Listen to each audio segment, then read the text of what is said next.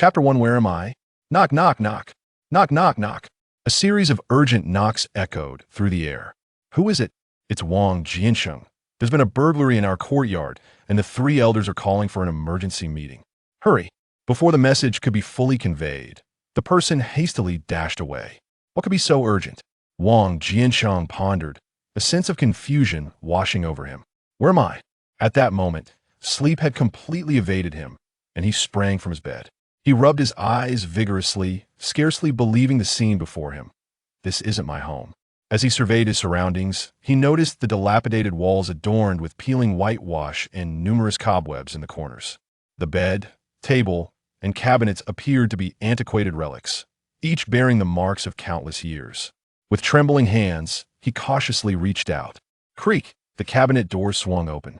Inside hung a blue work uniform, tangled with an indistinguishable heap of fabric, neither shirt nor pants. Smack! Wang Jiancheng grasped his waist with one hand and slapped his forehead with the other, bowing his head in bewilderment. Am I still dreaming? He grabbed a coat from the bed and slipped it on. Just as he opened the door, a little girl seized his hand and darted away. Wang Jiancheng followed her, and they ran into a courtyard brimming with people of all ages, gathered in clusters, their numbers swelling into the dozens. At the center, an octagonal table was occupied by three elderly men, while a 30-something man lounged on a long bench in front of them, legs crossed. One intriguing dream, Wang Jiancheng mused, finding a spot near a pillar to observe with interest. Siheyuan, tell the truth, did you steal the chickens from Su Dameo's house? What? Siheyuan? Could this be from the courtyard of Four Seasons?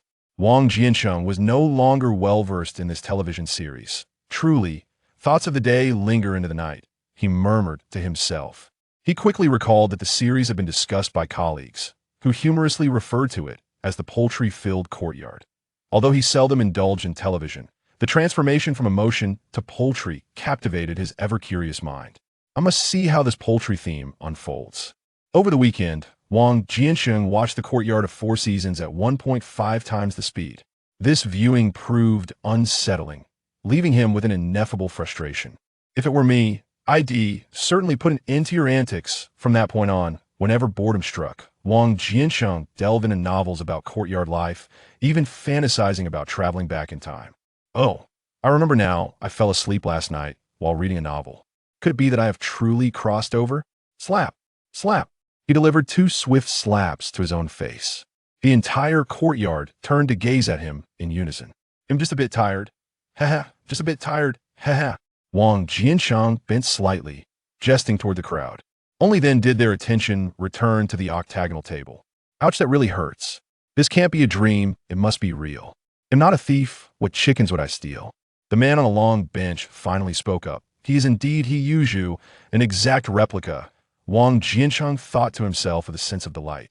Then tell me, where did your chicken come from? Wang Jiancheng followed the sound with his gaze. Isn't that Su Damao? He chuckled, growing increasingly convinced he had traversed time. Surveying the room, he spotted the seemingly dignified Uncle Yi Zhonghai seated at the center of the eight immortals table. To his left sat the pompous Uncle Lu Haizhong, a man whose parents were unkind and whose children were unfilial. To his right was the calculating Uncle Yan Bui, known for his penchant for petty gains. Qin Huairu and her mother-in-law Jia Zhangshi were seated behind the foolish pig, or rather, foolish Zhu.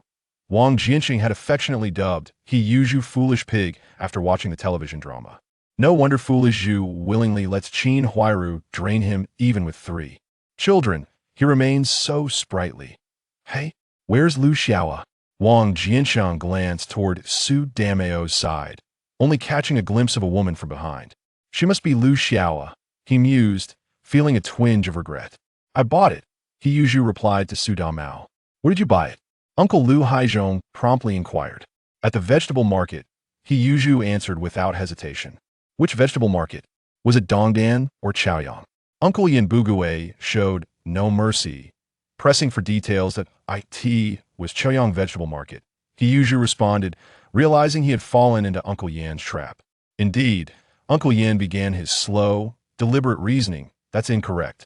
From here to Chaoyang vegetable market, even by bus, it takes at least 40 minutes. That doesn't include the time spent buying and butchering the chicken. When did you get off work? Truly a foolish pig. Wang Jiancheng cursed inwardly. It would take you at least 40 minutes, regardless of whether it was Dongdan or Siheyuan. However, Uncle Yan's calculations are indeed sharp. Thankfully, my fondness for reading allows me to quickly recognize such psychological traps. Still, I must remain cautious around him in the future, Wang Jiancheng noted to himself. Now composed, Wang Jiancheng realized he was likely the most clear-headed person among the group. It's evident that the ruffian stole Su Dameo's chicken, leaving foolish Zhu to cover the loss of 5 yuan. How dull. I shall wander elsewhere, he resolved, quietly slipping away from the crowd. Retracing his steps to his dwelling, he paused at the entrance, contemplating, perhaps I should familiarize myself with the surroundings, since I'm already here. However, as he stepped across the threshold, he hesitated, then stood in the courtyard's center and surveyed his surroundings. He resided in the eastern wing of the back courtyard, with Su Damao directly across from him, while main house was occupied by the deaf old matron. Ahead lay the central courtyard, home to the He Yuzhu siblings, Qin Huairu's family, and Uncle Yi and his wife. Traversing from the back courtyard to the central courtyard required passing through a corridor. The meeting had taken place in the front courtyard, where the western and eastern wings housed Uncle Lu and Uncle Yan, connected by a passage linking the front and central courtyards. Just now, Wang Jiancheng casually glanced at the front yard and noticed that there was evidently another courtyard ahead. This outer courtyard featured a row of guest quarters, which in the past were typically reserved for visitors or servants. My goodness, this is indeed a Siheyuan, Wang Jiancheng exclaimed in awe. However, most Siheyuan have a back room, he pondered as he proceeded down the corridor. As anticipated, at the end of the corridor stood a door leading to the rear, albeit locked. Wang Jiancheng observed the lock despite its rusted appearance. The moonlight revealed a glimmer at the keyhole, indicating that it had been frequently used. This is a Wujinyuan. The character Jiamu from Dream of the Red Chamber resides in a Wujinyuan. He mused. Could it be that this Siheyuan once belonged to Jiamu? Might Jia Dongshu be a descendant of her? Ha ha! I truly have a vivid imagination, Wang Jiancheng murmured to himself. Wang Jiancheng, a familiar voice, tinged with mild reproach, pulled him back from his reverie. Chapter 2. The Rejection of Qin Huairu. A voice accompanied a figure as it approached Wang Jiancheng. Was it not Qin Huairu? What did she possibly want from me? Wang Jiancheng pondered. Why didn't I see you at the recent assembly? I even asked Xiao Dang to summon you. Qin Huairu inquired. It suddenly dawned on Wang Jiancheng that a young girl had pulled him to the front yard. It was indeed Xiao Dang. He attempted to recall the moment when Xiao Dang had ushered him outside. Have you finished looking? Qin Huairu prodded him with her finger. This jolt brought Wang Jiancheng back to reality, making him realize that Qin Huairu misunderstood his previous gaze as one of admiration. Nevertheless, it afforded him the opportunity to scrutinize her closely. Clad in a blue cotton coat adorned with white flowers, her hair styled in 2 braids cascading down her back. She fiddled with her fingers, casting her head downward, an image undeniably charming. No wonder she had admirers willing to bring her meals both at home and in the factory. Could she be employing her beauty as a ploy against me? Wang Jiancheng mused, curious to see her next move. What do you want? He asked.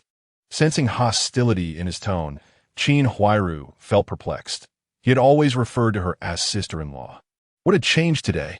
Yet she dismissed the thought. Do you have any food? She inquired, her tone accusatory and haughty. Your 3 children aren't lacking in appetite today, are they? Wasn't Bongging leading his 2 sisters to devour the chickens from Su Dameo's house? Upon hearing this, Wang Jiancheng understood that her intention was indeed food, and he decided to expose her son's actions. Qin Huairu was taken aback. How could he know? Hadn't Shaju already confessed to the theft? Nevertheless, she remained composed, defending Bongging. That chicken was stolen by Shaju. You know from the assembly that Bongging is just a child. You cannot unjustly accuse him. Wang Jiancheng scoffed, turning away to head towards his room.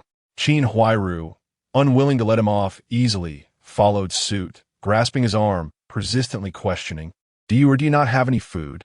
Let go! Wang Jiancheng bellowed. His shout startled Qin Huairu, leaving her momentarily speechless and bewildered. What was wrong with him today? Under normal circumstances, he would have already gone inside to fetch food. Though perplexed, Qin Huairu couldn't simply allow herself to be rebuffed so easily. Wang Jiancheng, have you taken leave of your senses? Are you now bullying me as well? In the workshop, Guo Depizi took advantage of me, and Su Damao in the courtyard has also mistreated me. I never imagined you would turn out to be such an ungrateful man. As a widow, is it so easy for me to be bullied? As she spoke, tears began to flow uncontrollably. Wang Jiancheng cursed inwardly.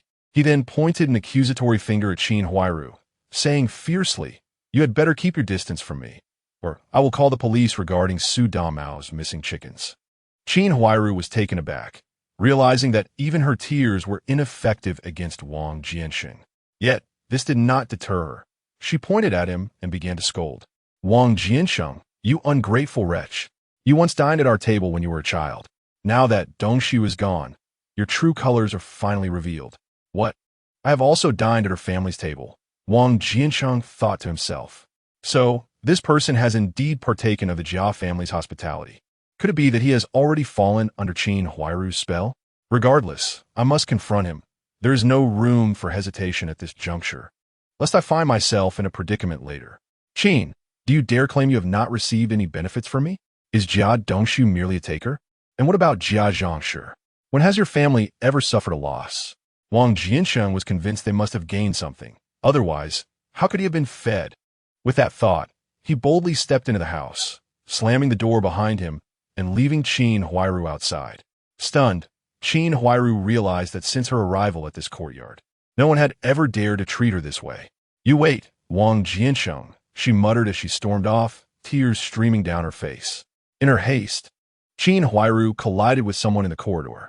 "Oh, is that you, Sister Qin? What troubles you?" Su Damao inquired, half embracing her.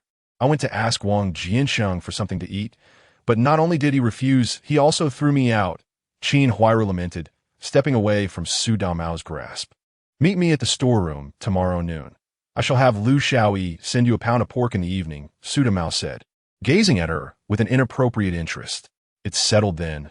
Qin Huairu, who had been feeling wronged, instantly brightened with a smile.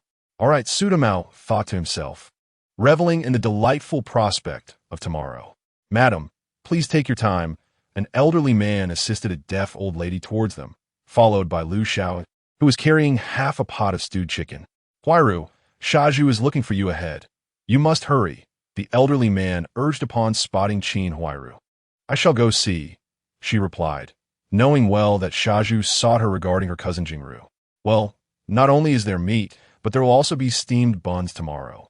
With this thought, Qin Huairu bid farewell to the deaf old lady and hurried away. Lu Xiaoyi observed Su Damao's lingering gaze on the direction Qin Huairu had departed. "Su Damao, what were you two up to just now?" Nothing at all," Su Damao replied, forcing a smile. "I saw you both chatting from afar for quite some time," Lu Xiaoyi challenged. "I had just arrived and saw Qin Huairu running out in tears, so I merely asked a few questions," Su Damao quickly explained, keen to avoid trouble. "It seems Qin Huairu wanted to get some food from Wang Jiancheng. I don't know what transpired, but isn't it strange? Wang Jiancheng, such a seemingly honest fellow, always calling her sister and supporting her, suddenly acted this way today. How odd indeed." Su Damao rambled on to mask his own unease. "Is that true?" the elderly man inquired. "Absolutely true. If you don't believe me, go ask Qin Huairu," Su Damao replied, his excitement palpable. "I will check on Huairu. It seems they are running low on food again," the elderly man remarked, glancing at Lu Xiao. "Here, take this." Lu Xiaoyi handed the pot to Su Damao and turned to assist the deaf old lady. "Madam, I shall help you home," she said, casting a disapproving glance at Su Damao. "Oh dear, how kind of you," the deaf old lady replied cheerfully. "Damao, you should take that pound of pork home to the widow Qin later," Su Damao said as he held the pot. "Oh, what has gotten into you? You would rather throw it away than give it to someone?" Lu Xiaoyi scoffed. "I wish to alter my image within our courtyard." At this moment, Qin Huairu has just suffered a setback at the hands of Wang Jiancheng. Thus, sending assistance now would yield far greater results. Delivering aid in times of need is far more valuable than embellishing a situation that is already prosperous. Indeed, Su Damao is not one to engage in unprofitable ventures. Wang Jiancheng reclined in his room, absorbing the events transpiring outside. Su Damao's words echoed in his mind. What is my relationship with Qin Huairu? Who am I truly? Chapter 3. The first confrontation, Wang Jiancheng lay upon his bed, gazing through the partially open window at the luminous moonlight outside. The inky sky was adorned with a multitude of twinkling stars, and the occasional chirp of insects broke the serene stillness, an experience he had never encountered in the city. Prior to his journey through time, Wang Jiancheng hailed from a quaint mountain village where both of his parents were native to the land. Each household cultivated a modest plot of land on the mountainside, growing edible vegetables, the surplus of which was sold at a town 30 miles away. A family that managed to save 500 yuan in a year was considered wealthy. Wang Jiancheng's father, the sole son in the family, possessed carpentry skills. Whenever a neighbor's home needed repair or furniture was broken, they would summon him to mend it, often compensating him with a few eggs or some homegrown vegetables as a token of gratitude. His mother was renowned for her sewing prowess. Every article of clothing the family wore was crafted by her skilled hands. Through their craftsmanship, they managed to lead a modest life in the village and were admired for their harmonious relationship. Wang Jiancheng was the third child, with two elder sisters. The eldest, Wang Qiuye, was 10 years his senior, born a year after their parents' marriage. Ecstatic at her birth, their father had rushed to the town to buy colorful candies to share with the villagers. The second sister, Wang Liping, was 8 years older than him. During their mother's pregnancy with her, the physical toll was immense. She suffered from swelling and morning sickness, leading the villagers to speculate that the child would be a girl. Their father, ever cheerful, maintained that whether it was a boy or a girl, it mattered not.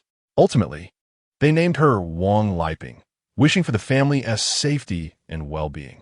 Wang Jiancheng's birth was fraught with difficulty.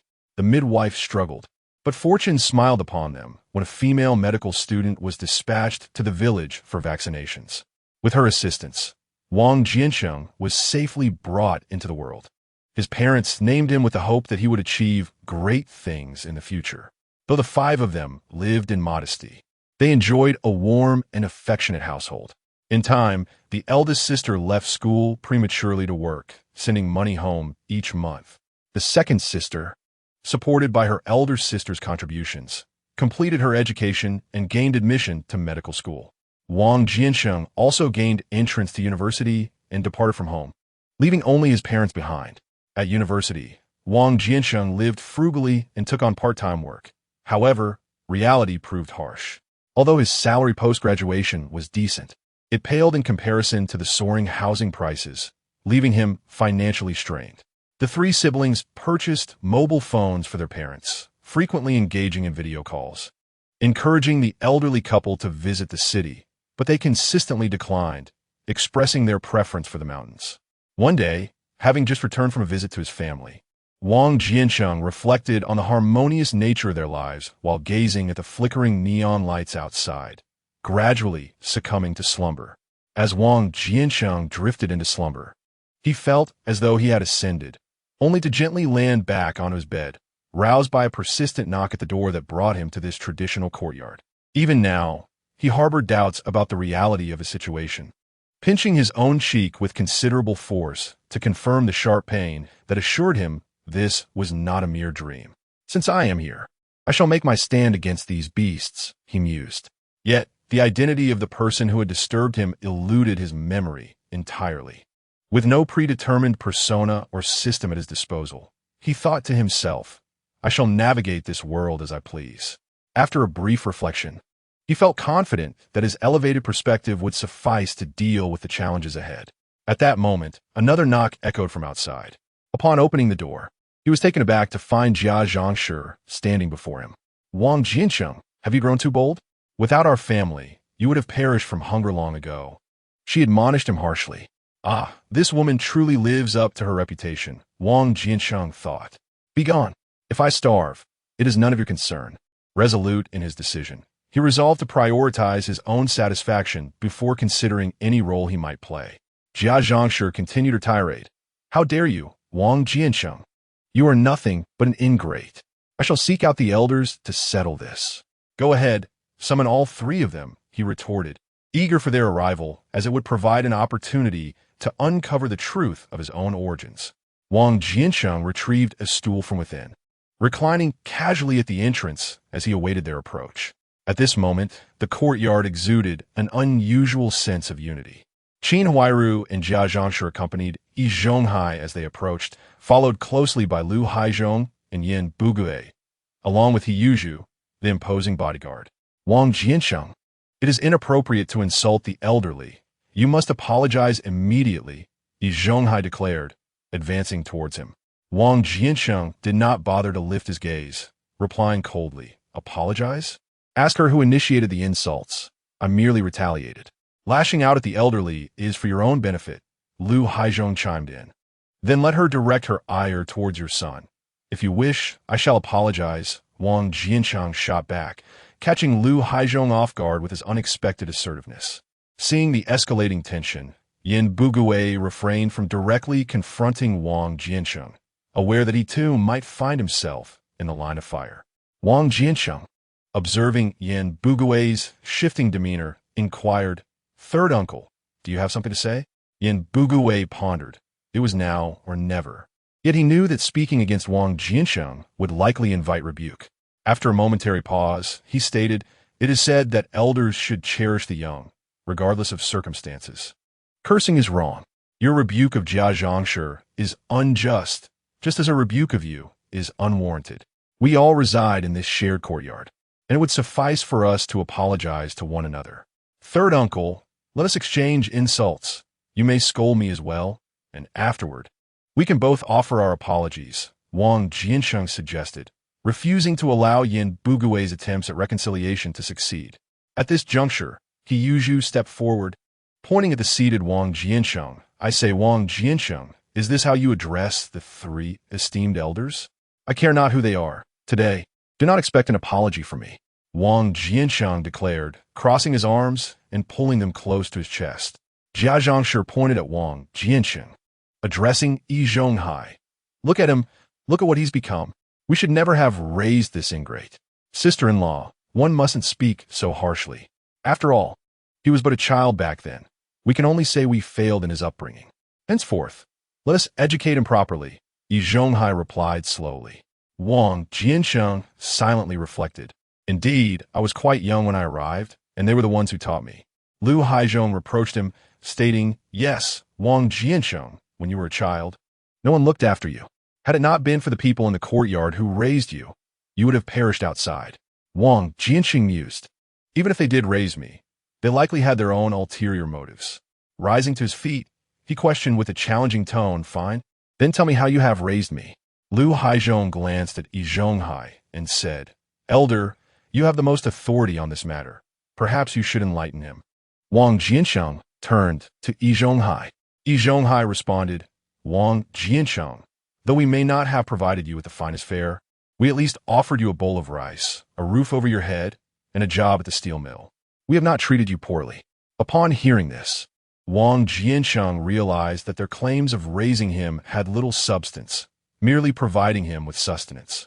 "Elder, since you assert this, I must inquire, do you dare say that you provided me these things without expecting anything in return?"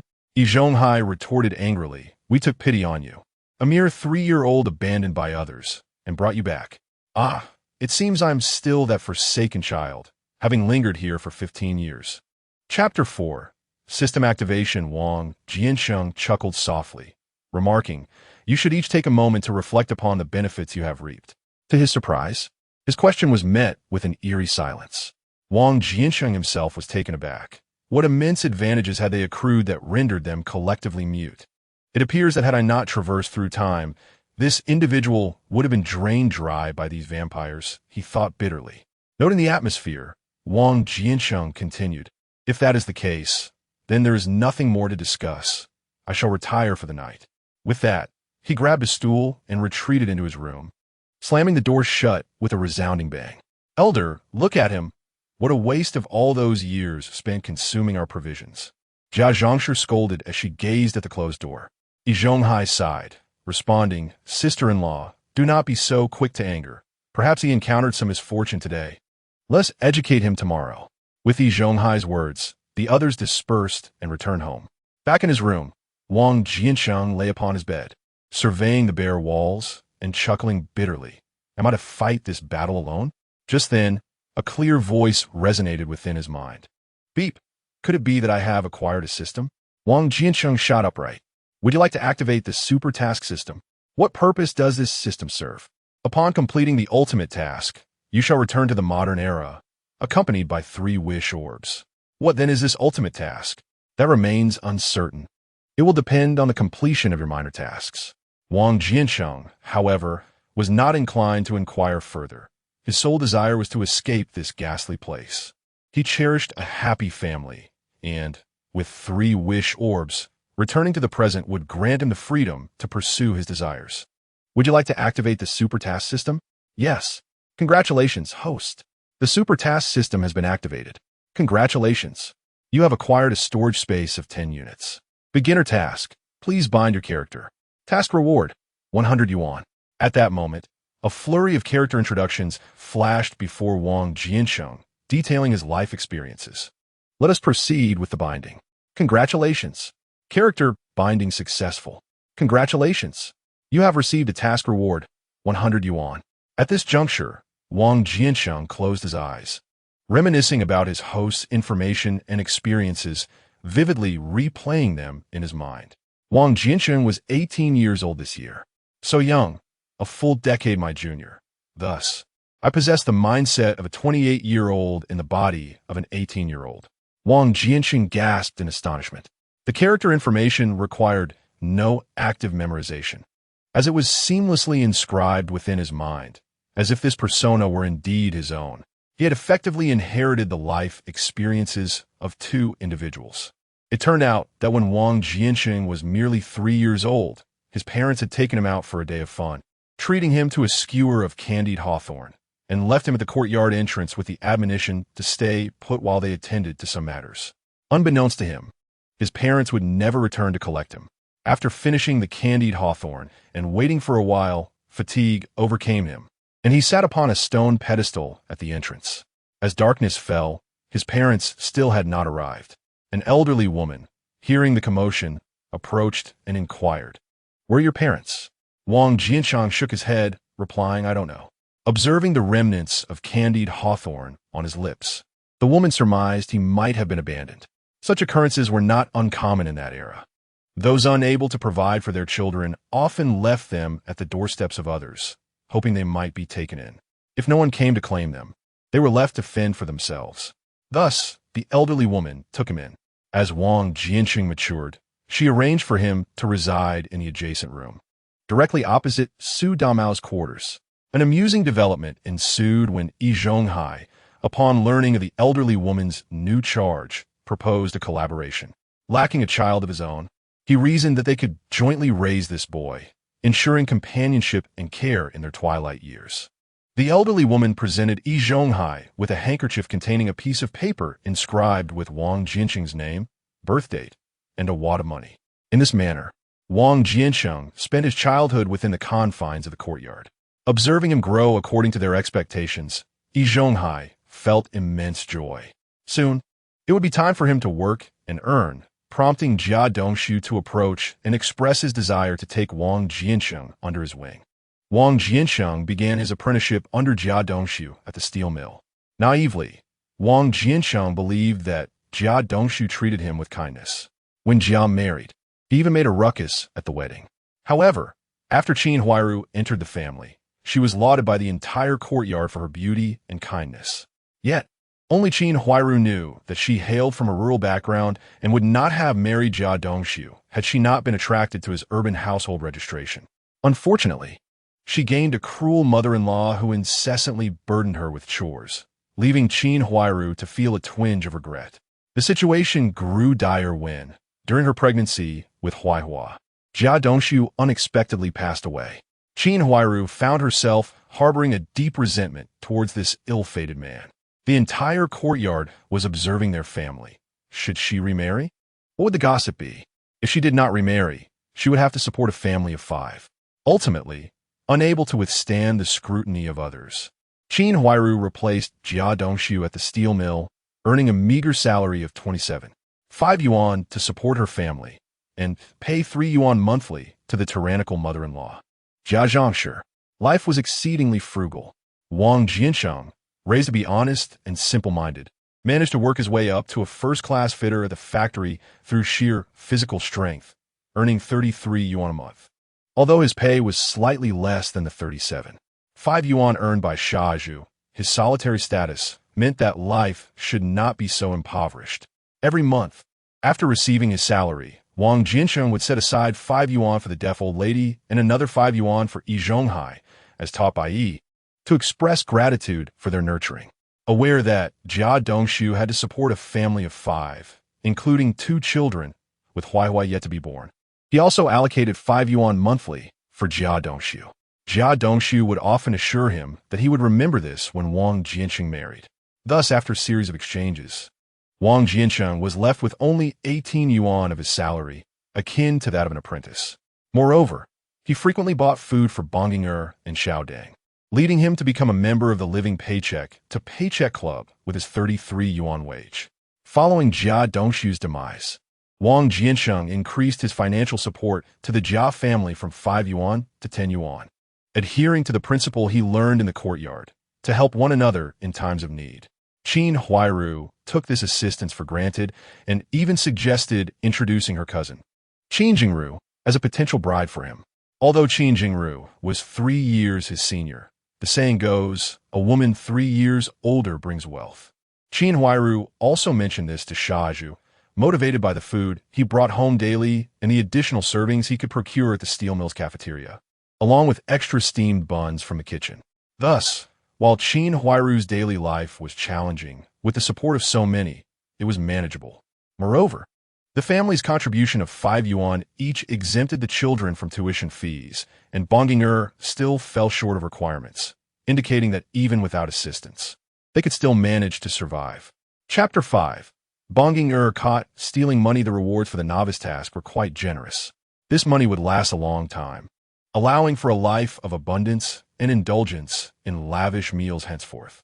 Wang Jiancheng examined the 10 bills of unity in his hand, contemplating their significance before perusing the task bar once more. This task appeared intriguing, a worthy challenge indeed. As he spoke, he accepted the new quest. Congratulations, host. You have received the storyline task. Inform everyone that Su Damao's chicken was stolen by Bonginger. Task reward, 1 attribute point. Instantly, a detailed description of the task materialized before him, simultaneously unlocking the attributes panel. Upon inspecting the attributes, he noted stamina, 0, intelligence, 0, strength, 0, endurance, 0, agility, 0. What on earth? Why are they all zeros? What is the normal range? You are the normal one, came the reply. Wang Jiancheng scrutinized the task description. He was required to expose Bonginger for stealing the chicken in front of everyone, and it needed to be substantiated with sound reasoning. What to do? He needed a compelling justification, lest he invite trouble upon himself. As he pondered how to accomplish the task, he suddenly heard rustling noises outside the window and quickly lay down on the bed. He then overheard hushed voices. "Brother, why did you bring me here?" inquired a small girl's voice from outside. "Shoo, brother, are you really planning to steal Uncle Wang's money?" "Of course. With the money, I can buy you delicious treats." "Brother, do you know where Uncle Wang keeps his money?" "Naturally. Apart from our home, I'm most familiar with where Wang Jiancheng and Siheyuan store their belongings. I'm well aware of what where. If we have money, can we buy firecrackers for Huaihua?" Another little girl eagerly asked upon hearing of the money. "Shoo, keep it down." Bonginger and Xiaodang simultaneously covered the girls' mouths. Listening to the conversation outside, Wang Jiancheng formulated a plan, feigning sleep as he lay still on the bed. The moonlight streamed through the window, illuminating him. Bonginger stealthily approached the wardrobe, glancing back at the seemingly slumbering Wang Jiancheng, and placed a finger to his lips, signaling for silence towards the window. Outside, Huaihua gripped Xiaodang's clothing tightly, while Xiaodang clung to the window frame, peering in on tiptoe and nodding in affirmation. With a creak, the wardrobe door opened, and Bonginger slowly extended his hand beneath a pile of clothes. Here it is." He triumphantly grasped the money, kissing it before exclaiming, the unity is in hand." It was a 10 yuan note, slightly worn yet impeccably flat, money that Wang Jiancheng had intended for Qin Huairu, but had yet to deliver this month. Wang Jiancheng tucked the bill into his pocket and prepared to escape through the window. Just then, Wang Jiancheng sprang into action, seizing Wang Jiancheng's leg left inside the room. "You little rascal, dare to steal from me? Let me go, let me go!" Wang Jiancheng cried, his strength no match for Wang Jiancheng, who held his leg firmly. "Xiao Huaihua, quickly go call Grandma." Wang Jiancheng shouted in desperation. "Grandma, Grandma!" Xiao Dang urgently nudged the sleeping Jia Zhangshi awake. "Was it this late hour?" Jia Zhangshi asked, her tone laden with irritation. Jia Zhangshi exemplifies the traditional bias favoring males over females. Among her 3 children, her fondest affection is reserved for her grandson Wang Jiancheng, while her granddaughters are regarded as mere burdens, with the prevailing sentiment being that their sole purpose is to survive and marry off as soon as possible. "My brother was beaten by Wang Jiancheng," Huaihua said tearfully. Upon hearing that her grandson had been harmed, Jia Zhangshi sprang upright, fully alert and devoid of any lingering drowsiness. She hastily donned her clothing and, taking Huaihua by the hand, rushed towards the backyard. At that moment, Qin Huairu, having dressed, approached Xiaodang, inquiring about the situation. "Today, Wang Jiancheng scolded you, and my brother intends to seek revenge. He plans to take Huaihua and me tonight to steal Wang Jiancheng's money. We had the money in hand, but while trying to escape through the window, Wang Jiancheng caught us." Xiaodang recounted the entire ordeal to Qin Huairu. "I must go see. You go call Xiaju. I fear for your brother's safety. Wang Jiancheng has been acting strangely all day," Qin Huairu said as she left. Xiaodang dashed toward Xiaju's room. Meanwhile, Jia Zhangshi and Huaihua hurried to Wang Jiancheng's residence, where they found Wang Jiancheng kneeling on the ground, while Wang Jiancheng sat on the bed, clad in his clothes. Jia Zhangshi rushed over, intending to help Wang Jiancheng to his feet. "What are you doing?" Wang Jiancheng inquired. "Wang Jiancheng, how can you allow a child to kneel without understanding the situation?" Jia Zhangshi retorted angrily. "The situation is quite clear. If you dare to let him rise, I shall have you kneel beside him," Wang Jiancheng declared, knowing that once all the neighbors were gathered, his opportunity to assert his influence would arise. It is indeed a rare chance, as he had been troubled about how to summon everyone, and now the opportunity had presented itself. Realizing Wang Jiancheng's obstinacy in being alone, Jia Zhangshi understood that provoking him would ultimately lead to her own detriment, so she decided to hold her tongue until her daughter-in-law arrived. Just then, Qin Huairu rushed in. Flustered, "Wang Jiancheng, what are you attempting? After bullying me, now you target my son? Your son stole money. I am merely helping you to discipline him," Wang Jiancheng replied. "My son does not require your guidance. Besides, was it truly theft? He merely came to take a little. Each time he came before, you never objected. When you were away, I even tidied your house and took some food. Was that also stealing?" Qin Huairu pressed vehemently. Wang Jiancheng chose to ignore her, knowing it was not the time to engage with this widow and that he must wait for the 3 esteemed gentlemen of the courtyard to arrive. Regardless of the child's wrongdoing, one must not resort to violence against a child, one elder remarked. "Indeed, that is correct," second elder. "As for Wang Jiancheng, despite his petty theft, he is still one of our own. He has never ventured outside to steal," a voice confirmed to be Heyuju chimed in. In an instant, Wang Jiancheng's room was filled with a bustling crowd. "Wang Jiancheng, whatever the issue, allow the child to rise first," the first elder commanded. "Absolutely not," Wang Jiancheng replied resolutely. Upon seeing the first elder's support, Jia Zhangshi immediately pulled her grandson up. Wang Jiancheng, noticing this, stepped forward to block them. Jia Zhangshi, in a fit of rage, threw herself to the ground, wailing, "Wang Jiancheng has resorted to violence. He not only struck the child, but also shows no mercy to this old woman.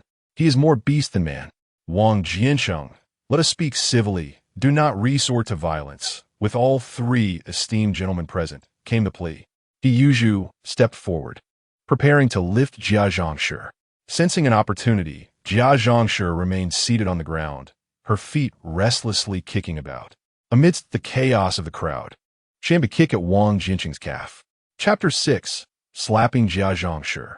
Wang Jiancheng had long anticipated Jia Zhangshi's mischievous antics amidst the disorder. Yet he chose not to evade her attack, recognizing that a mere kick from an elderly person would hardly inflict significant harm. He braced his calf, positioning it against the direction of her kick to avoid a direct blow to the bone. With a sudden shout of awe, Wang Jiancheng drew everyone's attention. At that moment, the crowd noticed Jia Zhangshi retracting her leg, revealing a clear footprint on Wang Jiancheng's trousers, which elucidated the situation. Wang Jiancheng turned, channeling all his strength into his right hand, delivering a resounding slap to Jia Zhangshi's face.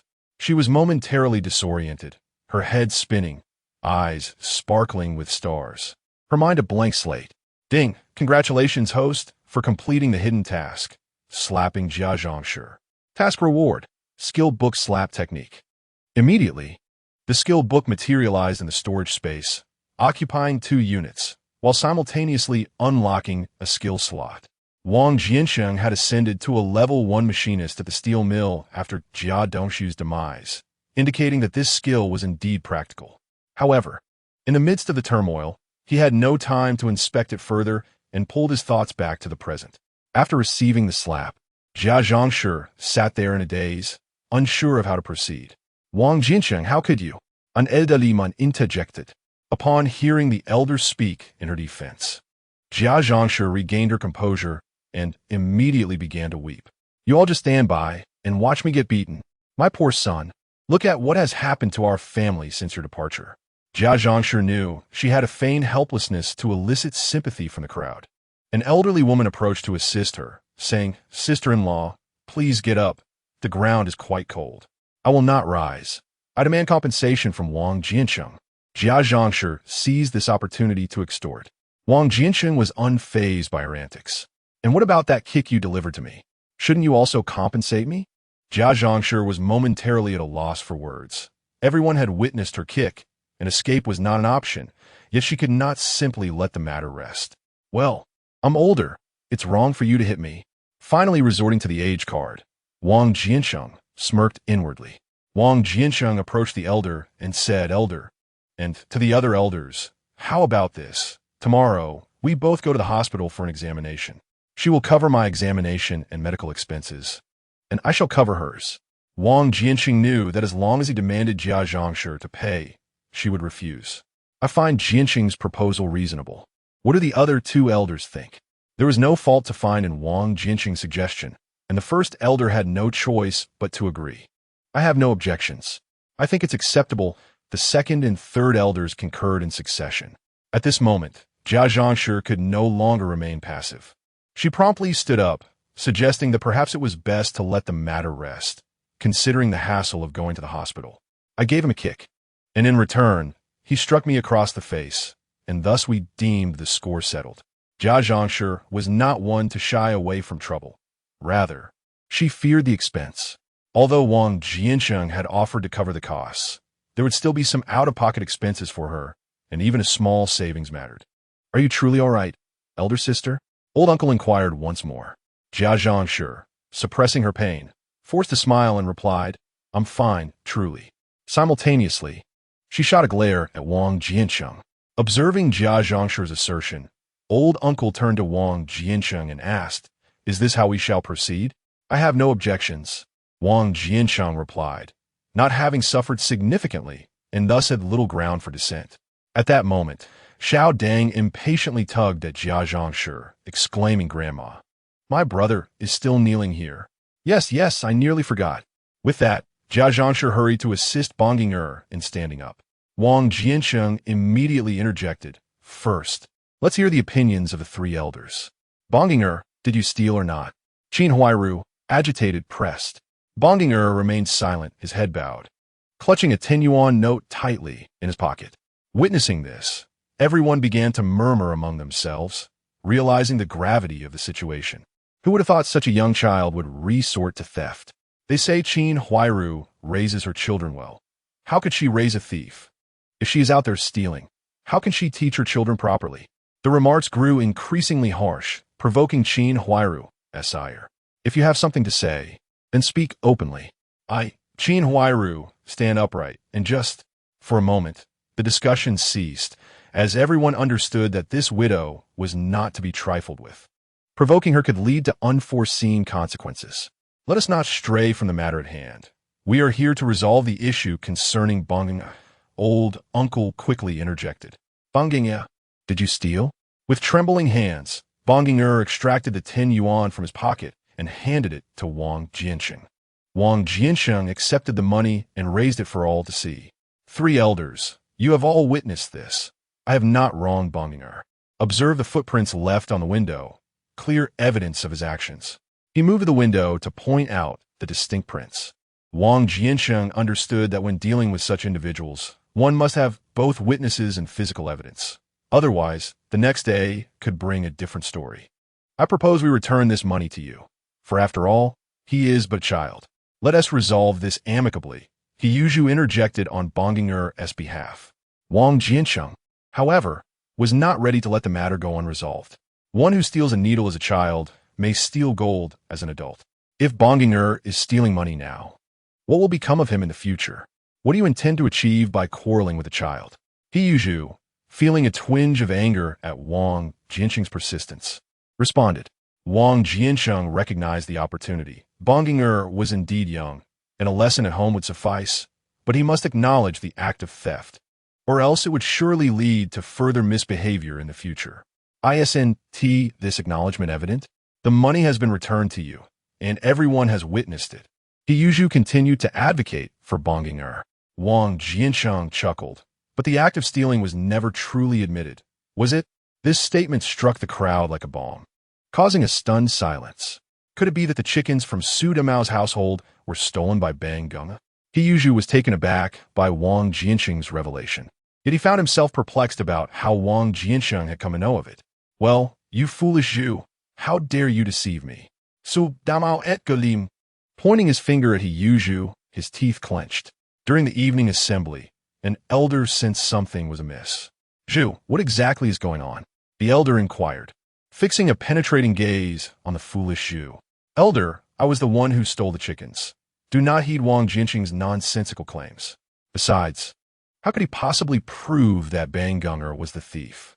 Siheyuan meticulously recounted the events of the day, convinced that Wang Jiancheng had not witnessed Banging in the act of thievery. Qin Huairu pointed at Wang Jiancheng, demanding, on what grounds do you assert that Banging stole the chickens? What evidence do you have to support such slander? The evidence lies with Su Damao, Wang Jiancheng replied, unfazed, while casting a knowing smile at Su Damao. The latter was taken aback by the smile, pondering, what evidence could I possibly possess? Chapter 7. Jiazhang's scavenging. Upon hearing that the evidence was in Su Damao's possession, all eyes turned toward him. At that moment, Su Damao found himself at a loss for words, realizing that Wang Jiancheng was intent on framing him. You scoundrel, Wang Jiancheng, what evidence do I have? If I had any, I would have presented it at the assembly. Su Damao lamented, tears nearly spilling from his eyes. Do not look at me. I have nothing. Elder Lu Haizhong interjected, attempting to diffuse the situation. Wang Jiancheng, stop beating around the bush. What evidence do you have? Present it forthwith. Elder, do not rush. Wang Jiancheng retorted before turning to Su Damao. Su Damao, did you enjoy the chicken stew from the clay pot? I did, Su Damao replied. Was it delectable? The chicken was tender, the broth delightful, far superior to my own culinary efforts. Indeed, it is worth noting who prepared it. Siheyuan chimed in. Foolish Zhu. Do not interrupt. Elder Yin Buguei interrupted Siheyuan. Did you not notice anything unusual while eating? Su Damao paused, perplexed. What could possibly be amiss with the chicken stew? Siheyuan had been acting oddly today, evasive in his responses and quick to offer compensation. Could it be that he had spiked the soup? Easy eye. Did you detect anything wrong? No, it was quite delicious, Lu Qiuye replied, equally baffled. Let me remind you, who consumed the chicken legs? Upon hearing this, Lu Qiuye became increasingly agitated. I did not eat any. Su Damao had them all. In fact, Su Damao had been beaten by Lu Qiuye over the chicken legs, as she believed he had devoured both, while he insisted he had only partaken of one. Su Damao, you are truly excessive. There are only 2 of you in your household, and yet you consumed both chicken legs. Yin Jiancheng jested, chuckling. Go away. I truly only ate one. At this juncture, Wang Jiancheng spoke up. I can attest that Su Damao indeed only ate one chicken leg. Brother Jiancheng, thank you. I am exceedingly grateful. Tomorrow, I shall present you with some local specialties. No need for thanks. I merely speak the truth. What does this have to do with the chicken being stolen by the Bonging? Inquired an elderly gentleman of Wang Jiancheng. Please do not rush, sir, Wang Jiancheng replied, organizing his thoughts before continuing. Not only is there just one chicken leg, but there is also only one wing, for that clay pot only contains half a chicken. As soon as he uttered these words, a commotion ensued. At that moment, the simpleton, Siheyuan, felt perplexed. How could he know that there was only half a chicken? Having watched the television series, Wang Jiancheng was aware that this half chicken had been cleaved by Siheyuan while preparing a meal for the factory leaders in the back kitchen of the steel mill. Ah, you foolish Siheyuan, you caused me to endure a beating, and now you owe me half a chicken along with my medical expenses. Su Damao finally realized who had deceived him. It was then that Liu Xiaoyi recognized her earlier mistake in wrongfully accusing Su Damao and hurriedly apologized to him. However, whether it was indeed half a chicken or not, Su Damao was not an innocent man. Perhaps he had colluded with Wang Jiancheng to frame our family esbonging. In her attempt to protect her grandson, Jia Zhangshi cast aspersions upon Wang Jiancheng and Su Damao. If it is half a chicken, you should sift through their garbage. The chicken bones will reveal the truth, she declared. I certainly will not. Why don't you go? Those who do not believe should search. Su Damao, why don't you promptly bring your family's garbage here for her to inspect? Upon hearing Wang Jiancheng's suggestion, Su Damao felt a surge of joy. All right, I'm going right away. By the way, should anyone accompany me to ensure I don't hide a portion? Indeed, let us all go together. It will serve as a testament. They agreed. Wang Jiancheng reconsidered, realizing that transporting the garbage here would create quite a stench, so he swiftly redirected the gathering to Su Damao's home. Let's go. Let us go. Thus, amid the clamor of the crowd, they found themselves at Su Damao's residence. His home was modest, unable to accommodate so many people, so they ultimately decided to convene an impromptu assembly in the courtyard. The refuse from Su Damao's household was thus brought forth to the center of the courtyard. Dear sister, why not take a look? An elderly gentleman suggested to Jia Zhangshi. At this juncture, Jia Zhangshi found herself unable to retreat, so she approached the heap of garbage, pinching her nose as she peered inside, utterly at a loss. Suddenly, someone tossed a branch over, and Jia Zhangshi picked it up to begin rummaging through the refuse. As she sifted through the garbage, the contents astonished the onlookers. They had known Su Damao's family to live well, but never anticipated it to be to such an extent. There were no fewer than 5 or 6 eggshells, remnants of local delicacies, chicken bones, melon seeds, candy wrappers, apple peels, and the unmistakable sheen of grease, all showcasing the opulence of Su Damao's lifestyle. Other families hardly generated any waste daily. If they were fortunate enough to have meat, they would never allow the oil to go to waste. Jia Zhangshi painstakingly extracted the chicken bones from the refuse, gagging numerous times in the process, and it was likely that she would struggle to eat anything for the next couple of days. The crowd gazed at the small pile of chicken bones, noting that there was only a single chicken leg bone among them, and indeed, the quantity of bones was significantly less than that of an entire chicken. Well, I've finished sorting, Jia Zhangshi declared, casting the branch aside before hastily retreating from the refuse. Wang Jiancheng sneered at Jia Zhangshi. Aren't you going to take a chance? Only through piecing it together can one ascertain whether it is merely half a chicken. The reputation of your offspring rests in your hands. At this moment, Jia Zhangshi had already come to the conclusion that it was indeed only half a chicken. Allow me to piece it together, exclaimed Yin Jiaquang, the third son of the Yin family, as he sprang forth. With nimble hands, he quickly completed the task and even flaunted it before Wang Jiancheng. Everyone assumed Yin Jiaquang was merely showcasing his prowess in both speed and skill, but only Wang Jiancheng knew that this was a result of a mere 1 yuan exchanged. Attention was drawn to the assembled chicken carcass. The head was positioned atop, devoid of a neck, with the half carcass standing in the center, accompanied by a wing and a leg bone, yet lacking the rear end. Claiming it to be half a chicken was a misnomer, as it was even less than that. Given the absence of a neck and rear end, perhaps it was a preference of some factory leader for those specific parts. Siheyuan, enlighten us. Why is there only half a chicken? Where has the other half disappeared to? Inquired Uncle Lu Haizhong, scrutinizing the chicken carcass. He Yuanzhu quickly concocted a response. When Su Damao arrived, I had already consumed the other half. Shazhu, you ought to bring forth your household refuse and sift through it to ascertain the truth, Su Damao declared, now convinced that he Yuanzhu was fabricating lies. The trash had long been discarded outside. If one wished to rummage, they would need to venture to the refuse pile outside. This assertion was met with belief.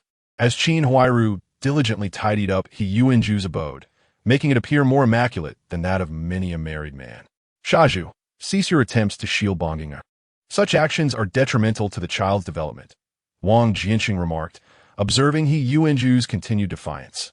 He Yuanzhu was not inclined to persist in his rebuttal, for if the chicken were indeed stolen by Bonginger, it would raise uncomfortable questions about the origin of his half.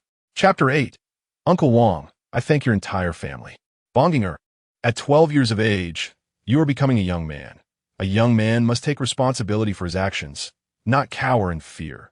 Wang Jiancheng prepared to provoke Bonginger. Indeed, Bonginger was struck by Wang Jiancheng's words. Who dares call me a coward? He retorted. If standing up means announcing that I stole Su Damao's chicken, then so be it, he declared, tears streaming down his face. An elder pulled Bonginger aside, saying, Come, slowly explain to everyone what transpired. Bonginger recounted in detail how he had pilfered the chicken and subsequently sneaked into the steel factory's kitchen to steal soy sauce. Ding! Congratulations, host, for completing the narrative task. Reward: 1 attribute point. Upon the completion of the task, Wang Jiancheng approached Bonginger. Bonginger, it is not my intent to label you a thief. You are still in your formative years. You understand that stealing is wrong, and if you are reluctant to admit your transgression, then how could Shazhu be willing to acknowledge his theft of the chicken? Consider it from his perspective. My intentions are solely for your benefit. In time, you will be grateful for my guidance. With that, Wang Jiancheng patted Bonginger on the shoulder and prepared to depart. As clarity emerged from the situation, everyone began to disperse. I thank your entire family. Bonginger shouted angrily at Wang Jiancheng's retreating figure. Qin Huairu, there remains half a chicken. You shall compensate for your son. A chicken costs 5 yuan, and you owe me 2.5 yuan. The neck and the backside of the chicken shall be considered as a gift to you. Su Damao, noticing that everyone was about to leave, hurriedly asked Qin Huairu for another half chicken. Lu Shaoyi pinched Su Damao and urged him to return quickly. Hey, why are you pinching me? She still owes me half a chicken. Su Damao protested. Don't push your luck, Su Damao, or I might just strike you, He Yuanzhu warned, lifting a stick and preparing to swing it at Su Damao. Upon seeing this, Su Damao quickly ran over, shouting, Silly Zhu, just you wait. I know where your half chicken came from. You'll have a good show. Well, the matter has been resolved. Everyone should return home. Huairu, go back and comfort the child. It's all right. Children need proper guidance. Uncle De stood up, lifted a stool, and left with Aunt Uncle Air, witnessing this. Hurriedly shared his insights on educating children. To raise a child, you must discipline them. A good child emerges from a firm hand. My Guangtian and Guangfu were shaped through strict discipline. Huairu, don't spoil the child too much, he added. Uncle San interjected, that is not entirely correct. Educating a child should come from a mind. Brute force cannot resolve issues. With that, Uncle San hummed a tune and departed. Now, only He Yuanzhu and the Qin Huairu family remained. Great, I ended up with nothing, losing 5 yuan and half a pot of stewed chicken. Truly a case of losing both the wife and the soldiers, He Yuanzhu lamented, preparing to head home. Qin Huairu, filled with unspent frustration, directed it towards He Yuanzhu. It's all your fault. You insisted on saying it was your son who stole it. If you had just admitted it was Bang Jian, we could have settled it for 5 yuan without causing such embarrassment in front of everyone. How much harm does this do to the child? I helped Bang Jian, and yet you blame me. Qin Huairu, you are being unreasonable.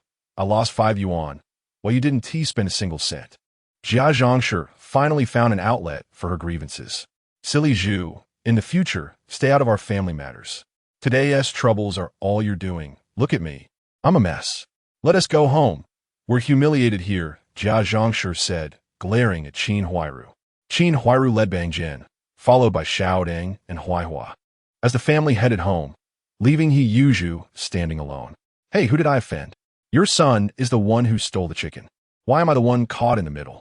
Upon returning home, Jia Zhangshi quickly shed her outer garments and tossed them to Qin Huairu, saying, "Wash these clothes tomorrow.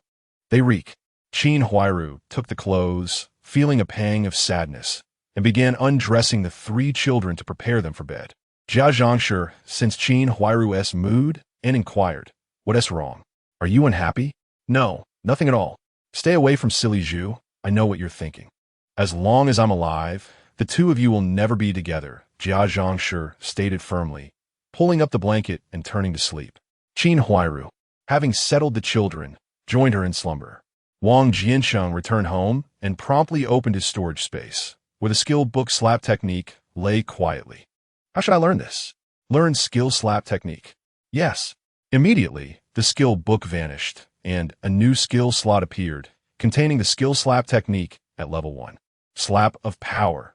Channeling all his strength into his palm, he delivered a resounding blow to his opponent, the impact influenced by his martial prowess. By the way, there is also an attribute point available. Where should it be allocated? Agility and endurance seem unnecessary at the moment.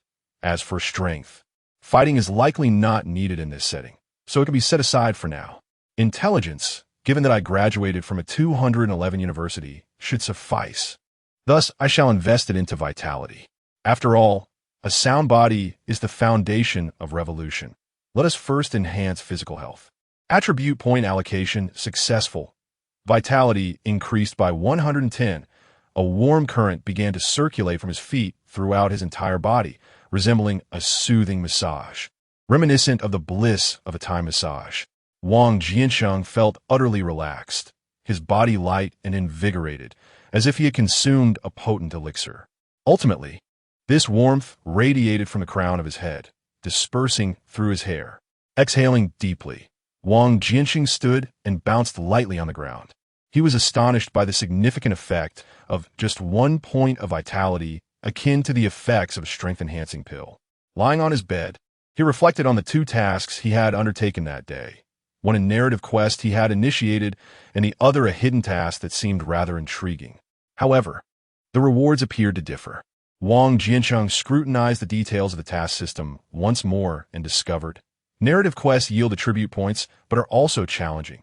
Specific tasks are quite rare, offering substantial rewards upon completion. Hidden tasks are rather unpredictable, with rewards that are diverse and eclectic. Additionally, other tasks may randomly appear in the taskbar, providing modest rewards sufficient for daily expenses. Completing each task earns points, which can be exchanged for items in the marketplace. To date, you have completed 3 tasks. Novice task points 10, narrative task 100 points, hidden task 50 points. Your current total is 160 points opening the marketplace. Wang Jiancheng was dazzled by the plethora of items available, ranging from food to clothing and various necessities. However, the prices were steep, rendering him unable to purchase anything at present. Chapter 9. A ferocious beating the following morning. Before dawn, Wang Jiancheng rose early, maintaining his habitual early rising. Previously, he would jog in the park outside his community each morning, but since starting work, his physique had become increasingly portly. With the rise of social engagements, his beer belly had gradually emerged. Over 2 years, Wang Jiancheng, standing at 1.8 meters, saw his weight surge from 70 to 90 kilograms, and his body mass index escalate from 21.6 to 27.8, crossing into the realm of overweight and approaching obesity. The annual company health report shifted from initially normal to revealing mild fatty liver. One day, he learned from a colleague that his superior had developed hyperglycemia due to obesity, which subsequently led to diabetes and, as a complication, ketoacidosis, resulting in a temporary coma. Determined to lose weight, Wang Jiancheng committed to dietary control and gym training, shedding 15 kilograms over the course of a year, reducing his weight to 75 and his BMI to a normal 23. 1. As age advances, basal metabolism tends to decline, prompting Wang Jiancheng to persist with his early morning jogging routine. To enhance daily expenditure, Wang Jiancheng also engages in strength training twice a week to maintain his physique. Upon opening his wardrobe, he suddenly realized that he lacked quick-drying sportswear. Then he thought, isn't there a marketplace? Wang Jiancheng accessed the marketplace, searched for apparel, and, after browsing, he found nothing that met his athletic needs. Ultimately, he opted for a white tank top and a pair of blue checkered shorts. Wang Jiancheng commenced his warm-up exercises prior to running, stretching from his ankles to his lower limbs and finally his upper body, dedicating approximately 10 minutes to his routine until he began to perspire lightly. Pushing open the door, he observed the still dim exterior and staggered outside. Having recently transitioned, Wang Jiancheng had yet to acclimate to navigating door thresholds. The streets, cloaked in darkness, were deserted, making his run somewhat daunting. Lacking a watch, he had no means to measure time, relying solely on his physical sensations to gauge his progress. Upon concluding his run, dawn had broken, and Wang Jiancheng returned to find that all households were already awake. Ding! Congratulations, host, for activating the running check-in task. Reward: 1 attribute point, Constitution. Current stamina attribute: 210. Complete a daily run of 5 to fulfill the check-in task. Task reward: 1 lottery qualification. Congratulations, host. For activating the lottery system, Wang Jiancheng opened the lottery system, revealing a colossal spinning wheel filled with eggs, pork, grain tickets, and the grand prize, a bicycle, along with an enigmatic item that could possibly be a lucky reward. Wang Jiancheng mused, "Congratulations, you have won a nutritious breakfast." Upon opening the breakfast, he discovered 2 fried eggs, a steamed bun, and a bowl of congee. Wang Jiancheng tasted the congee, finding it neither hot nor cold, but perfectly warm, and he gulped it down in one go. He sliced the steamed bun, tucked in the fried egg, donned his clothes, and prepared to head to the steel factory. On his way, Wang Jiancheng perused his tasks, and suddenly, one caught his eye. Story task: beat up bangs. Task reward: 1 attribute point, strength. Task duration: 24 hours. Task points: 200. How intriguing. This suits my intentions perfectly, Wang Jiancheng chuckled. However, the 24-hour completion deadline posed a considerable challenge. Throughout the morning, Wang Jiancheng was distracted, pondering how he could fulfill this task within the stipulated time frame. The rewards were merely a bonus. His primary focus was to confront Bangs. During his lunch break, he was too preoccupied to eat and sought out Ran Qiuye. "How did the chicken I set up last night fare?" Ran Qiuye boasted to Wang Jiancheng. "Not bad. Quite nimble. What brings you here today? Another opportunity to earn some money? You're clever. This time the payment is greater than last." "How much?" Wang Jiancheng waved a finger in front of Ran Qiuye. "Speak, what is the task? After Bangs finishes school, help me give him a beating." Upon hearing this, Ran Qiuye paused to consider before responding. "What is the matter? Can't manage it. I knew you couldn't take on Bangs." "Who said that?" Ran Qiuye retorted, agitated. "Then what are you hesitating for? I can do it, but I can't catch him alone. That kid runs too fast."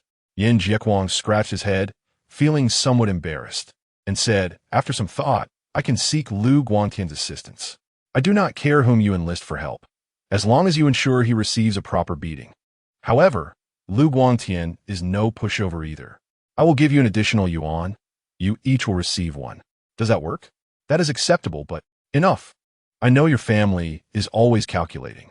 3 yuan. Will you do it or not? If not, I shall find someone else. I will do it and guarantee a job well done. I have 3 conditions." "Were they?"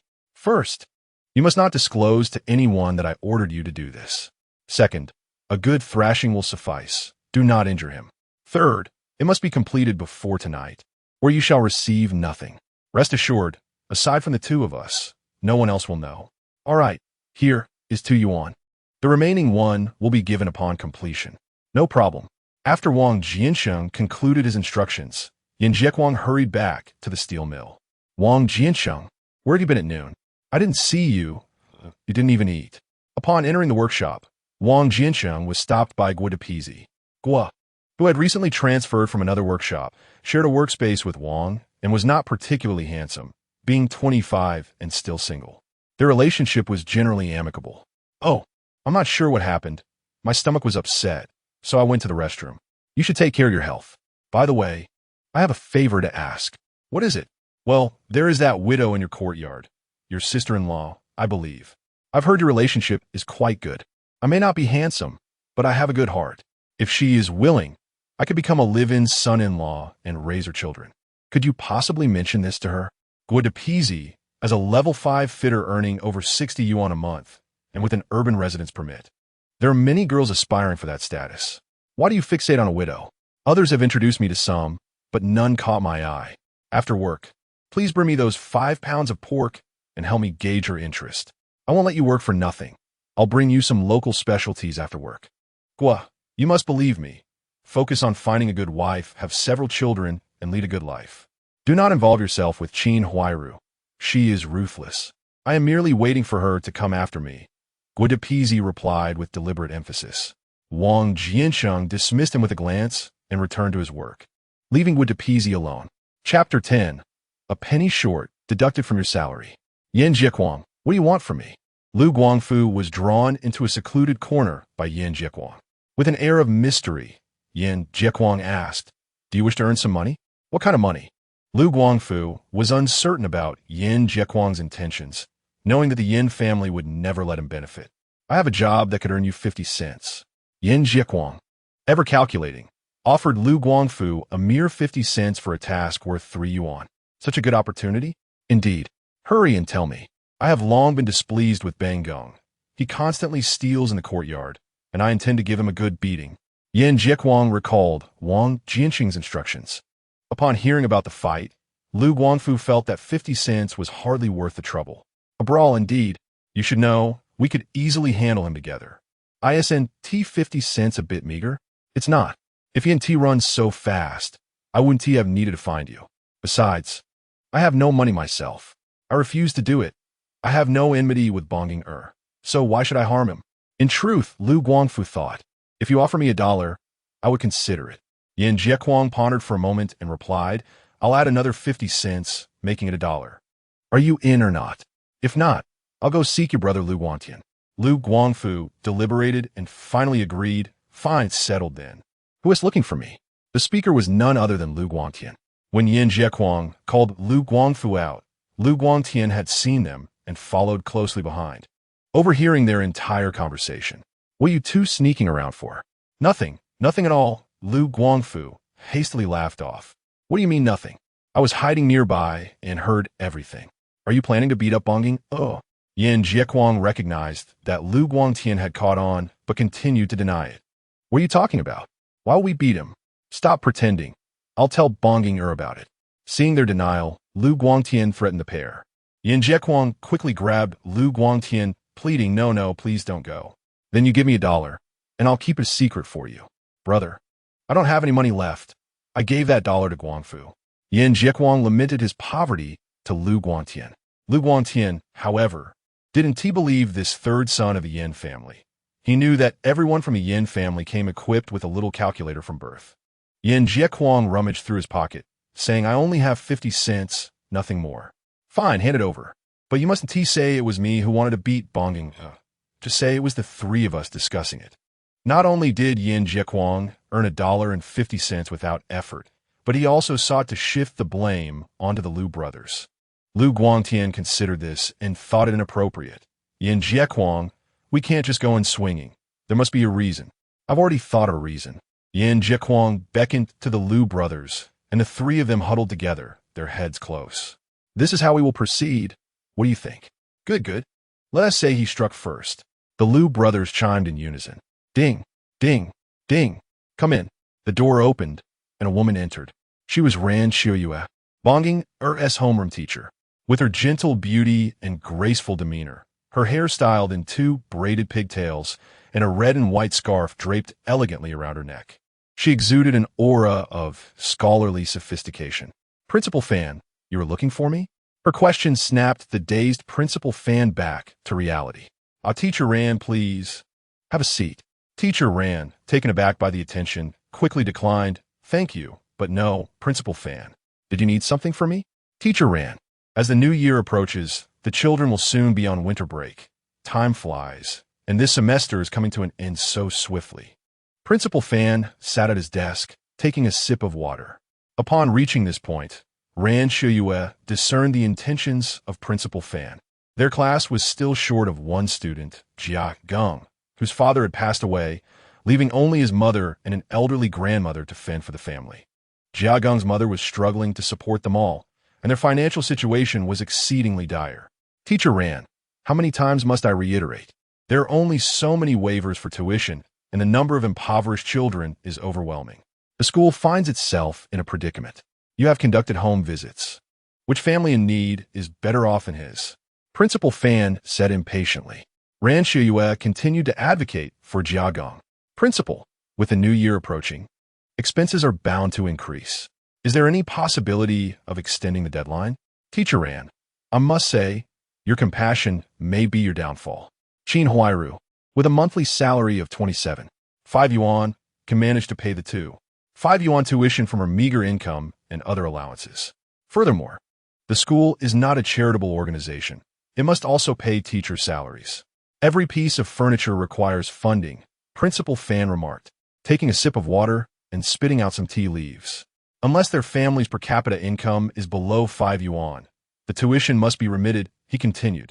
Cutting off Ran Qiuye. Enough. Do not speak further. I will grant you 2 days, after which you must ensure the tuition for your class is settled. A single penny less will be deducted from your salary. Ran Qiuye said nothing more, closing the door to the principal's office as she departed. The school bell rang, and students poured out of the classrooms like a swarm. A group of children collided with Ran Qiuye, who had just returned. Slow down. Be careful not to fall, she said, gently steadying one child who had bumped into her. Goodbye, Teacher Ran. See you tomorrow. The children greeted their beloved teacher, drawing jealousy from Yin Buguwei, who stood nearby. Teacher Ran, it's no surprise you are the best teacher in our school. Look how much the children adore you. Yin remarked. Teacher Yin, you flatter me. Teaching and nurturing do not distinguish between good or bad. As long as one is sincere towards the children, they can sense it, Ran replied humbly. Words from you are worth more than years of study. Such is the realm of understanding, he said. Please, do not flatter me further. I am at a loss as to what to do, Ran Qiuye sighed. Yin Buguwei quickly inquired what happened. I just saw you come out of the principal's office. Our class's Jiagong has yet to pay his tuition this semester. I have pleaded with the principal, but to no avail. Now he has given me 2 days to collect the fees, or they will be deducted from my salary. I'm about to conduct a home visit, she explained. He lives in my courtyard, and I am quite familiar with his circumstances. His mother, Qin Huairu, is the head of the household, since her husband's passing. She works at a steel mill, earning a modest wage. They survive with help from the elderly men in the courtyard. I often bring them food, and shared. Then it seems my visit today will be in vain. I might as well prepare for a salary deduction, Ran Qiuye lamented. However, it may not be entirely hopeless. Qin Huairu sends 3 yuan each month to her mother-in-law, who saves it. She should be able to manage the 2.5 yuan tuition, he added optimistically. Her mother-in-law is certainly no easy match.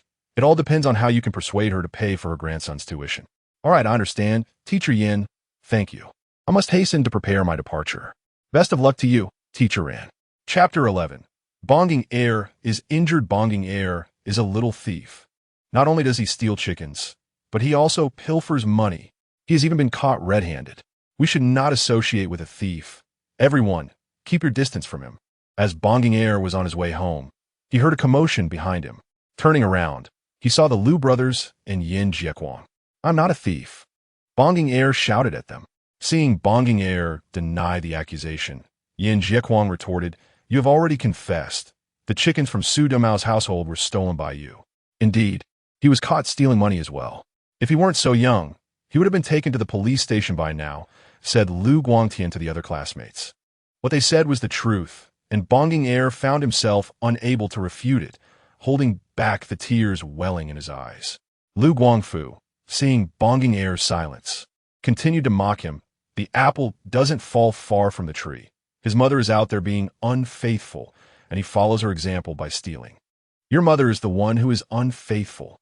Bonging Heir finally snapped back. Who doesn't know that your mother has been entangled with many for the sake of providing food for your family? And let's not forget our silly neighbor, Zhu. Your mother even goes to clean his house and do his laundry. Yes. She even helps Zhu make his bed. I have seen it myself, chimed in the Liu brothers, their banter becoming increasingly animated. In silence, one either erupts or perishes Bonging Air finally clenched his fist. He charged towards the Liu brothers and Yin Jiequang. Oh, he's angry. The Liu brothers and Yin Jiequang scattered in 3 different directions as Bonging Air approached. Knowing that Yin Jiequang was the easiest to bully, Bonging Air picked up a stone from the ground and pursued Yin Jiequang. Realizing that Bonging Air was only after him, Yin Jiequang ran for his life, calling out, "Lu Guangtian, Lu Guangfu, don't just stand there, help me." Thud! The stone flew from Bonging Air's hand and struck Yin Jiequang squarely on the head. Yin Jiequang crouched down, clutching his head, feeling something sticky on his hands. He looked down. Blood. Em bleeding. In that moment, Yin Jiequang's face turned pale with fright. The Liu brothers hurried over to check on Yin Jiequang, who was now covered in blood. "What are you all staring at? Go beat him up," Yin Jiequang shouted to the Liu brothers. Only then did Lu Guangtian and Lu Guangfu rush to seize Bonging Air. Observing the situation, Bonging Air dashed away. Bonging Air was accustomed to sneaking around the courtyard. Today, it was merely a repeat of the game where 3 catch 1. However, he did not run far before Lu Guangfu and Lu Guangtian caught up to him. They bound his arms behind his back and led him away. Yin Jiequang delivered a punch to Bonging Air's face, his voice trembling with tears. "Look what you've done. You made my head bleed. Serves you right." Bonging Air spat back. Bngg Inger spat directly onto Wang Qiuye's face, who did not evade the gesture. "Someone teach him a lesson." With that, the 3 assailants pinned Bngg Inger to the ground, commencing a barrage of punches and kicks. Helpless, Bngg Inger curled up, burying his head in his arms, shielding himself as best he could. "Stop. Please don't hit him." At that moment, Ran Qiuye rushed over, abandoning her bicycle. Upon seeing her, the Liu brothers and Wang Jiancheng hastily released their hold on Bngg Inger and fled the scene. Ran Qiuye hurried to assist Bngg Inger, who tearfully called out, "Ms. Rn." She brushed the dirt from his clothes and asked, "Let us see. Are you hurt?" Bngg Inger's face was covered in grime, with 2 streaks of tears tracing down to his chin, the dust mingling with his tears. His hands bore bruises, but fortunately his face was unscathed. Grasping his hand, Ran Qiuye inquired with concern, "Does it hurt?" "No, I'm used to it," Bngg Inger replied, wiping away his tears and snot with his arm. "Why did they attack you?" He recounted the recent events to her in detail. "All right, let's not linger on that. I'll take you to the hospital." "No need. These minor injuries will heal in a couple of days." For Bngg Inger, these injuries were trivial, yet he was more troubled by the thought of hospital expenses. He could barely afford meals, let alone medical bills. "Come here." Ran Qiuye and Bngg Inger turned towards a voice. It was Wang Jiancheng, accompanied by Li Guangf, Li Guangdian, and Wang Jiancheng, the latter covering his head with his hands. "Hello, Ms. Rn. Allow me to introduce myself. I am Wang Jiancheng, a neighbor of Ji Jiying and an employee at the steel mill. I brought them to you. How shall we proceed?" Greetings, Comrade Vengue." Ran Qiuye glanced at the tall man before her, standing at 1.8 meters.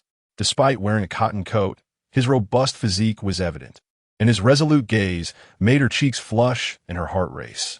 Noticing Ran Qiuye looking up at him, Wang Jiancheng studied the young teacher. Her cheeks slightly reddened from the cold, 2 braided pigtails, and eyes resembling autumn waters. After a moment, he regained his composure. "Ms. Rn, should we take them to the office?" In that instant, Ran Qiuye found herself at a loss. Suggested, "You see, Wang Jiancheng and Ji Jiying are injured. We should first visit the hospital. While they appear fine externally, we must be cautious of internal injuries. What do you think, Ms. Rn?" Yes, let us go to the hospital." Bngg, upon seeing Wang Jiancheng approach, initially contemplated fleeing, but then decided, "Fine, let us go to the hospital. I have no money, so he can pay." He remained silent. "Ms. Rn, I'll fetch your bicycle," Wang Jiancheng offered. Thank you," she replied gratefully. "No need for thanks. We're all here for the children," he said with a smile, scratching his head. With Wang Jiancheng pushing the bicycle, the 5 of them made their way to the hospital. Just some superficial wounds, nothing broken. You'll be fine. We'll clean the cuts with alcohol shortly, he assured. A female physician examined Bongging's hand and inquired, "Is this serious?" Yan Jiequang quickly leaned in, noticing the blood. The doctor parted Yan Jiequang's hair for a closer look and remarked, "Well, it's somewhat serious." "Oh dear, it won't affect my brain, will it?" "My clever brain," Yan Jiequang exclaimed. "If anything happens to my brain, you will owe me," he added anxiously upon hearing the doctor's words. "Just teasing you, it's not a big deal." The doctor reassured him. "It's merely a small cut, with blood flowing from capillaries. There's nothing to worry about." Seeing Yan Jiequang's nervous demeanor, the doctor chuckled and began to demonstrate on his head. "We'll shave this area, disinfect it, cover it with gauze, and once it scabs over, everything will be fine. Please wait in the next room while I fetch some iodine and gauze." With that, the female doctor instructed Ran Qiuye to lead the four out. Chapter 12. "I am Lu Yuding. What is your name?" The doctor quickly wrote a prescription and handed it to Wang Jiancheng. "Please settle the payment," she said. Wang Jiancheng took it, glancing at the incomprehensible handwriting with a wry smile. "Ah, I am Lu Yuding. What about you?" Just as Wang Jiancheng was about to leave, the doctor called out to him. "Hello, I am Wang Jiancheng. Is that person your partner?" Lu Yuding asked, seemingly only interested in him. Wang Jiancheng pondered for a moment, realizing she referred to Ran Qiuye. "No, she is an elementary school teacher. The younger one is her student. I happened to pass by when I saw them fighting, and since someone was injured, I brought them here. Do you have a partner?" Lu Yuding inquired next. "Oh no, not yet. Neither do I. How about we date? I'm 18 this year." Lu Yuding showed no signs of shyness. Wang Jiancheng took a closer look at the petite beauty before him, with a round face and charming dimples appearing when she smiled. Though strikingly beautiful, she was not his type. I'm also 18, still young. And not yet at the marriageable age of 20, Wang Jiancheng offered as a reason to decline. Lu Yuding was undeterred. "That's all right. We can date and see where it leads. I need to go pay the fees. You should hurry to get the iodine and gauze. The patient is waiting," Wang Jiancheng said, dashing out. Lu Yuding laughed heartily. "Hey, don't run off. I haven't finished speaking. Why hasn't the doctor returned? Did she forget us?" Yan Jiequang fretted, pacing anxiously like an ant on a hot pan.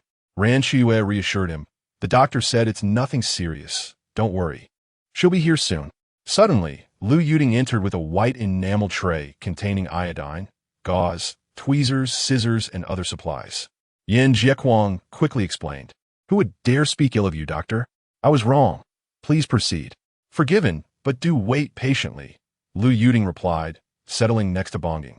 She delicately picked up a small piece of disinfectant cotton with tweezers, dipped it in iodine, and, once saturated, gently cleaned the wounded area on Bongging's hand, ensuring all debris was thoroughly removed. Finally, she wrapped several layers of gauze around her hand, artfully tying a bow on the back of her hand. "All right. Do not wash your hands after returning home tonight. You may remove this in the morning. This minor injury will scab over swiftly." After speaking, Lu Yuding picked up her tray and stood up. Ran Qiuye promptly stood and expressed her gratitude. "Thank you, doctor. Was that man your partner?" Though she had already inquired with Wang Jiancheng, she still wished to confirm with Ran Qiuye. Upon hearing this, Ran Qiuye's face flushed, and she quickly clarified, No, we just met today." Despite being only 18, Lu Yuding possessed a woman's intuition and sensed that this woman before her harbored feelings for Wang Jiancheng. Although her face was reddened by the cold, the blush of shyness was still evident. Of course, the four young men nearby remained oblivious to this subtlety. "Doctor, please. No more chatting. I'm still waiting," Yan Jiequang interjected, feeling forgotten amidst their lively conversation. Lu Yuding turned to Yan Jiequang, her voice tinged with annoyance. "What has to rush? Sit down." Reluctantly, Yan Jiequang returned to his seat. Lu Yuding began by trimming the hair around Yan Jiequang's bleeding wound, disinfecting it with the same method, and then tearing a piece of gauze into a small square, which she secured with medical tape over the wound. "There. It's just a minor injury.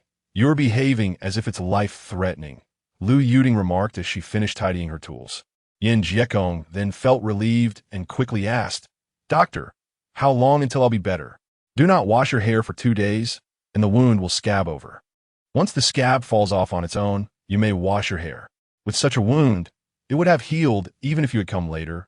Lu Yuding explained while continuing to organize her supplies. There are so many people here for consultations, Wang Jiancheng observed as he entered the room, noticing that the treatment was completed. That was remarkably swift. Dr. Lu, you are truly impressive, he praised, giving Lu Yuding a thumbs up. Flattered by Wang Jiancheng's compliment, Lu Yuding felt a swell of pride. Well, you've chosen the right person. Despite my youth, my skills far surpass those of some seasoned professionals. Thank you very much. I've already settled the medical fees. We shall take our leave now. Goodbye, Dr. Lu, Wang Jiancheng said, moving to Ran Qiuye's side. Teacher Ran, they are both fine. Let's return. All right, Ran Qiuye replied, taking hold of Bongjing'er and following Wang Jiancheng out. Yan Jiekong and the Lu brothers trailed closely behind them as they exited the hospital. Wang Jiancheng, how much was the medical fee? I will reimburse you. Ran Qiuye glanced at him. Wang Jiancheng waved his hand dismissively, saying, no need, it was just a minor treatment, hardly costly. He then looked up at the sky and continued, Teacher Ran, it's getting dark, perhaps you should head back now. I'll accompany them home. I'll go with you. Ran Qiuye hesitated, not wanting to trouble Wang Jiancheng, but unable to think of a better solution. Wang Jiancheng, sensing her hesitation, insisted, no. We all live in the same neighborhood. It's quite convenient. Moreover, it will be much later if you wait alone, and the roads aren't safe. You should hurry back. Very well then, she conceded. As Ran Qiuye observed Wang Jiancheng's resolute demeanor, she decided not to press further. Jia Geng, and the three of you, from now on, you must refrain from fighting. It is far too dangerous, she admonished. Thank you, Teacher Ran, responded Bang Geng, who harbored a genuine fondness for his teacher. Ran Qiuye affectionately patted Bang Geng's head and said, Jia Geng, you should express your gratitude to Wang Jiancheng from your department. Do you understand? No need. It was just a trivial matter, hardly worth mentioning, Wang Jiancheng replied, knowing that Bang Geng would not thank him. To spare Ran Qiuye any awkwardness, he quickly deflected the topic. He then turned to Yan Jiekong and the Lu brothers, saying, Did you three hear that? Yes, we will never fight again. The trio responded with hasty smiles. Comrade Wang Jiancheng, I shall take my leave now. Please be cautious on your way, Ran Qiuye said, turning away from Wang Jiancheng and Bang Geng as she mounted her bicycle and departed.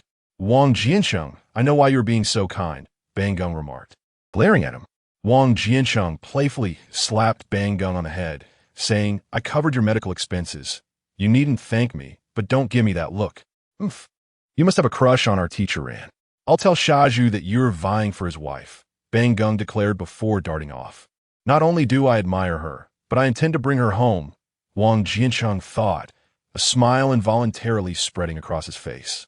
Chapter 13. Wang Jiancheng's little secret. Once Bang Geng had run off, Wang Jiancheng addressed the other three. What's the matter? Are you waiting for me to escort you? No. We know the way. The Lu brothers, Lu Guangfu and Lu Guangtian, quickly replied before hastily departing, leaving Yan Jiekong behind. Seeing the Lu brothers vanish, Yan Jiekong shouted after them, You two rascals, I'm left all alone. Yet, he did not follow them out. Wang Jiancheng, noticing the absence of the Lu brothers, pulled 2 yuan from his pocket and handed it to Yan Jiekong. Here, this is the remaining 1 yuan. Brother, look at my injuries. You should add a bit more. Yan Jiekong protested, refusing to take the money. Wang Jiancheng playfully slapped Yan Jiekong's head and replied, We agreed that you wouldn't injure anyone, yet you still managed to. Besides, you made me incur an additional 1 yuan and 50 cents in medical expenses. It's a miracle I didn't deduct from your share. Let me ask you again. Do you want it? Yes. Yan Jiekong quickly accepted the money. By the way, I trust others are unaware of this, right? Rest assured, aside from the 2 of us, no one knows. But why did you return to help Bang Geng after asking me to beat him? Yan Jiekong inquired, perplexed. Wang Jiancheng playfully kicked Yan Jiekong in the rear, saying, Why ask so many questions? Just hurry along. Yan Jiekong stumbled from the kick and staggered away. As for why Wang Jiancheng returned, it all began after his shift at the steel factory. There, he encountered a randomly generated storyline task. Prevent Ran Qiuye from going to the Siheyuan tonight. Task reward: 1 attribute point, agility, 500 task points. The timeline for this task was quite tight. However, with the prospect of earning task points, Wang Jiancheng decided to accept it. Ran Qiuye is currently on her way to the Siheyuan. If you don't hurry, you'll miss her. Wang Jiancheng hastily tidied up the tools at his workstation and dashed toward the Siheyuan. He did not concern himself with the means. His priority was to reach Ran Qiuye before her. He felt grateful for his morning jogging habit, which made the run back to the Siheyuan considerably less arduous. Fortunately, she had not yet arrived. Panting heavily, Wang Jiancheng patted his chest. There was a necessary path between the entrance of the Siheyuan and the elementary school. He simply needed to hurry there and wait. Without allowing himself to dwell on it, Wang Jiancheng made his way. Ding! Congratulations, host. On completing the storyline task, beat up Bangunger, reward. 1 attribute point, strength, task points, 200, current attributes, stamina, 210, intelligence, 010, strength, 110, endurance, 010, agility, 010. Task points, 360. Just as the system notification faded away, Yan Jiequang and the Lu brothers, Lu Guangfu and Lu Guangtian, came sprinting from a distance. Yan Jiequang, Wang Jiancheng shouted at him. Startled by the call, Yan Jiequang, who was clutching his head, paused to look around but did not see who had called him. What happened to your head? As Wang Jiancheng approached Yan Jiequang, he intended to inquire why he was running, but noticed the blood on Yan Jiequang's head. Upon seeing that it was Wang Jiancheng, Yan Jiequang lamented, "It's all Bangunger's fault. He hit me with a brick. Look at all this blood." He extended his bloodstained hand for Wang Jiancheng to see. Wang Jiancheng parted Yan Jiequang's hair to inspect the wound. The blood had already dried. He pressed gently on the injury, and no fresh blood flowed out. It shouldn't be a serious issue, just a minor scrape, Wang Jiancheng remarked as he wiped his hands on Yan Jiequang's shirt. Ding! Congratulations, host, for acquiring a new skill. Medical arts skill level. 1 encompassing internal medicine, surgery, pharmacology, etc. Unexpectedly, by casually examining Yan Jiequang's wound, he had gained such a skill. How could it be nothing? I've lost so much blood. Yan Jiequang thought to himself, exaggerating a bit, hoping to extract some money from Wang Jiancheng. Utilizing the skill he had just acquired, Wang Jiancheng continued, with this small injury. Just shave the hair around the wound, disinfect it with iodine, and wrap it in gauze. It will be fine in a day or two. It sounded easy, but it wasn't him losing blood. Yan Jiequang refrained from voicing his thoughts. Wang Jiancheng had tasks to attend to and could not afford to waste time chatting with Yan Jiequang. Although the system indicated that Bangunga had already been dealt with, the specifics were still unclear. Forget about your head for now. Tell me what happened. Yan Jiequang elaborated on the events, embellishing the tale with dramatic flair about how miserable Bangunger was, how brave they had been, and how intense the fight had been. Is teacher Ran still there? Upon hearing that Ran Qiuye was still present, Wang Jiancheng felt a surge of joy. He thought to himself, if I suggest going to the hospital, teacher Ran would undoubtedly agree. If they lingered there for a while, it would be impossible for her to reach the Siheyuan today. To his surprise, the task could be completed so effortlessly. Yes, she should be with Bangunger now. As Yan Jiequang finished speaking, he was abruptly seized by Wang Jiancheng, who twisted his arm behind his back. What are you doing, Wang Jiancheng? Yan Jiequang was taken aback by Wang Jiancheng's sudden aggression. Lu Guangtian and Lu Guangfu, witnessing the scene, hurried over to encircle Wang Jiancheng. Leaning close to Yan Jiequang's ear, Wang Jiancheng whispered, I will take you to the hospital for an examination. But you must obey me. Otherwise, you won't receive the remaining money. It's wrong to insult others, especially 3 against 1. You need to apologize. After saying this, Wang Jiancheng pressed forward with Yan Jiequang in tow. Lu Guangtian and Lu Guangfu remained stationary, oblivious to the unfolding drama. Don't just stand there. Come with me. What? Do you wish for me to bear this alone? Yan Jiequang turned his head to scold the 2 who stood idly by. The Lu brothers remained unmoved. Do you still desire the money? If so, let's go. I won't make you pay for the medical expenses. Consider it my responsibility. Yan Jiequang understood that the duo was concerned about the possibility of incurring medical fees, which would not only deprive them of money, but also leave them at a loss. Upon hearing Yan Jiequang's assurance, the two finally relaxed. Thus, Wang Jiancheng guided Yan Jieguang forward, followed closely by Lu Guangtian and Lu Guangfu, retracing their steps with Yan Jieguang directing the way. To prolong their time, Wang Jiancheng led them to the hospital, where the payment area was rather uncrowded. He held onto the payment slip, waiting until dusk to pay, all in an effort to waste time. Later, when Ran Qiuye suggested accompanying him to return with Bang Gung, Wang Jiancheng swiftly declined, citing the unsafe darkness as an excuse. Some may wonder why Wang Jiancheng, having grasped the art of medicine, could not comprehend the prescription. He too was puzzled, but the system informed him that he would only be able to understand it once his intelligence surpassed 0. Additionally, from the previous task rewards, he learned that intelligence points were the most challenging to acquire. The attribute points from the first storyline task, which could be allocated freely, were particularly rare. Yet Wang Jiancheng had assigned them to stamina, the easiest attribute to obtain, prompting a rueful smile from him. Ding! Congratulations, host. For completing the storyline task, prevent Ran Qiuye from going to the courtyard tonight. Reward: 1 attribute point, agility. Task points, 500. Current attributes: stamina, 210 intelligence, 010 strength, 110 endurance, 010 agility, 110 task points, 860. Initially, Wang Jiancheng worried about the possibility of Ran Qiuye making a surprise return. However, the system notification confirming the task completion eased his mind, and he turned back towards the hospital. Chapter 14. Are they friends or foes? What happened to you? Let me see. Upon returning home, Bang Gung was met by Jia Zhangshi, who noticed both of his hands bandaged and quickly pulled her grandson aside to inquire. It's nothing, Grandma. Just a little scrape. Jia Zhangshi, noticing Qin Huairu still at the sewing machine, frowned and said, Qin Huairu, look at Bang Gung's hands. How can you still focus on mending clothes? You must have been fighting again, always out causing trouble. He said it's nothing, so why are you so anxious? Qin Huairu paused her sewing, snipping the thread with scissors.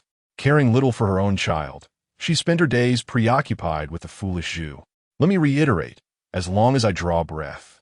Do not expect otherwise. Without the foolish Zhu, you would be consuming only thin gruel and cornmeal buns daily. Qin Huairu set aside the mended garments and approached Bang Gung, unwrapping the bandage to inspect the child's hand. It's nothing. This minor injury will heal by tomorrow. Children recover quickly, she reassured. I have no desire to consume anything unclean, Jia Zhangshi retorted, casting a disdainful glance at Qin Huairu before returning to her task of stitching the shoe soles. Bang Gung protested. Mother, you should keep your distance from the foolish Zhu. Considering our circumstances, what will you eat? This is a time for growth. You must have proper nutrition. Moreover, your grandmother still takes 3 yuan from me each month, Qin Huairu replied, rolling the bandage and placing it on the sewing machine. This bandage can be washed and repurposed for patching the cotton jacket, she noted. That is my reserve for emergencies, Jia Zhangshi quickly defended. Qin Huairu shot a glance at her mother-in-law, saying, Indeed, your emergency fund. But Bang Gung has yet to pay his tuition of 2 yuan and 50 cents this semester. Teacher Ran has already inquired several times, yet you refuse to part with it. Is this truly for our family's emergencies, or merely for your own? I don't care. Do you intend to go back on your word? Are you not prepared to give me this 3 yuan? Jia Zhangshi, aware of her wrongdoing, knew she could not retrieve the money already tucked away in her pocket. Qin Huairu, carrying a basin, prepared to fetch water to wash the child's face. How could I dare? Enough of your bickering. Mother, I insist you keep your distance from the foolish Zhu. Bang Gung interrupted the dispute. What is troubling you today? Why this insistence on keeping away from him? Was everything not well before? Qin Huairu sensed Bang Gung's unease and gently touched the child's head. Bang Gung swatted her hand away, insisting, You must stay away from him and not enter his room again.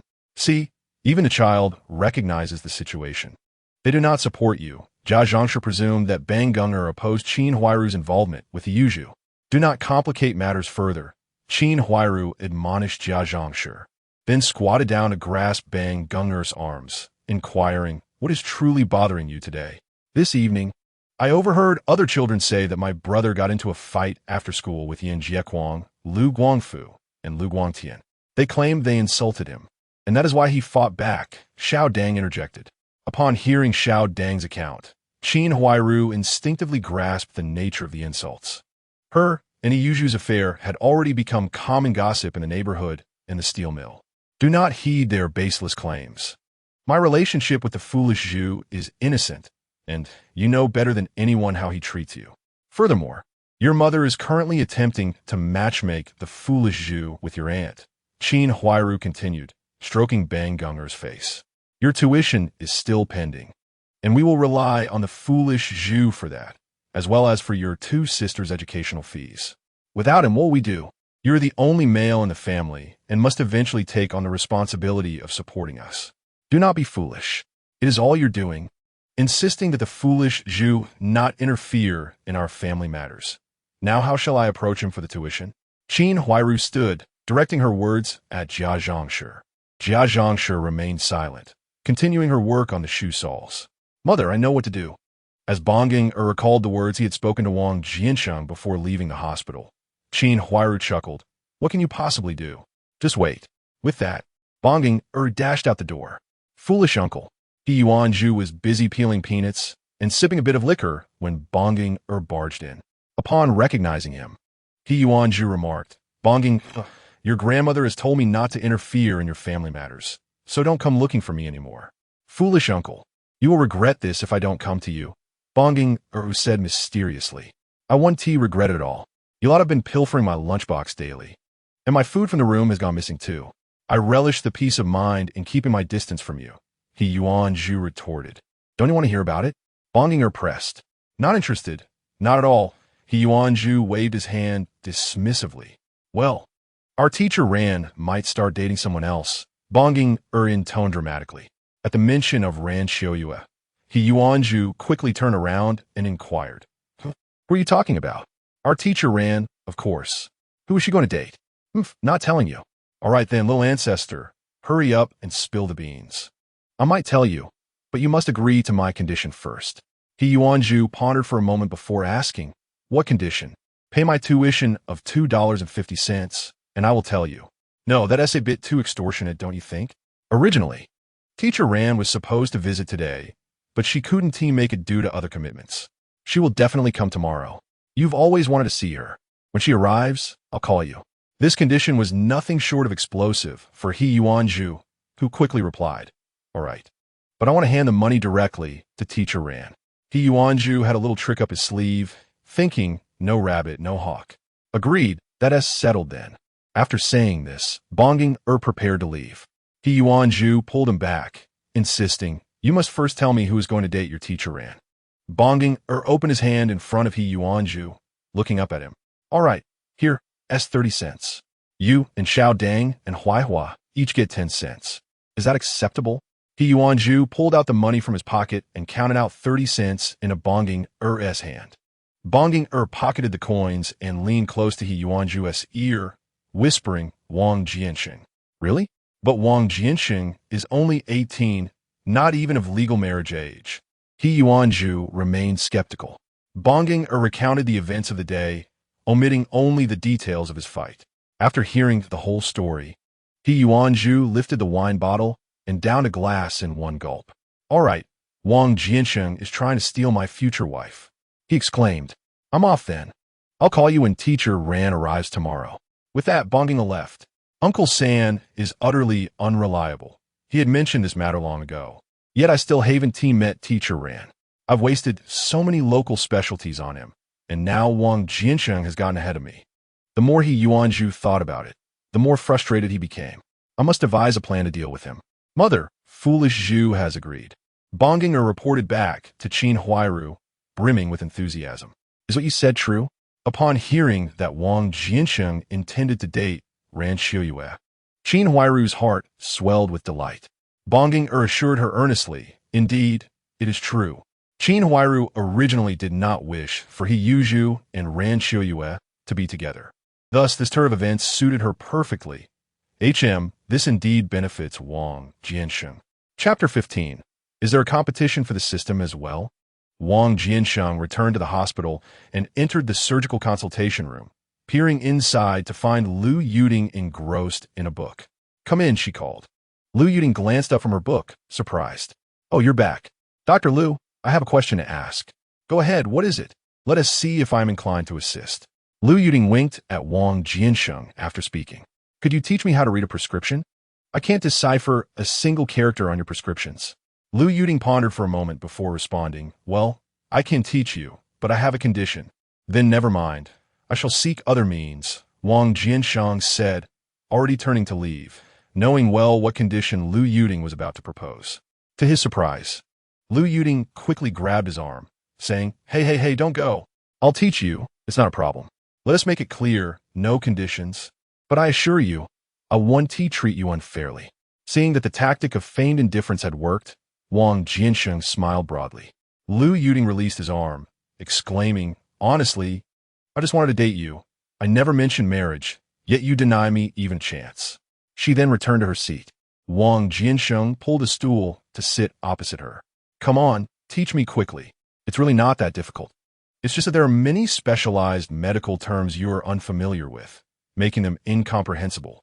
Additionally, they are often mixed with numbers, characters, Chinese characters, and numerous abbreviations, rendering them akin to an arcane script. Lu Yuting explained while flipping through previous prescriptions. Come closer. How can I teach you if you're not near? I want tea bite, she insisted, tossing the prescription onto the table in exasperation. Wang Jiancheng hurriedly approached, standing next to Lu Yuting. All right, I'm here. I'm at your service. Humph, Lu Yuting huffed, picking up the prescription from the table and continuing her instruction. Look at this symbol. It represents penicillin, also known as penicillin. This one is erythromycin. She went on to explain about 20 different terms before looking up at Wang Jiancheng. After all that, I doubt you'll remember much. We can take our time to learn. Despite Wang Jiancheng's earnest attempts to memorize the seemingly cryptic symbols, he failed to retain a single one, leaving him at a loss for words. Ding! Congratulations, host, for completing the hidden task, proactive learning. Reward: 1 attribute point, intelligence. Skill medical technique increased by 1 level. Task points: 1,000 points, current attributes. Stamina: 210, intelligence. 110, strength. 110, endurance. 10, agility. 110, medical technique. Level 2, mechanical skills. Level 1, task points.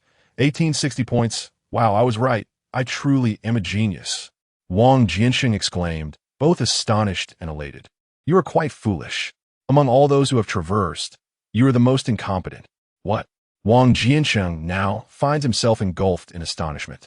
Could it be that he is not the only one who has traversed dimensions? Stop pondering. In your narrative, you are the sole occupant, a voice interjects. Our system also engages in competitions, and this is already the 1,865th iteration. I secured first place in all the previous 1864 rounds. Who would have anticipated encountering such a fool as you this time? What? I still do not comprehend, he responds. Never mind that. It is merely a competition within our system. As of now, you are in last place, while the top contender is soon to arrive. And you have yet to grasp the workings of the system. To have a child, I must first marry, correct? Marriage necessitates a partner, does it not? Furthermore, you have assigned me a character age of merely 18, which is below the legal marriageable age. Your timelines differ from ours. Yours is propelled by your own accord. Just remember, you are currently progressing the slowest. Please, do not become irate. Grant me the chance to understand the situation first, so I can ascertain how to assist you. May I inquire, who am I to marry? That information cannot be divulged. Although the system has parameters, you wield control over your destiny. At a certain juncture, the system will adjust according to your development, making it quite humane. That is reassuring. By the way, on what criteria is your leaderboard assessed? The leaderboard is based on cumulative points. However, the ultimate victor is not determined solely by this ranking. In the previous 1864 rounds, some triumphed through highest task points, others through the most tasks completed, and there was even an instance where the highest number of offspring determined the winner. Regardless of the criteria, you are currently in last place. I cannot possibly be that inept. Do you think so? Alas, I have lost all hope for the top rank this time. If you can merely get me onto the leaderboard, I shall accept any position. My flowers, my gifts, my love-fueled endeavors, oh woe. Enough. I shall hasten my pace. Very well, I shall not linger. Farewell, Or rather, I hope we never meet again. Wang Jiancheng, Wang Jiancheng, Lu Yuding, noticing Wang Jiancheng's continued silence as he gazed at the prescription, gently tapped his arm. Oh, what did you just say? I mentioned that with so much information. You cannot possibly retain it all. I shall contemplate how to teach you properly when I return home. Now I must clock out. Lu Yuding organized her prescription in preparation to leave. Wang Jiancheng seized the prescription from her hands, declaring, Do you believe I have not memorized it all? Let me see. How did the cow outside take flight? Lu Yuding remarked, rising to open the window. This is penicillin, this is erythromycin, and this is... Wang Jiancheng recounted each item Lu Yuding had just taught him, one by one. Lu Yuding, astounded that he had indeed remembered every detail without error, exclaimed, How did you retain all that? Your memory is remarkable. Not only do I possess a good memory, but I can also draw analogies, Wang Jiancheng replied, proceeding to articulate the remaining items from the prescription that Lu Yuding had not covered. Observing Lu Yuding's jaw nearly drop in disbelief, he boasted, What do you think? You are a genius. How did you accomplish this? Even if Lu Yuding is exceptionally clever, she could never have anticipated that Wang Jiancheng was under the influence of the system. Haha, isn't it admirable? Lu Yuding pointed her finger at Wang Jiancheng's nose, exclaiming, How dare you deceive me? You already knew how to do this, didn't you? I didn't deceive you. I truly just learned it, he replied. Then tell me, where did you learn it? Lu Yuding twisted Wang Jiancheng's arm. It hurts, it hurts. Please let go, he pleaded. Lu Yuding was aware that he was merely pretending, as she and T exerted any real force. I shall let you off this time. If you dare to deceive me again, just wait and see what I shall do to you, she said, releasing her grip. Chapter 16. The elder Wang Jiancheng. As Wang Jiancheng exited the hospital and approached the entrance of the courtyard, he spotted Siheyuan wheeling a bicycle out. This must be the bicycle belonging to the third uncle, Wang Jiancheng mused. Due to the darkness and Siheyuan's focus on the bicycle, he did not notice Wang Jiancheng's approach. Wang Jiancheng strode forward. Oh, silly Zhu, have you bought a bicycle? He called out, intentionally raising his voice so that those inside could hear. Siheyuan was startled by the shout, causing the bicycle to clatter to the ground. The third uncle and aunt were awakened, hastily donning their clothing to come outside. There stood Wang Jiancheng at the entrance, Siheyuan in the center of the courtyard, and a Fiji bicycle quietly lying at Siheyuan's feet. The third uncle, Ran Qiuye, upon seeing it, immediately recognized it as his own bicycle. Silly Zhu, what's going on? He rushed over to inquire. Siheyuan's mind whirled as he replied, Third uncle, I was just thinking of practicing riding the bicycle while the alley is empty at night. It's too crowded during the day. I was afraid of crashing. But you could have at least told me. Sneaking around and taking the bicycle like this is no different from stealing. The third uncle was skeptical of Siheyuan's explanation. How could I tell you? You're so meticulous. If I told you, you'd want me to bring you some local specialties. Upon hearing this, the third uncle realized that Siheyuan was retaliating against him for the matter concerning Ran Qiuye. Even so, you can't be sneaking off with someone else's bicycle in the middle of the night, can you? The third uncle admonished. Look, Wang Jiancheng here is sensible, unlike you. He hurried over to carefully lift the bicycle. Meanwhile, the others who had been asleep in the courtyard were also roused by the commotion outside. What is going on? Making such a racket at this hour? Inquired the second uncle, Lu Haizhong. Silly Zhu was attempting to steal my bicycle in the dead of night. If Wang Jiancheng hadn't caught him, I would have woken up tomorrow to find my bicycle missing, the third uncle replied. The second uncle, upon hearing this, adopted a stern demeanor. Silly Zhu, have you taken to such sneaky activities now? Oh, who is it that is indirectly cursing me? Qin Huairu appeared from the inner courtyard. The second uncle, realizing the predicament, replied, Qin Huairu, who is cursing you? I'm merely educating Silly Zhu here. What's all this commotion about? The eldest uncle asked, hands behind his back. The third uncle, seeing the eldest uncle approach, placed the bicycle down and said, Everyone listen in the middle of the night. Silly Zhu silently attempted to take my bicycle. Regardless of his intentions, the nature of this act is still theft. Dear Uncle San, you mustn't speak carelessly. I asked you to introduce me to Teacher Ran, and while you verbally agreed, your actions have been lacking. What would one call that if not deceit? I spoke with teacher Ran, but she has been perpetually unavailable. Do not be mistaken. Qin Huairu has allowed Bang Geng to inquire about teacher Ran, yet she remains entirely oblivious to the matter. A mere word from Shaju has inadvertently implicated both Qin Huairu and Bang Geng. Upon realizing that Qin Huairu was the instigator, Uncle San initially refrained from pursuing the matter of Yan Jiequang's injuries, considering Qin Huairu's formidable nature. However, his patience wore thin. Qin Huairu, we generally maintain a cordial relationship, and despite your Bang Geng occasionally damaging my flower pots, I have not raised complaints. Do not assume your family's poverty grants you the right to behave unjustly. Today, Bang Geng has left a gaping wound on my eldest head. I had no intention of escalating this, but now we must address it. Look at Wang Jiancheng. He not only took Bang Geng and my eldest to the hospital, but also covered the medical expenses. The disparity in character is astonishing. Uncle San expressed all the pent-up grievances in one breath. Uncle San, your perspective is flawed. Look at Bang Geng's hand. It is in a deplorable state. And as for heir to Yi, Lu Guangtian and Lu Guangfu cannot escape responsibility either. Qin Huairu has always been relentless in the courtyard, confronting anyone who crosses her path. Heir to Yi, bewildered by Qin Huairu's unprovoked aggression, questioned, what does this have to do with our Guangfu and Guangtian? Enough of the bickering. Let's ascertain the truth of Shaju's situation, interjected to Yi, equally perplexed. Allow me to clarify. Wang Jiancheng stepped forward and recounted the events of the altercation, the hospital visit, and the involvement of He Yuzhu and Uncle San. In my view, all parties are at fault. No one is blameless. Qin Huairu, as a widow, constantly adopts a victim mentality, believing her poverty justifies her behavior. Your financial struggles are your own doing, and you cannot hold others accountable. You dangle the prospect of a match for Shaju, yet covertly undermine him. Why not show some resolve? If I were in your position, I would marry Shaju without hesitation. If your mother-in-law is on the verge of death, let her pass peacefully.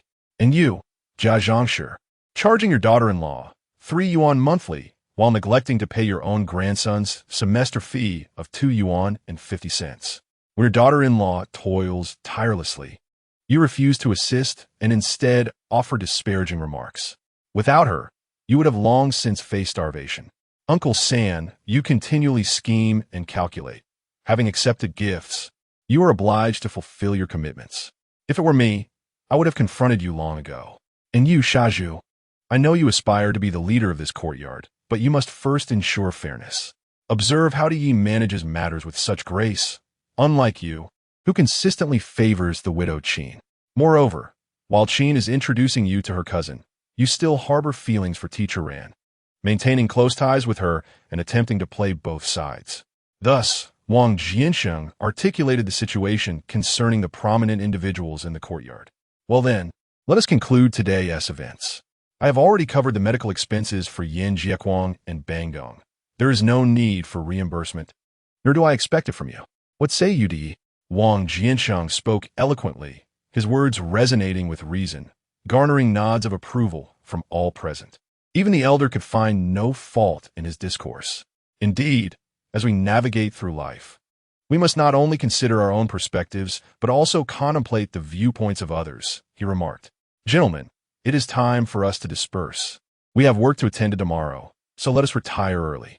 While Wang Jiancheng appeared to seek the opinions of the 3 elders, it felt more like a concluding statement, effectively usurping their roles. Everyone should make their way home, he added. The elder, in parting, exchanged a few words with an elderly woman before departing. It's surprising. Despite his usual reticence, Wang Jiancheng truly shines when it matters. The elderly woman commented as she closed the door. You know nothing.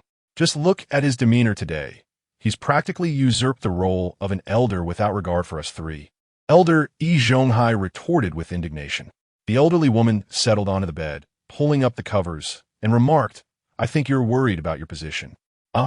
It's not that I'm concerned about that, Yi Zhonghai replied slowly. The elderly woman sat up again, inquiring, what troubles you then? Consider what Wang Jiancheng articulated today. I fear it may sway the hearts of Shaju and Qin Huairu. With no children of our own, there are only hope for support in our old age. If they waver, who will care for us? Yi Zhonghai sighed. Well, let us just sleep, the elderly woman said with a resigned sigh.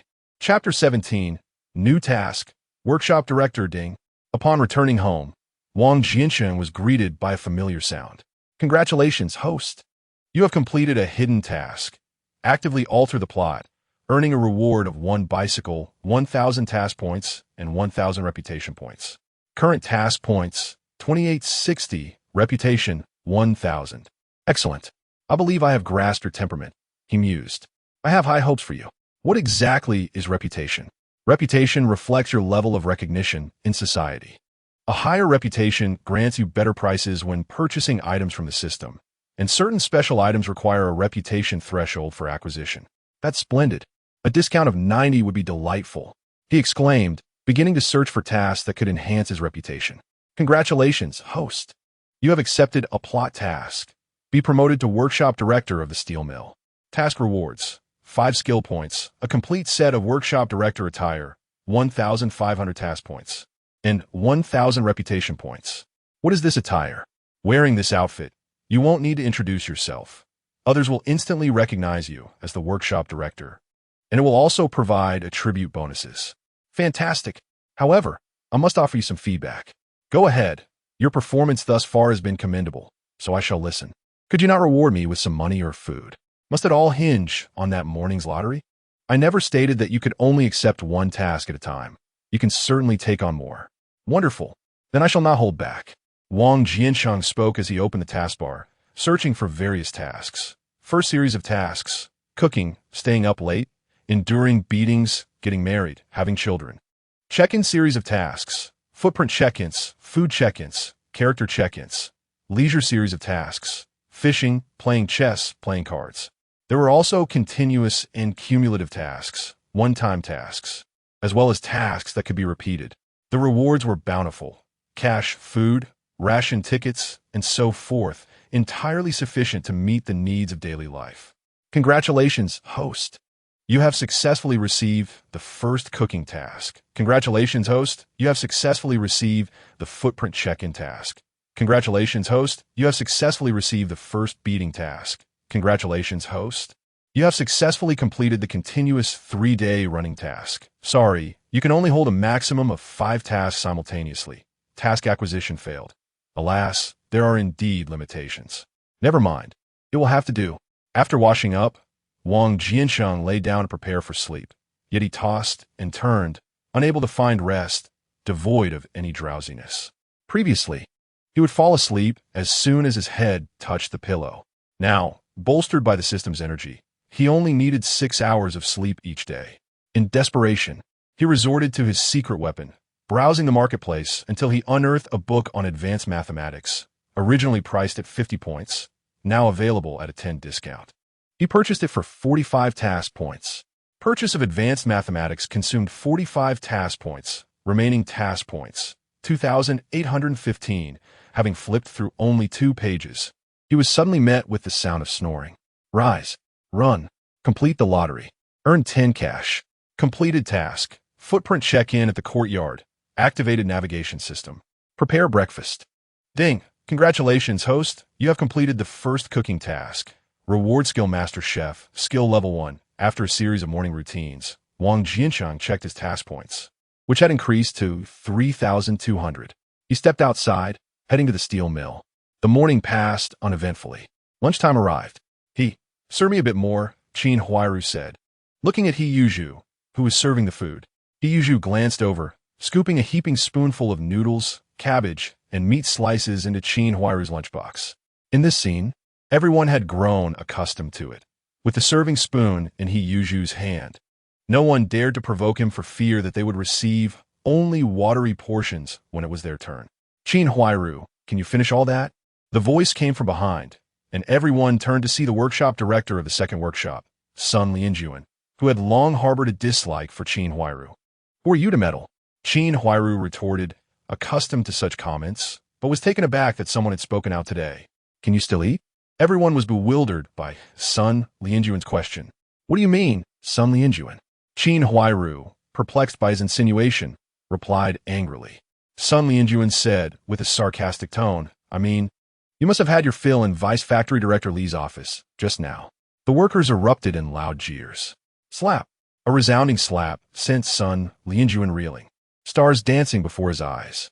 Regaining his composure, he swung his hand towards Qin Huairu, but before it could reach her face, a hand intercepted the blow. He Yuzhu, don't meddle in others' affairs. Sun Lianjuan looked at He Yuzhu and continued. Have you and Qin Huairu been sharing the same room? You brat, spewing nonsense like this. I'll smash your mouth. As he spoke, He Yuzhu raised his hand to strike Sun Lianjuan, but it was intercepted by another hand. Wang Jiancheng, this is none of your business. Step aside, He Yuzhu demanded, attempting to free himself from Wang Jiancheng's grip. Yet Wang Jiancheng remained steadfast. Wang Jiancheng fixed his gaze on He Yuzhu and said, Silly Zhu, fighting won't resolve anything. It will only lead to mutual destruction. If Sun Lianjuan gets hurt, our factory loses a level 7 fitter. If you get hurt, everyone misses out on delicious food. Besides, going to the hospital incurs medical expenses, not to mention the loss of work and potential disciplinary actions from the factory. If this gets out, it will tarnish our factory's reputation. On a personal level, it may seem trivial, but on a larger scale, it reflects our steel mill's image. Now, do you still want to strike him? Upon hearing Wang Jiancheng's words, the crowd set aside their curiosity and nodded in agreement. Ding, congratulations. Host has gained 500 reputation points. Current reputation, 1,500 points. He Yuzhu, taken aback by Wang Jiancheng's reasoning, slowly lowered his hand. Wang Jiancheng, it's definitely you stirring the pot. You witnessed me approaching Vice Factory Director Li earlier. Qin Huairu pointed at Wang Jiancheng. Wang Jiancheng, splattered with this baseless accusation, thought to himself, this widow Qin is certainly looking for a chance to bring me down. Qin Huairu, I did see you seek out Vice Factory Director Li, but it was in the office. How could anything untoward happen there? Moreover, I trust Vice Factory Director Li's integrity. He would never engage in such behavior. Well said, well said. Vice Factory Director Li clapped his hands as he approached. Seeing Vice Factory Director Li arrive, Qin Huairu rushed to plead, Vice Factory Director Li, you must vouch for me. However, Vice Factory Director Li ignored her and walked straight into the center of the crowd. Listen to Wang Jiancheng. Not a single word he spoke wasn't for the benefit of our factory. Now, look at yourselves, selfish and self-serving. Sun Lianjuan, as a punishment, you shall no longer serve as the workshop director. You will be observed for a while, and only if you demonstrate improvement will you be reinstated. The rest of you, take note. The once chaotic cafeteria fell into silence. Wang Jiancheng, come with me for a moment. And you, silly Zhu, come to my office after work. Vice Factory Director Li concluded before leaving. I can't believe it. Does this mean the workshop director of the second workshop will be handed over to me? Wang Jiancheng. Chapter 18. He Yuzhu becomes the unwitting victim. Wang Jiancheng followed Vice Factory Director Li to the office. Come, have a seat. Thank you, Vice Factory Director Li. Wang Jiancheng. Your earlier remarks were quite commendable, Vice Factory Director Li remarked. It's all thanks to the cultivation from our leaders. You certainly have a way with words. I speak from the heart. All right, enough flattery. I didn't summon you here to hear you sing my praises, though I must admit I enjoy it. Now, Wang, you've worked in the factory for many years. I believe you possess great potential. Would you be interested in working alongside me? Upon hearing the proposition, Wang Jiancheng realized that he was being invited to join a faction. If he acquiesced, how could he continue to speak with righteous indignation amidst the crowd? It could tarnish his reputation. Deputy Director Li, I cannot aspire to such heights. I merely wish to work diligently and steadily in the factory. If I could attain the rank of an 8th-level machinist, I would consider myself fortunate. I recall you are not yet 20 this year, correct? Indeed, I will be 19 after the new year. Look at you, so young, with boundless prospects ahead. Young man, you must have ambition. Deputy Director Li, your words resonate. But ambition is not a privilege for individuals like us. It is reserved for those of your stature. I have already removed Sun Lianjuan from the position of workshop director in the second workshop. Are you not interested? I dare not accept, as I am quite content working in the first workshop. With a resounding slap on the table, Deputy Director Li exclaimed, Wang Jiancheng, who has offended you? Deputy Director Li, why are you angry?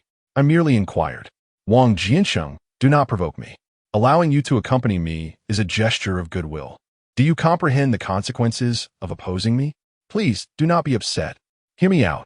You have just removed Director Sun. If you were to transfer me directly, it may appear as if we have colluded behind closed doors, which would undoubtedly affect your reputation. I am merely considering your interests.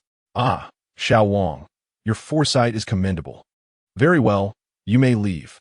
With a wave of his hand, Deputy Director Li permitted Wang Jiancheng to exit. Wang Jiancheng was impervious to both threats and temptations. As Deputy Director Li pondered his next move, he recognized that the second workshop remained unaligned under his influence, and he must swiftly find someone to fill that void. Sun Lianjuan, the director of the second workshop, had been supported by Director Yang. Over the years, aside from the second workshop, all others had fallen under Deputy Director Li's control. As Wang Jiancheng emerged, Guadapisi rushed over with his lunchbox. Hey, what did Deputy Director Li want? Nothing of consequence. He merely suggested I become the director of the second workshop. Wang Jiancheng replied nonchalantly. What? The director of the second workshop? Guadapisi's exclamation drew the attention of many. Did you accept? He inquired cautiously. I declined. Why? It would be inappropriate to take over immediately after Director Sun's dismissal. Moreover, I believe that one should earn their position through merit, not take advantage of another's misfortune. You are impressive, Guadapisi remarked, giving Wang Jiancheng a thumbs up. Besides, aside from Director Sun, can you name a single workshop director who isn't a sycophant of Deputy Director Li? I hold great respect for Director Sunday. The workers set down their bowls and applauded Wang Jiancheng. Wang Jiancheng, I once looked down upon you, but from now on, you are my brother, Sun Lianjuan declared, embracing him. To my brothers in the second workshop, if anyone dares to bully Wang Jiancheng, they will have to answer to us. Brother Jiancheng, do not underestimate us. While we may not possess the technical prowess of your first workshop, we are merely one Yazonghai away. However, we are undoubtedly the most united. Whenever you wish, you are always welcome to join us. Thank you, Director Sunday. I will certainly seek your assistance when needed. Congratulations, host. You have gained 500 points of reputation. Your current reputation stands at 2,000 points. It appears the system operates in such a manner that recognition from others leads to an increase in reputation. Fortunately, I declined Deputy Factory Director Li's proposal to become the workshop director. All of this was keenly observed by Yazonghai, who felt increasingly uncomfortable. Shaju, I suspect there is something amiss with Wang Jiancheng and Sun Lianjuan. Qin Huairu remarked to Heyuju. What issues could they possibly have? I've never seen them interact in the past, he replied. Just look at today's situation. Plus, when I went to find Deputy Factory Director Li, Wang Jiancheng saw me. Who else could have informed Sun Lianjuan if not him? Qin Huairu asserted confidently. There are so many people in the factory. It's not just Wang Jiancheng who could have seen you. I believe those two are up to no good. All right, enough with the speculation. What did you need from Deputy Factory Director Li? You know what kind of person he is. Why would you go to him for help? I did it all for Bang Gung, Qin Huairu complained. What trouble has Bang Gung caused now? He hasn't stolen anything from Deputy Factory Director Li, has he? Oh no, it's nothing like that. It's about his tuition fees. I promised to pay them for him, and as soon as I see Teacher Ran, I will settle it immediately. I understand, but what about next semester's tuition? Bang Gung is only in the 3rd grade. Are you going to pay for his future tuition as well? That is out of the question. Bang Gung, isn't my son. Exactly. So I need to come up with a solution. What kind of solution could you possibly devise? Can you conjure money? Yushu questioned, puzzled.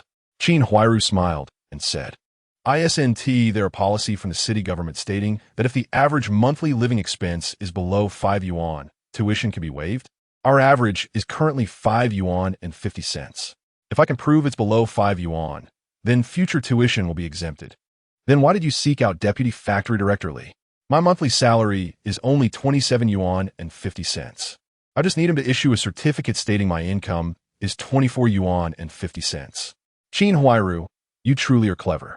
Did you manage to get it? Not yet. As she spoke, tears began to stream down her face. Heyuju chuckled. I knew it. Deputy Factory Director Li is the sort who won't do anything unless he gets something in return. You find this amusing? Not only did I fail to obtain the certificate, but he also took advantage of me. Qin Huairu lamented, her tears flowing freely. Upon hearing this, Siheyuan said fiercely, "That scoundrel! I will find a way to teach him a lesson. Please, stop crying. From now on, I will cover all of Bang Gung's tuition fees, all right?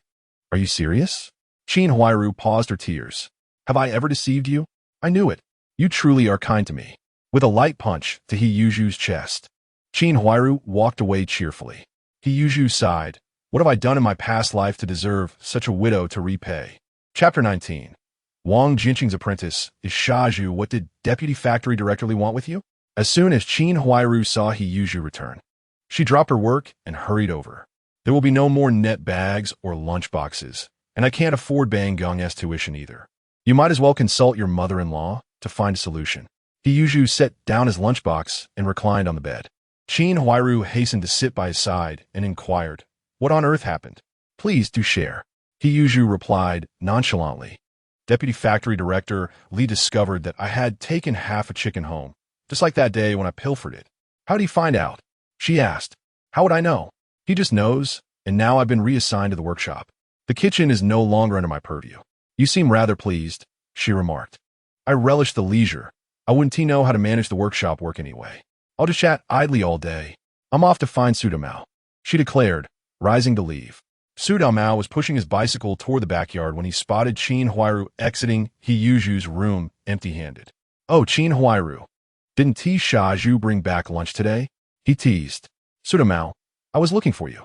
Did you inform Deputy Factory Director Li? What are you talking about?" "I didn't tell him anything." "Oh, come now, we resolved this matter at the assembly. Why are you scheming behind our backs?" "Siheyuan, are you unwell? I don't understand what you're saying." Sudamao attempted to leave, but she firmly grasped the handlebars of his bicycle. "I must ask you, did you tell Deputy Factory Director Li about Siheyuan taking half a chicken from the kitchen?" "Ah, so the half chicken was taken from the kitchen. I should have suspected as much. By your tone, you're not the one, are you? Well, you just informed me of this, didn't you?" "Huh, Siheyuan, I've gained another piece of your misdeed. Or perhaps it was your widow friend who told me." After saying this, Sudamao pushed his bicycle away humming, leaving Siheyuan pondering who the culprit truly was. Knock, knock, knock. Wang Jiancheng was squatting with a bag of flour when the incessant knocking nearly caused him to strain his back. He set down the bag and opened the door, only to see Siheyuan, and instinctively prepared to shut it. She, however, barged in uninvited. "Did I give you permission to enter? Get out." He forcefully pushed her outside, nearly sending her tumbling onto the doorstep. "Wang Jiancheng, I once believed you to be forthright, but it seems you're merely a treacherous soul." "Accusing me of treachery? What proof do you have? Did you report Siheyuan to Deputy Factory Director Li?" "I hold no grudge against Siheyuan. Why would I report him?" "You resent Siheyuan for always supporting me, so you struck at him. Now he has been demoted to the workshop. He can't even bring meals home, and his wages have been reduced. Are you pleased?" "Siheyuan, present the evidence. If you lack proof, I shall accuse you of defamation," Wang Jiancheng retorted, slamming the door. "It must be you."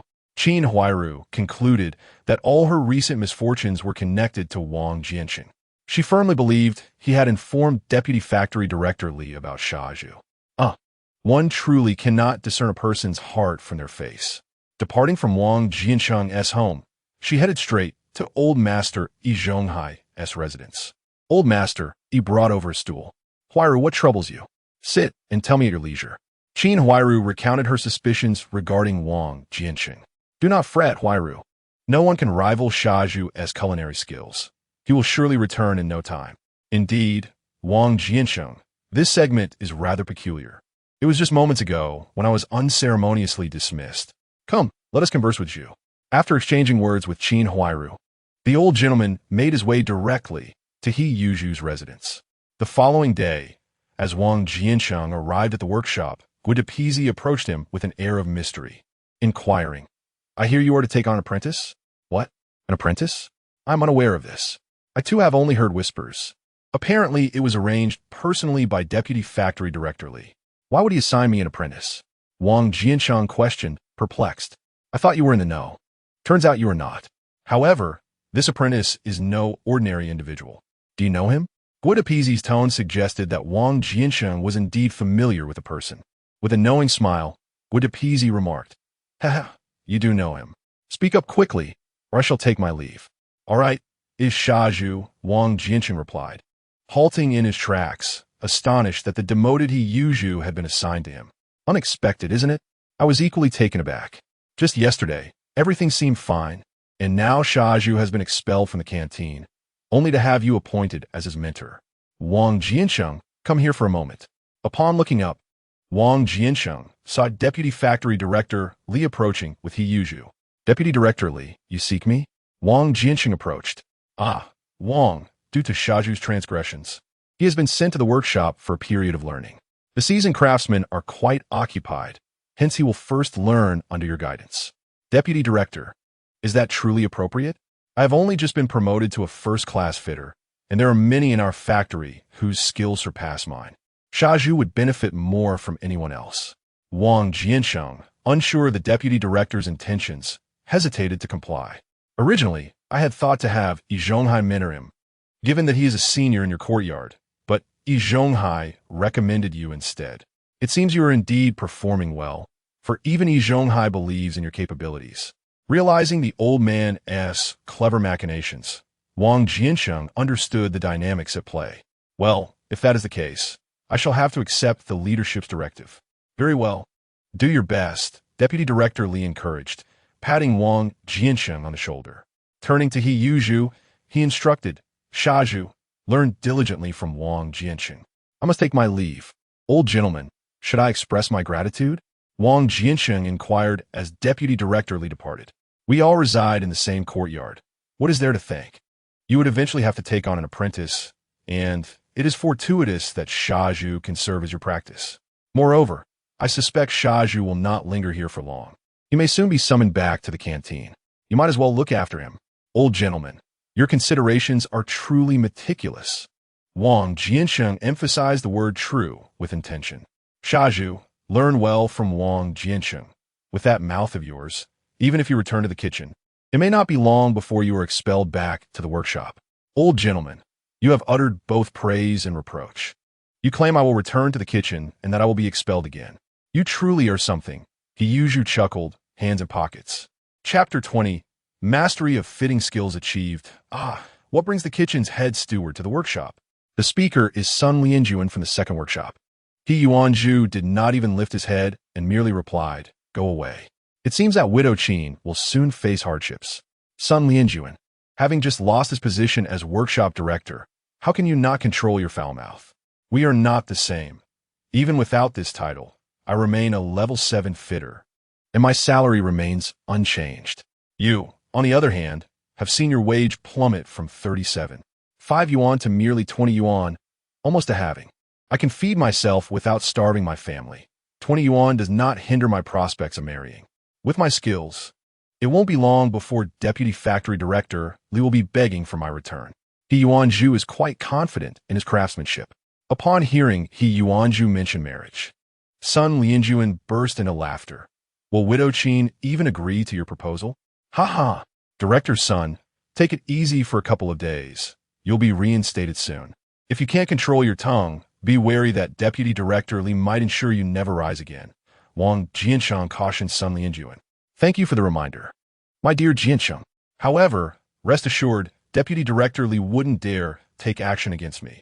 At worst, I'll no longer be the workshop director. Deputy Director Li has been eyeing that position for quite some time and has long desired to oust you.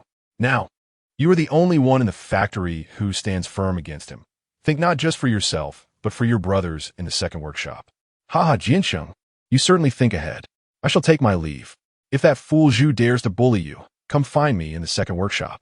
After saying this, Sun Lianjuan quickly departed from this contentious place. Once Sun Lianjuan left, Yuanzhu remarked, Wang Jiancheng, you're not that old, yet you seem so mature. Little did Yuanzhu know, Wang Jiancheng was already 28 years old, just 3 years a junior. All right, let's not discuss anything else. Since Uncle E has asked you to follow me, I must take responsibility for you, and you must also behave like an apprentice. Go, put on the apprentice's uniform. Wang Jiancheng, are you serious? As the saying goes, once a teacher, always a father. Wang Jiancheng, are you trying to take advantage of me? Yuanzhu interrupted. Wang Jiancheng ignored him and continued, I have no desire to be your father. I wouldn't want such a foolish son. Just call me master for today. Who are you calling foolish? Yuan Zhu was quite displeased. Wang Jiancheng did not respond but turned to Zhonghai, asking Uncle Yi, is it unreasonable for Zhu to call me master? Quite the contrary, Zhu. For this period, Jiancheng is indeed your master, and you ought to address him as such. Yi Zhongkai, ever astute, made it clear that this master-apprentice relationship would only last until they were reassigned to the cafeteria. Fine, since Uncle Yi has said so, I shall call you master. Saying this, he clasped his hands together. Master, please accept my bow. My dear apprentice, please rise. The event unfolded so suddenly that the master had not prepared any gifts. Here, take these gloves. Wang Jiancheng retrieved a pair of greasy white cotton gloves from his workstation and handed them to Yuan Zhu. These gloves were worn during my apprenticeship. Though they are a bit dirty, they serve as a testament to the hardships of being an apprentice. I give you these gloves with the hope that you will study diligently and strive for improvement, just as I did. Yuan Zhu gazed at the pitch-black gloves, hesitant to extend his hand. In the kitchen, he donned a pristine white shirt and apron daily, where cleanliness was paramount. Yet, these gloves presented an insurmountable challenge. Silly Zhu, these are a gift from the master. You must accept them. Others urged. Indeed, we presented gifts when we apprenticed, another chimed in. Yes, it was a struggle to find a master back in our day, yet here you are, receiving one. Silly Zhu, don't just stand there, express your gratitude. As the onlookers witnessed Wang Jiancheng presenting such a gift to Yuan Zhu, they cheered him on. Silly Zhu, accept it. It's your master's encouragement. Wang Jiancheng spoke with such conviction that even the elder could not refute him. Thank you, master. With the elder's endorsement, Yuan Zhu reluctantly reached out to take the gloves. Ding, congratulations, host, on completing the task. First apprentice received, craftsmanship skill increased by 5 levels, currently at level 6. Due to the apprentice being the male lead of Qin Man Siheyuan, an additional reward of 2 levels in craftsmanship skill, currently at level 8. Craftsmanship skill has reached its maximum level. What a delightful surprise. I never anticipated that taking Silly Zhu as my apprentice would yield such benefits. Instantly maxing out my craftsmanship skills. Elated, Wang Jiancheng gestured to the surrounding crowd. All right, everyone, disperse and return to work. Just as the onlookers began to scatter, Qin Huairu approached. Yuan Zhu set the gloves down and walked over. Silly Zhu, return. It's time to work. Wang Jiancheng called out to him. Qin Huairu is looking for me. There must be something important. What business is it of yours? It's during work hours, Wang Jiancheng retorted. I'm looking for Silly Zhu. Your concerns are irrelevant, Qin Huairu replied, visibly displeased. Now that I am his master, I must not allow it. Yuan Zhu raised his hands in a gesture of helplessness, indicating he was caught in the middle. All right, Wang Jiancheng, are you deliberately complicating matters for me? What have I done to inconvenience you? Qin Huairu, it's work hours, and you're seeking my apprentice. As his master, I'm merely expressing concern for him. Is that so wrong? Wang Jiancheng's words rendered Qin Huairu speechless. In that era, a master held immense authority. At that moment, Zhonghai approached and inquired, Huairu, what troubles you? Perhaps I can offer assistance. Elder, I merely came to borrow a couple of coins from Silly Zhu. Look at Wang Jiancheng, Qin Huairu complained to the elder. Zhonghai rummaged through his pocket and handed Qin Huairu 2 coins, saying, take this for now. Is the school pressing for the tuition again? No, elder, I have enough. Please keep your money for your retirement. Yuan Zhu insisted, pushing the coins back into Zhonghai's hands. Quickly, he retrieved 2 coins from his own pocket and handed them to Qin Huairu, asking, ISNT the tuition too. 5 coins. Why do you only need 2? How did you convince the principal to lower it by half a coin? Qin Huairu accepted the money from Yuan Zhu. It's not for tuition. If it were, would I be asking to borrow? Didn't you agree to pay for it? I say, Qin Huairu, you're trying to swindle me out of 2 coins, Yuan Zhu protested. I never claimed I wouldn't repay you.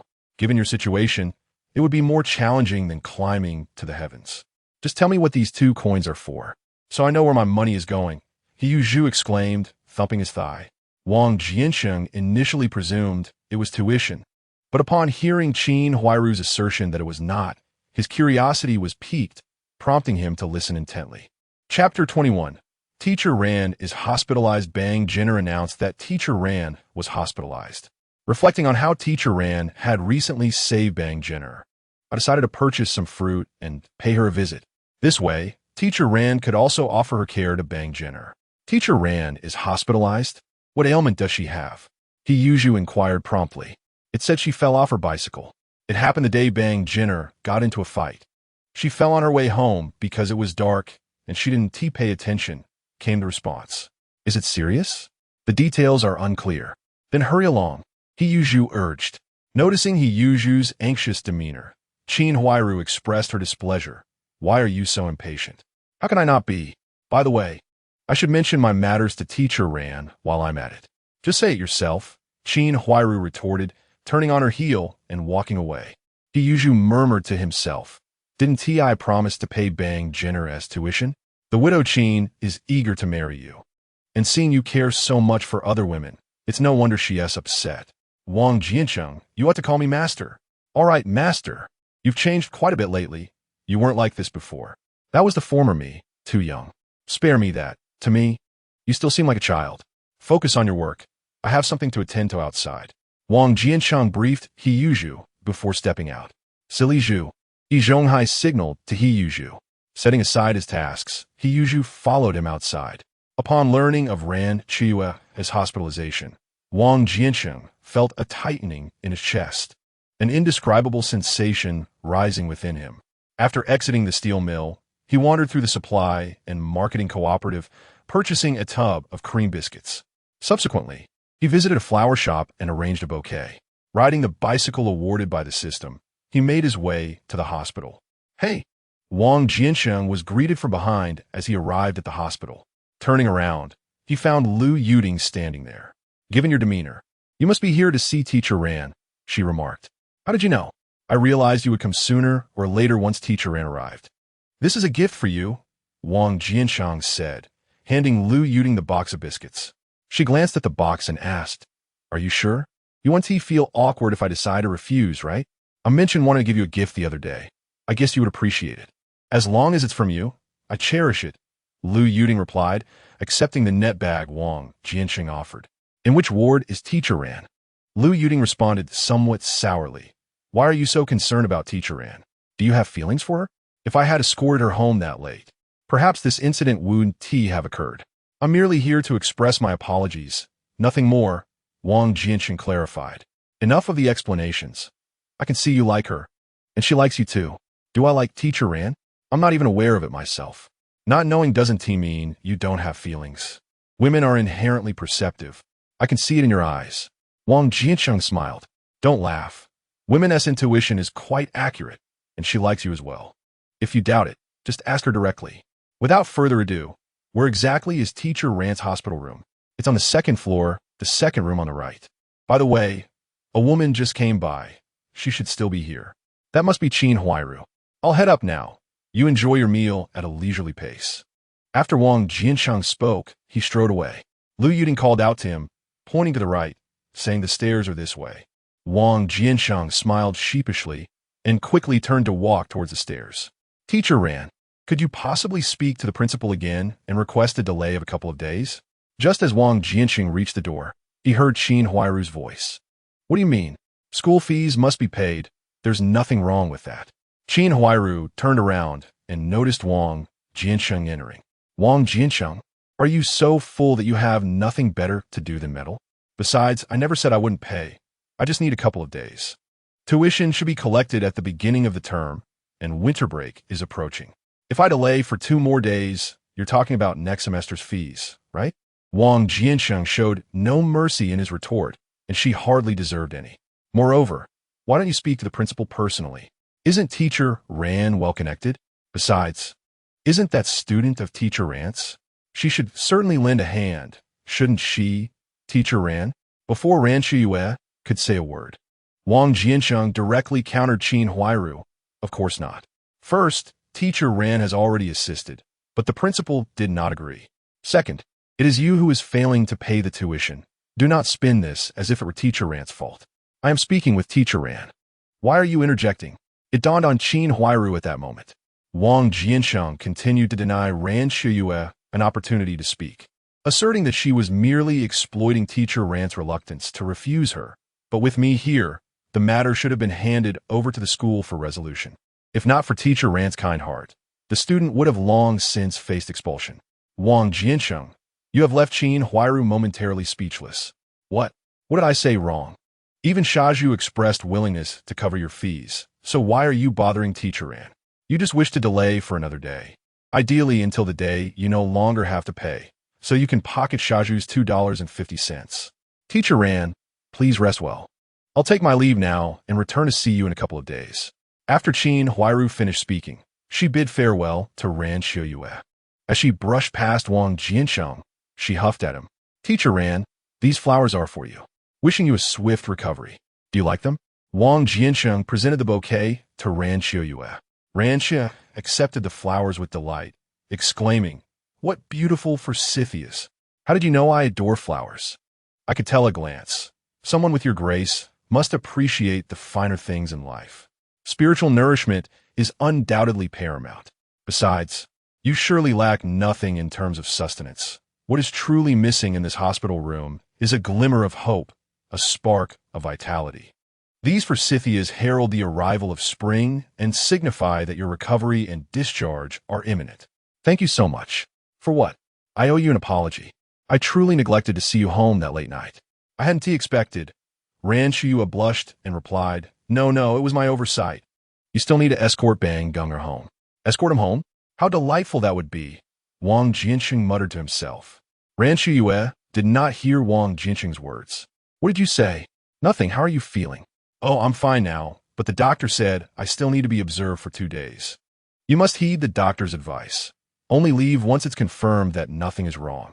Health is the foundation of everything. We cannot afford any mishaps. Yes, I will listen to you. By the way, did you speak a bit harshly just now? Ran Qiuye whispered. Wang Jiancheng completely misunderstood her intent of agreeing, only grasping what she meant by speaking harshly. He thought to himself that one should not be overly lenient with such a person. He needed to be a bit more assertive.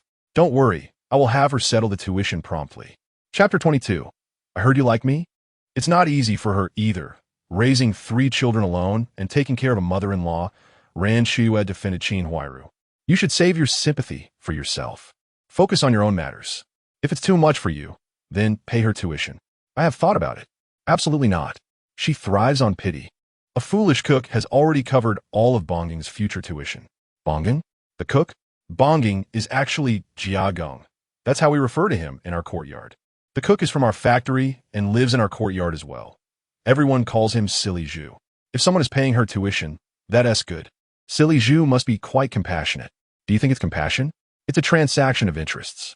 Silly Zhu has always been single and has been looking for a chance to meet you. When Bongging mentioned you would be visiting, they seized the opportunity to arrange the tuition. I see. Let's not talk about them anymore. Here, have an apple, Wang Jiancheng said, handing a peeled apple to Ran Qiuye. Thank you. Ran Qiuye reached out to accept the apple. Your hands are so cold. Wait here, I'll be right back. With that, Wang Jiancheng left the room. Ran Qiuye held the apple Wang Jiancheng had peeled, feeling quite pleased. This will have to do. Just then, Wang Jiancheng walked in holding an infusion bottle. At a 45-degree angle, it's just warm enough. Give it a try. Ran Qiuye took the infusion bottle in her hands. It was warm, neither cold nor hot, the temperature and size just right. I specifically found a smaller bottle.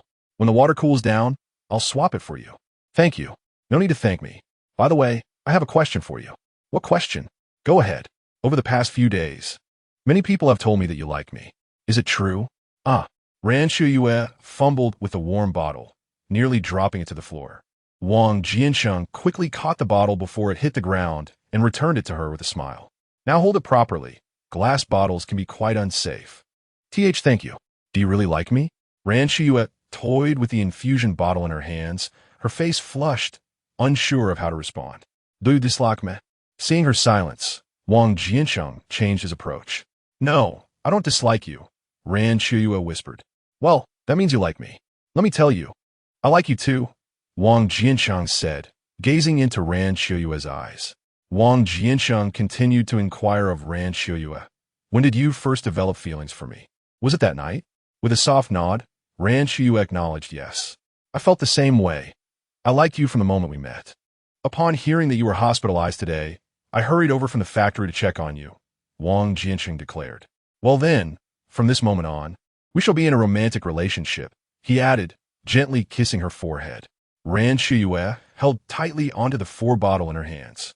Slowly, he withdrew from her forehead, and their eyes locked in a gaze. After a prolonged moment, Wang Jiancheng leaned closer to Ran Qiuye, who sensed an impending kiss and gradually closed her eyes. Suddenly, there was a knock at the door. Wang Jiancheng quickly retreated to his chair, while Ran Qiuye lowered her head in haste. Could you not close the door? In such a public space, can't you at least be discreet? Why are you here? I am a doctor, here for my rounds. And you, on the other hand, are disturbing my patient's rest, Lu Yuding replied, glancing at Ran Qiuye. I was curious why you needed the 4 bottle.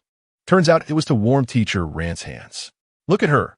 She was perfectly fine, and now, thanks to you, she's all flushed, Lu Yuding teased.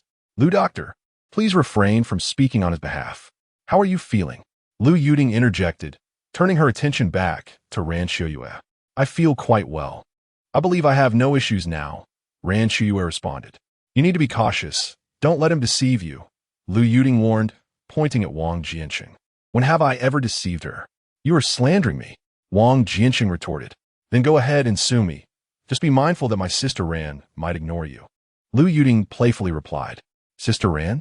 When did you two become so close? Hurry and settle the payment.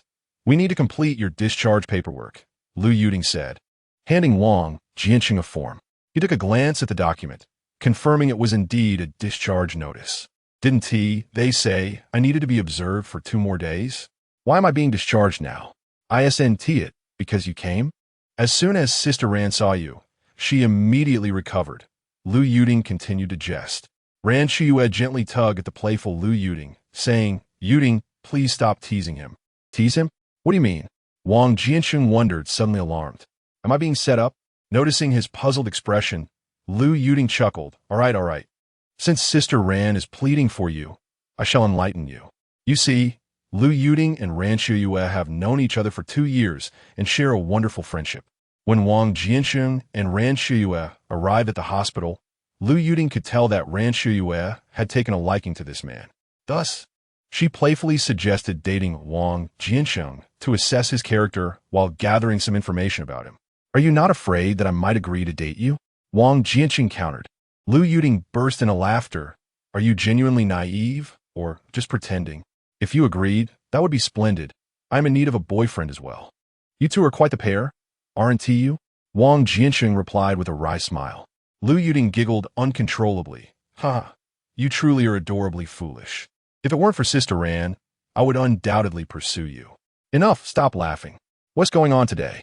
Is Teacher Ran pretending as well? Lu Yuding paused before continuing. Sister Ran really did fall that day, but the bicycle suffered even more. The wheel was completely bent. Before she could finish, laughter erupted again. Please, no more laughter, Ran Qiuye said, attempting to suppress her own amusement. Wang Jiancheng, seeing their joy, remarked, You two may continue your laughter. I shall take my leave, and turned to walk out the door. Wait, let me explain properly, Lu Yuding called after him. That day, Sister Ran did indeed scrape her leg. After I treated her, I thought of this idea to let her pretend it was worse to see how anxious you would get.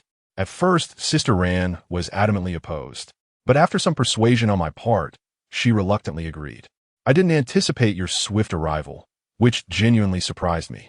However, Sister Ran seems to be happier now, doesn't she? Lu Yuding winked playfully at Ran Qiuye. Upon hearing Lu Yuding's explanation, Wang Jiancheng grasped the situation. You two conspired to deceive me, he exclaimed, turning to leave. Don't go. Ran Qiuye quickly got off the bed and grabbed his arm, saying, Is it too much to ask for forgiveness? Chapter 23. Receiving the love fund, Wang Jiancheng turned back and embraced Ran Qiuye, gazing into her gentle eyes before leaning in for a kiss. After a moment, he pulled away, softly saying, I do not hold it against you. I will never deceive you again. I was genuinely terrified when you were about to leave. Ran Qiuye spoke, her voice trembling with emotion. Wang Jiancheng tenderly patted her head, assuring her, I will not leave, silly. Ugh, what a cringe-worthy scene, Lu Yuding remarked, rubbing her arms. Why are you still here? Can't you see how unwelcome you are? Brother-in-law, is this how you treat someone after they've helped you? Thanks to you, I shall have an abundance of cream biscuits in the future. Is that satisfactory? That's more like it. After completing the discharge formalities, the two of them walked hand in hand out of the hospital. Shall I escort you home? He asked. I need to head to school. Let me take you to school. I can manage on my own. You should hurry to work. That won't do. I certainly don't want to fall in the same place twice. How annoying, Wang Jiancheng said as he brought the bicycle over, patting the back seat. Come, try sitting on it. Ran Qiuye looked at the sponge cushion tied to the back seat, which appeared quite comfortable. Just as she was about to sit down, Wang Jiancheng gently lifted her and placed her on the back seat. Is it uncomfortable? Ran Qiuye blushed, responding, not at all. How crude. You're about to become my wife. What is there to be shy about? He teased. Hold on tight. I ride rather quickly. Ran Qiuye wrapped her arms around Wang Jiancheng's waist, resting her face against his back, sweetly closing her eyes and feeling the cool breeze against her face, which was oddly warm. With a squeal of brakes, he announced, all right, we've arrived. Wang Jiancheng, akin to how he had lifted her onto the bike, carefully brought her down from the back seat. Ran Qiuye buried her face in Wang Jiancheng's embrace, murmuring, what if someone sees us? How embarrassing. Fear not, should anyone inquire. I shall simply inform them that she is my fiancée, who has yet to cross the threshold. As Ran Qiuye's feet touched the ground, she hastily extricated herself from Wang Jiancheng's embrace, her cheeks tinged with crimson as she remarked, I have entered. Wang Jiancheng waved his hand dismissively, saying, off you go. I shall fetch you this evening. Ran, are you feeling better? Inquired Teacher Yan. Indeed, I am, replied Ran. Is that your boyfriend?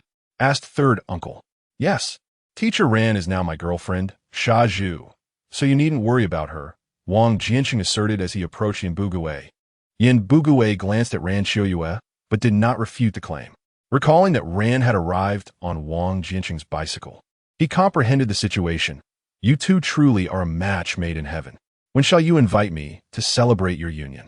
Once we obtain our marriage certificate, I promise you shall not be forgotten, Wang Jiancheng assured. Very well, you are indeed a genuine fellow.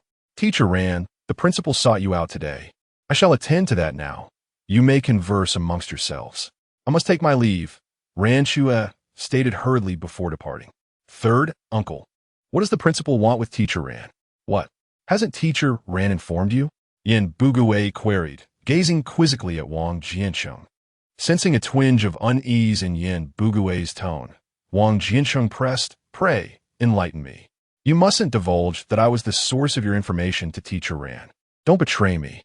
Why would I? I still have a few eggs left. I shall deliver them to your home tonight. That would be quite unnecessary, Yin Buguwei replied. Teachers deserve respect, and for that reason alone, you are worth this bag of eggs. Very well, I shall share the details. Yin Buguwei adjusted his spectacles and continued. The principal has tasked the homeroom teachers with collecting this semester's tuition fees. Only Teacher Ran's class remains outstanding. The principal must be inquiring about the situation. Is it just Bang Gung left? Indeed. Just days ago, the principal was furious in the office, giving Teacher Ran a 2-day ultimatum to collect the fees. Otherwise, the deficit would be deducted from her salary. Today is likely the final deadline. Third uncle, you carry on. I must check on this matter. Do not forget the eggs. Yin Buguwei called out to the departing Wang Jiancheng. Teacher Ran, how has the collection of tuition fees in your class fared? Principal Fan, Jia Gung's family is indeed struggling, and I haven't had the opportunity for a home visit these past few days. Might we extend the deadline by a couple of days? Very well. Here's the arrangement. I shall deduct the amount from your salary for now, and once you collect it, I will reimburse you. With a sudden crash, Wang Jiancheng burst through the door. Who are you? Why did you enter without knocking? Principal Fan pointed at Wang Jiancheng. I am Teacher Ran's boyfriend. You must be the principal. Teacher Ran, your taste leaves much to be desired. How could you choose such a boorish individual? Before Ran Qiuye could intervene, Wang Jiancheng delivered a resounding slap across Principal Fan's face, leaving him momentarily dazed. You, how dare you strike me? I struck you because of your insolence. I warn you, if you dare to utter another word against Teacher Ran, Your future will be spent in a hospital. Do you believe me? I believe, Principal Fan stammered, quickly capitulating under Wang Jiancheng's fierce gaze. Is it the teacher's fault if students do not pay their fees? If the school has regulations, should we not simply adhere to them? Principal Fan hastily clarified. The school certainly does not wish to abandon its students. We have not suggested that you should give up. However, according to the school regulations, expulsion is mandated. We do not wish to hastily expel a child, as it would have significant repercussions. You need not truly expel him. Simply issue a false notice indicating his expulsion, and I assure you that the tuition will be paid by the following day. That seems rather inappropriate. Principal Fan hesitated. Sometimes, one must employ cunning methods to deal with the wicked. Proceed as I suggest. Should the funds not materialize, I shall cover the expense myself. Very well. We shall follow your advice. And what about Teacher Ran? Pay your salary as usual, without fail. Today was merely a coincidence. Should I encounter you bullying our dear Ran again, be wary of my fists. That will not happen, he replied. Let me make this clear. I am Wang Jiancheng from the steel mill. For any matters, come directly to me. With that, Wang Jiancheng took Ran Qiuye and departed. Wang, did you not strike a bit too hard just now? It was nothing. I did not exert much force. Had I truly applied myself, he would have gone flying out the window. Wang Jiancheng waved his palm in front of Ran Qiuye. Do you truly believe your method will work? Do you doubt me? It's not that. I'm simply concerned. Rest assured, tomorrow you shall await the funds from Banggong. Besides, even if he fails to deliver, did I not say I would cover it? Indeed, Ran Qiuye nodded. In the future, be sure to communicate any issues to me. Intellectuals often find themselves manipulated by others due to their inability to take decisive action.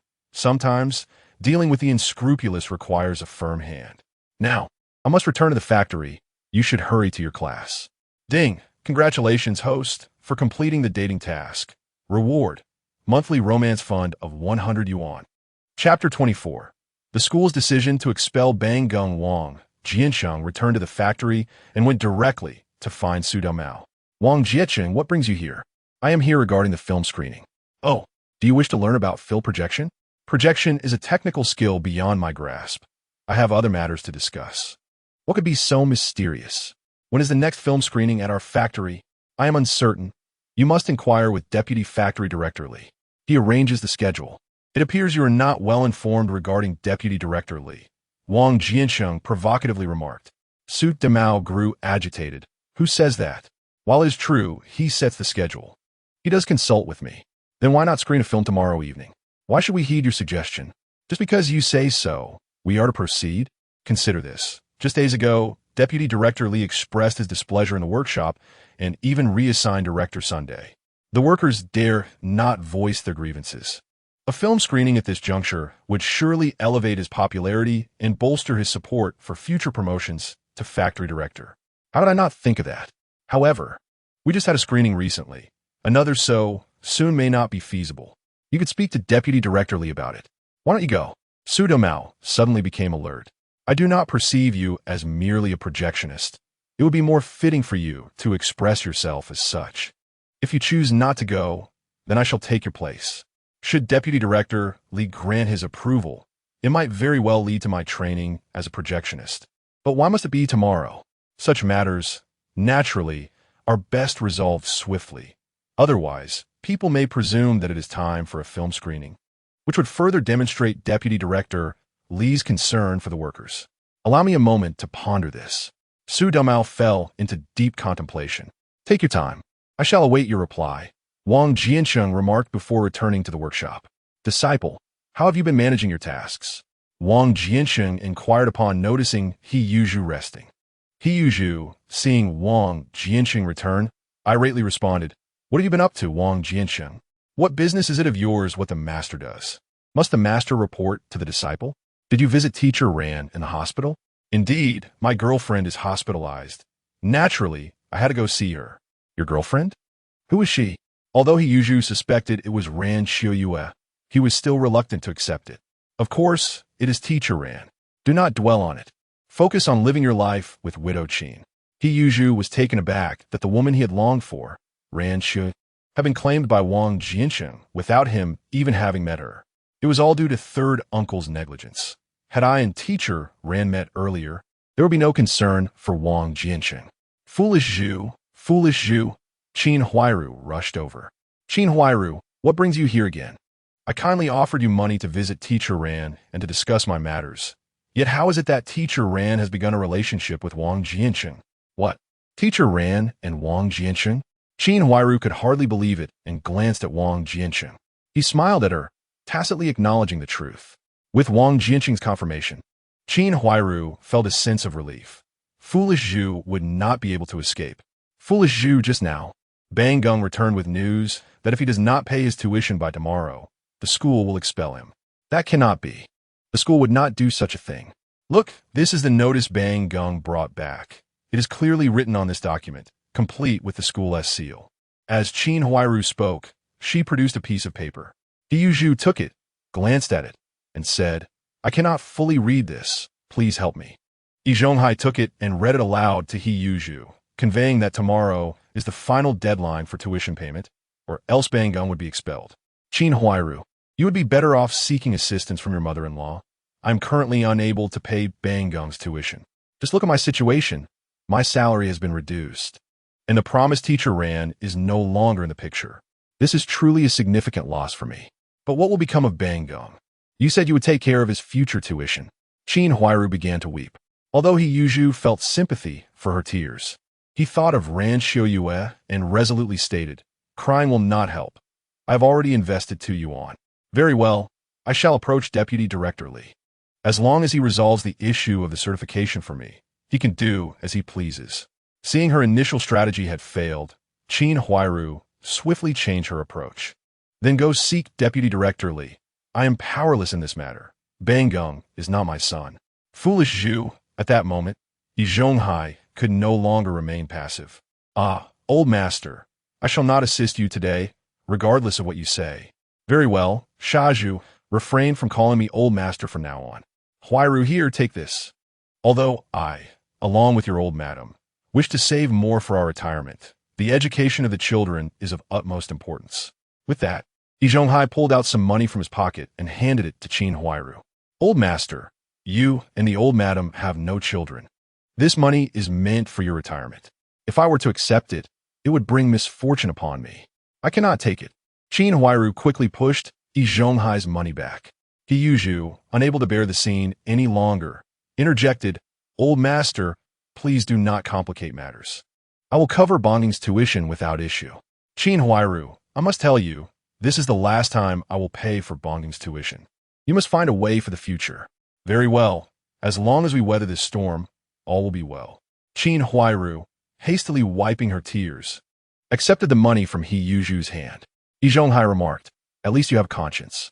Old master, conscience is spending one's hard-earned money for others. Shouldn't the fruits of one's labor be decided by oneself? Wang Jiancheng could no longer contain himself. Yi Zhonghai replied coolly, One cannot solely think of oneself. Excessive self-interest breeds a lack of humanity. What you call humanity is merely pressuring others into actions they do not wish to take. No, is helping. Indeed, money cannot purchase my willingness. Wang Jiancheng sighed and returned to his work. Shazhu, do not follow Wang Jiancheng's example. Look at the state he is in now. All right, old master, I shall heed your words. I am merely waiting for your retirement, so I can take your place as the old master of this courtyard.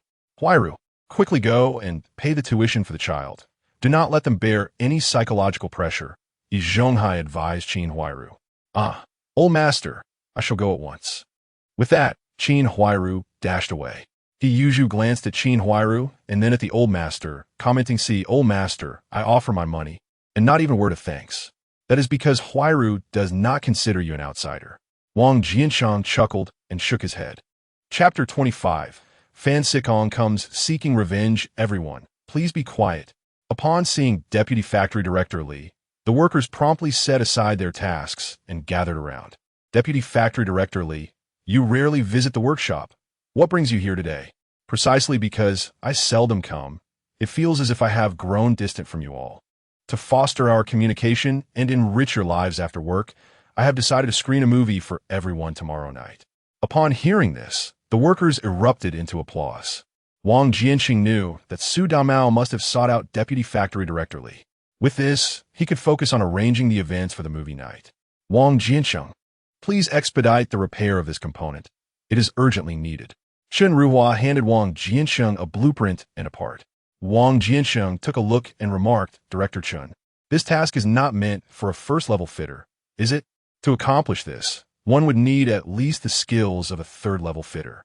Our workshop currently has you with some spare time. The machine urgently requires your assistance. Please enlarge these tolerances, Chen Ruhua instructed, circling several dimensions on the blueprint with a pencil. To what extent should they be enlarged? Chen Ruhua pondered for a moment and remarked, the new day after tomorrow is approaching. This will suffice for a day or two. Let us enlarge it to 2 millimeters. This will expedite the process without delaying production. Very well, I shall have it ready for you before the end of the workday. With the current tolerances, even an apprentice could manage, let alone Wang Jiancheng, who possessed an exceptional level 8 skill in fitting. Disciple, come here, Wang Jiancheng called to Heyuju, who was seated nearby. You don't expect me to do it, do you? Heyuju realized, upon hearing his name, that the task would indeed fall to him. Wang Jiancheng placed the drawings and components on Heyuju's workstation. With the present tolerances, this part is perfect for you to practice on. Though reluctant, Heyuju had little choice. After all, he had acknowledged Wang Jiancheng as his master in front of so many witnesses. It was only natural for a master to assign work to their apprentice. Wang Jiancheng double-checked the dimensions of the components with a caliper and declared, this looks good. You've done well. Take it to Director Chen. My arm, however, is better suited for stirring pots. Just doing this one task has proven too much for me. Heyuju remarked as he rubbed his arm. You must find a way to make the leadership remember your cooking, Wang Jiancheng replied. I need not worry. For in a few days, I am certain that Deputy Factory Director Li will personally come to request my culinary skills. Everything is in order with the components, and the machine is already in motion. Thank you. Wang Jiancheng, not wishing to take advantage of Heyuju, said, Director Chen, this work was all done by Silly Zhu. What do you think? My apprentice not only cooks well, but is also quite capable with his hands. Indeed, Silly Zhu, I did not expect such a splendid job on your first day. Your master has quite the confidence in you to assign such an important component. Chen Ruhua praised Heyuju, while also complimenting Wang Jiancheng, ensuring he did not offend either party. As long as everything is satisfactory, we shall continue with our tasks. Very well, you may proceed, Chen Ruhua replied before departing.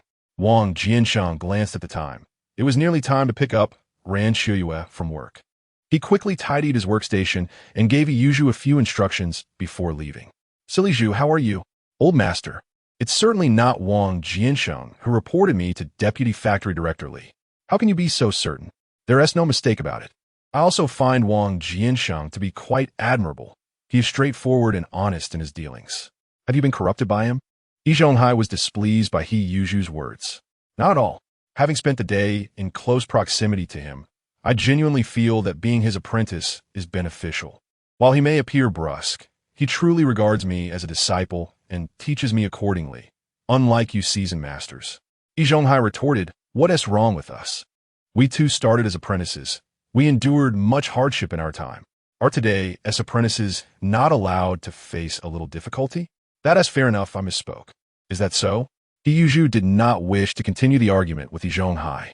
Wang Jiancheng rode his bicycle to the school, where Ran Qiuye was already waiting for him at the gate.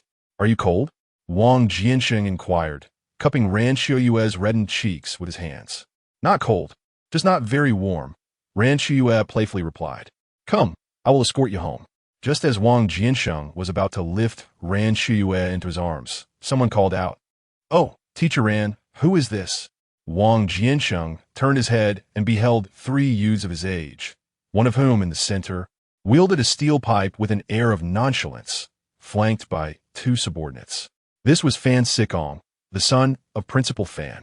Ran Qiuye whispered to Wang Jiancheng. Upon hearing the name, Wang Jiancheng couldn't help but chuckle. What a name. It reeks of affluence. How do you know? She asked. It's merely a guess, he replied. Protectively, he positioned Ran Qiuye behind him and addressed Fan Sikong. What brings you here? Is today the day you decided to strike my father? Fan Sikong struck the ground twice with a steel pipe and retorted, "Indeed, it was I. What of it? What of it? Today, you shall experience the pain of being struck," he declared, shaking the pipe menacingly. At that moment, Ran Qiuye stepped out from behind Wang Jiancheng. "Fan Sikong, what are your intentions?" "What are my intentions?" "Teacher Ran, you ought to inquire of your companion here what he plans to do, for he has no right to have assaulted my father." "I apologize on his behalf," Ran Qiuye said, her concern evident as she faced the trio. Fan Sikong scoffed. "Is an apology sufficient? What do you desire?"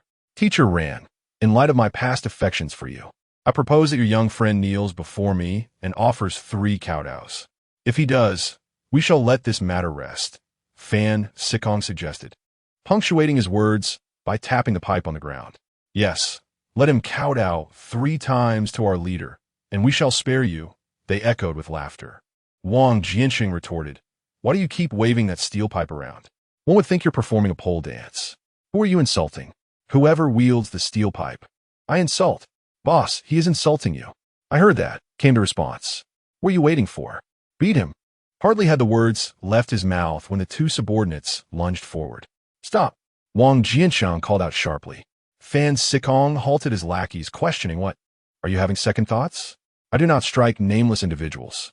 May I ask the names of these 2 fine gentlemen?" "I am Lu Qiangxi, and this is my brother Lu Qiangnan." Wang Jiancheng quickly clasped his hands in greeting. "Greetings, Brother Shi and Brother Nan. May I inquire if you are the second and third in your family?" "Indeed, how did you know?" "Might I request an introduction to your elder brother?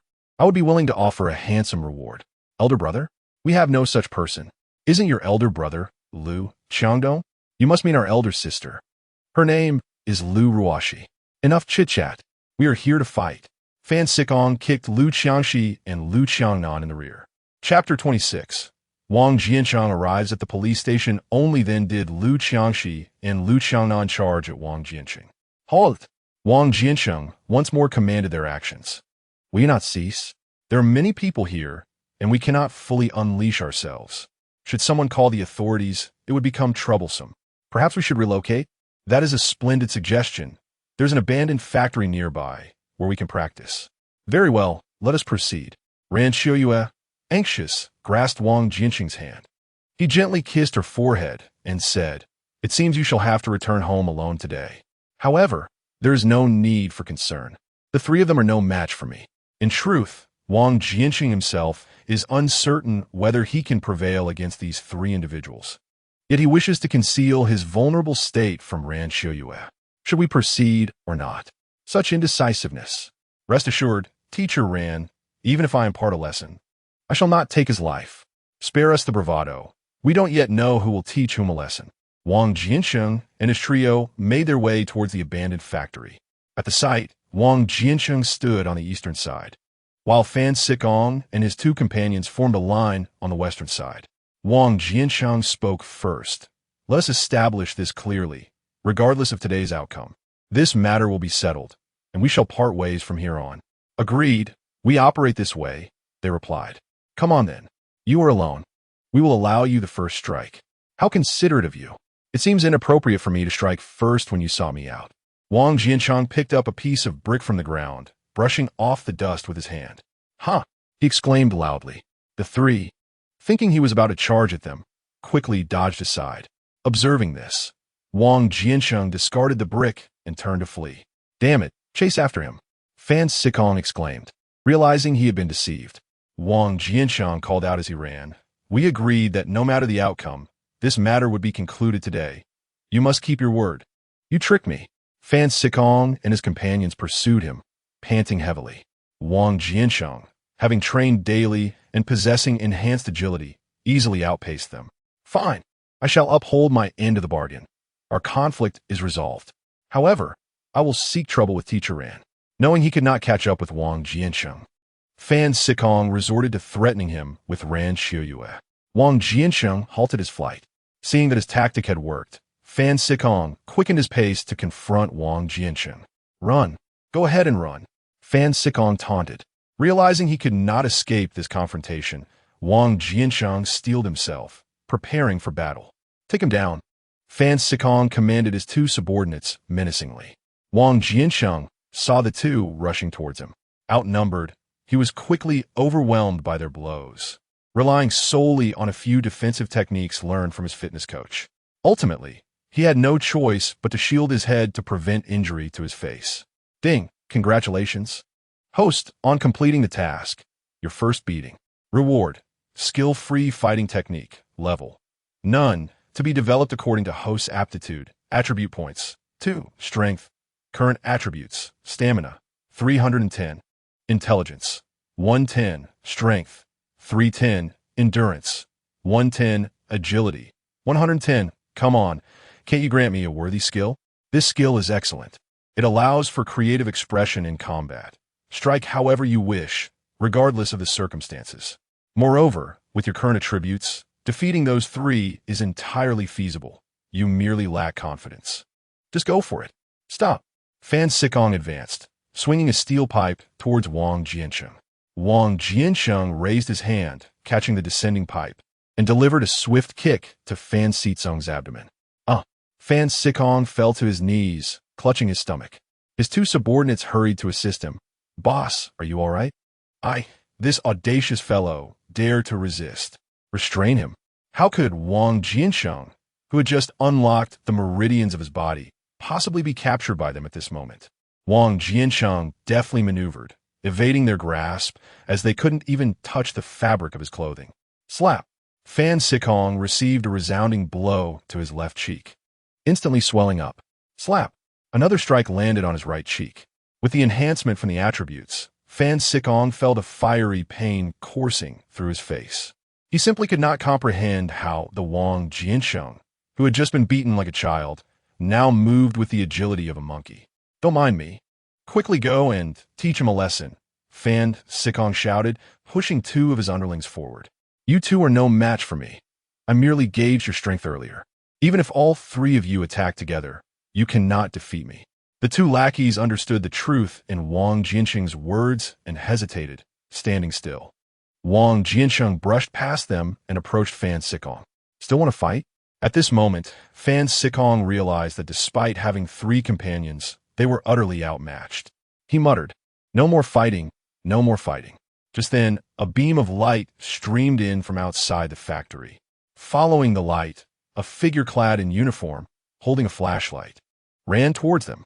"Brother, it's the police. We must flee. If I get caught, my father will break my legs." With that, Liu Qiangxi and Liu Qiangnan helped Fan Sikong escape in the opposite direction. "Hello, comrade. I'm Yin Hepping from the police station. Are you all right?" I'm fine." Teacher Ran hurriedly arrived at the police station to report a fight. No, look, there's no fight here." At that moment, Ran Qiuye followed closely behind Yin Hepping. Noticing Wang Jiancheng had halted, Wang Jiancheng and Ran Qiuye shared a long gaze. Tearfully, she threw herself into his embrace. "I'm fine, see, I'm perfectly well," Wang Jiancheng assured, cradling her with one arm and gently stroking her head with the other. "You scare me to death." Wang Jiancheng wiped away the tears from her face, saying, "All right, no more crying. I'm fine, aren't I? Let's go to the station and talk." Yin Hepping suggested. Fan Sikong and Liu Qiangxi, along with Liu Qiangnan, were intercepted by Yin Hepping's colleagues at another exit. Thus, the four of them were taken to the police station. "Now, tell us what happened." "Officer, we were just having a chat over there," Wang Jiancheng stated. Yes, just chatting," Fan Sikong quickly chimed in. "Chatting? Then what's the deal with this steel pipe?" "Steel pipe? What steel pipe?" Wang Jiancheng responded with feigned confusion. Seeing Wang Jiancheng play dumb, Fan Sikong hastily explained, "In an abandoned factory. A few steel pipes are quite normal." Yin Hepping conducted an interrogation, but with the tacit cooperation of Wang Jiancheng and Fan Sikong. They insisted it was merely a small dispute among friends. Ultimately, the officers had no choice but to release them. "Thank you, officer. No need to thank us. Teacher Ran and I are quite familiar. You and Yushui live in the same compound." "You are?" "Yushui and I are getting married after the new year." "Oh, you are Yushui's boyfriend. Congratulations." As the evening grew late, it was time for you all to return home. In the future, should such an incident arise again, remember to report it to the authorities immediately. Absolutely, without a doubt. Chapter 27. Reconciling differences. Let us head to the hospital.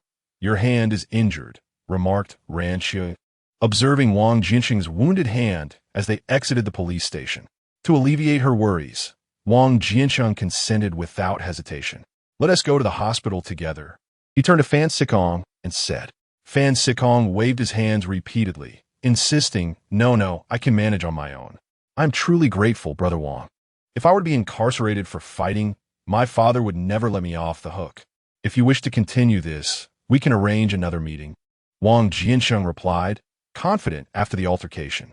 Fan Sikong added, I am a man of my word. Regardless of today's outcome, we shall consider it settled.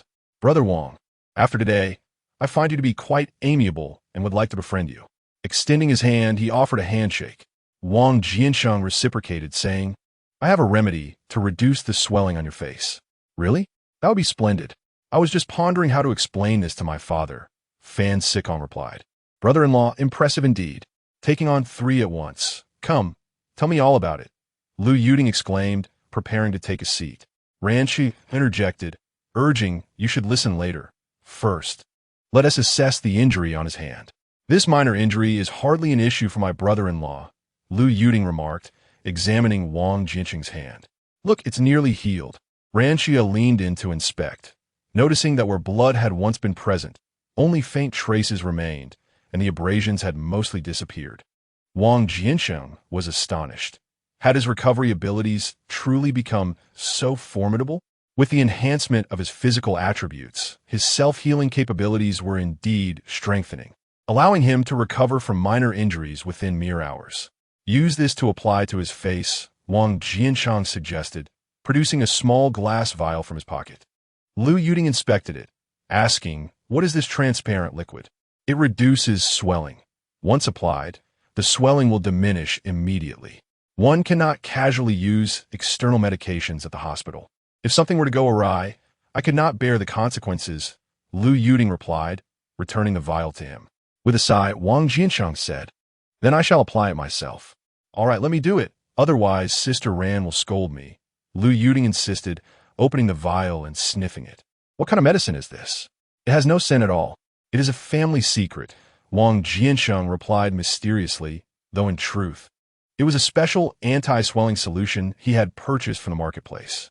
Lu Yuding beckoned Fan Sikong, saying, Come here and sit. Fan Sikong complied, exclaiming, Doctor, please be gentle. Lu Yuding dipped a cotton swab in the anti-swelling solution and began to apply it to Fan Sikong's face. Ow, that hurts. Doctor, be careful. He yelped as the swab first made contact. Sit still. Otherwise, you can apply it yourself, Lu Yuding retorted.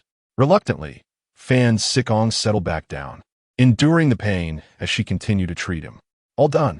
Now wash your face with warm water, Wang Jiancheng instructed, inspecting the work. Lu Qiangxi hurried out with a basin of water, saying, Here you are, boss. Is this how we wash? Fan Sikong gazed at Wang Jiancheng with a puzzled expression and inquired, Hurry and wash your face. It won't be effective if you delay any longer. Upon hearing this, Fan Sikong promptly splashed water on his face. Does it still hurt? Wang Jiancheng asked. Fan Sikong touched his face and realized the pain had subsided. The burning sensation had vanished. It feels fine now, he said, glancing in the mirror. Hey, it's truly healed. Lu Yuding quickly pulled him over for a closer look. The once swollen face, resembling that of a pig, had completely returned to normal as if nothing had ever happened. Brother-in-law, could you share your secret remedy with me? She inquired. That would be impossible. My family's secret remedy is never divulged, he replied. Sister Ran, take a look at my brother-in-law. Lu Yuding was aware that Ran Qiuye was Wang Jiancheng's Achilles heel. Ran Qiuye looked at Wang Jiancheng, uncertain of how to respond. After contemplating, Wang Jiancheng suggested, How about this?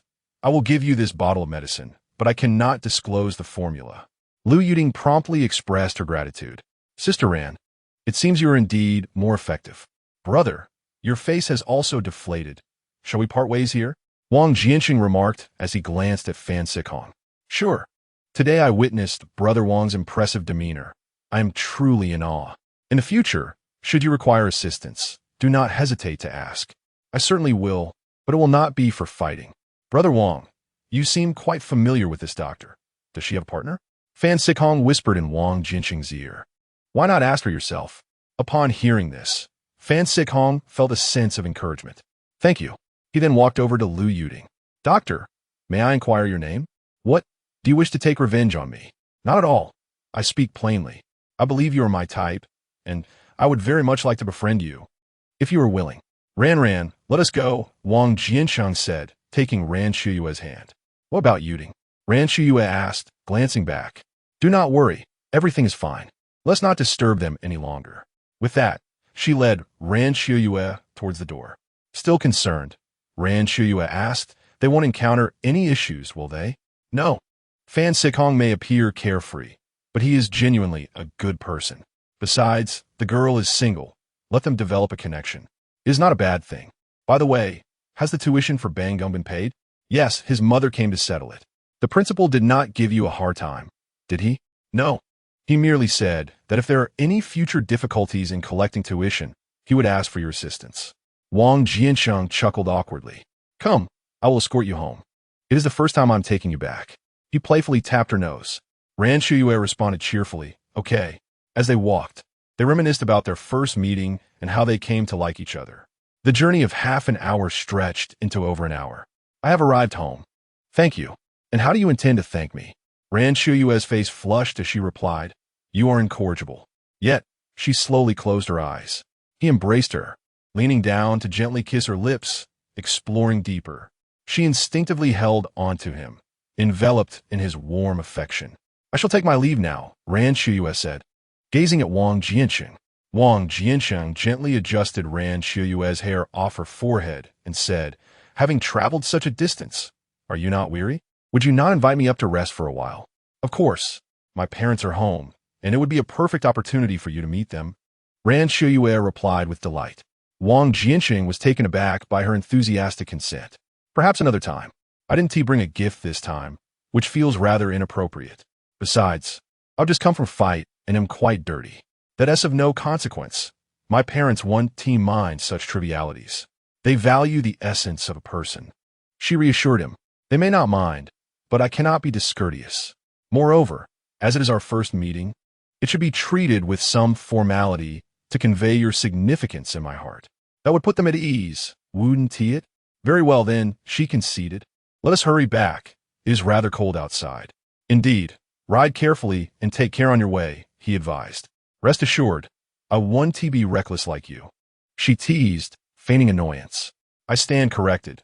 Now, off you go, he said as he watched her enter her home before mounting his bicycle and heading toward the courtyard. Chapter 28. A proposal visit. Knock, knock, knock. Ran, someone is at the door. Could you check? I am in the midst of doing laundry, her mother called. All right. Mom, Ran Qiuye replied. Upon opening the door, she found no one outside. A glance around revealed Wang Jiancheng hiding nearby. Mom, I have something to attend to and will be stepping out, she shouted. Bundle up. It's cold outside, and remember to return for lunch, her mother reminded. Okay. What brings you here? She asked him. Naturally, I came to see you, Wang Jiancheng replied cheerfully. Ran Qiuye scoffed, flattery. Then, I shall take my leave, he teased. Hey, I enjoy hearing such things, she said, playfully shaking his arm. Wang Jiancheng adjusted her scarf and said, join me for a stroll. Where to? Did we not discuss this yesterday? For our first meeting with your uncle and aunt, it is imperative to make a good impression, so I thought we could buy them some gifts today. I'm uncertain of their preferences. I would appreciate your guidance. Really? Indeed. Wait here. Ran Qiuye dashed back into the house and called out, Mom, please prepare a bit more delicious food for lunch. We have guests. Her mother set down her laundry and responded, why did you not mention it sooner? How many guests are we expecting? I'll have your father buy some groceries. Just one person, a male. All right, I shall head out now, she said, closing the door with a thud. Her mother seized the newspaper from her father's hands and remarked, Old Ran, do you think this guest could be Ran's boyfriend? Possible. I must prepare at once, he said, rising hastily to head to the bedroom. What are you preparing for? Hurry and buy the groceries. I'll finish this last piece of laundry, she urged. Yes, I'm going right now. Remember to buy plenty of meat. It's his first visit. Did I mention he was coming for lunch today? You're just now relaying that information, Wang Jiancheng observed, amused by Ran Qiuye's playful antics. Ran Qiuye tossed her braid behind her shoulder and said, "Well, I've already informed my mother. You can come or not. If you don't come, I'll just grab someone off the street." "Let's go," he said, lifting her into his arms and spinning her around before placing her on the back seat of his bicycle. He pedaled off, inquiring, "What does your mother enjoy?" "My mother enjoys reading books, and every year on her birthday, I present her with a new one. However, gifting a book on this occasion may not be entirely appropriate. Perhaps we should first stroll around Wang Jiancheng to see what we can purchase." "Wang Jiancheng, is it not rather expensive?" "It cannot be too cheap. Otherwise, the elders would surely disapprove." "They wouldn't mind. Just bring a few items. We must not allow them to think that I will lead you to a life of hardship. They should be assured that you will live well in the future. I see you are reasoning with your father-in-law. Whatever the case, you are justified. If you are reasoning with your father-in-law, then you must be reasoning with your mother-in-law. Haha. How annoying." Ran Qiuye playfully tapped Wang Jiancheng and then wrapped her arms around his waist, leaning against his back. The two of them wandered and played in Wang Jiancheng, accumulating so many bags that they were nearly unable to carry them. "With so many purchases, I can hardly manage. All right, I think we have enough now."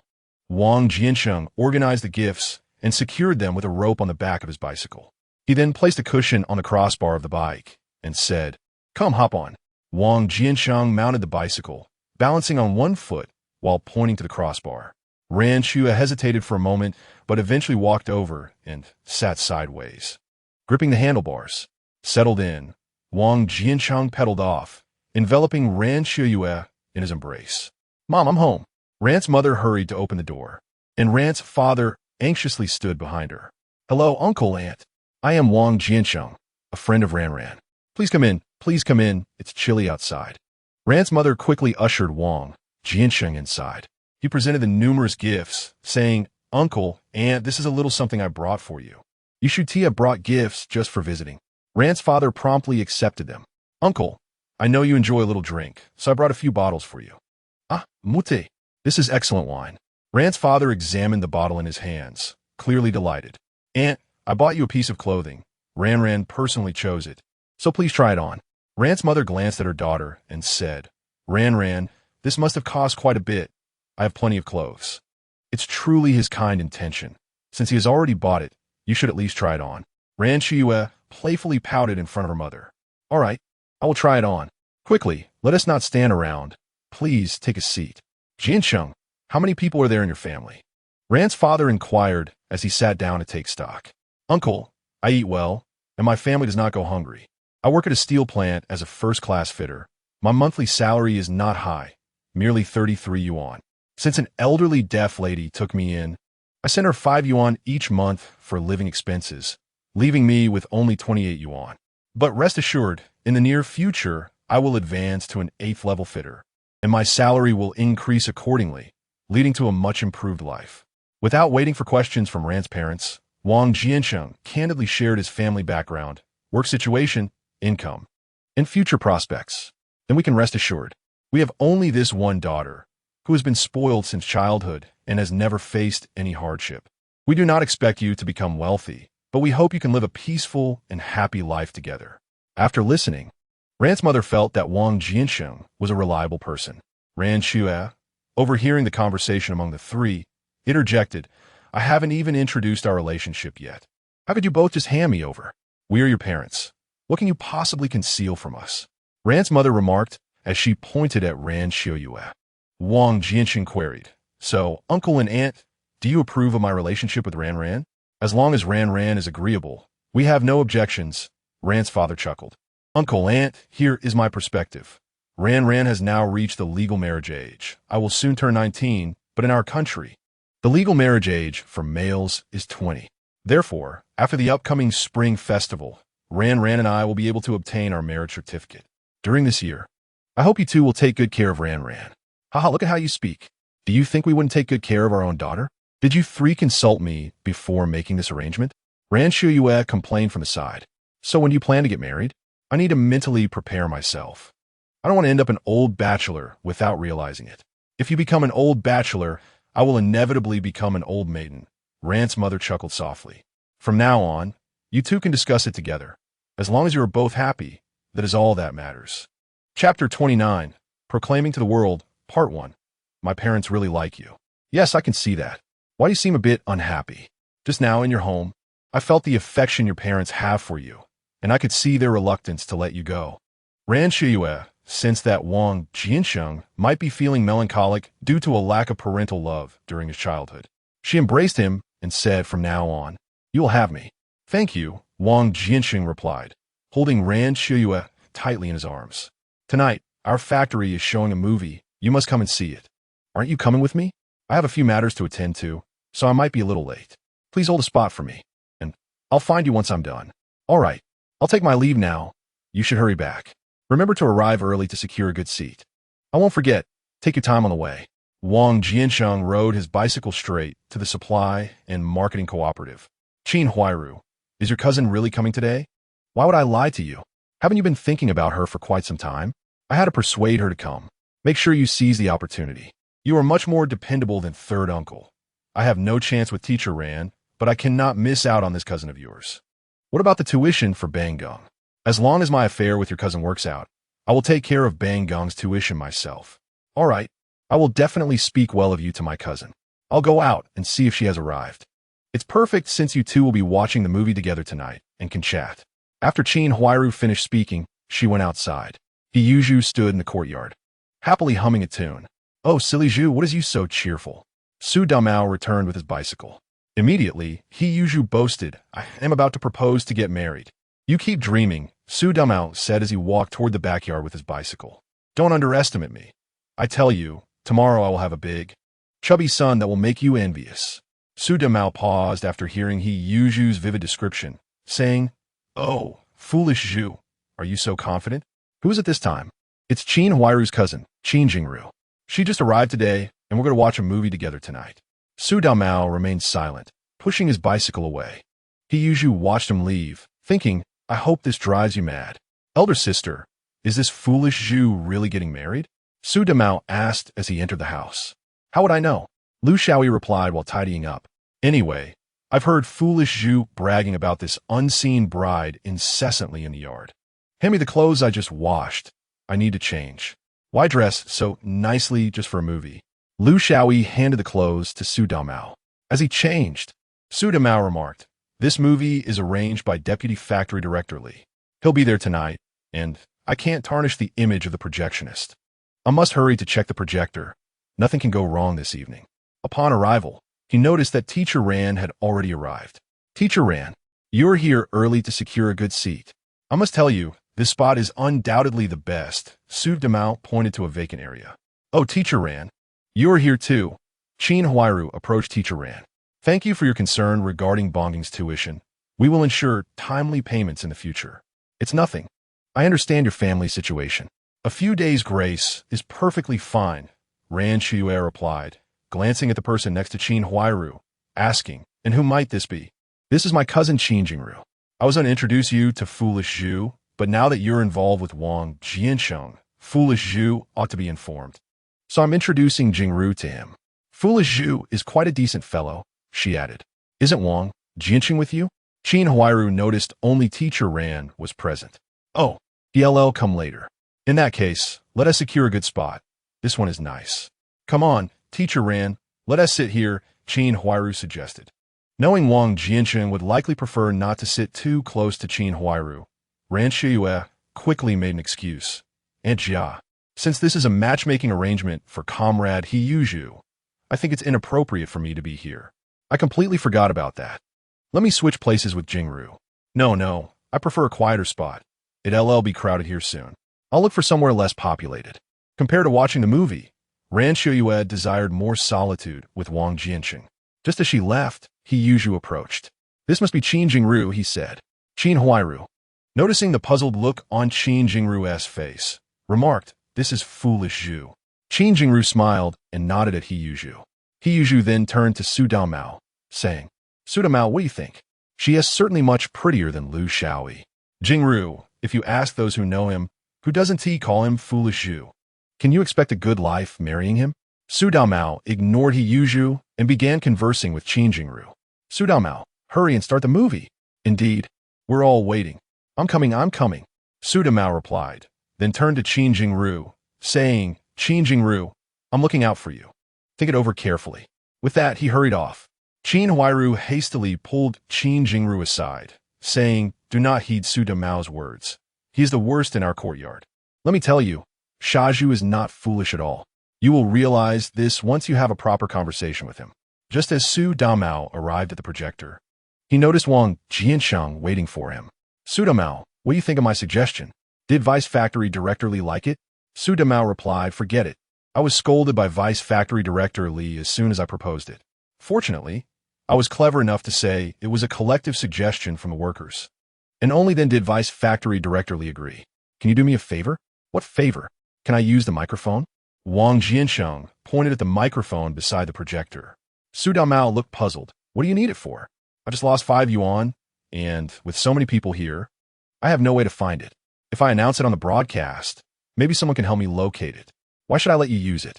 I won't use it for free. If it's found, I will give you half." Su Damao countered, "Come on, you won't be getting that money back. With so many people, who would be foolish enough to return the money if they found it?"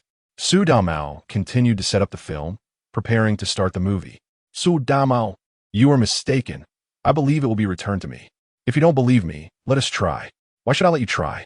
"How about this? I'll give you 2 yuan now. If it's found, I'll give you 50 cents. If not, I won't ask for the 2 yuan back. Does that sound fair?" After a moment's thought, Su Damao considered the deal acceptable. He would incur no loss and would be doing a good deed. "All right, you can use it." Wang Jiancheng pulled out 2 yuan and handed it to Su Damao, saying, "Just hold it and speak directly into it." "Speak directly into it.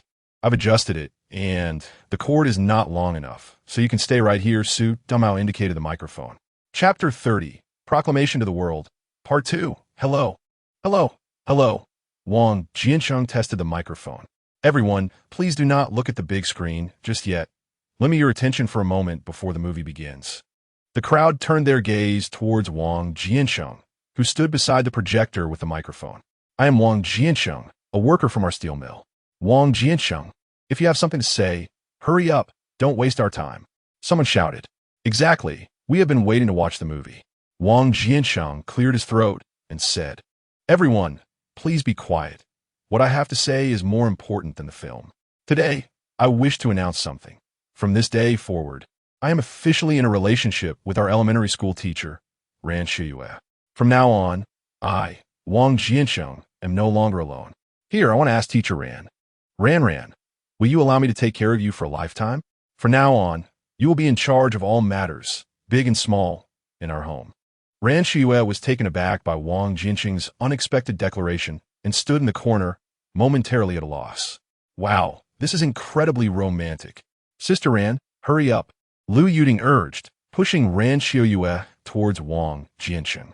A group of children called out, Teacher Ran, surrounding her. Ran, will you let me care for you for a lifetime?" Wang Jiancheng asked, gazing at the blushing Ran Qiuye before him. The previously chaotic crowd fell silent, all awaiting the response from the leading lady. Ran Qiuye replied softly, "I am willing," her voice barely audible, heard only by Wang Jiancheng. Yet, even without her words, Wang Jiancheng would have sensed her agreement. At that moment, Sun Lianjuan shouted from the crowd. "What did she say?" "We couldn't hear." "She said she is willing." A young girl in the crowd responded. "I believe it is you who are willing." Another voice chimed in, prompting a wave of laughter to ripple through the assembly. "Do you truly wish for this?" Wang Jiancheng inquired once more. Now unfazed by her shyness, Ran Qiuye boldly declared, "I am willing." Wang Jiancheng embraced her tightly, and she reciprocated the gesture. Amidst the cheers of the crowd, their hearts intertwined. "To commemorate this unforgettable day, I shall treat everyone to some sweets," Wang Jiancheng proclaimed, unveiling a carefully prepared bundle filled with candies and sunflower seeds. He scooped up a handful and tossed it into the crowd, igniting a frenzy as young and old alike scrambled for the treats. The sounds of firecrackers erupted outside, a cacophony that must have numbered in the thousands. "Was Wang Jiancheng's background?" murmured the crowd, astonished. He appeared to have cast aside all notions of masculine pride, yielding entirely to her wishes. "How enviable for Teacher Ran," lamented one. "If someone asked me like that, I would immediately agree. I yearn for such a declaration myself." A wave of murmurs swept through the crowd. Men marveled at Wang Jiancheng's prowess, while women expressed envy for Ran Qiuye's fortune in having such a man. Everyone, please hold on. I have another announcement to make. Wang Jiancheng interjected, silencing the discussions as they awaited his unusual proclamation. I shall gift teacher Ran a bicycle. With that, he produced a brand new, sleek Phoenix brand bicycle from the shadows, its glossy black frame and shining wheels gleaming under the light. The bell on the handlebars chimed a clear, melodic sound reminiscent of morning bird song. Wang Jiancheng wheeled the bicycle beside Ran Qiuye and asked, "Your bicycle is broken, and I have long wished to gift you one. Do you like it?" Ran Qiuye gazed at Wang Jiancheng with excitement, having cast aside all her doubts and worries, fully immersed in the blissful dream he had conjured. "I have completed my business. Now, let us proceed to the film. With candies and sunflower seeds, I hope everyone enjoys a delightful evening," Wang Jiancheng added, sharing a few more warm wishes. "Wang Jiancheng, you've made it impossible for anyone to enjoy the film now," someone remarked. "Indeed, your performance outshines the movie," another echoed. "If you wish to see more, you may act it out yourselves. I, Wang Jiancheng, shall only ever love Teacher Ran," he declared, passing the microphone to Su Damao. "Su Damao, thank you. Tomorrow, I shall personally visit your home to express my gratitude. Now, let us get the film started," he urged. Su Damao took the microphone. Gritting his teeth, "Wang Jiancheng, you have put me in quite a predicament. I should never have let you use this microphone." "Oh, don't be angry. It's not good for your health. Unfortunately, I couldn't find that 5 yuan I lost. This is the remaining 50 cents, Wang Jiancheng said, handing the coins to Su Damao. Su Damao stood there, unsure whether to accept the money or not. Wang Jiancheng discreetly placed money into Su Damao's hand, remarking, "Given the circumstances, one might as well take the 50 cents, don't you think?" After this exchange, Wang Jiancheng, with his bicycle in tow, guided Ran Qiuye away from the throng. Once they reached a quieter spot, he paused, inviting her, "Here, give the bicycle a try." Ran Qiuye accepted the bicycle, placed her left foot on the pedal, and pushed off with her right foot. The bicycle glided forward effortlessly as she swung her right foot over the frame, firmly seating herself on the saddle with a seamless grace. "It feels remarkably light," she commented after a brief ride. "Come on, hop on. I'll take you home," he offered. "And what about you?" she inquired. "Naturally, I shall sit behind you," he replied with a hint of playful indignation. "After all, I've been carrying you for days." "Isn't it only fair you carry me once?" All right, you sound like a child, getting all worked up," she teased before mounting the bicycle. "Be gentle when you sit.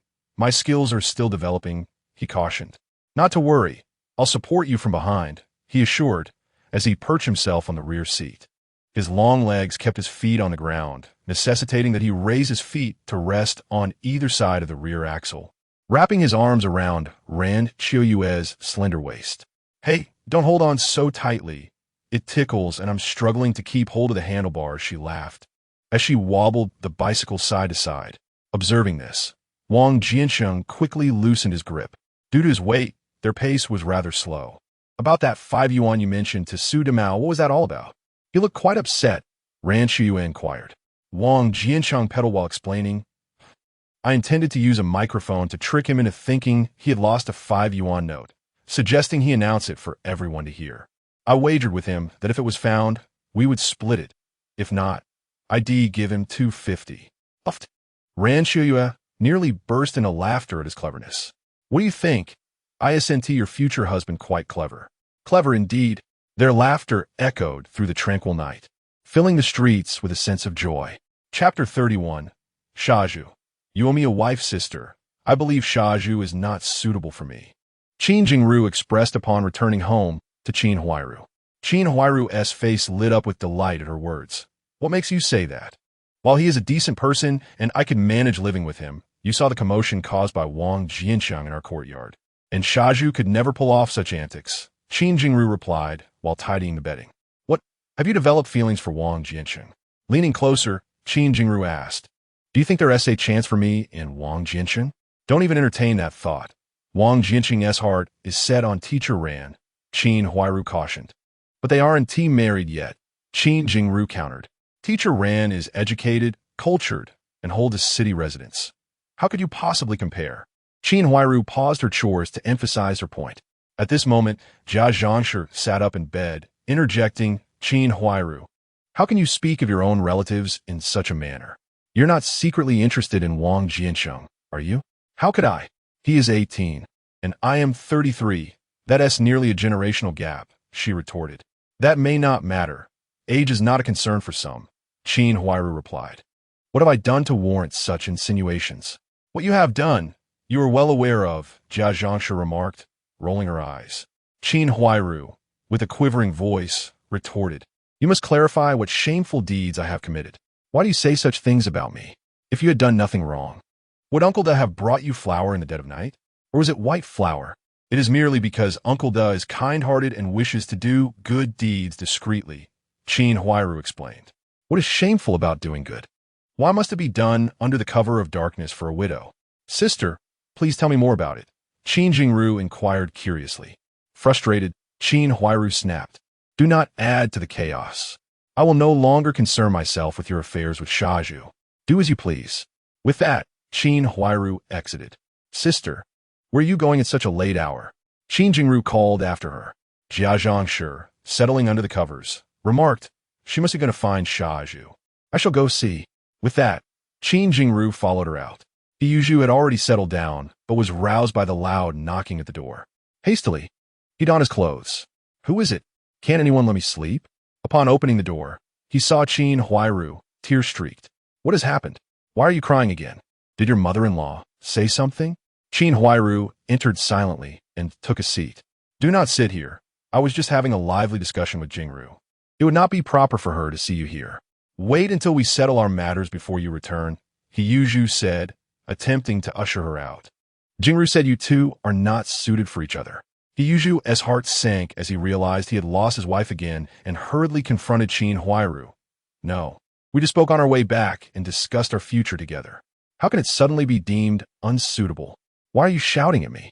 It is not I who disagrees, Qin Huairu replied, feeling wronged and unable to suppress her tears. Please do not cry. I must first understand the situation, he said. Jingru has taken an interest in Wang Jian, Qin Huairu managed to say between sobs. Yuzhu was alarmed. What does that even mean? How could Jingru suddenly be interested in Wang Jian? It is because Wang Jian impressed her. Jingru believes you are only fit for a mundane life, while someone like Wang Jian is what she truly desires. This cannot stand. I must confront Jingru about this. Wang Jian's actions have caused too much scandal, Yuzhu declared, pulling the door open to seek out Qin Jingru.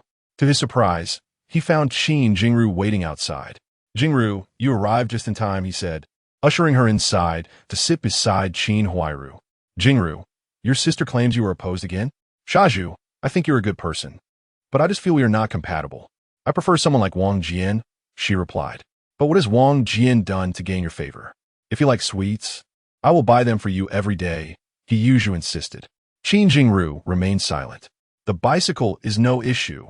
We can certainly afford it, he continued. You will handle the household affairs. I have no objections. Even our wedding can be a grand affair that will make the neighbors envious.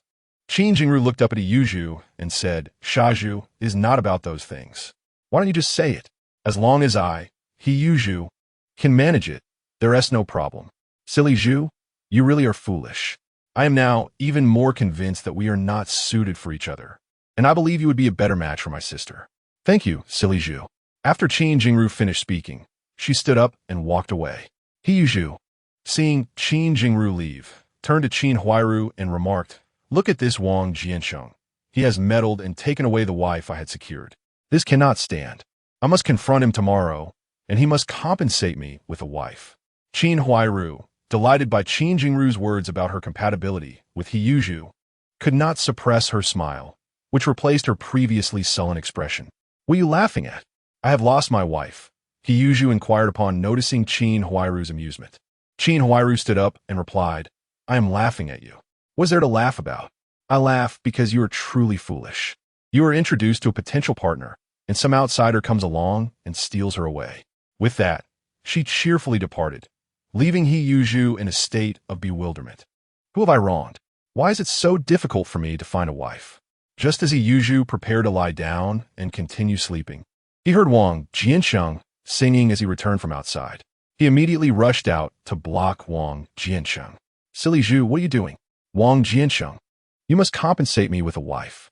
Wang Jiancheng, reveling in his own clever maneuvers, was taken aback by He Yuzhu's unexpected demand. "Silly Zhu, you must be joking. Teacher Ran is now my wife. If you dare to covet Teacher Ran again, do not blame me for retaliating." Wang Jiancheng believed that He Yuzhu was upset over his relationship with Ran Qiuye. "It is not Teacher Ran. What kind of person do you think I, He Yuzhu, am to engage in such behavior? You must return my wife to me. You see, I have no chance with Teacher Ran.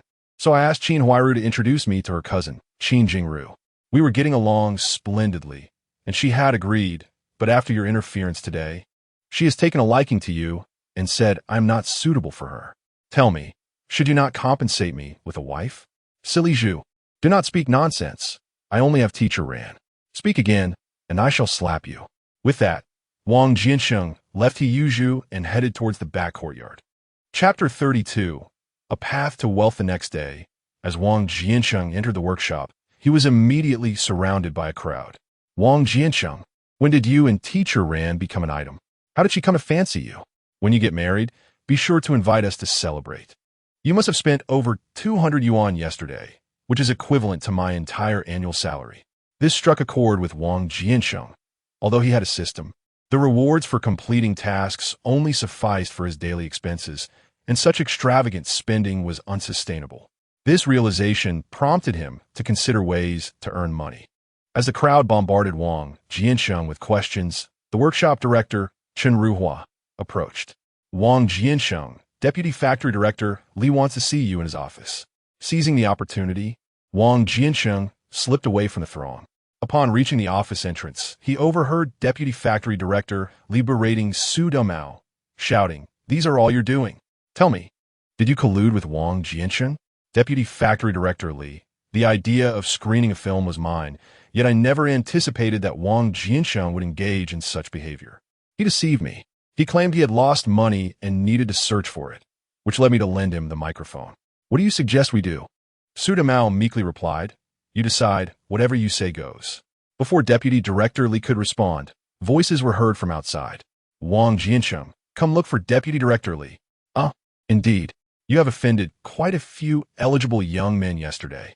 You single-handedly elevated the standards for our factory's female workers seeking partners. Did your partner impose conditions on you? Upon returning last night, they insisted that I also seek Su Dumao, and that I should emulate your approach, even without a bicycle. In that case, you must ingratiate yourself with Su Dumao. His idea is truly brilliant, and I owe him greatly this time. How much did he demand from you? If it's too much, I cannot afford it. Not much. We all work in the same factory. You can definitely manage it. Then it's settled. I'll inquire about when Su Dumao plans to screen the film tomorrow. All right, you carry on. I must find Deputy Director Li. I wonder what he needs me for. As he spoke, Wang Jiancheng knocked on the door of Deputy Director Li's office. Knock, knock, knock. Come in. Wang Jiancheng entered and saw Su Dumao standing with his head bowed before Deputy Director Li. Wang Jiancheng, what nonsense was that yesterday? Screening films is meant to enrich the lives of workers and elevate their thoughts. Yet you have turned it into something else. Deputy Director Li slammed the table in frustration.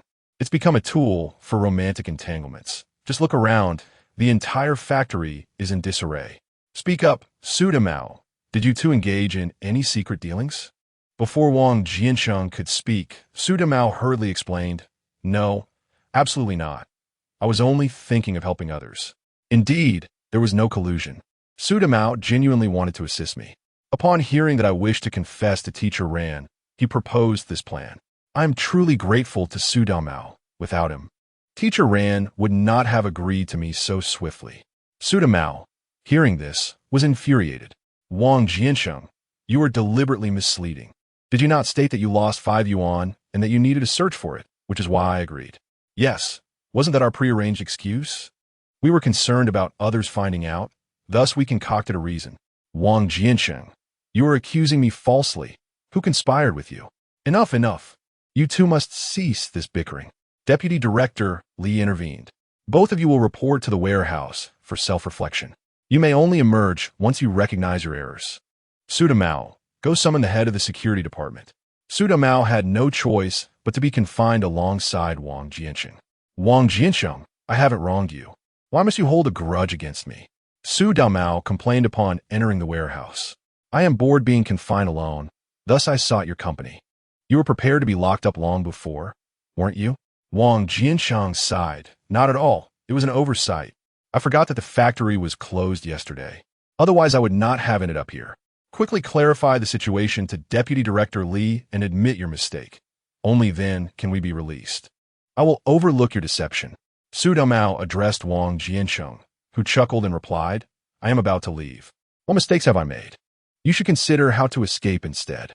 Once I am out, I shall make you pay dearly. Su Damao Vito Faisali. Wang Jiancheng, feeling bored, suggested, Since we have some time, why don't we have a chat? I have nothing to discuss with you, Su Damao said, distancing himself from Wang Jiancheng.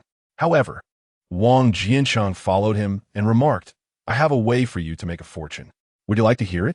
You think you can help me earn money? I will be grateful if you don't deceive me again. Su Damao expressed his skepticism. After all, you did manage to swindle me out of $2.50 yesterday. Su Damao remained defensive. So what? That was my due. You deceived me, and I consider it generous not to demand further compensation. Well, that's understandable, Wang Jiancheng replied. But for that $2.50, I nearly lost my job and ended up here. Su Damao, this method not only allows you to escape, but also promises substantial earnings. Wang Jiancheng continued without waiting for Su Damao's refusal. Just listen to me. If you find it unfeasible, consider it as if I never spoke. If it seems viable, I will elaborate further. After a moment of contemplation, Su Damao conceded, All right, what is this method?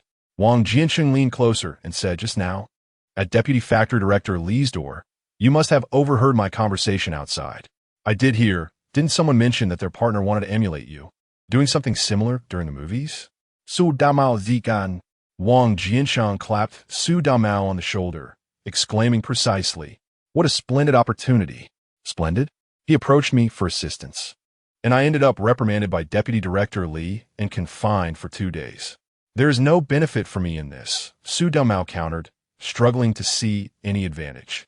Do you not realize that Qin Jingru and Sha Zhu are out of the picture? You know that, right? Wang Jiancheng inquired. Upon hearing about He Yuzhu, Su Damao perked up. I am aware. Qin Jingru stated they were incompatible, and I heard it was because she has feelings for you. What feelings? She doesn't genuinely fancy me. She is attracted to romantic types, those who know how to charm women. Like you, for instance. This is the type of character Qin Jingru admires. Wang Jiancheng provided an analysis. Su Damao was still somewhat perplexed. Noticing Su Damao's continued confusion, Wang Jiancheng stated, From these 2 instances, it is evident that many women desire their partners to orchestrate a romantic gesture during movie screenings. This is where the profit lies. Even if you charge $5 per event, if you run this operation daily, you could easily host 100 screenings in a year, amounting to $500. Sometimes, you could show 2 or 3 films in a single screening, allowing you to charge for each, potentially adding another $200. In total, you could earn $700 to $800 a year, more than your salary. Chapter 33. Agreement. The more Su Damao listened, the more intrigued he became. How could he possibly earn $700 or $800 in a year? That would equate to 2 years' worth of his salary. Wait a moment, I'm a bit overwhelmed. How can it amount to $700 or $800 in a year? Wang Jiancheng patiently recalculated the figures for Su Damao. How could there be so many people? Most relationships must be conducted in secrecy. The secrecy stems not from a reluctance to be transparent, but rather from a sense of embarrassment. Last night, you witnessed firsthand the joy radiating from numerous young men and women. However, one must question the validity of this. 5 yuan is quite a sum, equivalent to an individual's monthly sustenance, merely to utter a few words into a microphone. Surely, the turnout cannot be that substantial. You may attempt to deceive me, but Su Damao remained skeptical about such a favorable arrangement. 5 yuan feels rather excessive. At the outset, we might consider a reduced rate of 2 yuan, which would still amount to 300 yuan annually. Alternatively, a mere 1 yuan could suffice, totaling over 100 yuan for the year, nearly equivalent to 3 months' salary. Su Damao contemplated this reality. Truly, 1 yuan would dissuade participation, yet 50 cents could yield considerable profit, especially since there would be no effort required on his part. If we start with a lower price, as more participants join, we can gradually increase the fee. Think it through carefully, Wang Jiancheng added. Suddenly, Su Damao expressed alarm. No, this approach could lead to my arrest. Not at all, Wang Jiancheng reassured him. Let me elucidate. Those who pay will certainly not report you, and those who do not pay will revel in the spectacle, also disinclined to report you. If you recruit someone to vouch for you, this venture could become successful. Noticing Su Damao's lingering doubts, Wang Jiancheng continued. Who should I recruit to protect me? You fool, naturally. It should be the one who put you in this predicament in the first place, Wang Jiancheng replied, gesturing towards the warehouse entrance. Are you suggesting Deputy Factory Director Li? Wang Jiancheng nodded affirmatively. If you include him, you can offer him 30% of the earnings, while retaining 70% for yourself. As the operation expands, he could easily earn 200 to 300 yuan annually without raising an eyebrow. Su Damao remained silent, his mind racing with possibilities. Consider carefully. When I first entered, what did Deputy Factory Director Li inquire? Wang Jiancheng paused before continuing. Did you two have any dealings? Listen closely. His concern lies not with our potential wrongdoing, but rather with whether he stands to gain from our actions. Furthermore, marriage and romantic love have long been liberated.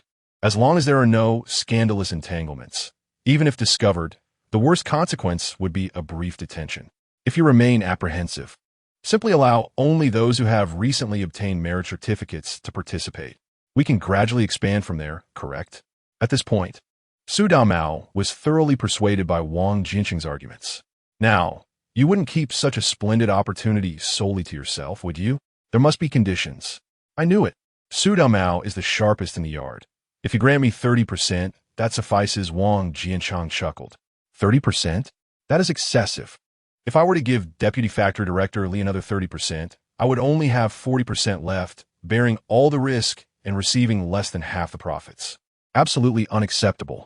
Wang Jiancheng pondered for a moment, then suggested, how about this? Since this is our first collaboration, I will demonstrate my sincerity if you agree to grant me 20% instead. Fair enough? Very well, 2% it is, Su Damao conceded, raising 2 fingers. However, we must settle after each transaction. Agreed. Thus, Wang Jiancheng and Su Damao reached an accord within the confines of the warehouse. Hey, brother, please fetch Deputy Factory Director Li for me, Su Damao called out to the guard stationed at the door. Why should I call Vice Factory Director Li at your behest? Su Damao implored. Could you kindly inform Vice Factory Director Li that we have reached an understanding? We acknowledge our mistakes and are prepared to make amends. Shortly thereafter, the door swung open, and Vice Factory Director Li entered. So, have you come to your senses? Su Damao rushed forward, grinning. Indeed, we have realized our errors. What about you? Have you reconsidered? Vice Factory Director Li turned to Wang Jiancheng and inquired. Wang Jiancheng, seated on the stool, remained unmoved and replied, I do not believe I have erred, nor do I see the need to reconsider. Just as Vice Factory Director Li was about to express his anger, Su Damao interjected. Let us not stoop to his level. I have come to terms with my situation and would like to discuss my matter first. Very well. What is it that you wish to discuss? Vice Factory Director Li suppressed his frustration. Su Damao gestured towards Wang Jiancheng. Might we converse in your office? Let us proceed. Vice Factory Director Li said before departing, reminding them, keep an eye on him. He gets 1 meal a day. He won't starve. Su Damao followed Vice Factory Director Li, leaving Wang Jiancheng alone in the warehouse. Xianghao, keep watch here. I need to visit the restroom. Shortly after, Wang Jiancheng heard hurried footsteps retreating outside. Wang Jiancheng, you see, as long as you admit your mistakes to Vice Factory Director Li, he will let you go. He enjoys being flattered by those beneath him, the young man outside remarked. Wang Jiancheng, lounging comfortably with his legs crossed, replied leisurely, I shall remain here. You must personally come to invite me out. It also depends on whether I feel inclined. But you truly are impressive. How did you manage to win over Teacher Ran? Many in our factory admire her, yet she has shown no interest in anyone else. Why did she choose you? Curious, are you? I am indeed curious. But knowing would be of no use to me. I lack the wealth you possess. That is where you are mistaken. Money is merely one aspect. The most crucial factor is intellect. In that case, I am at a disadvantage. My lack of cleverness is precisely why I have been assigned to watch the warehouse. Wang Jiancheng sighed. Then I am afraid there is little hope for you. Best of luck. Su Damao followed Vice Factory Director Li into the office. Now, enlighten me on your newfound clarity, Vice Factory Director Li said as he settled into his chair and poured himself a cup of tea. Vice Factory Director Li. I admit my fault, but while in the warehouse, I suddenly conceived a lucrative idea and wish to report it to you. Vice Factory Director Li slammed his hand on the table. Is that what you were thinking? You want to escape this warehouse? Please, do not be angry. Allow me to finish. Su Damao hurriedly recounted Wang Jiancheng's insights, embellished with his own thoughts, to Vice Factory Director Li. After a moment of contemplation, Vice Factory Director Li declared, "We shall split the profits 50-50. Su Damao was taken aback by the Vice Factory Director's audacity to demand half. Vice Factory Director, consider that the risks fall solely on my shoulders. Might you concede a bit more? How about a 30-70 split? Let us do it this way. I take 40, you take 60, but if any issues arise, I will not be held responsible." Su Damao gritted his teeth and replied, "Very well. As long as you turn a blind eye, I assure you I will handle everything impeccably." Chapter 34 Deputy Factory Director Li, the machine is broken. Just as Deputy Director Li and Su Damao reached an agreement, a knock echoed through the room. "Enter," Li said, gesturing downwards towards Su Damao, signaling that the matter was settled. Chen Ruhua pushed the door open and glanced at both Li and Su. "Su Damao, considering your sincere attitude in acknowledging your mistake, I shall let this pass. You may return now." "Thank you, Deputy Director Li. I will reflect deeply on my actions once I return," Su Damao replied as he exited the office, closing the door behind him. Deputy Director Li turned to Chen Ruhua, who was covered in dark oil stains and drenched in sweat, with beads of perspiration cascading down his face, leaving trails in their wake. "Director Chen, might you pay a bit more attention to your appearance? After all, you're the workshop director," Li remarked disdainfully. Chen Ruo really răspundă. "I apologiza, deputy directori. I will be more mindful next time. I was simply in a rush." "Why is you in such a hurry?" Li inquired, noticing Chen's disheveled state. Deputy Director Li, "There's a problem in the workshop. You must come quickly," Chen Ruhua urged. "Is there an issue with the workers?" "No, it's the machines that are malfunctioning," Chen quickly clarified. Deputy Director Li replied nonchalantly, "If the machines are broken, just have someone fix them. I cannot repair them myself. So what good would it do for me to go? Haven't you all managed repairs on your own in the past?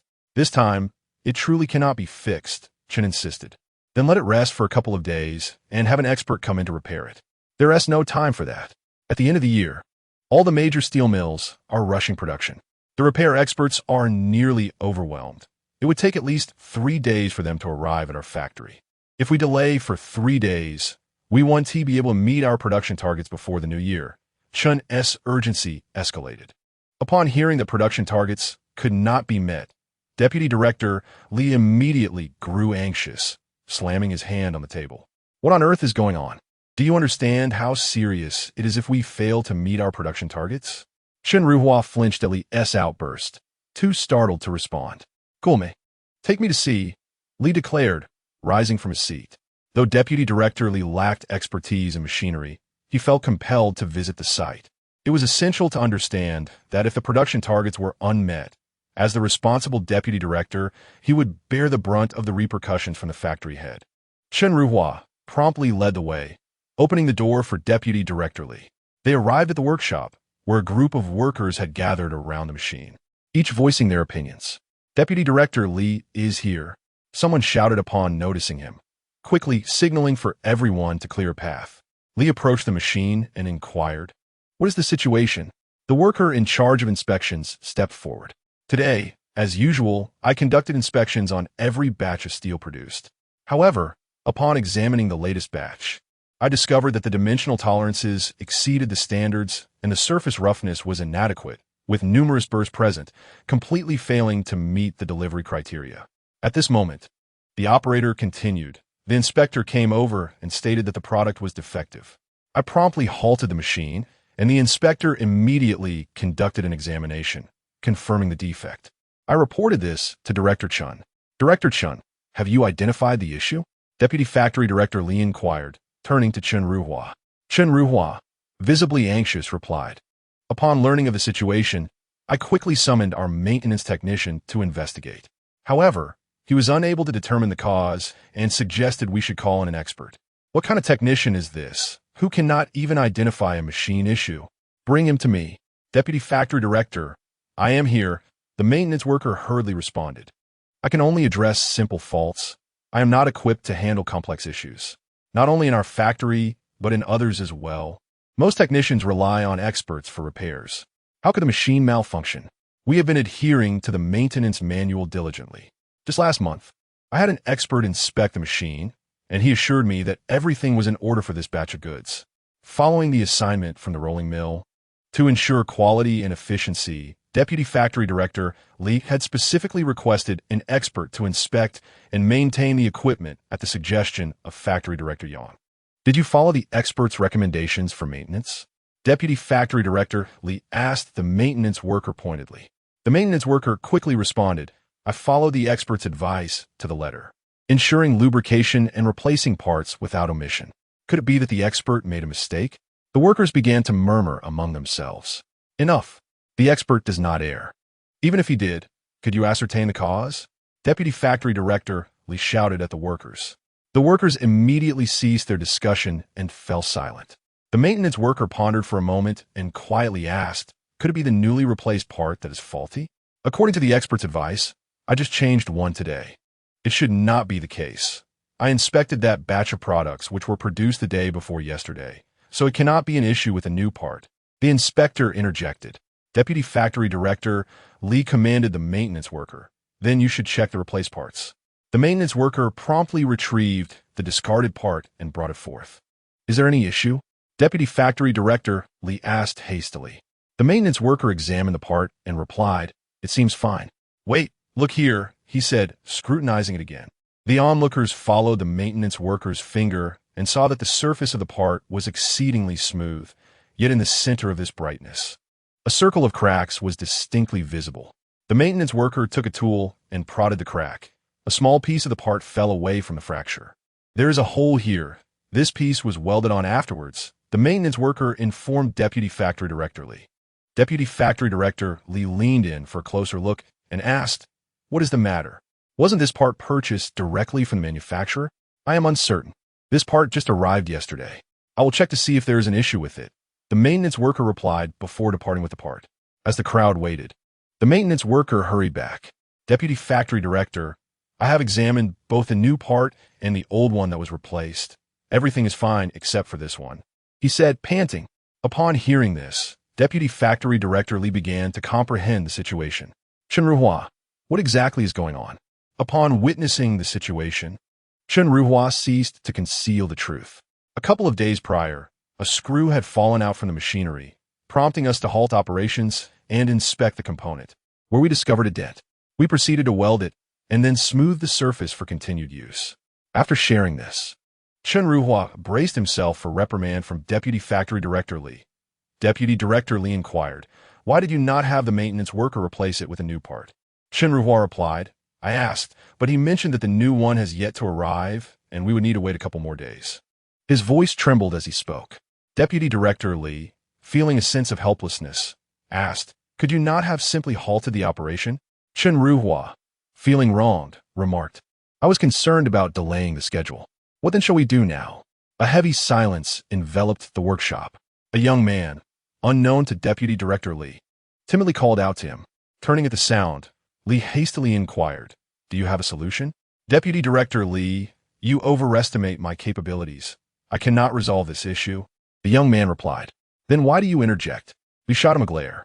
Wang Jiancheng was mentioned, claiming he had come to a realization and was looking for Li in the warehouse. Li, irritated, snapped, can't you see that I am busy? Tell him to wait in the warehouse. Li Xianghao, do not exacerbate the chaos. Can't you see how frantic Deputy Director Li is? Hurry back to your warehouse. Su Mao urged, pulling Li Xianghao away. Li Xianghao broke free and addressed Deputy Director Li.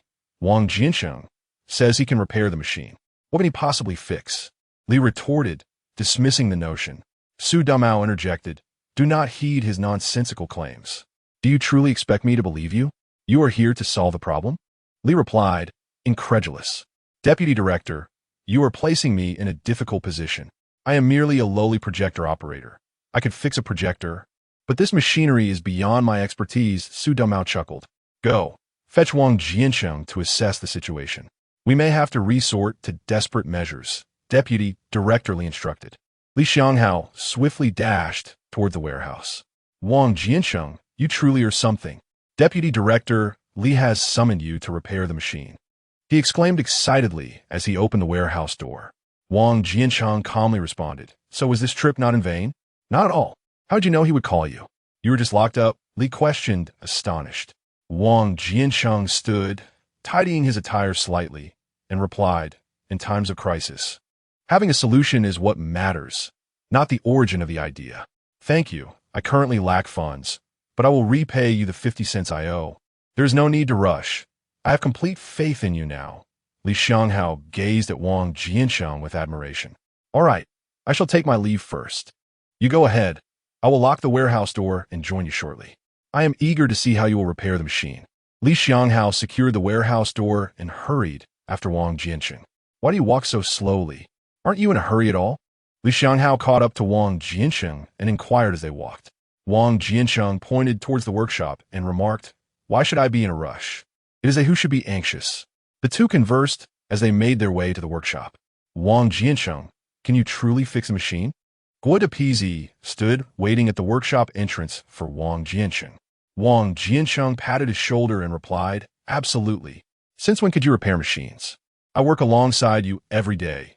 Yet I had no idea, Guo Depizi asked, his face filled with confusion. Wang Jiancheng responded mysteriously, there is much you do not know. Hurry up, Wang Jiancheng. Everyone is waiting for you. He called out upon seeing Wang Jiancheng and Guo Depizi chatting at the workshop door. Foolish Zhu, you cannot speak to your master in such a manner. Alas, you are no longer my master. When you were locked in the warehouse, I was reassigned to the kitchen. They say once a master, always a father. Yet my disciple forgets me as soon as he graduates. It is truly disheartening, Wang Jiancheng sighed. Yi Zhonghai glanced at Vice Factory Director Li and quickly said, foolish Zhu, Wang Jiancheng is here to repair the machine. Refrain from interjecting. Repairing the machine is of utmost importance. He can fix machines? Ask how many believe him. Only a fool would trust him. Zhu continued. Foolish Zhu, be quiet. Keep talking, and I will have you reassigned to the workshop, Vice Factory Director Li retorted before addressing Wang Jiancheng. So you claim you can repair machines? Do you even know what is wrong with them? It must be the part that Director Chen asked me to assist with a couple of days ago, Wang Jiancheng confidently stated. Upon hearing this, Chen Ruhua pointed at Wang Jiancheng and said, all right, Wang Jiancheng, did you tamper with this part? Wang Jiancheng shot him a glance and replied, that part was handled by foolish Zhu. I merely verified the dimensions against the blueprint. Chen Ruhua then turned to Zhu and asked, foolish Zhu, how did you handle it? What could I do? I did exactly as my master instructed. Zhu tossed the question back to Wang Jiancheng. Wait, who just said I am no longer his master? Do not place the blame on me, Wang Jiancheng said, placing his hand atop his head. At that moment, Zhonghai interjected, regardless, this part was assigned to foolish Zhu by you. At that time, you were still his master, and you must bear the responsibility. Elder, out of respect, I shall address you as elder. Do you not understand how foolish Zhu became my disciple? Do not think I am unaware. You made foolish Zhu my disciple to keep watch over me, just to determine whether I was behind his reassignment to the workshop. I had intended to explain myself, but now I shall not. Indeed, I informed Vice Factory Director Li. What will you do about it? In a single remark, the widow Qin elicited your utmost dedication. To the informed, you appear virtuous. To the unaware, one might suspect an illicit connection between you and the widow Qin. Wang Jiancheng unleashed a barrage of words upon Yi Zhonghai, leaving his face flushed with indignation. Wang Jiancheng, you stomach it. What of it? Are you not resentful that on the night when Shaju pilfered a bicycle, I overshadowed you? I assure you, I shall continue to eclipse your glory henceforth. Wang Jiancheng, mind your language. Uncle E is merely striving to clarify matters. Widow Qin, perhaps you should refrain from interjecting. Must I unveil your duplicity before such a crowd? Very well. Let me speak plainly. Are you not deliberately flirting with so many bachelors? Are they truly the ones tormenting you? Who else but you has pursued them? As Wang Jiancheng observed Qin Huairu preparing to retort, he cautioned, do not resort to your sob story of being a widow. Were it not for your status, would you have been able to step into Jia Dongshu's role? You have gained countless benefits by wielding the title of a widow. You wish to play the virtuous while indulging in vice? Crying again, seeking to elicit sympathy as a frail woman? I shall not be swayed by such tactics. In the factory, refrain from having Shaju serve you extra meals. Otherwise, I shall reprimand you each time I witness it. Chapter 36. I aspire to be the workshop director. Qin Huairu found herself caught in a dilemma, unsure whether to weep or remain stoic under Wang Jiancheng's tirade. Enough, enough. Resolve your disputes within your own quarters. This is a factory. Deputy Director Li interjected, positioning himself between Wang Jiancheng and Qin Huairu to restore calm.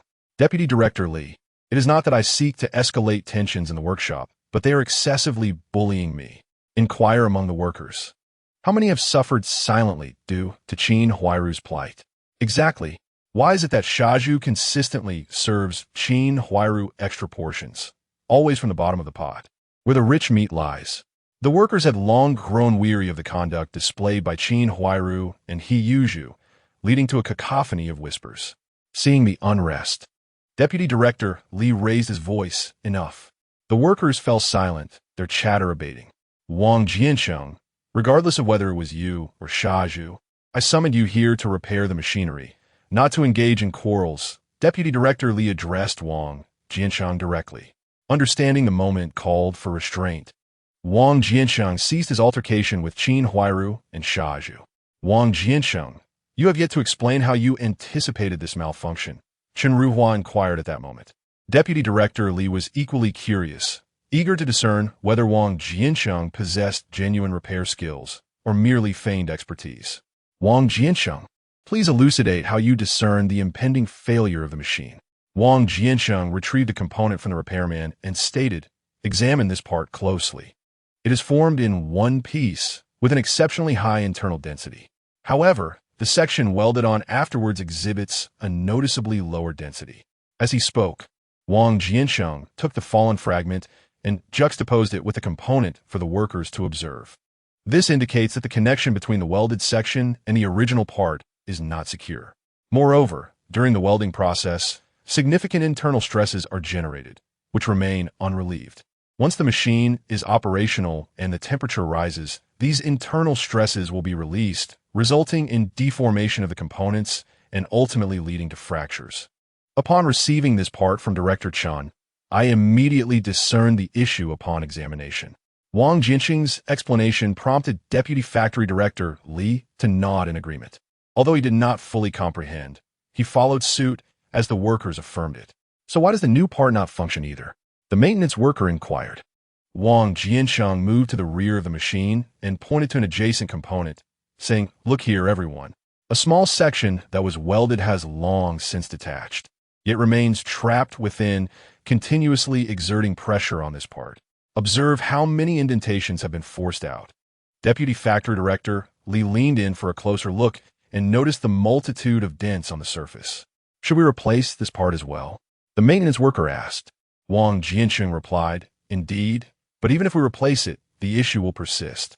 Quit being cryptic and tell us what the problem is, urged Deputy Factory Director Li, unable to tolerate Wang Jiancheng's deliberate pace any longer.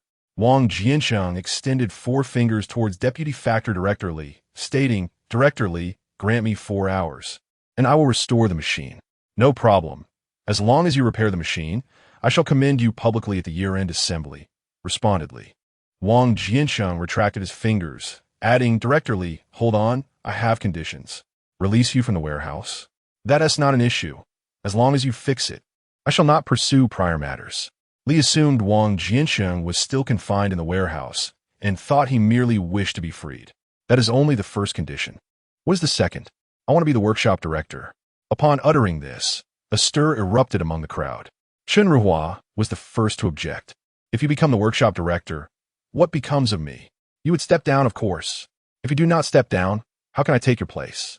What qualifications do you have to be the workshop director? Chen Ruhua pointed accusingly at Wang Jiancheng. Indeed, he is merely a first-level mechanic. What credentials does he possess? There are many more capable than him. He cannot command respect as a workshop director. I believe that as long as he can repair the machine, he is qualified. I concur. Anyone who can fix this machine is an expert. It's reasonable for an expert to be a workshop director. Supporters and dissenters emerged. Yet only Deputy Factory Director Li remained silent. Director Li, do you believe I possess the qualifications? Wang Jiancheng queried, addressing the contemplative Deputy Factory Director. At that moment, everyone held their breath, awaiting Li's response. Should he acquiesce, Wang Jiancheng would become the youngest workshop director in the steel mill. Ultimately, amidst the suspense, Deputy Factory Director Li spoke. Are you certain you can repair the machine? This inquiry made clear Li's stance. Director Li, you cannot. Silence. Li directly interrupted Chen Ruhua. Wang Jiancheng patted his chest, declaring, not only can I repair it, but I can also assure you that this batch of products will be completed without any issues from machine. Furthermore, future maintenance of this machine will not require expert assistance. As long as you can repair it today and ensure everything operates smoothly, I shall promote you to the position of workshop director. Vice Director Li paused momentarily before continuing. But what if you fail to fix it? If I am unable to rectify the issue, I, Wang Jiancheng, will submit to your judgment, Vice Director Li. Very well, let us commence. However, Vice Director Li, I have a small request. Wang Jiancheng called out to the departing vice director. What other request could there possibly be? I require privacy while I work on the machine. A perimeter of 3 meters must be established around it, free from any onlookers. Not a problem. Do you have any additional requests? I would like an assistant. Vice Director Li, slightly irritated, retorted. Can't you express all your demands at once? This is my final one. As long as they are from our steel rolling mill. You may choose anyone. We have several skilled technicians here. I only require Li Xianghao. Who is Li Xianghao? Vice Director Li had never heard of this individual before. Wang Jiancheng pointed towards Li Xianghao and said, that one, the guard in the warehouse, who accompanied me, and Su Damao. You were the one who came to relay my message on behalf of Wang Jiancheng earlier. Vice Director Li recognized Li Xianghao upon following Wang Jiancheng's gesture. From this moment on, you shall assist Wang Jiancheng. You will do whatever he instructs. What about the warehouse? Li Xianghao glanced at Wang Jiancheng, incredulous, and asked Vice Director Li. Vice Director Li summoned the head of security and instructed, you need to arrange for someone else to oversee the warehouse for now. We will address that once this matter is resolved. Wang Jiancheng, I will be waiting for you in the office. With that, Vice Director Li departed. Wang Jiancheng, you are quite impressive. Wang Jiancheng, can you truly fix it? Wang Jiancheng, you're not merely boasting, are you? Wang Jiancheng, you are the youngest workshop director in our factory. A crowd encircled Wang Jiancheng, filled with skepticism, support, awe, and those merely eager to observe the unfolding drama. Chapter 37. Shizhuz, prepare 2 dishes for me. Wang Jiancheng led Li Xianghao around the machine and instructed, enclose this entire area. All right, there are tarps in the warehouse. I will fetch them. Everyone, stop gawking and return to your tasks. Wang Jiancheng addressed the lingering crowd. Shazhu, it appears that your reassignment to the workshop was not orchestrated by Wang Jiancheng. Although Yi Zhonghai had been reprimanded by Wang Jiancheng, his mind remained clear. Qin Huairu remarked, gazing at Yi Zhonghai, Uncle, who else could it be but him? He openly acknowledged it in front of so many people. It is precisely because he made such a declaration before a crowd. And did you not notice his tone? I am certain it was not him. Yi Zhonghai analyzed while speaking to Qin Huairu. He Yuzhu concurred. Uncle, I share your sentiment. Having been his apprentice for a few days, I sense he is not the type to engage in such clandestine acts. Enough. Now that Shazhu has returned to the canteen, Huairu, you need not worry. This matter has passed. Just be more vigilant in the future. Yi Zhonghai donned his gloves, preparing to work. He Yuzhu grasped Yi Zhonghai's arm and inquired, Uncle, I am not well versed in machinery. Do you believe Wang Jiancheng can truly repair it? I know not, but since he can boast so boldly before everyone, perhaps this lad truly might succeed in fixing it. If he indeed manages to repair it, he would surely become the workshop director. I suspect that henceforth, he shall no longer be a mere figurehead in our courtyard, sighed Yi Zhonghai. He Yuzhu patted his chest and assured, rest assured, esteemed elder, as long as I am here, you shall forever hold the title of the courtyard's venerable elder. Yi Zhonghai glanced at Wang Jiancheng, who was diligently working beside the machine.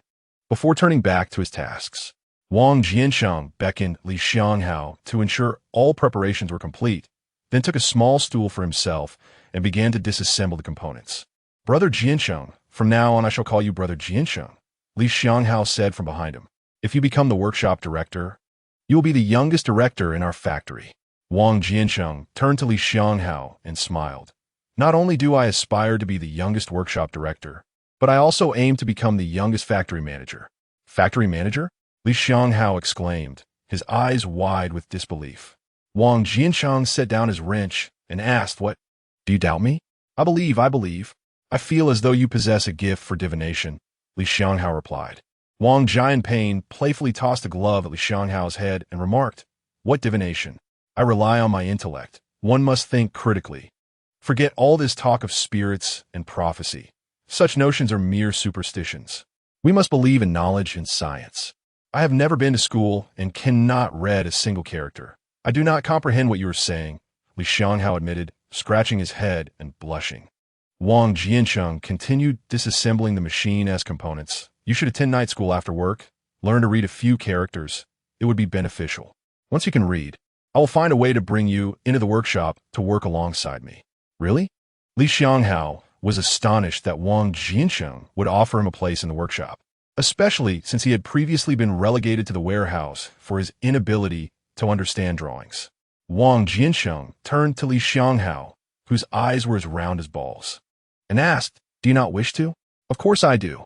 They all look down on me. As long as Brother Jiancheng is willing, I shall toil for you without hesitation, Li Xianghao exclaimed with excitement. Toil is perhaps an exaggeration. Follow me, and I guarantee your path will only grow broader. Wang Jiancheng replied, Go to my workstation. There's a set of tools in a green bag. Bring it to me. He pointed toward his workstation not far away. If you're unsure, just ask what Appeasy nearby. He knows what tools I require. Wang Jiancheng called out to the departing Li Xianghao. Got it. As Li Xianghao moved away, Wang Jiancheng reached into the machine's interior, adjusting a bracket's position by the light and securing it once more. Brother Jiancheng, here are the tools, Li Xianghao announced, arriving with the tools while Wang Jiancheng sat on the stool, sipping water. Wang Jiancheng pointed to several screws on the machine, instructing, Do you see those screws? Tighten them. Turn them one full rotation clockwise, then half a rotation counterclockwise. As he spoke, he demonstrated with a screw and wrench for Li Xianghao. Once Li Xianghao completed the task, Wang Jiancheng moved to the switch and activated the machine. The workers, engrossed in their tasks, were suddenly drawn to the sound of the machine coming to life, gathering around the rain cover to discuss. It was repaired so quickly. Didn't you say it would take 4 hours? It's only been a little over an hour, Wang Jiancheng said leisurely as he emerged from beneath the rain cover. The issues have mostly been resolved. Now we need the machine to run for a bit to break it in. In 2 hours, we will proceed to the most critical step. Upon hearing this, everyone returned to their tasks. Let us go. Wang Jiancheng clapped his hands and said to Li Xianghao. Li Xianghao, puzzled, asked, Where to? To the cafeteria, of course. After working for so long, we're weary. Let Shaju prepare us a couple of dishes. With that, he strode directly towards the cafeteria. Shaju, Wang Jiancheng has arrived. Lulan hurried into the kitchen. He Yuzhu, holding an enamel teacup, sat at the stove and remarked, Why aren't you fixing the machine properly? What brings you to the cafeteria? I'm obviously here to eat, Wang Jiancheng replied as he entered the kitchen. He Yuzhu stood up from his stool, saying, It's not mealtime yet. Where are you eating? This kitchen isn't to your domain. Hurry up and prepare me 2 dishes. If you delay the machine repairs, can you bear the consequences? Wang Jiancheng pulled a stool and sat across from Yuzhu. Wang Jiancheng, why aren't you diligently repairing the machine in the workshop? What are you doing in the kitchen?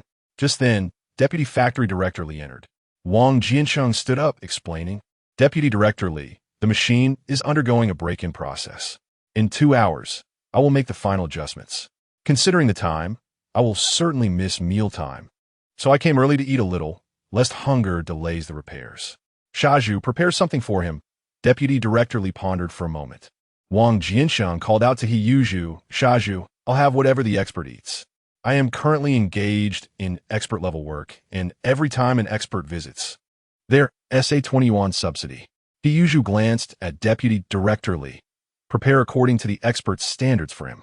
If the machine isn't repaired properly, we will sort it out with him later. With Deputy Director Li's words, Hiyuju ceased to argue. He gestured towards Wang Jiancheng. All right, you can wait outside. Wang Jiancheng lifted the kitchen curtain and followed Deputy Director Li outside. Are you really going to make it for him? Of course, Deputy Director Li is footing the bill. Why wouldn't we? Hiyuju, with nowhere to vent his frustration, directed it towards his apprentice, Ma Hua. Sitting in the cafeteria, Li Xianghao looked at Wang Jiancheng with increasing admiration.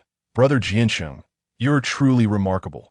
Following you is undoubtedly the right choice. The two chatted for about an hour, until Hiyuju emerged with the dishes. Li Xianghao's eyes widened in astonishment. Wow, twice-cooked pork, dompa elbow, mapo tofu, kung pao chicken, all hearty dishes. He gazed at the spread, his mouth watering. Stop looking, stop looking. If you keep staring, you'll drool into the food. Hiyuju placed the dishes on the table. All right, stop ogling, taste my cooking. Shaju, your skills are indeed impressive, Wang Jiancheng said as he sampled the kung pao chicken. Such excellent fare for an expert. Of course, not only are the dishes delightful, but they're also Mao Tai. Ma Hua interjected. Wang Jiancheng contemplated for a moment before saying, let us skip the alcohol. We still have work to do later. You all shouldn't stand around. It's disrupting my meal. Brother Jiancheng, with so much food, can we finish it? Li Xianghao inquired. If we can't, we could take it home and savor it later. Hurry up and eat, came a reply. The two seized their chopsticks and began to indulge heartily. Although Li Xianghao initially worried about the quantity, he soon found himself licking the plate of braised pork, exclaiming, it's truly delicious. I've never tasted such exquisite meat before. Are you full? Wang Jiancheng asked, observing Li Xianghao's grease-laden face. Li Xianghao quickly set down the plate, declaring he was satiated. Let's go. It's time to make final adjustments to the machine. As they wiped their mouths, they departed the cafeteria, leaving behind a table of thoroughly licked plates. Upon reaching the workshop, Wang Jiancheng halted the machine and instructed Li Xianghao to stow away the rain cover. Wang Jiancheng, have you finished the repairs? Gua Depizi approached, noticing the cover had been removed. Your eyes are quite sharp, Gua. Xianghao, go fetch Deputy Factory Director Li and inform him that the machine is fixed. No need to call him, Wang Jiancheng replied, just as Deputy Factory Director Li appeared. Wang Jiancheng glanced at the clock and remarked, Deputy Director Li, how punctual you are. You said it would be fixed in 4 hours, and just after the meeting. I checked the time. Perfect timing, so I came to take a look. By then, the workers had gathered around. Wang Jiancheng called over the operator, please give it a try. With a series of adept maneuvers, the operator produced the first item within 10 minutes. The onlookers craned their necks, anxiously watching as the inspector meticulously measured the dimensions. Deputy Director Li feigned indifference, casting furtive glances. No issues. The product is qualified, the inspector announced, just as the workers erupted in cheers. Deputy Director Li patted Wang Jiancheng on the arm and said, Wang Jiancheng, well done. From now on, you're the acting director of Workshop 1. Once this batch is completed on schedule, we shall remove the acting title. And what about me? Chen Ruhua asked, looking displeased. Without even glancing at Chen Ruhua, Deputy Director Li replied, you will remain in Workshop 1. Focus on your work. Now, you would become Deputy Director Li's favorite subordinate. This was the youngest workshop director in our factory. Not just in our factory, but throughout the entire city, he was the youngest workshop director. Wang Jiancheng, that's truly impressive, the colleagues marveled. I never noticed it before. It seems one cannot judge a book by its cover. Brother, no, Director Wang, let our two workshops collaborate moving forward. We will surely leave the others in the dust. Sun Lianjuan squeezed through the crowd to reach Wang Jiancheng. Wang Jiancheng, Noticing Sun Lianjuan's radiant face, asked, "Have you regained your position?" "Yes." It was personally announced by Factory Director Yang. Sun Lianjuan whispered to Wang Jiancheng. "Congratulations, Director Sun. You must treat me to a drink." "Absolutely. Let's celebrate together." "All right. We've already lost nearly a day. Let us expedite production as deliveries are due next week." Deputy Director Li shooed away the onlookers and turned to Wang Jiancheng. "You will be responsible for this batch of products. The automobile manufacturing plant will send someone for inspection next Monday. There must not be a single error. Otherwise, your role as workshop director may be in jeopardy." Deputy Factory Director Li. "Until now, everything was under Director Chen's purview. My responsibility only commences with the products produced from today onwards. The items manufactured prior to today are beyond my jurisdiction. I cannot bear the weight of that responsibility. You need not concern yourself with the previous matters. The inspectors have thoroughly examined them, and there should be no issues. This arrangement is for the best, to avoid any ambiguity regarding accountability in the future." After Deputy Factory Director Li departed, Wang Jiancheng promptly gathered the workers from Workshop 1. "Is anyone taking leave tomorrow?" Wang Jiancheng paused for a moment, observing the silence before continuing. "It's getting late. Everyone should hurry and finish up for the day. We will hold a morning meeting tomorrow, so please do not be late." With that, Wang Jiancheng quickly tidied his workstation and left. Upon exiting the steel rolling mill, Wang Jiancheng mounted his bicycle and headed straight for the elementary school. "Wang Jiancheng, here, to see Teacher Ran. She is currently discussing matters with her students, so you might have to wait a bit," Yan Buguye remarked as he approached Wang Jiancheng. "Uncle San, how can your teacher leave right at dismissal time? You should emulate Teacher Ran and show more concern for the students," Wang Jiancheng retorted. "Young man, I didn't summon you. Why are you provoking me?" Uncle San replied. "Take care, Uncle San," Wang Jiancheng said before placing his bicycle at the school entrance and going inside. As he reached the classroom door, he noticed Ran Qiuye patiently explaining concepts to two students, so he stood outside and waited. "Teacher Ran, it's Wang Jiancheng," a little girl exclaimed upon spotting him. Ran Qiuye looked in the direction indicated by the girl, and upon seeing Wang Jiancheng, she smiled at him. Wang Jiancheng reciprocated with a grin. "Do you know Wang Jiancheng?" Ran Qiuye inquired, lowering her gaze to the girl. "We all know him. We saw him at the movies the other day, and we even witnessed him hugging you," the girl replied. Ran Qiuye's face flushed, and she glanced outside, finding Wang Jiancheng doubled over in laughter. Setting her book down, Ran Qiuye stepped outside the classroom. "You're still laughing. It's all your fault. Not only the teachers know, but even the students are aware. As soon as I entered the school today, the other teachers were smiling at me." Wang Jiancheng stifled his laughter and said, "I won't laugh anymore. You should hurry along now. I'll wait for you here." "Teacher Ran, we're heading home now. You could tell us more tomorrow." The little girl winked at Wang Jiancheng as she bounced away with her backpack. "Today, I'm treating you to roast duck," Wang Jiancheng declared, pulling Ran Qiuye along. "Why? Roast duck is so expensive," she protested. "I was just promoted to workshop director. Shouldn't we celebrate?" "Really? Tell me more about it." "Let us eat first, and I'll explain as we go," he replied. Chapter 39. Do you like children? "Quickly tell me how you became the workshop director," Ran Qiuye asked eagerly as she settled down. Wang Jiancheng recounted the entire story. After hearing it, Ran Qiuye gazed at her capable fiancé and said, "I truly wish to witness this scene in your workshop. There will be plenty of opportunities in the future. Becoming a workshop director is not my ultimate goal." "What is your ultimate goal?" "Well, I'm not entirely sure how far I'll progress, but for now, I aim to become the factory director." "The factory director? The director of the steel rolling mill?" Ran Qiuye exclaimed in surprise. Wang Jiancheng looked at her incredulous expression and asked, "You don't believe me?" "Of course I believe you. Why have you ever deceived me?" Wang Jiancheng gazed into the adoring eyes of Ran Qiuye, feeling an overwhelming urge to kiss her, if not for the public setting. "What are you thinking about?" Ran Qiuye asked, noticing his momentary distraction. Coming back to reality, Wang Jiancheng replied, "I was imagining myself as the factory director." "No need to ponder. I'm certain you would look quite imposing," Ran Qiuye remarked after a brief pause. "May I pose a question?" She continued. "What question? Do you like children?" Wang Jiancheng was taken aback, staring at her as his mind raced. What did this mean? Was she contemplating having children? Surely not. Why would she ask such a thing? Cautiously, he inquired, Ran, isn't it a bit premature for us to consider this? We aren't even married yet. Upon hearing this, Ran Qiuye was momentarily baffled, but upon meeting his gaze, her cheeks flushed. Oh dear, where's your mind wandering? It's not what you think, she said, playfully nudging him. Wang Jiancheng caught her fist and held it in his hand, saying, I didn't realize you were so eager. You made me overly excited for nothing. How annoying. I won't talk to you anymore. Ran Qiuye pouted, retracting her hand and sitting down in a huff. I'm not teasing you. I've only seen a few children in our neighborhood. If they're anything like the little hooligans, I surely dislike them. Why the sudden inquiry? Leaning forward, resting her arms on the table, she continued, Principal Fan came to see me today. What did he want? He didn't bully you, did he? The incident at the movies had caused quite a stir, and it was common knowledge even among the students.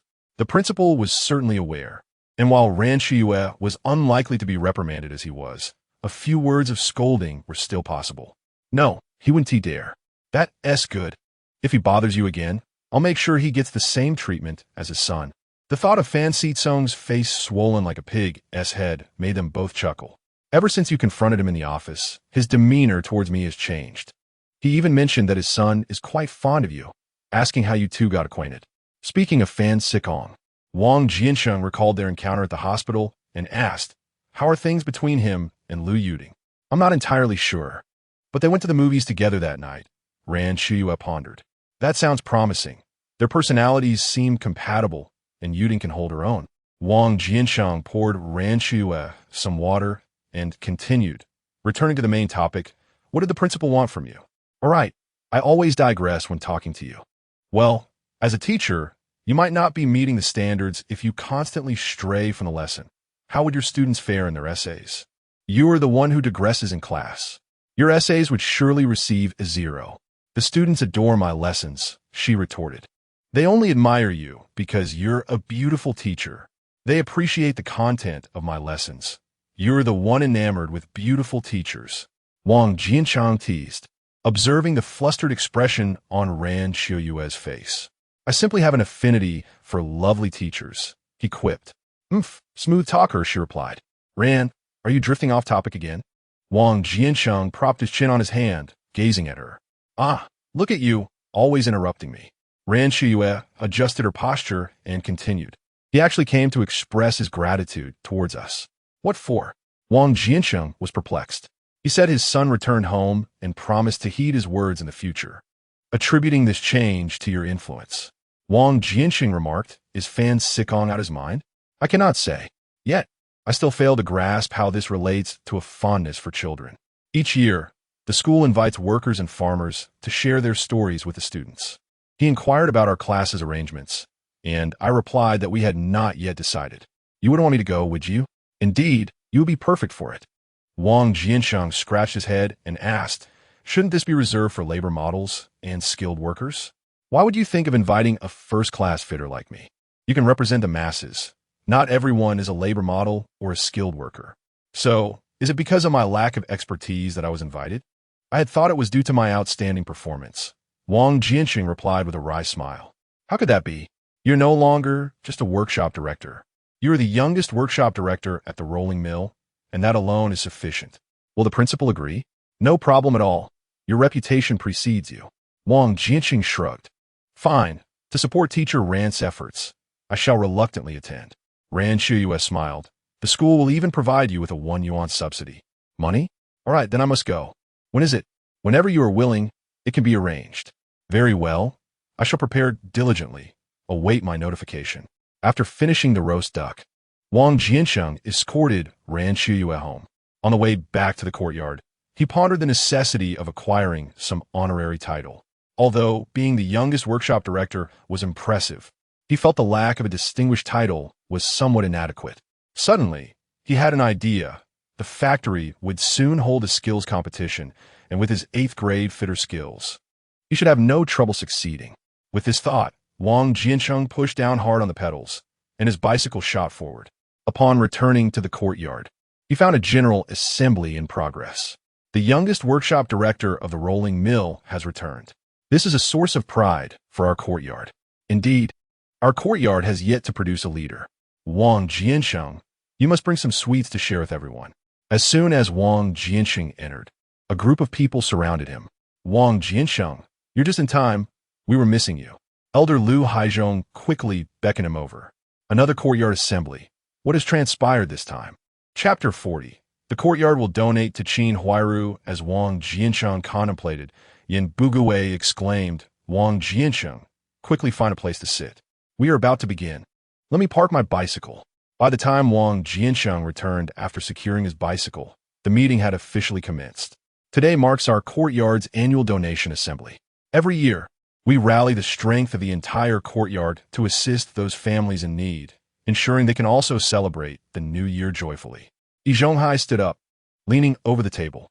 Uncle Lu Haizhong interjected, saying, after conferring with Uncle Yi and Uncle Yin, we have decided that this year, we shall report the one who donates the most to the street committee as a model of altruism for our courtyard.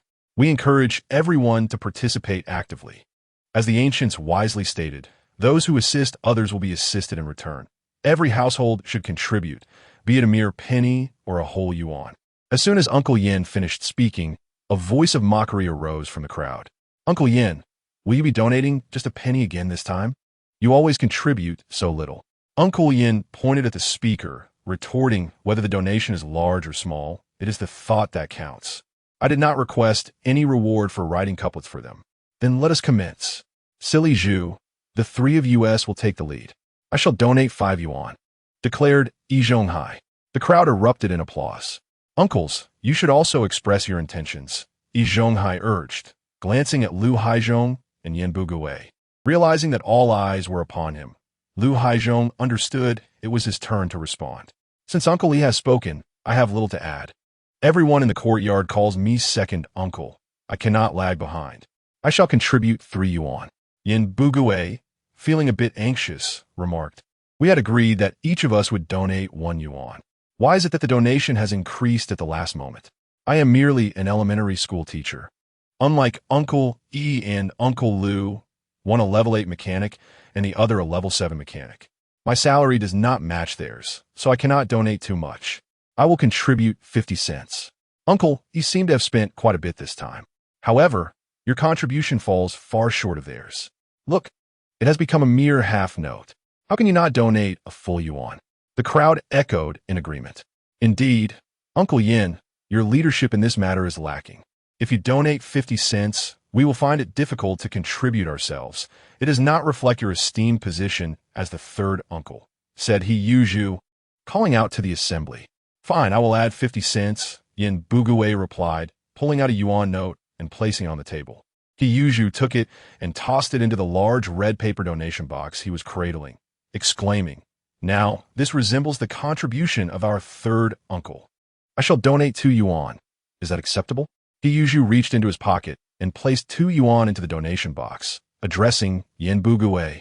Yin Buguwei acknowledged him with a nod, saying, very well, I admire your spirit. At this moment, Yi Zhonghai and Lu Haizhong also placed their contributions into the donation box. All 3 of us uncles have donated. Let's encourage everyone to join in, Yi Zhonghai said, prompting everyone to contribute willingly. At that moment, Su Damao spoke up. Uncle Yi, you started with a 5 yuan donation. Not many in our courtyard earn more than you do. You only have 2 people at home, with no children or elderly to support. Who could possibly surpass you? You truly embody the spirit of altruism. Yes, we cannot compare to the 3 uncles in wealth. We have both elders and children in our families, and 5 yuan is equivalent to a month's living expenses for one person. The crowd murmured in agreement with Su Damao. At this moment, the 3 gentlemen, Yi Zhonghai, Lu Haizhong, and Yin Buguwei, huddled together to deliberate for a while. And then Yin Buguwei stated, after conferring with my esteemed colleagues, we 3 gentlemen have decided to contribute only financially, refraining from endorsing any particular individual. Su Damao, now you can truly shine, can't you? You have no children, your salary is decent, so why not follow the example of our elder and donate 5 yuan? That way, this endorsement will undoubtedly belong to you. He Yuzhu interjected. Su Damao, in a fit of frustration, retorted, "Fool you, you don't even have a wife. Yet you dare to say I have no children.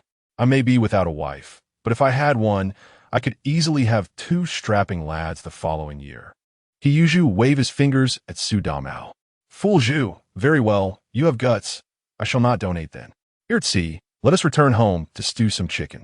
As Su Damao spoke, he prepared to take Lu Xiao away. Hiyuju rushed in front of Su Damao, declaring, "If you refuse to donate, just wait until I give you a beating." "Fool you, what are you doing? Donations are purely a matter of personal choice." Yi Zhonghai stood up, striking the table. Su Damao shot a glare at Hiyuju and remarked, "Look at our elder. You, fool you, are far from his stature." At that moment, Lu Xiao swiftly pulled Su Damao, saying, "We will donate 1 yuan." With that, she retrieved some money from her pocket and placed it into the donation box before them. Only then did Hiyuju relent, carrying the donation box over to Wang Jiancheng. "As our newly appointed workshop director, surely you ought to contribute a bit more, right? Donations are fine, but I have a question that must be clarified first." "What question?" "Where exactly does the donated money go? I can't just contribute without knowing to whom it is directed." "Gentlemen, could you please clarify?" Hiyuju knew that Wang Jiancheng would not heed his words. "This year, as in years past, the donations will be evenly distributed among the families in our community facing financial hardship," Yi Zhonghai explained. "But how are these families determined?" "It remains the same every year. It is a consensus among all of us regarding a few households." "Which household are those?" "Wang Jiancheng, you have participated before, surely? You recall which households we are referring to." Seeing that Wang Jiancheng's tone was less than amiable, Yin Bugue spoke up on behalf of Yi Zhonghai. "3 gentlemen, I usually discover which households receive aid after the donations, but this year I believe it prudent to ascertain in advance to whom the donations will go. This way, I can determine if I am able to donate and how much." Lu Haizhong added, "In accordance with past years, it should be 5 households. The first is the deaf elderly woman, followed by Qin Huairu's family, then Fat Aunt, Little Lu, and Old Hu's family. It seems this year it will still be those 5 families, as we are all aware of their situations," Yi Zhonghai affirmed, taking over from Lu Haizhong.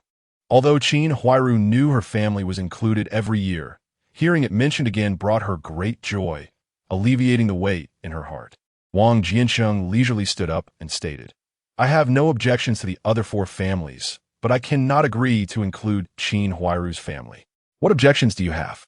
Yi Zhonghai inquired, looking at Wang Jiancheng. Wang Jiancheng approached the 8 immortals table where the 3 gentlemen sat and remarked, "Her family is not in need. Although it is only Qin Huairu who earns a salary, it exceeds the 5 yuan living expenses per month." Chapter 41, Your Selfishness, Let's See the Sun. "How can you claim our family is not in need?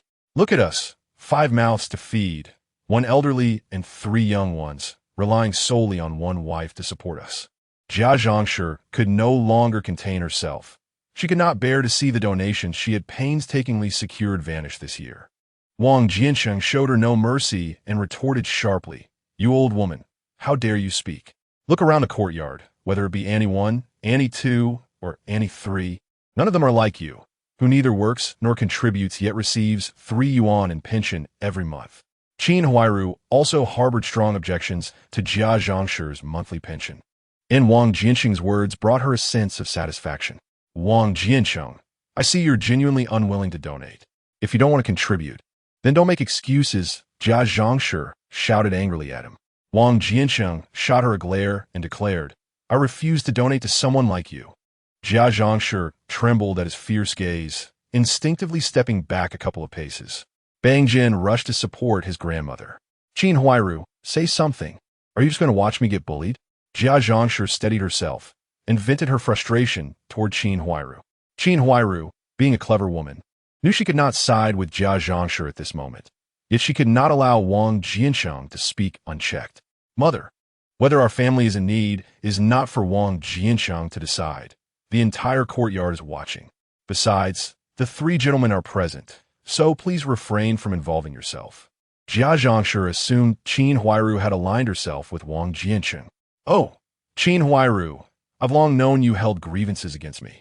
Are you now openly expressing them in front of so many? Was that Qin Huairu's intention? How could anyone in the courtyard not know her true feelings? He Yuzhu, unable to bear Jia Zhongshi's attack on Qin Huairu, intervened. He Yuzhu found himself caught in the crossfire, and Jia Zhongshi, eager for an opportunity to retort, seized it.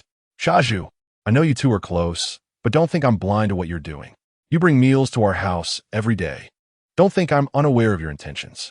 Today, I'll make it clear. As long as I'm around, you two will not have peace. You're spot on. Everyone in the factory knows about Shazhu and Qin Huairu. Shazhu even declared in front of the workers that Qin Huairu is his wife and embraced her publicly. Su Dumao interjected, spitting out a sunflower seed shell. He Yuzhu set down the donation box and picked up a brick, ready to hurl it at Su Dumao. Shazhu, Yi Zhonghai called out, stopping him. Su Dumao, let me tell you, if you keep spouting nonsense, I'll make sure to ruin your mouth. He Yuzhu threw the brick at Su Damao's feet. Su Damao instinctively jumped aside, exclaiming, Shazhu, this time I'm not talking nonsense. With so many working in the factory. Who doesn't he know? I was just trying to protect her. How many people in the factory bully her? And you, too, have taken advantage of Qin Huairu. Haven't you? He Yuzhu explained. I traded food stamps for it. The moment those words left his mouth, Su Damao realized he had misspoken.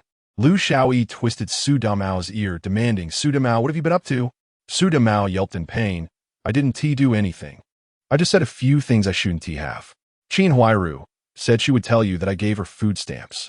Aside from having a filthy mouth, Su Damao has indeed done nothing. Qin Huairu quickly defended him. Luo Xiaoyi finally released Su Damao's ear. Who would believe you?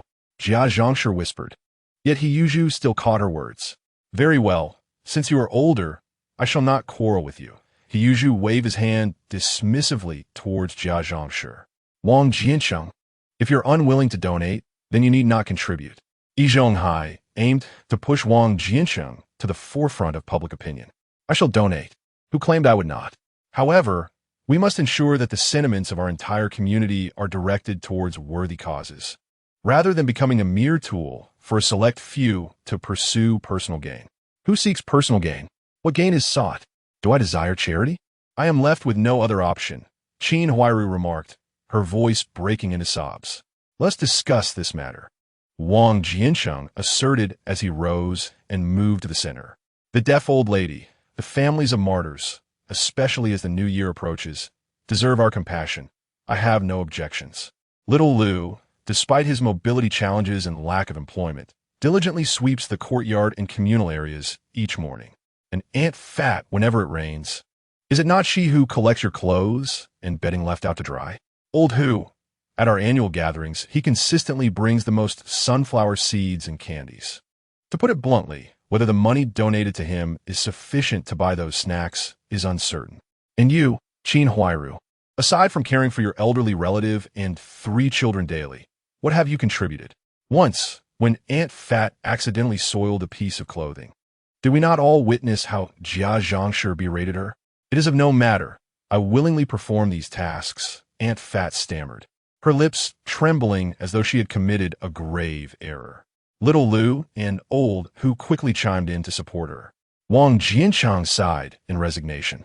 He understood that they needed to survive in this community and feared ostracism. This was their own choice, and he felt no need to alter it. You 3 esteemed gentlemen cannot be blind. You have witnessed all of this. Elder One, you care for Qin Huairu's family daily. Yet you rarely extend a helping hand to the other 3. Surely the reasons need not be elaborated upon. Elder 2, little Lu lives closest to you, and it is he who sweeps the area in front of your door. Elder 3, according to our usual customs, you assist everyone in writing couplets, and in return, we give you a little money for the festivities, yet it is always Old who purchases the majority of the snacks. You all know in your hearts why they receive donations. Is it not for self-serving interests? After delivering his remarks, Wang Jiancheng returned to his seat, awaiting the opinions of the 3 elders. An oppressive silence enveloped the courtyard. No one dared to speak, as matters that were typically discussed in private now lay bare before all. The previously tearful Qin Huairu sensed the gravity of the situation and ceased her cries. All eyes turned to one another in disbelief. Elder 2 Lu Haizhong and Elder 3 Yan Bugui could only gaze at Yi Zhonghai, awaiting his response. His eyes fixed intently on Wang Jiancheng. A ray of sunlight streamed into the courtyard, casting warmth upon every face, an ambiguous sensation of comfort tinged with intensity. Crack! As the ray of sunlight vanished with the sound of a table being struck, a wave of relief washed over the crowd. How could you disparage our collective? A community built on mutual support and care, a beacon of inspiration throughout the entire street. Yi Zhonghai's voice, laced with indignation and shame, echoed in the room. The meeting is adjourned. With trembling hands, Yi Zhonghai lifted his teacup and, burdened by heavy footsteps, departed slowly. Second Uncle Liu Haizhong also rose, exclaiming, "What is this nonsense?" He then left with second aunt. Third Uncle Yin Buguay approached the donation box, reached inside, and withdrew a single yuan, stating, "This is my contribution. I shall take it back for now." Chapter 42. The fragrant laba kanji. With the departure of the three uncles, the donations were surely futile.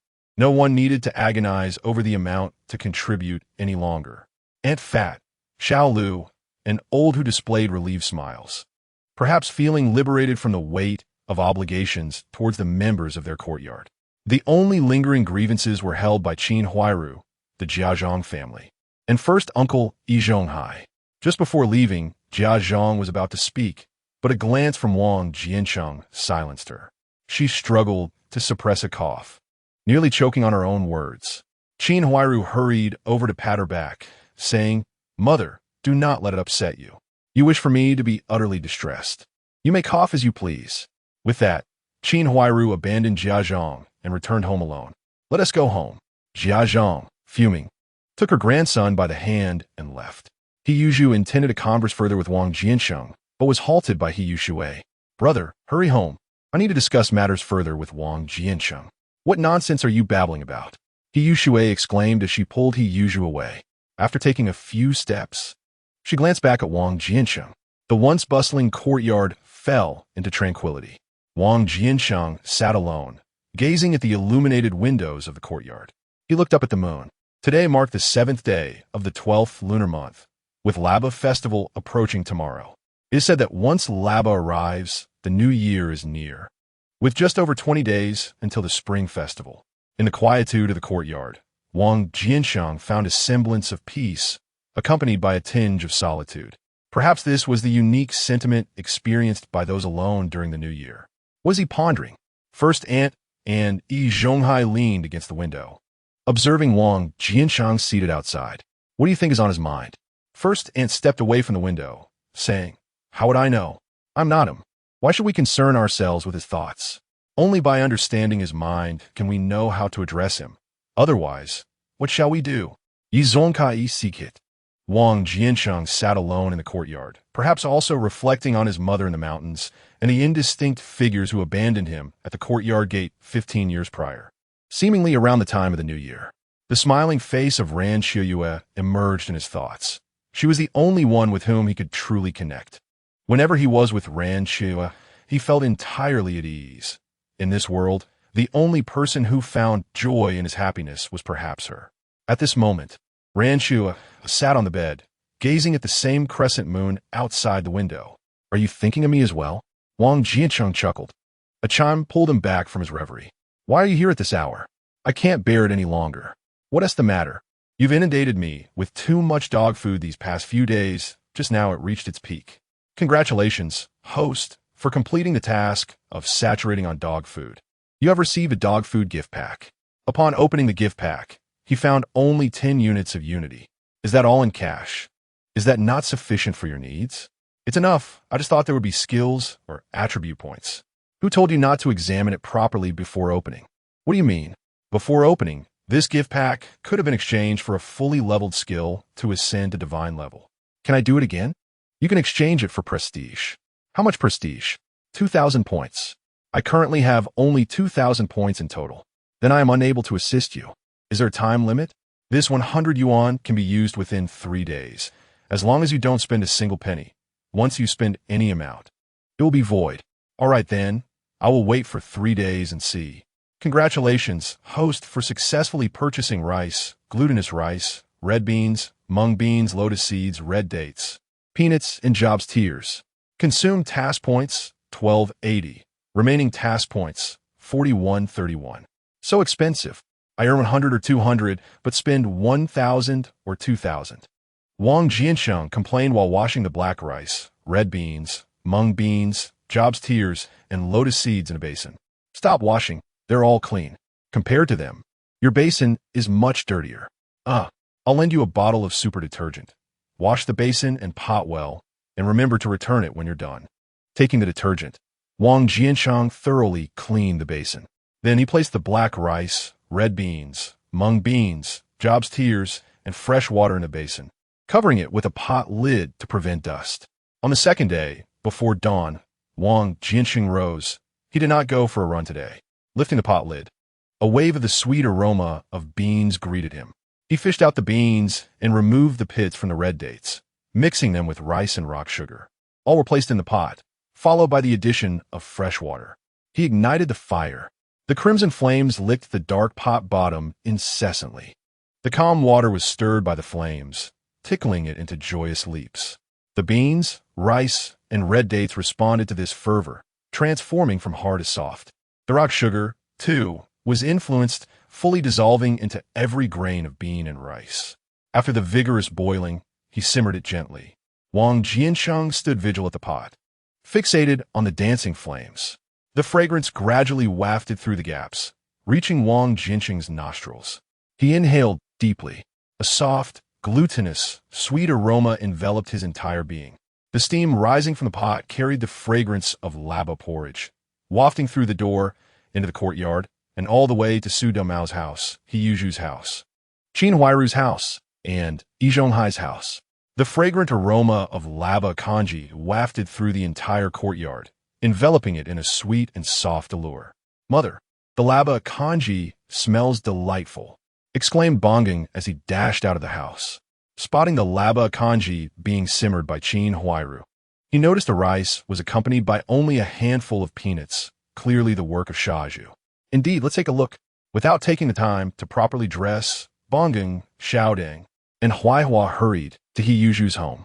Meanwhile, a slumbering Heyuju was startled awake by the incessant knocking at the door. Yawning and stretching, he groggily opened the door. "Who is it at this early hour?" "Shaju, it's not you who made the laba congee, is it?" Bongang inquired, noticing that Shaju was still half asleep. At that moment, the enticing fragrance of laba congee reached Heyuju's senses. "Your mother's congee smells wonderful today. I must have a bowl," he declared. It's not my mother who made it," Bongang replied. Xiaodeng added, "Yes, I can smell the red dates. My mother never includes those. You're just deceiving me. If you don't want me to have some, just say so. You two head back. I'll join you shortly," Heyuju said as he dressed and made his way to Qin Huairu's home, where he found her stirring the pot of congee with a spoon. "This batch of congee is remarkably fragrant," Heyuju remarked, leaning in closer to examine the pot. Qin Huairu set down the spoon and replied, "That aroma is wafting over from the backyard. It could very well be from Su Damao's place.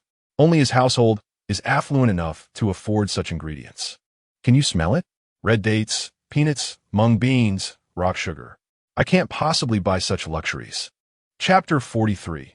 The Flavor of Love, as Heyuju and Qin Huairu discussed the laba congee, the second and third elders, along with the first elder from across the street, approached. Before Yizhonghai even arrived, the delightful scent of laba congee reached us. "It must be your handiwork," Huairu, the first elder, remarked. "If I had the means to make such authentic laba congee, I would have served it to you all long ago, rather than wait for you to come here," Qin Huairu retorted. Yizhonghai chuckled. "I believe what Huairu says. Indeed, I was just wondering how it was possible to create such exquisite laba congee without inviting us." The third elder, Yin Bugue, chimed in with a smile. The second elder, Lu Haizhong, inhaled the captivating sweetness and mused. "But whose house could have made such splendid laba congee? It's neither from the front yard nor the middle courtyard, so it must be from the backyard. Wang Jiancheng never cooks, so it undoubtedly belongs to Su Damao." Heyuju quickly analyzed, and the others nodded in agreement. "Let us go. I'll take everyone to Su Damao's house for some congee," Heyuju declared, waving his hand as he led the way to the backyard. The third elder, Yin Bugue, looked at Yi Zhonghai and Lu Haizhong and said, "Shall we go and take a look?" "Yes. Let us see what ingredients they have used to make such delectable laba congee," Yi Zhonghai replied cheerfully. A group of them, led by He Yuzhu, made their way in a lively procession towards Su Damao's home.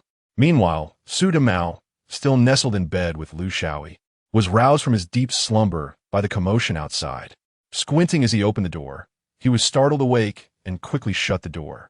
Easy eye. Hurry and get up. People from the front and middle courtyards are at our doorstep," Su Damao called out as he hurriedly put on his trousers. Luo Qiuye hurriedly donned her attire, exclaiming, "What brings you here so early? Have you stirred up trouble again? I spent the entire night by your side. Who could I possibly have troubled?" The two hastily dressed, leaving no time for tidying up, and quickly opened the door. "Good morning. What brings you here at such an early hour?" Su Damao inquired, bowing slightly before Yi Zhonghai. Before Yi Zhonghai could respond, He Yuzhu interjected, "Su Damao, your family's laba congee is so exquisite that it should be shared with everyone. Luo Qiuye's culinary skills are commendable. I, He Yuzhu, acknowledge that I cannot replicate this." "What laba congee? We've just risen," Su Damao replied, looking bewildered. He then held up an empty pot for them to see. "Look here. In our backyard reside the deaf old lady, Su Damao, and Wang Jiancheng." Su Damao certainly did not prepare it, nor could the deaf old lady have done so. "It must be Wang Jiancheng," Lu Haizhong stated to the group. Mom, Bonginger called out, rushing over. "What is the rush? I saw Wang Jiancheng making laba congee right outside his door," Bonginger pointed behind him. Upon hearing this, everyone promptly headed toward Wang Jiancheng's house. Upon arriving at the doorway, they spotted Wang Jiancheng ladling laba congee into a container. The porridge was perfectly cooked, neither too thick nor too thin. A scoop revealed a rich mixture of peanuts, lotus seeds, and large red dates overflowing. As it was poured into the container, it formed a mound before gently spreading outwards. The green beans, vibrant red dates, and peanuts, combined with the milky white rice, created a picturesque winter scene. Banging es mut vata profusely. Wang Jiancheng covered the container, wrapping it in cotton before placing it into a bag. "What brings you all here?" Wang Jiancheng asked, noticing the throng at his door after finishing his task. "Your laba congee's aroma woke us early, so we came to see who made it. And lo and behold, it's you," third uncle remarked. Su Damao looked at Wang Jiancheng and said, "Wang Jiancheng, with such delightful laba congee, why not let everyone have a taste? First, I made it. Second, I purchased the ingredients. Third, it was earned with my own money. And fourth, it is not for you," Wang Jiancheng retorted, listing his points.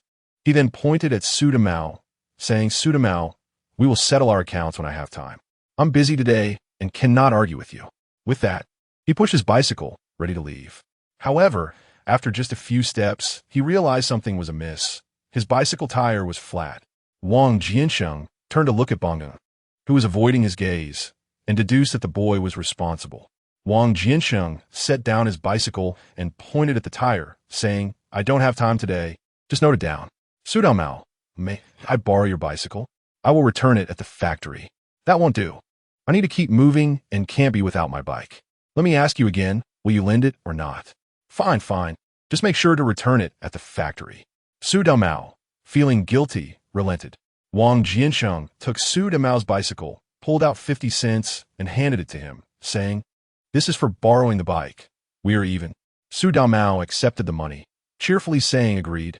If you had mentioned payment earlier, I would have personally brought it over." "Wang Jiancheng, would you be so kind as to lend me your bicycle?" Yin Bugue inquired at that moment.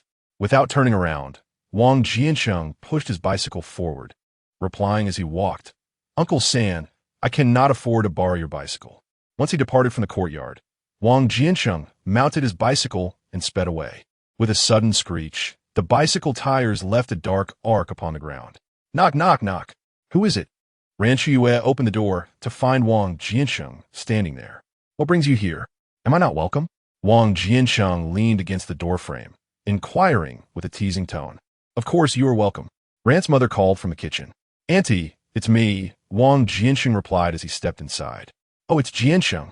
Please sit down." I'm preparing laba congee. We can eat together shortly. Ran's mother responded from the kitchen. Auntie, you need not trouble yourself. I have brought some I prepared myself, he said, retrieving a food container from his tote bag. As he opened it, a fragrant, sweet aroma wafted into the air, mingling with the white steam. The laba congee he made smelled delightful and promised to be delicious. I must savor it, Ran Qiuye thought. Just then, Ran's father approached. Ran's mother then pulled Ran's father aside, saying, What are you tasting? I just remembered that we are out of soy sauce. Come with me to get some. At this early hour, where can one find soy sauce? Ran's father replied. Ran's mother shot him a meaningful glance, insisting, Just go, no more questions, hurry along. All right. Every time we get soy sauce, Annie insists on my company, he grumbled. Wang Jiancheng, feeling somewhat awkward, said, Ran, please take good care of Jiancheng. If we're not back from work in time, just lock the door. After which, Ran's mother pulled Ran's father out the door. With a chuckle, Wang Jiancheng and Ran Qiuye exchanged amused glances at the closed door. I will fetch some bowls and spoons, Wang Jiancheng declared, placing the food container on the table. Observing the ample amount of laba congee, Ran Qiuye remarked, There's so much that the two of us cannot finish it all. I made more than enough. Let's serve some for Uncle and Auntie when they return, Wang Jiancheng replied. Here, taste this, he said, bringing the spoon to her lips.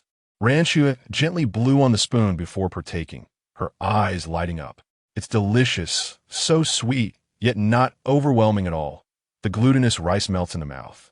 Wang Jiancheng, delighted by the satisfaction on Ran Qiuye's face, felt overjoyed.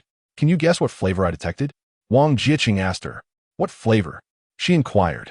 I've tasted it myself. It is simply perfect. Surely it hasn't altered in flavor during the journey?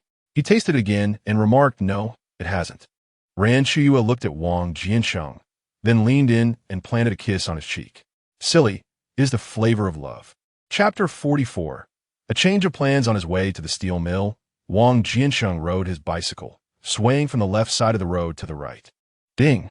Congratulations, host, for completing the festive task of creating sweet laba congee.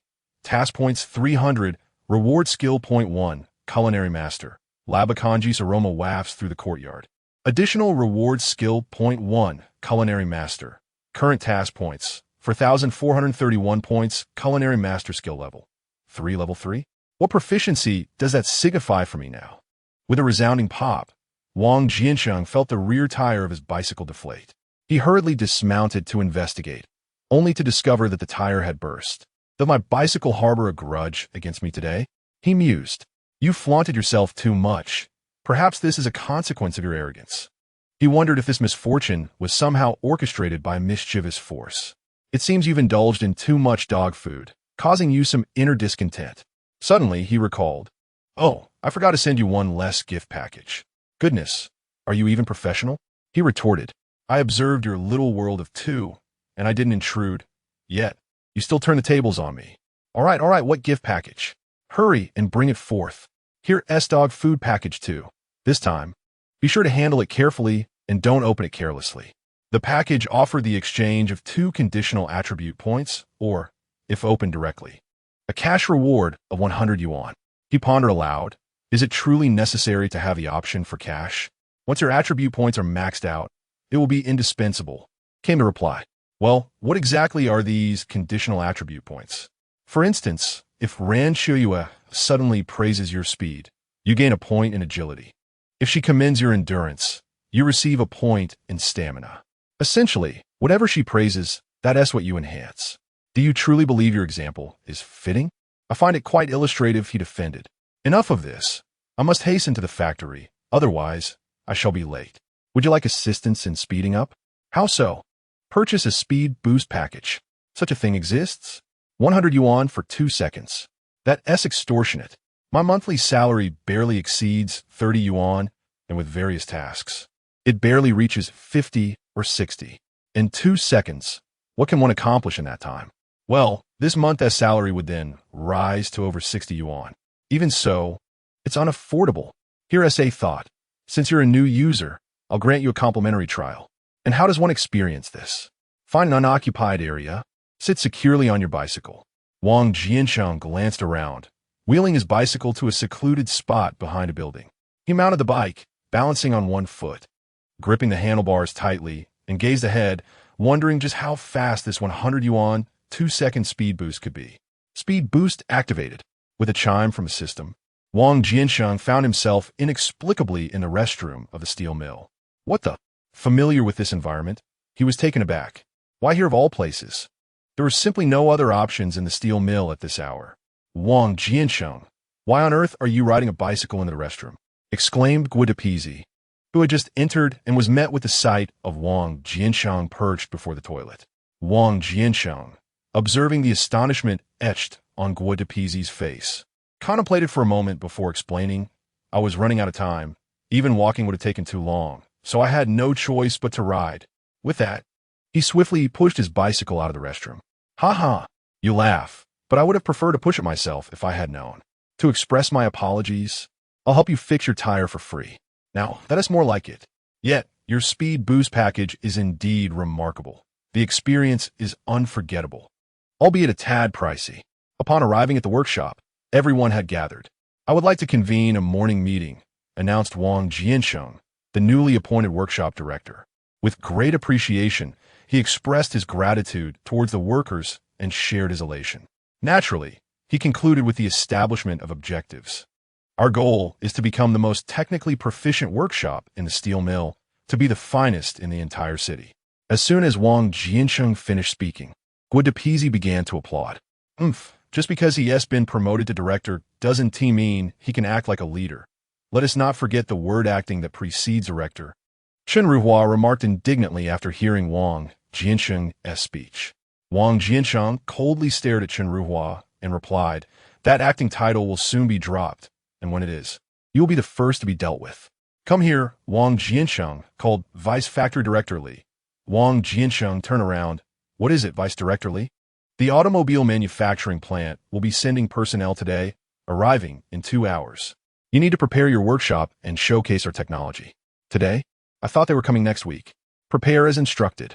Whether you can truly be the workshop director will depend on today, Li said hurriedly before leaving. Wang Jiancheng sat at his workstation, pondering for a moment before sketching on the blueprint. He approached Chen Ruihua and said, you have 1 hour to complete this frame. Otherwise, do not blame me for being unkind. Chen Ruihua took the blueprint. Crafting the frame was not difficult, and an hour was more than enough time for him. However, Wang Jiancheng's tone was deeply displeasing. I want to do it. All right, Guo, come here, Wang Jiancheng called. Guo rushed over. Director Wang, what can I do for you? From now on, Chen Ruihua will be your apprentice. What do you mean by that? You think you can just assign me as an apprentice? Chen Ruihua retorted angrily. As a former workshop director with 7 or 8 years of experience in the steel mill, he felt that anyone with 2 years of apprenticeship could handle the frame. If you say you can't do it, then you might as well start as an apprentice. That's not your decision to make, Chen Ruihua countered defiantly. Wang Jiancheng smiled at him and said, do you think I could go to Vice Director Li now and he would agree with you? Chen Ruihua remained silent, knowing full well that at this critical juncture, Vice Director Li would certainly side with Wang Jiancheng. Without further words, Wang Jiancheng retrieved a process flow chart and addressed Guo. You're the most accurate in our workshop. Follow the parts process and create a piece for each step of the raw material and rough processing. Guo took the process flow chart, glanced over the steps, and responded, this is easy.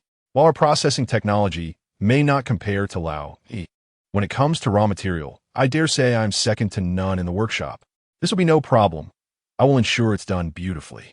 After assigning tasks to Chen Ruihua and Guo, Wang Jiancheng took out the fine processing flow chart for the components. Dear sir, I must trouble you with this matter. A single process, a singular component. The honor of our workshop and indeed our factory relies upon your expertise. Wang Jiancheng understood that by attributing the responsibility to Yi Zhonghai, he would be compelled to undertake the task. Yi Zhonghai accepted the blueprints from Wang Jiancheng, stating it can be accomplished, though the processes are numerous and the components ample. It may require a considerable amount of time. You may select a few critical processes to commence with, and the rest can be attended to when time permits or disregarded if necessary. Wang Jiancheng circled several processes on the drawings as he spoke. Let us prioritize these. Yi Zhonghai gazed at the processes circled by Wang Jiancheng, his heart racing.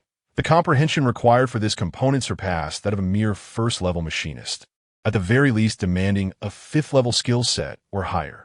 Chapter 45. Accurate Anticipation After Organizing the Tasks. Wang Jiancheng returned to his workstation to ponder. Director Wang, I've heard about your situation. Is there anything I can assist you with? Sun Lianjuan approached and inquired. Wang Jiancheng looked up at Sun Lianjuan and replied, Indeed, there is a matter that requires your assistance. Please go ahead. You see, my machinery is utterly tied up. I wish to utilize your lathe. No problem. A machine has just become available today. I will take you there. Standing before the lathe, Wang Jiancheng examined the chuck, tool holder, tailstock, and the gleaming cutting edge, gingerly touching the control handle. Upon activating the machine, the lathe's spindle whirred to life. Brother, why did you drill such a small hole? Sun Lianjuan inquired. A secret weapon, Wang Jiancheng replied, carefully wrapping the component in oil paper. Upon returning to the workshop with the component, Chen Ruhua had already prepared the rack. Guo Depizi also approached, carrying the processed materials. Wang Jiancheng sought an empty space, positioned the rack correctly, and with a piece of red cloth, arranged the components and blueprints in meticulous order according to the process flow. At that moment, Yi Zhonghai also arrived, carrying the completed components. These are the parts for several critical processes. Wang Jiancheng received the components and remarked, Truly impressive work indeed. With these few components, we should have enough. It seems we may not have time for the rest. Everyone, return to your respective stations and let us display our spirit and demeanor. Wang Jiancheng called out to the workshop workers. Guo Depizi pointed toward the entrance of the workshop and said, Wang Jiancheng, look, they have arrived. Wang Jiancheng turned to see Deputy Factory Director Li accompanying two individuals, surrounded by a throng of personnel from the factory's publicity department and security. One of the two men appeared slightly older, followed by a middle-aged man wearing glasses. As they conversed, the group entered the workshop. Wang Jiancheng, this is Factory Director Liu. Deputy Factory Director Li introduced. Wang Jiancheng extended his hand, prepared to shake hands with Director Liu, but upon noticing the grease on his hands, he withdrew, saying, Director Liu, Hello. I haven't had a moment to wash my hands, so I shall refrain from shaking hands. Lu Guiqiang laughed heartily. I too have risen through the ranks from the workshop. With that, he extended his right hand. Observing this, Wang Jiancheng quickly extended his hand to shake with Lu Guiqiang. As soon as I entered the factory, Deputy Factory Director Li remarked that there was a workshop director who could be considered the youngest in the entire city. And it appeared to be you. Oh no, it's all about contributing to the factory and the nation, regardless of age, Wang Jiancheng quickly responded. Indeed, your ideological awareness is commendable. It is no wonder that Deputy Director Li holds you in such high regard. This is our factory's chief designer, Xing Guoqing. He has come primarily to observe. Lu Guoqiang indicated toward the bespectacled middle-aged man beside him. Xing Guoqing extended his hand, saying, Director Wang, let us exchange ideas and learn from each other. Wang Jiancheng grasped Xing Guoqing's hand in response. Deputy Director Li then suggested, Director Liu, shall we allow Director Wang to introduce you? Certainly, I would appreciate that, Lu Guoqiang replied. Wang Jiancheng took Lu Guoqiang and Xing Guoqing to the neatly arranged workstations and began his explanation. Director Liu, Chief Engineer Xing. This is the process flow we have organized according to the technical requirements for the parts. We maintain strict standards at every step. Here we have the cutting process, and our top cutter, whom we affectionately call the big cutter. This is the machining of the parts, performed by our sole 8th-level fitter, Yi Zhonghai, who ensures absolute precision. As he elaborated on the processes and parts, he also introduced each worker in the workshop to Lu Guoqiang, detailing their strengths and specialties with clarity. Director Liu, Chief Engineer Xing, I have completed my introductions. Do you have any suggestions for us? Lu Guoqiang clapped his hands and said, Excellent, excellent. I am completely at ease in trusting our parts to your factory. Xiao Xing, why don't you address your concerns? At that moment, a wave of apprehension swept through the attendees. Was there dissatisfaction? Xing Guoqing retrieved a neatly folded diagram from his pocket and slowly unfolded it. While conducting experiments at the factory, we discovered a minor issue with this part. It requires a small hole at this location. We understand that adding further processing to an already machined part will inevitably compromise some precision, but we do not wish for this batch of parts to be rendered scrap. Therefore, we seek any solutions you might offer. Lu Guiqiang interjected. What Xiaoxing mentioned is indeed the purpose of our visit. Initially, I thought the chances were slim, but seeing your professionalism, I am now confident it is achievable. Wang Jiancheng reached into his pocket and handed a part to Xing Guiqing, saying, Chief Engineer Xing, could you confirm if it is as described? Xing Guiqing accepted the oil paper wrapped part, observing, this is indeed the case, but I wonder about the precision. Chief Engineer, we have a testing station equipped with various gauges and measuring tools. You may personally verify the measurements, Wang Jiancheng replied, leading him to the inspection station. After meticulously cross-referencing the part with the diagram, Xing Guiqing remarked, Director Wang, you are impressive. I am truly in awe. Ha! It is rare for our Xiaoxing to express such high praise. Lu Guiqiang laughed heartily. Holding the part, Xing Guiqing asked Wang Jiancheng, did you foresee the need for a hole at this location? That was merely an educated guess, Wang Jiancheng replied. You're not willing to disclose the details? No, I would not wish to mislead you.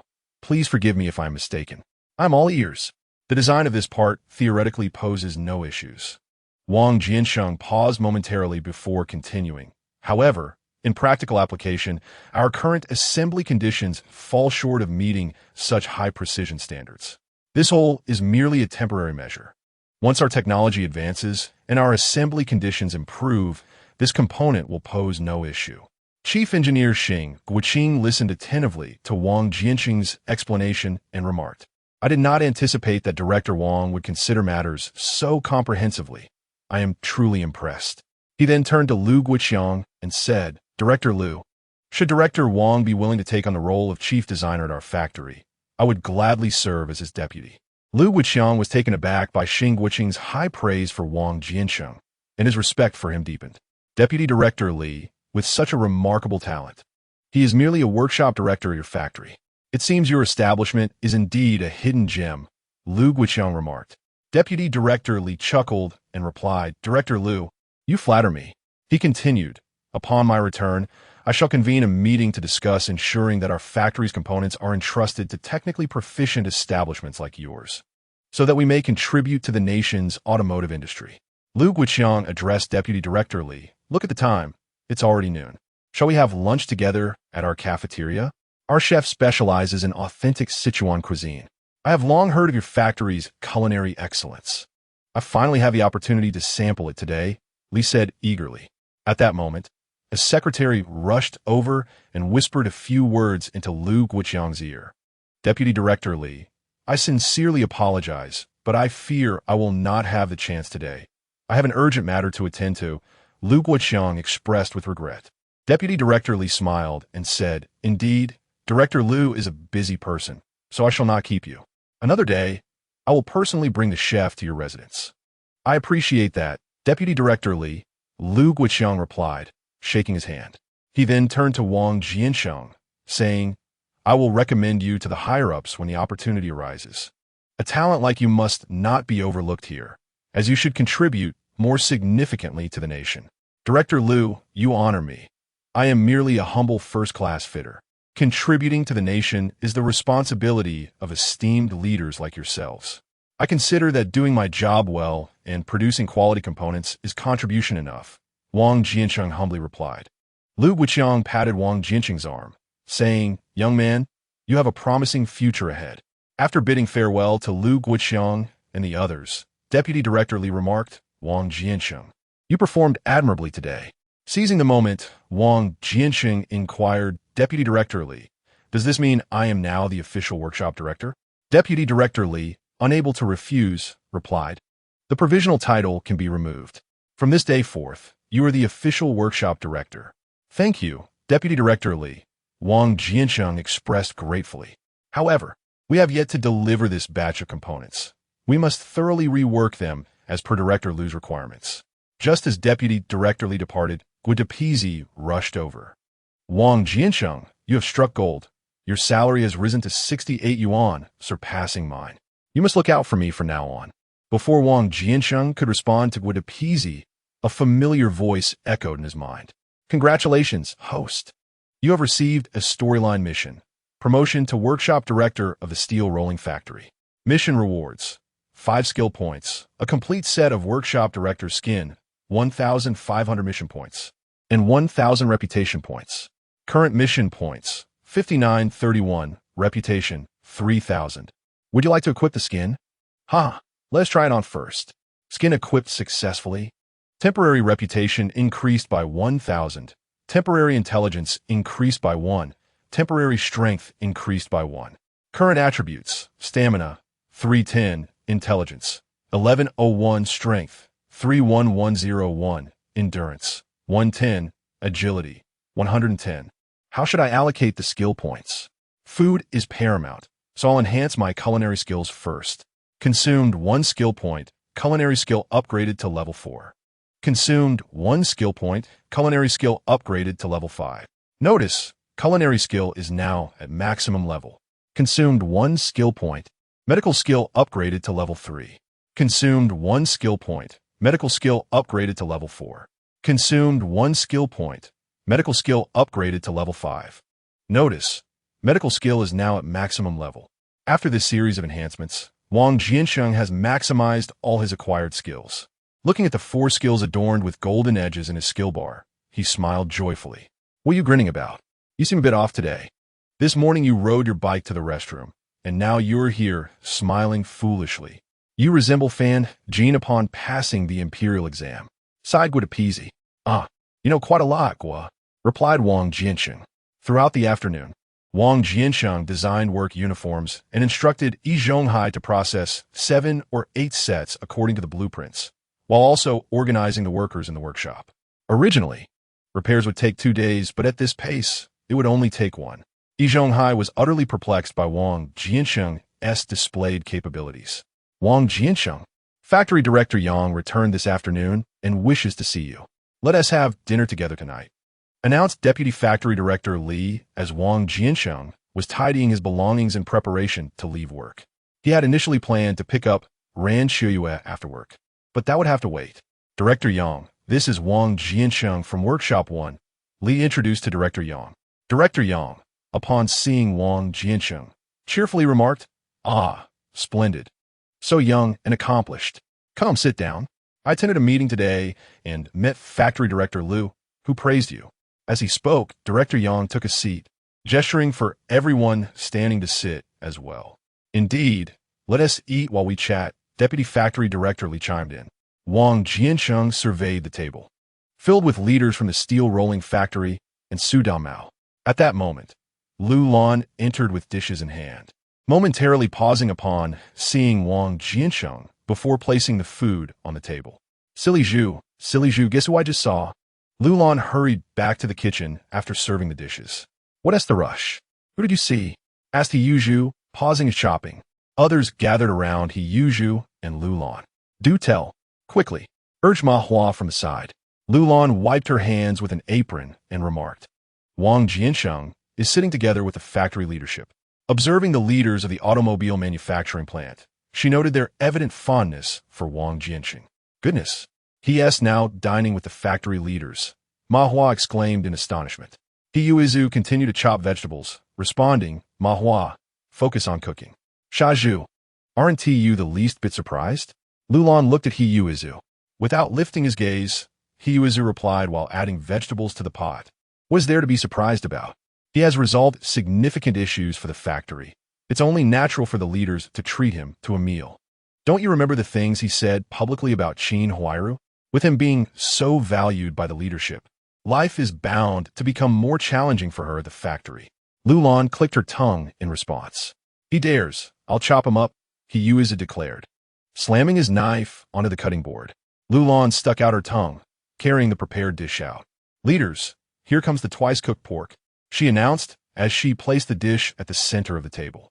Wang Jiancheng, today, Director Liu insisted on taking you away in front of me, Director Yang said, raising a glass of wine towards Wang Jiancheng. Wang Jiancheng quickly picked up his glass, standing up to say, Director Yang, I'm flattered, I'll drink first. He tilted his head back and downed the drink. Drink slowly, take your time, Director Yang advised, gently setting down his glass. He continued, Deputy Director Li has an eye for talent. In my absence, he has promoted such a capable young man. I must toast to you. Deputy Director Li also raised his glass, saying, Director Yang, you flatter me. It's all for the benefit of the factory. They both downed their drinks. Director Yang then turned to Wang Jiancheng and asked, Young Wang, have you ever considered reaching greater heights? Wang Jiancheng raised his glass, taking a sip before replying, Director Yang, I believe I still need more training. Moreover, I am currently a first-class fitter with substantial room for improvement. I will work diligently at the steel rolling mill to enhance my skills. Wang Jiancheng quickly expressed his loyalty to Director Yang, who viewed matters from the perspective of the steel rolling mill's interests, unlike Deputy Director Li, who was more self-serving. As soon as he finished speaking, Director Yang said, Good. From the moment you walked in, I knew I had not misjudged you. Our steel rolling mill has 8 workshops, each operating independently. I would like you to oversee all 8. Of course, you will still be the head of Workshop 1, and the other heads will remain unchanged. However, you will be responsible for task allocation and resource distribution between workshops. Wang Jiancheng was taken aback by this unexpected proposal and quickly replied, Director Yang. But Director Yang interrupted him, saying, No worries, do well, and you shall continue. If you do not perform adequately, you can return to your role as workshop head. Chapter 47. Feeding Qin Huaru dog food that evening. Wang Jiancheng had consumed a considerable amount of alcohol, as had Director Yang.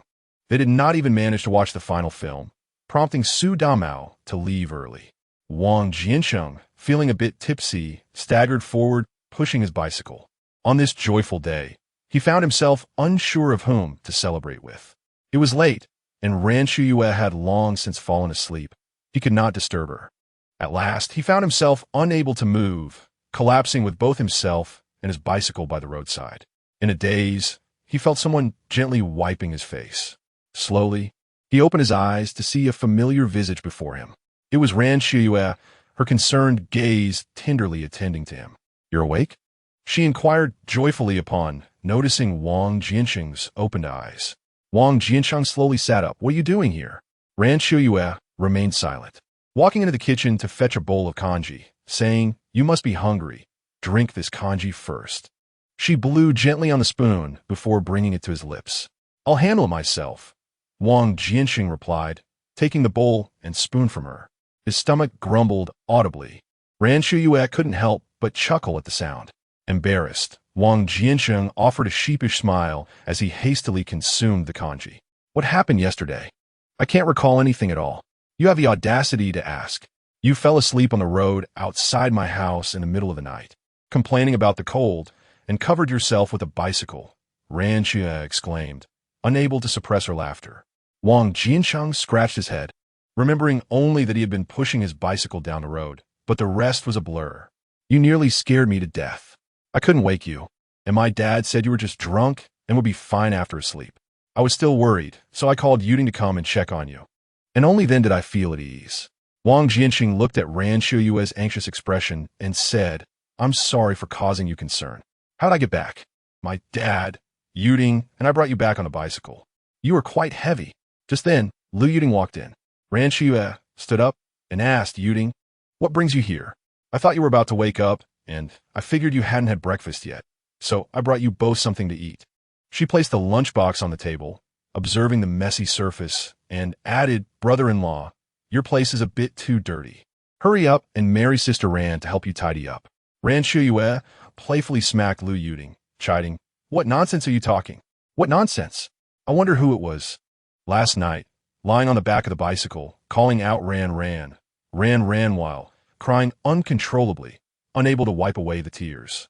Wang Jiancheng leapt from the bed, looked down, and quickly returned to sit. Are you talking about me? Lu Yuding shot him a disdainful glance. Who else could it be? Wang Jiancheng slapped his forehead and sighed dramatically. Thank goodness we live in an era without mobile phones. Otherwise, this disgrace would surely circulate on social media. Is becoming a workshop director really worth all this excitement? Lu Yuding divided the breakfast into 2 portions and brought them over. Here, eat up.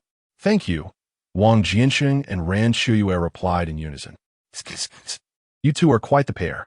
All right, I'll take my leave, so I won't be in your way.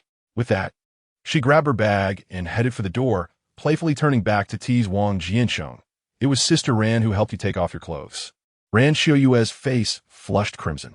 Lu Yuding skipped away, full of merriment. Wang Jiancheng gazed at Ran Qiuye and said, thank you. Your clothes are exceedingly dirty. Haha, indeed. I was quite disgraceful yesterday. At that moment, Wang Jiancheng wished he could vanish into thin air. Why did you drink so much yesterday? You seemed rather unhappy last night. He then recounted in detail the events at the factory to Ran Qiuye, expressing, in that moment, I realized I yearned to share my joys, my sorrows, yet found no one to confide in. Fool, you could always seek me out.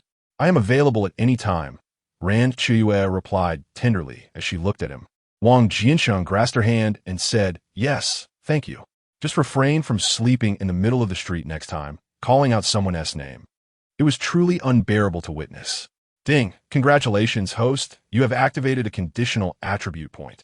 Intelligence attribute point decreased by 1. Current intelligence, 0101 system.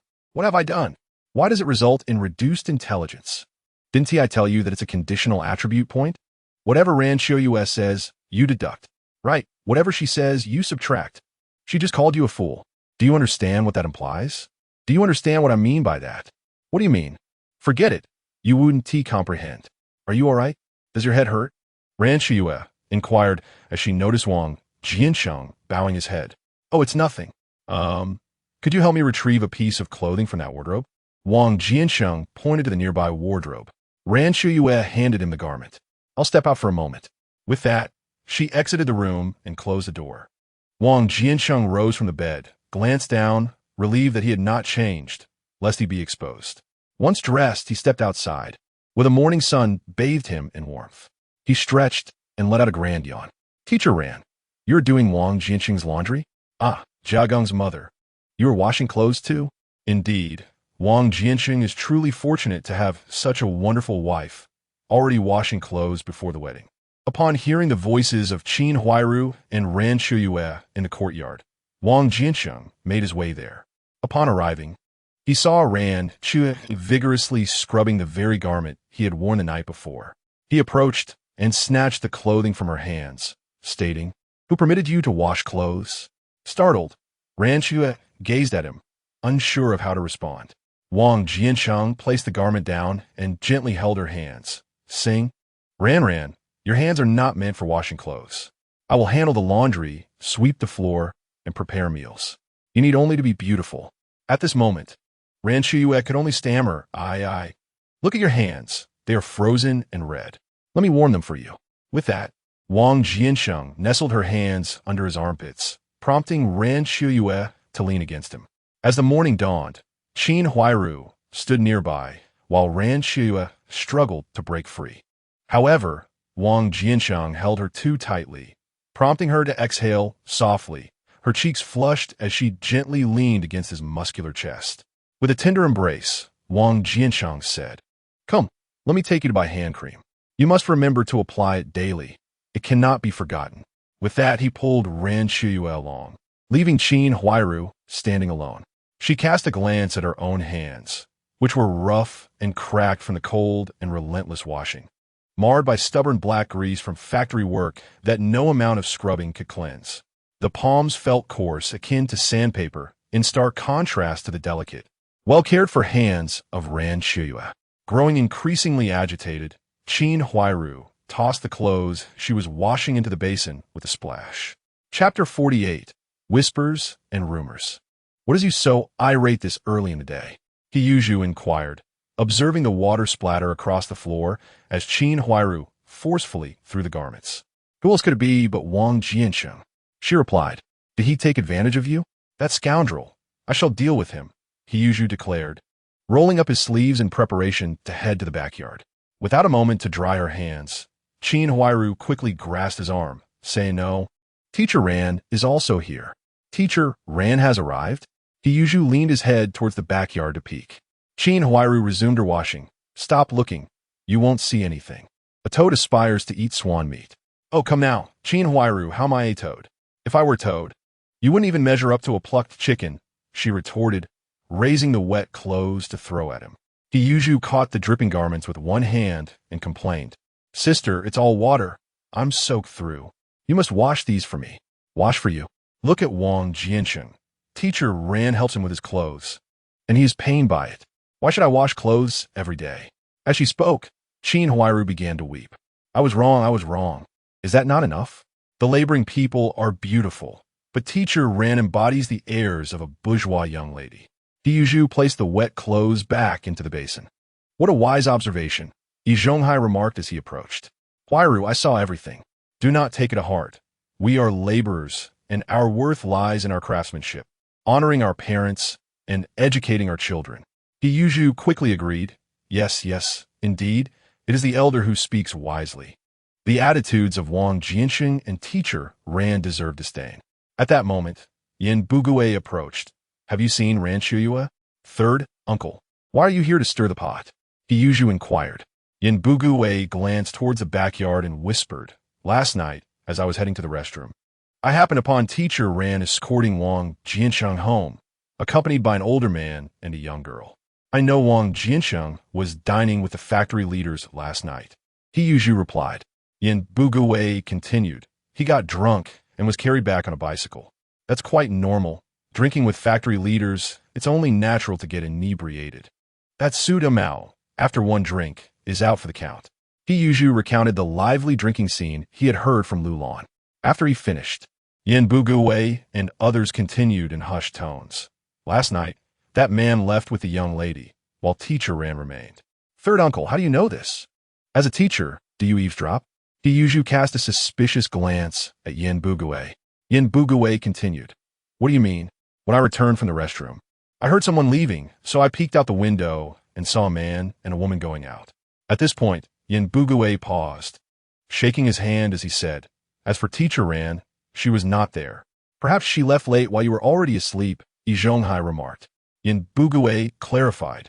I sent Yang Ruehua to the back courtyard to check. Teacher Ran did not leave. She was inside. Third uncle, you must not be eavesdropping. Ensign would have heard it too. Siheyuan chuckled. Just then, Su Damao approached with his bicycle from the back courtyard. Su Damao, Siheyuan called out. Upon seeing the two elders and Qin Huairu present, Su Damao felt a rush of anxiety. Silly Zhu, don't call me out for no reason. I'm not afraid of you. Come here. I have a question for you. Siheyuan gestured. Su Damao stepped back slightly, distancing himself from Siheyuan, and asked, What is it? Come a bit closer. I 1T hit you. Only then did Su Damao approach. Did you and Wang Jiancheng see anything in the back courtyard last night? Siheyuan inquired. Odamao notijit yi zonkai, yambugui. And Qin Huairu all leaning into here.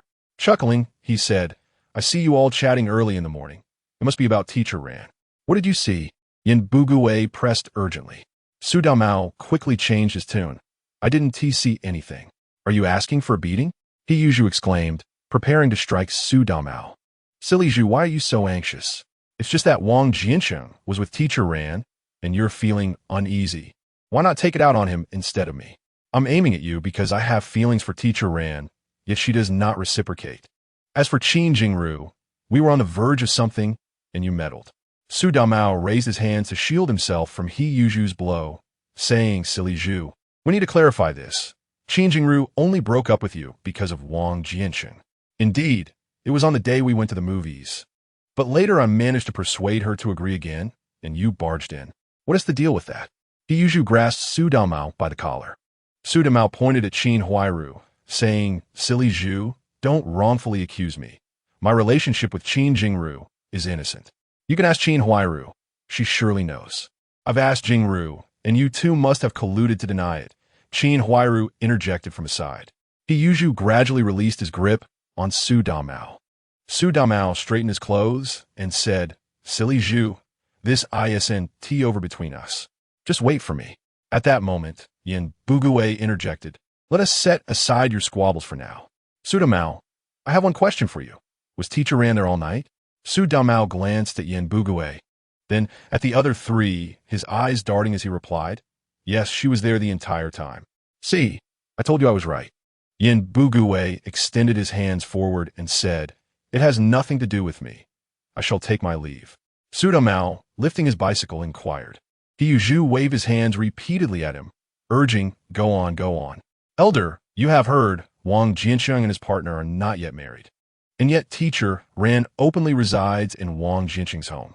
This is a disgrace to the morals of teaching, Yin Buguwei remarked to Yi Zhonghai. Upon hearing this, He Zhu defended Ran Qiuye, stating, Third uncle, you might be exaggerating a bit. I believe teacher Ran is not that kind of person. You cannot truly know a person's heart by merely knowing their face. You, foolish Zhu, are blinded by teacher Ran's beauty, Yin Buguwei retorted. Wang Jiancheng, inebriated and unconscious, has teacher Ran caring for him. This is quite reasonable. Qin Huairu, upon hearing He Zhu defend Ran Qiuye, felt a surge of displeasure and remarked, Foolish Zhu. I think third uncle is correct. Qin Huairu, I know you harbor grievances against Wang Jiancheng. Teacher Ran has neither provoked you nor offended you. So why do you criticize her? He Zhu said to Qin Huairu, exasperated. Chapter 49. What conspiracy does Yi Zhonghai have? Qin Huairu became incensed. What do you mean she hasn't offended me? Elder, Bang Geng said yesterday that the worker invited to teach their class this year is Wang Jiancheng. How can someone like him teach children? With his current demeanor, he would surely lead them astray. In the past, the school invited exemplary role models like you. How could Wang Jiancheng possibly be chosen? This must surely be the doing of teacher Ran. As Qin Huairu spoke, her anger intensified. I must confront the principal. Teacher Ran cannot be allowed to continue teaching. Huairu, please do not rush. I will first go to the school to ascertain the situation. Yi Zhonghai Isu Qin Huairu. Then turned to Yin Buguwei, stating, Third uncle, you should also inquire with the principal and other teachers today. If it is true, such a teacher must not be allowed to continue instructing. We shall convene a meeting tonight to thoroughly scrutinize Wang Jiancheng. Unbeknownst to Wang Jiancheng, who was blissfully unaware of the machinations set against him, he was presently in his room, showcasing his personal charm to Ran Qiuye. Ran, you must praise me, he implored. Ran Qiuye laughed and replied, Who seeks compliments from others? Just this once, please, Wang Jiancheng insisted, playfully pouting. Ran Qiuye, observing the awkwardness of the towering figure before her, could not suppress her laughter. All right, what should I praise you for? You should commend my intelligence. Wang Jiancheng suggested after a moment's thought. Ran Qiuye adjusted her posture and attempted to speak. No, you are specifically requesting this. I truly cannot think of anything. At that moment, Wang Jiancheng, pulling a stool to sit opposite Ran Qiuye, proposed, How about this? You stand, and I shall sit. Pretend I am one of your students. And praise me as you would them for their cleverness. Ran Qiuye slowly stood, gazing at Wang Jiancheng seated across from her. I cannot. I have never taught someone of your stature. If you do not praise me, I shall be upset. Wang Jiancheng feigned annoyance. Ran Qiuye quickly stifled her laughter, saying, Let me give another try. After straightening her posture, she fixed her gaze behind Wang Jiancheng, consciously avoiding his expression, and said, Little Wang Jiancheng, you are truly astute. Ding! Congratulations, host. You have activated a conditional attribute point. Intelligence attribute increased by 1 point. Current intelligence, 1101. Remaining conditional attribute points, 0. I must say, I am quite the talent. To conceive of this, ha ha ha. Do you now regret not exchanging that 100 yuan? A bit, but on the other hand, one must retain control over their own affairs. Ran Qiuye observed Wang Jiancheng staring at her with a foolish grin and inquired, What is the matter? Don't you like it? Shall I start over? She straightened her body again. I like it very much. It just makes me feel a bit lightheaded from your praise. Wang Jiancheng replied, squinting. Ran Qiuye stepped closer to him and playfully pressed a finger against his nose, saying, You silly boy. My goodness. Thank heavens there are only 2 attribute points. Otherwise, my intelligence would take a hit, and at this rate, my IQ might plummet to the negatives. Wang Jiancheng felt both relieved and apprehensive. He envisioned himself, towering at 1 meter 80, resembling a fool with snot dripping to his lips and saliva pooling on the ground, shrieking like a madman at everyone, sending chills down his spine. With Ran Qiuye around, he vowed never to opt for conditional attribute points again. Ran, you didn't sleep a wink last night. Let me take you home to rest, Wang Jiancheng said with concern.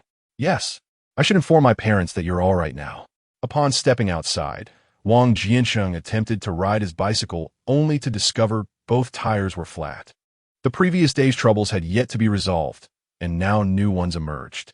Ran, please wait for me over there, he said, heading towards the home of Su Dumao, which was empty. He then walked towards Yan Bugui's house, where the air pump was likely to be found. As he reached the courtyard, he spotted Yi Zhonghai, Yan Bugui, He Yuzhu, and Qin Huairu engaged in conversation. Third uncle, may I borrow your air pump? Wang Jiancheng asked. What is the matter? Did her bicycle lose air again? Yan Bugui inquired. Wang Jiancheng glanced at Qin Huairu and replied, Indeed. I know not whom I have offended, but someone has been letting air out of my tires day after day for 2 consecutive days now. There's a first and a second, but no third or fourth. If I catch the culprit, I swear I will chop off a finger. You can use my pump, but it will cost you 1 cent, 1 cent. That's rather paltry. Wang Jiancheng rummaged through his pocket and produced a penny, saying, Third uncle, if you refuse, I shall promptly take my bicycle to the repair shed at the alley entrance to inflate it. Fine, 1 cent it is, Yan Bugui exclaimed, snatching the coin from Wang Jiancheng's hand. Wait here, I'll fetch it for you. With that, Yan Bugui dashed off. Wang Jiancheng, we are holding a courtyard-wide meeting tonight, and you must attend, Yi Zhonghai said to him. Uncle, what is the occasion for such a meeting? Oh, it's nothing of great consequence. It's just that you have officially been promoted to workshop director, which is a significant event for our courtyard. We've never had a leader before, and considering your youth, we ought to celebrate this milestone together. Wang Jiancheng, although unaware of the intentions lurking beneath Yi Zhonghai's facade, was certain that it was not merely a matter of personal celebration. He declined the invitation, opting to observe how Yi Zhonghai would respond. Thank you for your kindness, but I shall refrain from attending the meeting, he stated. In light of this, let us leave it be. By the way, I heard that the school has invited you to teach the students, Yi Zhonghai remarked. Oh, indeed, Wang Jiancheng replied, choosing not to elaborate further. Yi Zhonghai proceeded to impart some wisdom. You should teach the children well. Third graders are at a crucial stage for learning. If they're not guided properly, they may stray off course. Rest assured, dear sir, the children are the blossoms of our nation. How could I allow them to wither before they have had the chance to bloom? Wang Jiancheng responded. Here is a pump for you. Please remember to return it once you are done, Yan Bugui said, handing the pump to Wang Jiancheng. Wang Jiancheng accepted it with a word of thanks and promptly departed. Did he concede? Yan Bugui inquired of Yi Zhonghai after Wang Jiancheng had left. He acknowledged the invitation to teach the children, stating it was from the school. The meeting will not proceed. We should first clarify matters at the school, Yi Zhonghai replied, walking away with his hands clasped behind his back. Qin Huairu continued her laundry, while He Yuzhu retreated to his own quarters. Here is your pump back. Wang Jiancheng tossed the pump to Yan Bugui. Take care, or you might break it again. Yan Bugui exclaimed, quickly catching it with both hands. He then turned to Ran Qiuye and asked, Has Teacher Ran left? Yes, Teacher Yan. I shall take my leave now, Ran Qiuye replied, stepping out of the courtyard alongside Wang Jiancheng. Chapter 50. The Crisis of Bonging Mother. On this day, Bonging ran towards Qin Huairu, crying out in distress. Hearing the unusual tone in Bonging voice, Qin Huairu hurriedly inquired, What is the matter? What has happened? Look at my hand. Bonging extended her right hand towards Qin Huairu. Upon inspection, Qin Huairu gasped. The hand resembled that of a child afflicted, with fingers swollen to the size of corn cobs, threatening to snap at any moment. What could have caused this? Qin Huairu had never encountered such a sight and was momentarily at a loss for what to do. It was young Xiao Dang who quickly proposed. I will go fetch Shaju. With that, he dashed out. What happened for your hand to become like this? I do not know. My fingers began to swell as soon as I got out of bed this morning, Bonginger sobbed. At that moment, He Yuzhu arrived alongside Xiao Dang. What's going on? Xiao Dang mentioned that Bonging is unwell. Shaju, please take a look, Qin Huairu urged, pulling Bonging closer to He Yuzhu. He Yuzhu glanced at the swollen hand and exclaimed, Goodness, how did it swell to this extent? Why are you still standing there? Hurry, we must get to the hospital. But that will cost money, Qin Huairu cried. At such a time, you are still worried about finances? I will cover the expenses, Hiyuju insisted. Very well. I shall repay you once we have the means, she replied. Let us not discuss repayment now. We must go to the hospital, Hiyuju declared, lifting Bonging onto his back and running towards the hospital, with Qin Huairu trailing behind. Upon arriving at the hospital, even the doctor was perplexed, having never seen such a peculiar ailment. What shall we do? Look, her fingers have swollen even more since we arrived. Qin Huairu cried, beseeching the doctor for help. The doctor promptly went to summon the head physician. The director, holding the hand of the child, examined it briefly and remarked, "It appears to be a case of poisoning." Poisoning? Came the response, and it seems so. I learned this from traditional folk medicine. Hiyuju inquired, "What should we do?" At that moment, Jia Zhangshi rushed over, and upon seeing the child's hand, she immediately burst into tears. "Mother, please do not cry. The doctor is contemplating a solution," someone urged. "Doctor, what can be done?" The director pondered for a moment and finally stated, "There is but one course of action." "What course?" Hiyuju, Qin Huairu, and Jia Zhangshi asked in unison. "Bloodletting." At the mention of this, Jia Zhangshi fainted. Qin Huairu was equally taken aback. Hiyuju, being a man, questioned the director, "How can we proceed with this? After all, he is just a child, still in the phase of growth. Could bloodletting have adverse effects?" The director replied, "I cannot guarantee anything. It ultimately depends on the choice you, as the family, must make. What shall we do?" Qin Huairu looked at Hiyuju, utterly at a loss. Without hesitation, Hiyuju declared, "We must heed the doctor's advice. Bloodletting is imperative. Saving his life takes precedence. If any repercussions arise, what will become of Bang Gunga thereafter?" Qin Huairu's complexion turned pale as she spoke. Yet, Hiyuju reassured her, "If anything were to happen to Bang Gunga, rest assured, I will not abandon you." With newfound confidence, Qin Huairu said, "Director, let us proceed with the bloodletting." "Very well," the director responded, turning to the doctor and instructing, "Fetch Xiaolu." The doctor hurriedly departed. "Director, you summon me?" Xiaolu inquired. "Xiaolu, this child's hand is severely swollen, and we are still uncertain of the exact cause. As a temporary measure, we can only proceed with bloodletting. You shall wield the scalpel. Should anything unusual arise, inform me immediately." Lu Yuding glanced at the others nearby and recognized them as residents of her brother-in-law's courtyard. Upon seeing Bang Gunga's hand, she recalled that Wang Jiancheng had given her a bottle of swelling medicine, though she was uncertain of its efficacy. Suddenly, she remembered Wang Jiancheng's warning. The medicine could be given to anyone, but should not be administered to that group of neighbors. Consequently, she refrained from voicing her thoughts. "Rest assured, Director, please follow me," Lu Yuding instructed, leading them to the adjacent ward. "You must first complete the hospitalization procedures." Lu Yuding pointed to Hiyuju. She then turned to Qin Huairu and asked, "Are you his mother?" "Yes, I am his mother, and this is his grandmother," Qin Huairu replied.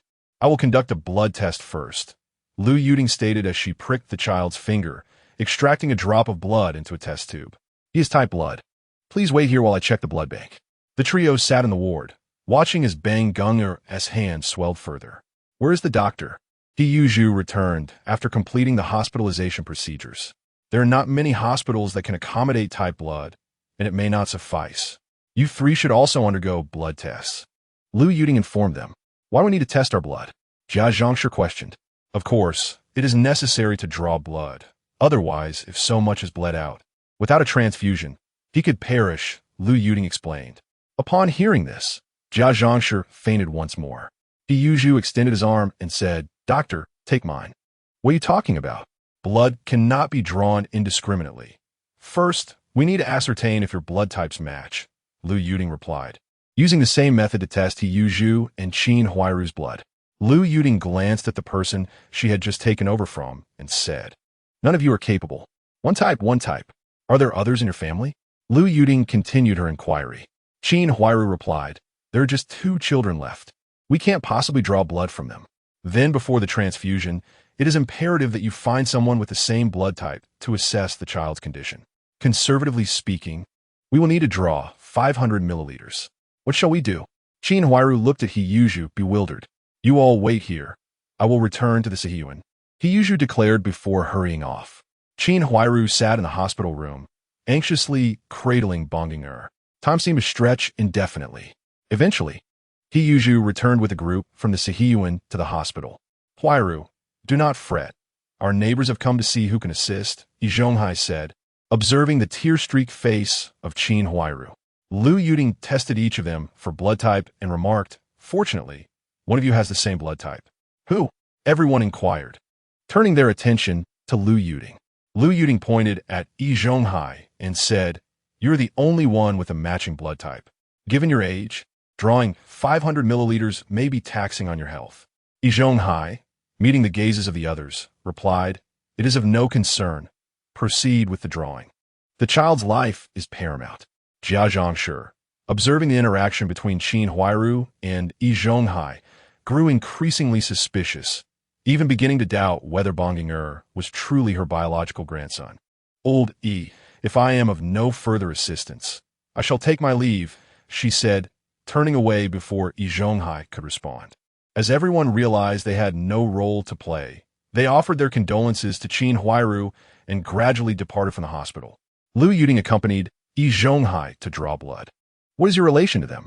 At your age, drawing 500 milliliters could jeopardize your health. Lu Yuding inquired as she prepared to insert the needle. We are merely neighbors, helping one another in times of need. After all, who does not face emergencies? Zhonghai observed the blood flowing through the tube from his arm into the bag, while gradually feeling lightheaded. Chapter 51. The amputation of Bonginger's finger. Bonginger lay on the bed, a needle in his arm drawing blood.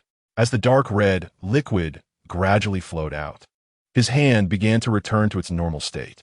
Qin Huairu gazed at her pallid child, weeping incessantly. It will be all right. See, he is recovering. Please stop crying. Hiyuzhu reassured her. Qin Huairu turned to Hiyuzhu and said, the doctor mentioned poisoning. We do not know how the child became poisoned.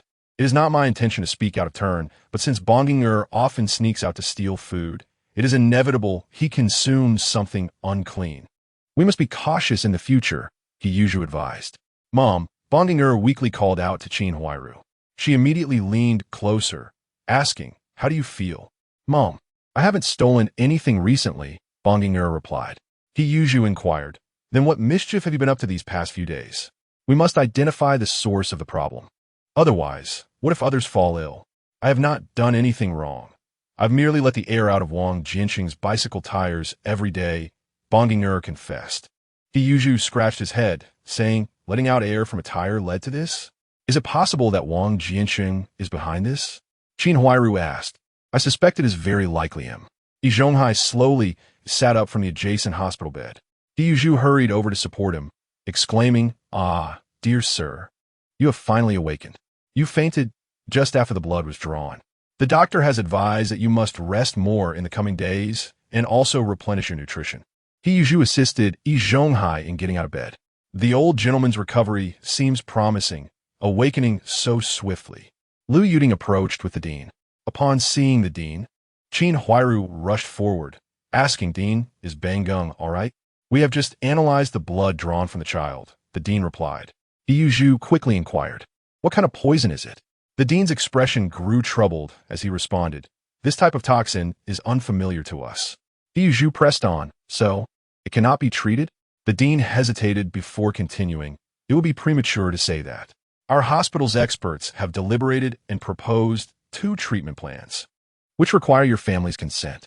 Dean, we will agree to any plan as long as it saves Bangung, Qin Huairu said, gripping the dean's hand. Do not rush. Our hospital will certainly strive for the best treatment. Xiao Lu, please explain the 2 treatment options to them. Lu Yuding presented the diagnostic report, stating, after expert discussion regarding Jia Geng's condition, we have 2 treatment options available. Option 1. Weekly visits to the hospital for bloodletting, with a volume of 200 milliliters each time, assessing the patient's recovery to determine if a blood transfusion is necessary. Option 2. Analysis of the surface composition of Jia Geng's fingers indicates that the toxin is concentrated primarily in the thumb and index finger, suggesting the removal of the first phalanx of the index finger. Upon hearing that the index finger would need to be amputated, Qin Huairu lost her balance and stumbled backward. Hiyuzhu quickly steadied her. Leaning against him, Qin Huairu asked, "Dean, is the amputation absolutely necessary?" "Not necessarily. There's still the first option. However, the weekly visits may incur substantial costs over time, which may not be feasible for everyone," the dean clarified. "Mom, I don't want to lose my finger." Bang Gung cannot lose his finger, the child cried out from the hospital bed. The removal of the first phalanx of the index finger is not as dire as you might think. Living without it will not significantly impair daily activities or hand functions. Please consider the two options and inform Xiao Lu of your decision, the dean concluded before exiting the room. Lu Yuding examined Bang Gung's physical condition and said, "Please let me know once you have made a decision." "What are we to do now?" The previously resolute Qin Huairu now slumped weakly against Yu Zhu. Yi Zhonghai approached the bedside and remarked, "I find this situation quite suspicious." Yu Zhu helped Qin Huairu to a chair and asked, "Dear sir, do you have any insights?" "I suspect that Wang Jiancheng is behind this," Yi Zhonghai asserted. Upon hearing this, Qin Huairu perked up, asking, "Please elaborate." In recent days, Bang Gung has only been involved in an incident concerning Wang Jiancheng's bicycle tire. Consider what Wang Jiancheng said the day he borrowed the air pump from third uncle. Yi Zhonghai directed his gaze toward Qin Huairu. Qin Huairu was taken aback. He said that if he caught the person who had let the air out of his bicycle tires, he would chop off their fingers. After he finished speaking, Qin Huairu sat down heavily on the stool. Yi Zhonghai continued, "I only just heard that cutting off fingers was an option, which makes me think this matter is more complicated than it appears. Uncle, you must advocate for me." Qin Huairu immediately knelt before Yi Zhonghai. Yu Zhu quickly pulled Qin Huairu aside, saying, "We haven't fully understood the situation yet. Let us wait for Uncle to finish speaking." He suggested, "Let us proceed with the first treatment plan for Bonginger. Once we ascertain whether Wang Jiancheng is involved, we can identify the toxic substance and potentially save Bonginger. The cost can then be borne by Wang Jiancheng. If it turns out he is not involved, we can discuss how to handle Bonginger's situation afterward." Yi Zhonghai glanced at Yu Zhu and Qin Huairu. "Uncle, I will defer to your judgment. Whatever you decide shall be done. Today, you are Bonginger's savior. Let him take care of you in your old age," Qin Huairu wept. Upon hearing this, Yi Zhonghai felt a sense of relief. Although Qin Huairu might not be as reliable as Yu Zhu, her words indicated that for the sake of her child, she would ensure his future well-being. Meanwhile, Ran Qiuye was summoned to Principal Fan's office. "Principal Fan, what brings me here?" she inquired. "Ms. Ran, there's a matter I am uncertain about whether to discuss." Principal Fan replied, "Gestering vorher zur Seat." As she took her seat, she asked, "Is there an issue with my teaching?" No. Your teaching is among the best in our school. This year, the school even plans to nominate you for the Outstanding Teacher Award." "Then what is the matter?" "Well, it's rather difficult to articulate," Principal Fan stammered. Sensing his hesitation, Ran Qiuye speculated that it might pertain to her son or Wang Jiancheng. "Principal Fan, please speak candidly. Is it related to Wang Jiancheng?" "Ms. Ran, you are clearly an astute individual. Indeed, this matter does have some connection to Wang Jiancheng. Has he had another altercation with my son?" Principal Fan was already aware of the fight between Wang Jiancheng and Fan Sikong, and he was somewhat pleased that his unruly son was being kept in check by Wang Jiancheng. No. Sikong currently holds Wang Jiancheng in higher regard than he does me." "Principal, what exactly is the issue?" "Ms. Ran, I shall be straightforward. Please do not take offense." Chapter 52. Ran Qiuye is pressured to resign. "Ms. Ran, there have been some complaints regarding you in recent days. The first pertains to the previous incident involving your invitation for a worker to teach. The parents believe Wang Jiancheng is unsuitable. The second concern is about your cohabitation with Wang Jiancheng prior to marriage, which they consider inappropriate. The third issue is that parents perceive you as having a bourgeois attitude, which they feel is not conducive to teaching." Principal Fan outlined the three grievances in succession. After listening, Ran Qiuye responded urgently, "Principal Fan, I've already explained the reasons for inviting Wang Jiancheng, and he's the youngest workshop director at the steel plant. His youth brings vitality and hope to the children. The other two issues are entirely unfounded. Teacher Ran, please do not be anxious. I have already explained the situation to the parents, but they remain unconvinced and threaten to escalate matters if the school does not take action. Principal Fan, observing that teacher Ran had calmed somewhat, continued, I believe you are not as they portray you. I know you well within the school, yet the issue regarding your family background is indeed a bit concerning. Moreover, if this becomes widely known, it would not bode well for either you or Wang Jiancheng. He is so young and has just been promoted to workshop director. His future is promising, and we cannot let this incident jeopardize that.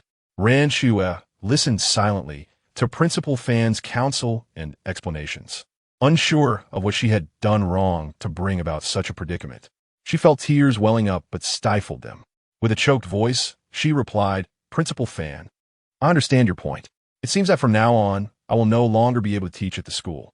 Teacher Ran, I too have spoken at length with those parents. They have only agreed to refrain from making a fuss to protect you. I know that Siheyuan is very fond of both you and Wang Jiancheng. I do not wish to make things difficult for you. However, I find myself at an impasse, Principal Fan said, gazing at the helpless Ran Qiuye. Principal Fan, I understand. If there is nothing more, I shall take my leave. Ran Qiuye stood up to depart. Please wait a moment. Principal Fan approached his desk, retrieving a piece of paper from a drawer. This is a letter of introduction. I am on friendly terms with the director of the city library and have spoken to him on your behalf. If you do not mind, it would be easier for you to work there with better conditions as well. Ran Qiuye quickly declined. No, thank you, Principal. I can find work on my own. Principal Fan pressed the letter into her hands, saying, take it. This way, I can explain things to Siheyuan and Wang Jiancheng. I would rather not receive another slap on the face.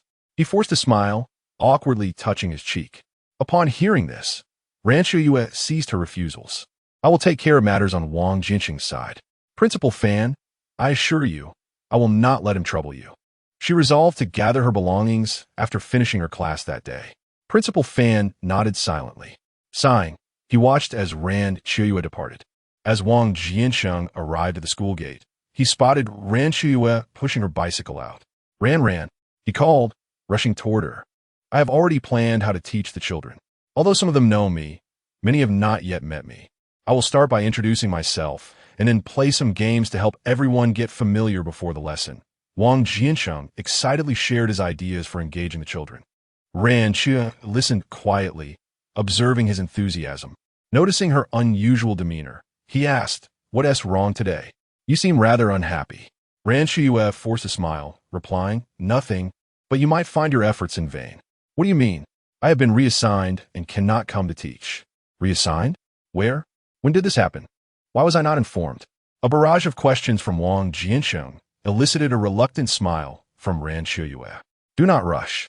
I will explain everything slowly. All right, I'm not in a hurry. Today, the principal summoned me and informed me that the library is recruiting staff. The work is quite relaxed, and the remuneration exceeds what I currently receive. The principal recommended me for the position, and here is the letter of recommendation he provided. What time do you plan to go? Wang Jiancheng inquired as he took the recommendation letter and perused it. The principal mentioned that I could go any time in the next few days. I wish to proceed as soon as possible, replied Ran Qiuye. Wang Jiancheng asked, somewhat puzzled, why the suddenness? Haven't you been given any time to contemplate? The principal initially suggested I take some time to think it over, but I believe this opportunity is far better than staying here, so I accepted immediately. Wang Jiancheng, not doubting her words, remarked, Yet, you seemed rather disheartened just now. Ran Qiuye chuckled softly. Perhaps it's the thought of leaving this school that makes me feel a tad reluctant. I can't shake off the feeling that something is amiss. Wang Jiancheng thought, yet he could not pinpoint what it was. Allow me to treat you to roasted duck to celebrate your new job, he proposed. As they prepared to depart, Yan Buguwei appeared, pushing his bicycle out of the school gate. Upon noticing Wang Jiancheng and Ran Qiuye, he offered no greeting and simply rode away. Third uncle, Wang Jiancheng called out to Yan Buguwei. Yan Buguwei halted, saying, I saw you two engaged in conversation and didn't want to intrude. Wang Jiancheng leaned against Yan Buguwei's handlebars, grinning as he asked, Did you know that Teacher Ran will no longer be teaching here starting tomorrow? Assuming Wang Jiancheng was about to confront him, Yan Buguwei quickly replied, Wang Jiancheng, Teacher Ran is not upset with me regarding this matter. Upset with you? Why would she be? Wang Jiancheng queried. Ran Qiuye interjected, pulling Wang Jiancheng back. Let us not delay Teacher Yan from going home. Didn't you mention treating me to roasted duck? Let us go. Seeing Wang Jiancheng relinquish his grip on the bicycle, Yan Buguye swiftly rode away. Wang Jiancheng and Ran Qiuye each pushed a bicycle forward in silence. Once they reached a secluded area, Wang Jiancheng stopped.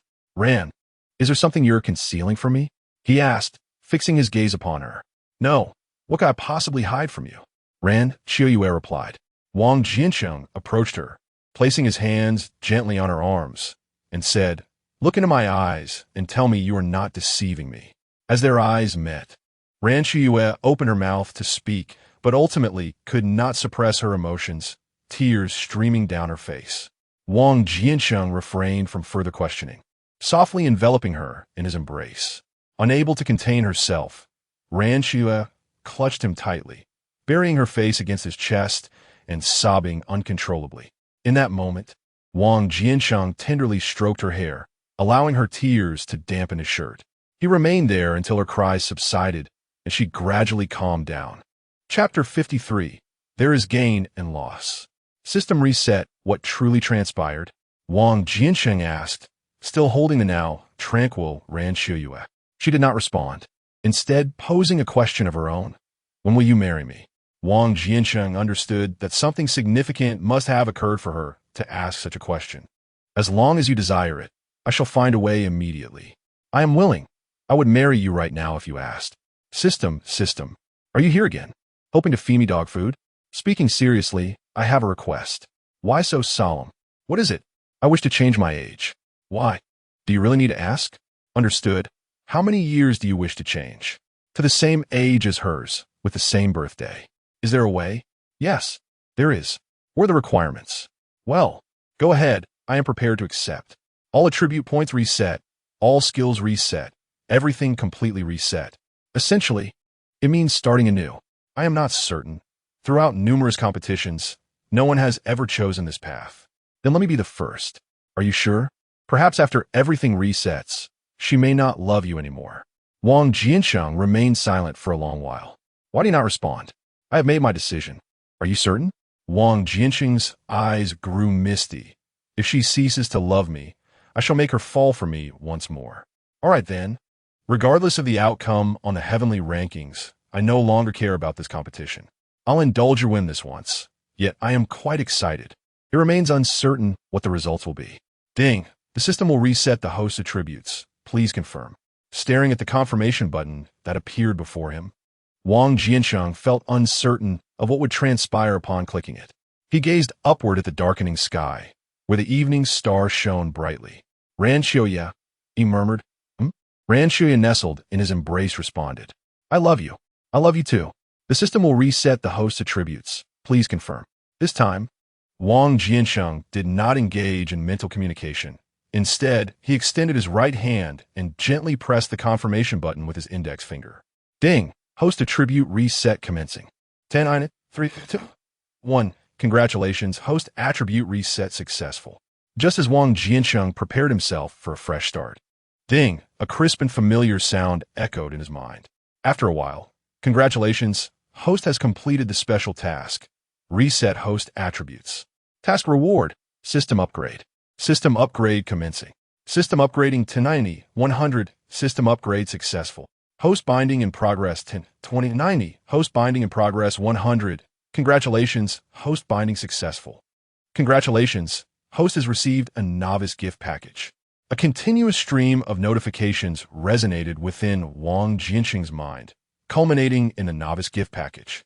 He gazed at the floating novice gift package before him. Upon opening it, with a resounding pop, the novice gift package burst forth like fireworks before his eyes. Congratulations to the host for receiving a cash reward of 1,000 yuan. Congratulations to the host for acquiring the following skills: machinist, senior engineer, medical arts, slap technique, free fighting, culinary master, skill level, divine. Congratulations to the host for obtaining an infinite storage space. Congratulations to the host for earning 100,000 task points. Congratulations to the host for gaining a reputation of 50,000 points. Congratulations to the host for receiving a set of 21-year-old skin. a set of workshop director skin for the steel mill, and 15 one-day experience cards for the steel mill manager skin. Congratulations to the host for an increase of 5 points in all attributes. Current attributes: stamina, 510, intelligence, 510, strength, 510, endurance, 510, agility, 510. Congratulations to the host for completing any task and receiving a cash reward of 10, task points reward of 10, and reputation reward of 5. Once again, a series of notifications rang out, jolting Wang Jiancheng's mind. The system was also momentarily stunned. I am now the champion of the system competition, with the current cumulative points. Even if you were to lie down, no system could surpass me. Wait, what exactly happened? I think I am in love with you now. I really want to kiss you. Wang Jiancheng was still immersed in the explosive joy of the novice gift pack. One must be willing to sacrifice to gain. You have made me realize that. I am more excited than you. The system has upgraded, and I have upgraded too. Ha ha ha. Wang Jiancheng realized that he had not only avoided being reset, but had also triggered a special mission. He had leveled up. Why are you silent? Ran Qiuye raised her head to look at Wang Jiancheng, who was gazing at the sky. Speak quickly. You must marry her. Do it tomorrow. Wang Jiancheng looked down at Ran Qiuye in his arms and said, I am contemplating what kind of wedding ceremony we should have. Ran Qiuye lowered her head, pressing her face against Wang Jiancheng's body, and said, Aren't we supposed to get married after the next spring festival? Why are we thinking about it now? Have you changed your mind? Wang Jiancheng released Ran Qiuye and asked, gazing into her eyes. Change my mind about what? Ran Qiuye laughed. You just said you would marry me now, and I am willing. Of course I am willing. But aren't you still under 20? How can we register and obtain a marriage certificate? Wang Jiancheng replied softly, I was deceiving you then. I thought I was just an ordinary worker and might not be able to provide much for you. So I planned to give myself a year to improve before marrying you. But now, I am the youngest workshop director in the city, and I will become even more formidable in the future. I am brimming with confidence. Really? Ran Qiuye could hardly believe her ears. Indeed, tomorrow morning, I will go to get the introduction letter, and we will obtain the certificate together. Ran Qiuye leaped onto Wang Jiancheng, wrapping her arms around his neck with excitement, and said, I never disliked you. What are you waiting for? It's your fault that I even lost my job. I was wrong. Is that not enough? Rest assured, we won't lose our jobs. But didn't you say that the library job is better? We have the introduction letter, so why not go? I still cherish the moments spent with the children. Ran Qiuye paused for a moment. Her cheeks flushed as she said, Moreover, the school is close to your factory, while the library is quite distant. I wish to be nearer to you. All right, I shall heed your wishes. Tomorrow, after we obtain the certificate, I will approach Principal Fan to clarify matters and ensure everything is communicated properly. We cannot allow our Ran to endure any more grievances. Furthermore, do not conceal anything from me in the future. I shall do the same. Let us go. I will escort you home. Wang Jiancheng mounted his bicycle, grasping the handlebars with his left hand while supporting Ran Qiuye's bicycle with his right. How will you ride? Ran Qiuye inquired, gazing at Wang Jiancheng. He called to the back seat of his bicycle. Come on, I will take you. Is that feasible? Ran Qiuye looked at him with a mix of skepticism and hope. Trust me. She approached and sat on the back seat of Wang Jiancheng's bicycle, wrapping her arms around his waist and resting her face against his back. With a strong push, Wang Jiancheng pedaled his bicycle with one hand while guiding Ran Qiuye's bicycle forward with the other. Behind him, a blissful Ran Qiuye enjoyed the ride. Chapter 54.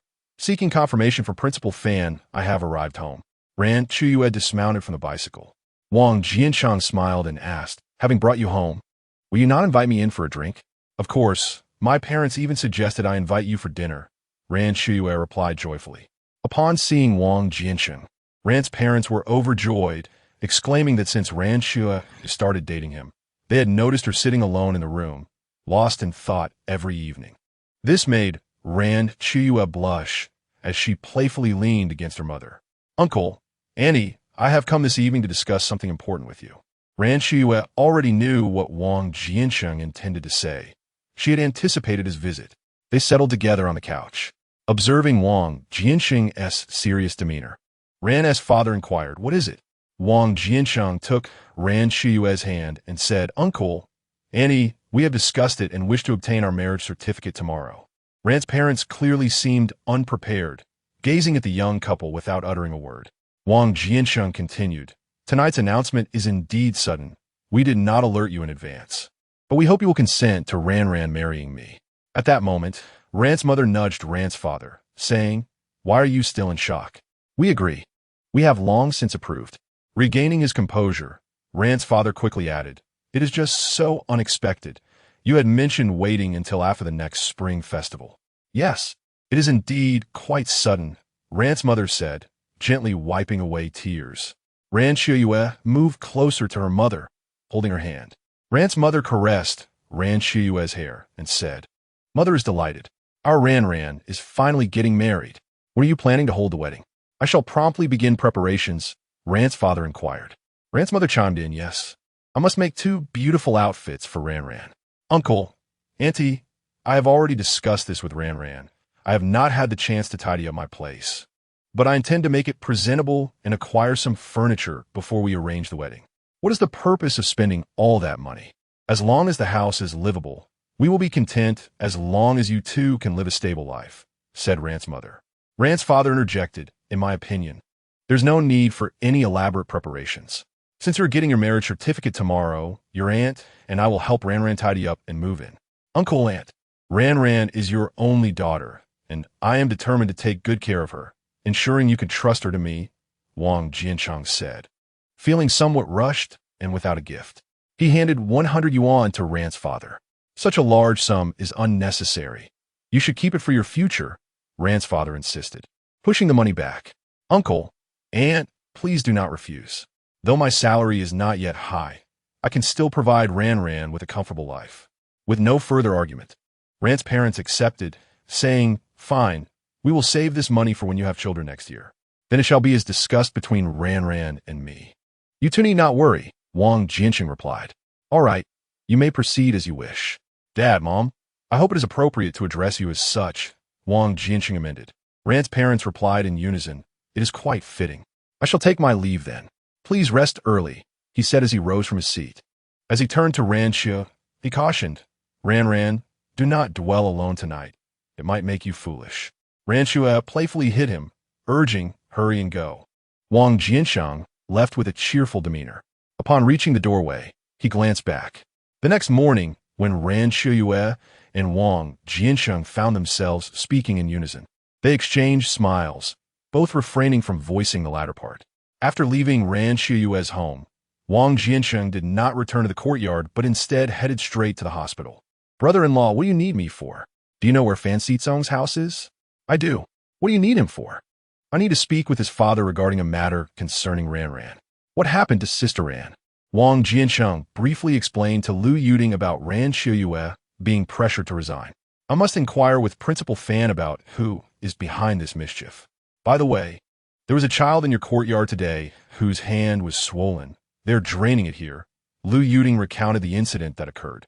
"Is that swelling medicine you gave me effective?" Wang Jiancheng asked. "I am unsure. Just be cautious and do not let them experiment recklessly. You might end up liable for any mishap." "Are they truly considering amputation?" Wang Jiancheng inquired. "Even the experts cannot identify the poison. They either need weekly bloodletting or an amputation." "Then I shall take my leave. You carry on with your duties," Wang Jiancheng said, swiftly departing the hospital. With Lu Yuding's address in hand, Wang Jiancheng followed the system navigation, winding through the streets until he finally reached Fan Sitsong's residence. Thank goodness for navigation, otherwise it would have been quite the challenge, he murmured before knocking on the door. "Who is it?" The door was opened by Fan Sitsong. "Brother Jiancheng, what brings you here? Is your father at home?" "Yes, Dad, Brother Jiancheng is here to see you," Fan Sitsong called out as he ushered Wang Jiancheng inside. Principal Fan sighed upon learning that Wang Jiancheng had arrived, muttering to himself, "Ah, he has indeed come. Principal Fan, I apologize for disturbing you at this late hour," Wang Jiancheng said as he approached for a handshake. With a smile, Principal Fan replied, "It's quite all right. If I am not mistaken, you have come regarding Teacher Ran. Am I correct?" Since Principal Fan was already aware of his purpose, Wang Jiancheng decided to be forthright. I wish to know which student's parent it concerns. I hope you can enlighten me. Recognizing Wang Jiancheng's directness, Principal Fan hesitated. My dear Jiancheng, it is not that I am unwilling to share, but it is truly inappropriate. Wang Jiancheng reassured him. I shall not put you in a difficult position. Thus, I will ask you but one question, to which you need only respond with yes or no. Principal Fan pondered for a long moment without uttering a word. Father, please tell Brother Jiancheng, interjected Fan Sikong, noticing his father's silence. With a sigh, Principal Fan relented. Wang Jiancheng seized the moment. Principal Fan, is it true that it concerns Jia Gong and Yi Zhonghai from our courtyard? Principal Fan slowly nodded in silence. Thank you. Rest assured, you shall not be implicated, Wang Jiancheng said before turning to leave the Fan residence. Observing Wang Jiancheng's retreating figure, Fan Sikong complained, Father, such a person is not deserving of sympathy. You should have told Brother Jiancheng long ago. Principal Fan remained silent, donning his glasses to resume his reading. Chapter 55, Hooray! We've obtained the certificate. Wang Jiancheng returned to the courtyard well past midnight, where an enveloping silence reigned as everyone else was asleep. Gazing at the serene courtyard, he mused how unsuspecting it appeared, harboring a group of merciless vampires within. The following day, Wang Jiancheng rose early and set out on his bicycle. He picked up Ran Qiuye, and together they headed to a barber shop. What brings us here? Ran Qiuye inquired, puzzled. Wang Jiancheng gently seated her in a chair, declaring, We are here for a haircut. My wife must look stunning. He too had his beard shaved and opted for a buzz cut. After leaving the barber shop, Wang Jiancheng took Ran Qiuye to Wang Fujing, purchasing her a beautiful outfit. As he admired her transformed appearance, fresh from the haircut and clad in new attire, he sincerely remarked, My wife is truly beautiful. You spent so much money. How will we manage our finances? Ran Qiuye chided. Wang Jiancheng replied, A wedding occurs but once in a lifetime, and I have married such a wonderful wife, beautiful and understanding. She deserves nothing less. With that, he took her directly to a photo studio. There, they not only captured their wedding photos, but also a series of candid shots. Wang Jiancheng discreetly bribed the photographer to develop their pictures on the spot, watching as the images emerged one by one, ultimately selecting a few for hand coloring. After this elaborate endeavor, they arrived at the local administrative office, where a crimson seal was stamped upon their certificate. Wang Jiancheng reached into his bag and distributed a generous handful of wedding candies to each staff member, while others merely offered a few sweets upon receiving their marriage certificates. Wang Jiancheng's generosity was akin to providing in abundance, as if they were free of charge. In a fleeting moment, the entire office of the street committee was enveloped in blessings for the two of them, leaving Ran Qiuye blushing from her cheeks to her neck. You never told me that our birthdays fall on the same day, she exclaimed upon exiting the committee office, gazing at the marriage certificate with a hint of irritation. Well, I just revealed it now, Wang Jiancheng retorted, puffing his cheeks in mock defiance. With a playful nudge, Ran Qiuye lightly struck him. Ouch! Wang Jiancheng bent over in response. Feigning pain, Ran Qiuye, and knowing she hadn't applied any real force, teased, Just keep pretending. Honestly, my hand really hurts, he replied, wincing slightly. Turning to Wang Jiancheng, she noticed him hunched over, beads of sweat glistening on his forehead. What's wrong? She asked, concern etched on her face. Slowly, he raised his right hand. Ah! Ran Qiuye gasped. His fingers were swollen, resembling corn on the cob. What happened to your hand? She questioned, nearly in tears. I have no idea, he replied. We need to hurry to the hospital. As she spoke, she began to push Wang Jiancheng's bicycle. What are you doing? He queried, watching her. I'm taking you to the hospital. I'll ride first, and you can sit behind, she explained, quickly mounting the bike after a couple of pushes on the pedals. Observing her struggle to ride, Wang Jiancheng felt a surge of joy in his heart. This wife is worth marrying. She's brave when it matters.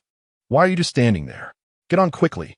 I can't ride too slowly, or we'll tip over, Ran Qiuye urged, glancing back to see him still stationary. Wang Jiancheng, reminiscent of that night, swung his leg over the back seat of the bicycle, wrapping one arm around her waist. In the past, Ran Qiuye would have protested about the ticklishness, but today she allowed him to hold her.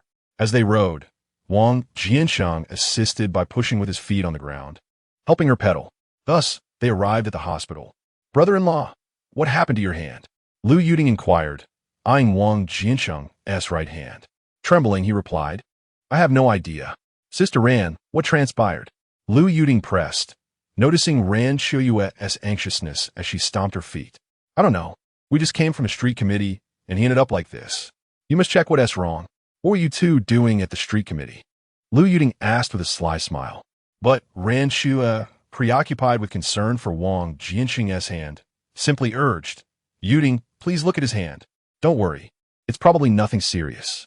Just yesterday, I treated a child for a similar issue." Lu Yuding reassured her, noting her anxiety. Upon hearing that there was no immediate danger, Ran Qiuye felt slightly relieved. "First, tell me what you were doing at the street committee," Lu Yuding continued, sensing her calmness return. Wang Jiancheng interjected, "Why all the questions? We want to get our marriage certificate. Hurry and check his hand." Ran Qiuye blushed as she urged Lu Yuding. "The director and specialists assessed him yesterday. In cases like this, it's either weekly bloodletting or finger amputation. My brother-in-law needs to be tested to see where the toxins are concentrated. That's where they operate," Lu Yuding explained at a leisurely pace, recounting the details of the previous day's incident. "What? Is this what you call nothing?" Ran Qiuye exclaimed in astonishment. "It's not life-threatening, so of course it's nothing," she added, her anxiety causing beads of sweat to form on her forehead. "My brother-in-law works at a factory. He certainly can't afford to injure his fingers. He can only donate blood once a week. Is there no better solution?" Ran Qiuye inquired. Lu Yuding, appearing troubled, replied, "Currently, there isn't. We must proceed with this for now. If you don't believe me, go and see that child. He just donated blood yesterday and is still in the ward. If he shows no issues today, he'll be discharged." Wang Jiancheng turned to Ran Qiuye and said, "Come, let us take a look." Lu Yuding led Ran Qiuye and Wang Jiancheng to the ward of the child, just as Siheyuan arrived to handle the discharge.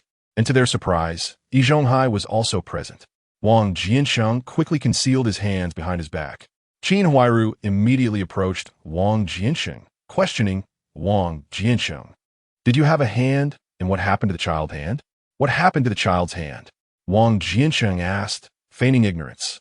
Qin Huairu, in tears, turned to Zhonghai for help, exclaiming, "Elder, look at him pretending to be innocent."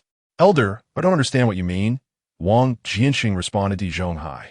Zhonghai sternly demanded, "Wang Jiancheng, did you harm the child's hand? I don't comprehend what you're saying. If there's nothing more, I shall take my leave," Wang Jiancheng stated, preparing to exit. "Stop right there. You must be accountable for the child's hand," Zhonghai called out to halt Wang Jiancheng.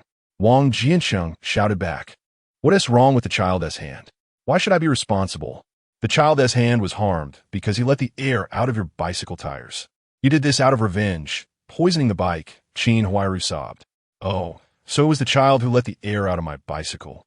Wang Jiancheng pretended to realize. Chapter 56. Furious slap to Qin Huairu. "You're still pretending.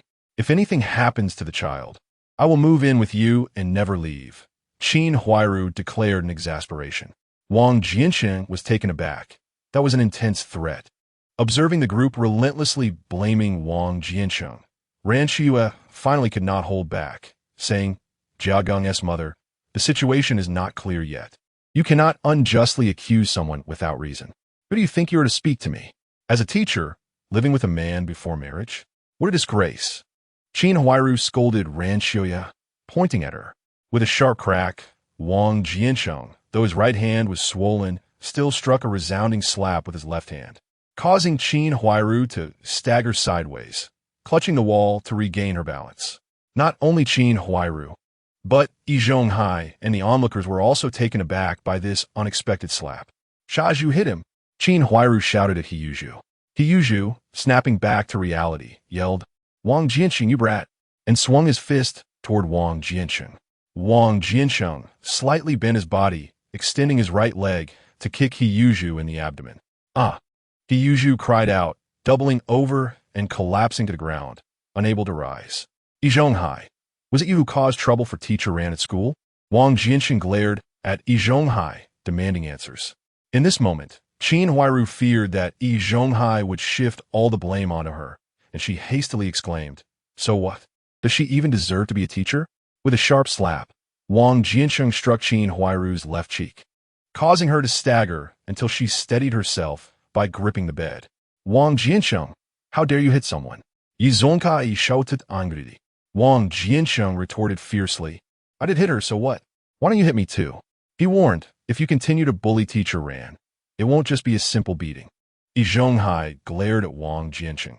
He could not retaliate, as he was an elder, and striking back would imply defeat, and even the foolish Zhu was unable to prevail. Wang Jiancheng then shifted his tone, saying, "I finally understand why my hand looks like this." He extended his right hand, swollen and resembling an ear of corn. Gasps of astonishment arose from the onlookers. "It turns out that Bonginger not only deflated my bicycle tire, but also poisoned the valve," Wang Jiancheng stated. "No, I didn't. I didn't poison anything." Bonginger cried from her bed. Wang Jiancheng pressed, "If you didn't poison it, then how did my hand end up like this?" "I don't know." Bonginger replied, her voice reduced to sobs. "What are you doing? This is a hospital, a place for healing, not for fighting." A woman in her 50s wearing a white coat stormed in, shouting. The doctor reprimanded Lu Yuding, saying, "Xiao Lu, why didn't you intervene?" "Director, look, I couldn't stop them." Lu Yuding pointed at Wang Jiancheng and then at He Yuzhu. The director assessed the two large men and acknowledged that Lu Yuding, being but a young girl, could hardly restrain them. Addressing the crowd of onlookers, he declared, "You all should seek medical attention and stop lingering here." The crowd dispersed at last. "At your age, still fighting in a hospital room," the director remarked at Wang Jiancheng and He Yuzhu, then turned to Zhonghai, saying, "You seem to be their elder. You should have advised them, yet it feels as if you are taking sides." Each person received a reprimand from the director in turn. "Director, please don't be upset. The patient's hand hasn't been treated yet, and look, it's swollen even more now," Lu Yuding said, playfully tugging at the director. He gently tapped her forehead and smiled. "You little rascal." Shifting his focus back to the others, he stated, "I see you all know each other. Resolve your issues elsewhere and refrain from causing a commotion in the hospital." Then, addressing Lu Yuding again, he added, "Xiao Lu, the experts have discovered a herbal remedy that can counteract this poison. I have just dispatched someone to procure it. You will need to collect it from the pharmacy and apply it to him." The director then turned to Qin Huairu, saying, "You need not worry about the child. We will provide some herbal medicine for you to take home. Apply it daily for a week, and it will suffice. Compared to the previous two plans, this is far more economical, costing only 5 yuan in total." With that, the director efficiently managed the affairs in the ward. Lu Yuding also took Wang Jiancheng to apply the medicine. "Will this really work?" Wang Jiancheng inquired, gazing at the dark, mushy substance that resembled rotting vegetable leaves. As Lu Yuding smeared it onto his injured finger, she assured him, "This has been tested by experts, all right? They put their lives on the line to test the poison. Truly dedicated." Wang Jiancheng exclaimed in admiration. "Yesterday, was it not the toxic blood that was drawn? They crushed the herbs into juice and dripped it into the poisonous blood, causing its color to transform from a dark crimson to a vibrant red. Traditional Chinese medicine indeed possesses remarkable efficacy. The poison administered by my system has an antidote. Yet I consider my remedy a waste of money, purchased in vain," Wang Jiancheng mused to himself. The dean mentioned that the swelling should subside in about half an hour. "Please wait here until it subsides before departing," Lu Yuding instructed as she produced 6 packets of herbs, meticulously prepared, and handed them to Ran Qiuye. "Sister Ran, these are all set. Please crush them as before and apply once daily. It's just enough for 6 days." Ran Qiuye accepted the herbs and inquired in detail about the preparation and application methods, as well as the timing for the applications. "Very well. I must attend to other matters now. Once the swelling has reduced, you may leave on your own. I won't be coming back," Lu Yuding said before departing, leaving Wang Jiancheng and Ran Qiuye alone in the room. "Does it hurt?" Ran Qiuye asked, gazing at Wang Jiancheng. "Not at all," he replied with a smile. "You scared me just now," she admitted, still haunted by the sight of his hand moments ago. Wang Jiancheng looked at her and said, "It's wonderful to have you." Upon exiting the hospital, darkness had enveloped the sky. Hand in hand, they strolled to their favorite lakeside, seated upon the ground, gazing at the myriad of stars. Wang Jiancheng retrieved their marriage certificate from his pocket, illuminated by the moonlight. Ran, I am exceedingly happy. From this day forth, you shall be my wife. Yes, I am happy too, she replied. Wang Jiancheng locked his gaze onto Ran Qiuye's eyes and said, I wish to kiss you. She nodded, closing her eyes. Wang Jiancheng supported himself with one hand while gently leaning toward her, the other arm encircling her. Ultimately, however, he placed his hand where it was appropriate. Ran Qiuye shivered slightly, but did not resist. Is this appropriate? She asked softly. What do you mean by appropriate? He inquired. Size, she shyly responded, drawing closer to him and burying her head in his embrace. Chapter 57. Heat. Wang Jiancheng, taken aback by Ran Qiuye's question, quickly withdrew his hand. Just as his hand retreated, Ran Qiuye let out a soft hum. Did I hurt you? He asked. Ran Qiuye shook her head. At that moment, a beam of light began to approach from the distance. A flashlight. Someone is coming. Wang Jiancheng exclaimed, pulling Ran Qiuye to flee. They ran together, laughing, until they reached the entrance of her home. Your bicycle. Ran Qiuye gasped. It was only then that Wang Jiancheng remembered he had left the bicycle by the lakeside. In my haste, I forgot about it. I'll ride back later. Then I shall return home, Ran Qiuye said. Ran, Wang Jiancheng called out, stopping her as she prepared to leave. She turned back to look at him, and noticing the area was clear of onlookers. He approached her side and whispered in her ear, the two of them are just the right size. I like them very much. Ran Qiuye's cheeks flushed, and taking advantage of the moment, she planted a quick kiss on his cheek. Wang Jiancheng leaned closer, his lips nearly brushing against her ear. I truly wish for you to become my wife today. Ran Qiuye felt the warmth of Wang Jiancheng's breath against her ear, a tingling sensation blossoming from the depths of her heart. With flushed cheeks and dreamy eyes, she entwined her arms around Wang Jiancheng's neck, leaning close to his ear, mirroring his earlier actions, her lips brushing against his earlobe as she whispered, Then I shall sleep at your place tonight. The warm breath escaping her lips caressed Wang Jiancheng's ear and penetrated his heart, shattering his mental defenses in an instant. He nearly blurted out an eager affirmation when suddenly, the creaking sound of Ran Qiuye's door opening interrupted the moment. Thud! The door slammed shut once more. They hastily distanced themselves and composed themselves. Is it Jiancheng and Ran outside? Came the voice of Ruan's mother from within. I was looking for a water cup, responded Ruan's father, sounding flustered. Let me see if Ran is back. What do you need a water cup for? Ruan's mother retorted as she approached the door. You should hurry inside. I need to find my bicycle, Wang Jiancheng suggested. Ruanxia, still blushing, adjusted her clothing slightly and said, Then I will go in. At that moment, the door opened. I told you it was Ran and him outside. Hurry in and sit down. It's so cold out here, Ruan's mother insisted, ushering Wang Jiancheng inside. Wang Jiancheng smacked his forehead, exclaiming, I still have a bag of candy. Ruanxia then recalled the bag of sweets hanging from her bicycle. Mom, the candy I bought for you too can only be delivered tomorrow, Wang Jiancheng said awkwardly. Mom, it's getting late. I should head back, he added, greeting Ruan's father before hastily departing. Ran Qiuye watched Wang Jiancheng disappear into the night before entering the house with her mother.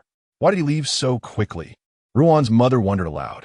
Ruan's father understood that Wang Jiancheng was embarrassed. Mom, I'm going to sleep now, Ran Qiuye hurriedly announced as she retreated to her room. Ruan's mother observed her daughter close the door and remarked, what is going on with these two children today? They are acting so strangely. Don't ask so many questions. I told you they would open the door themselves upon returning. Yet you insisted on checking, Ruan's father grumbled. Ruan's mother explained, I thought I heard someone at the door, and it felt like they were back.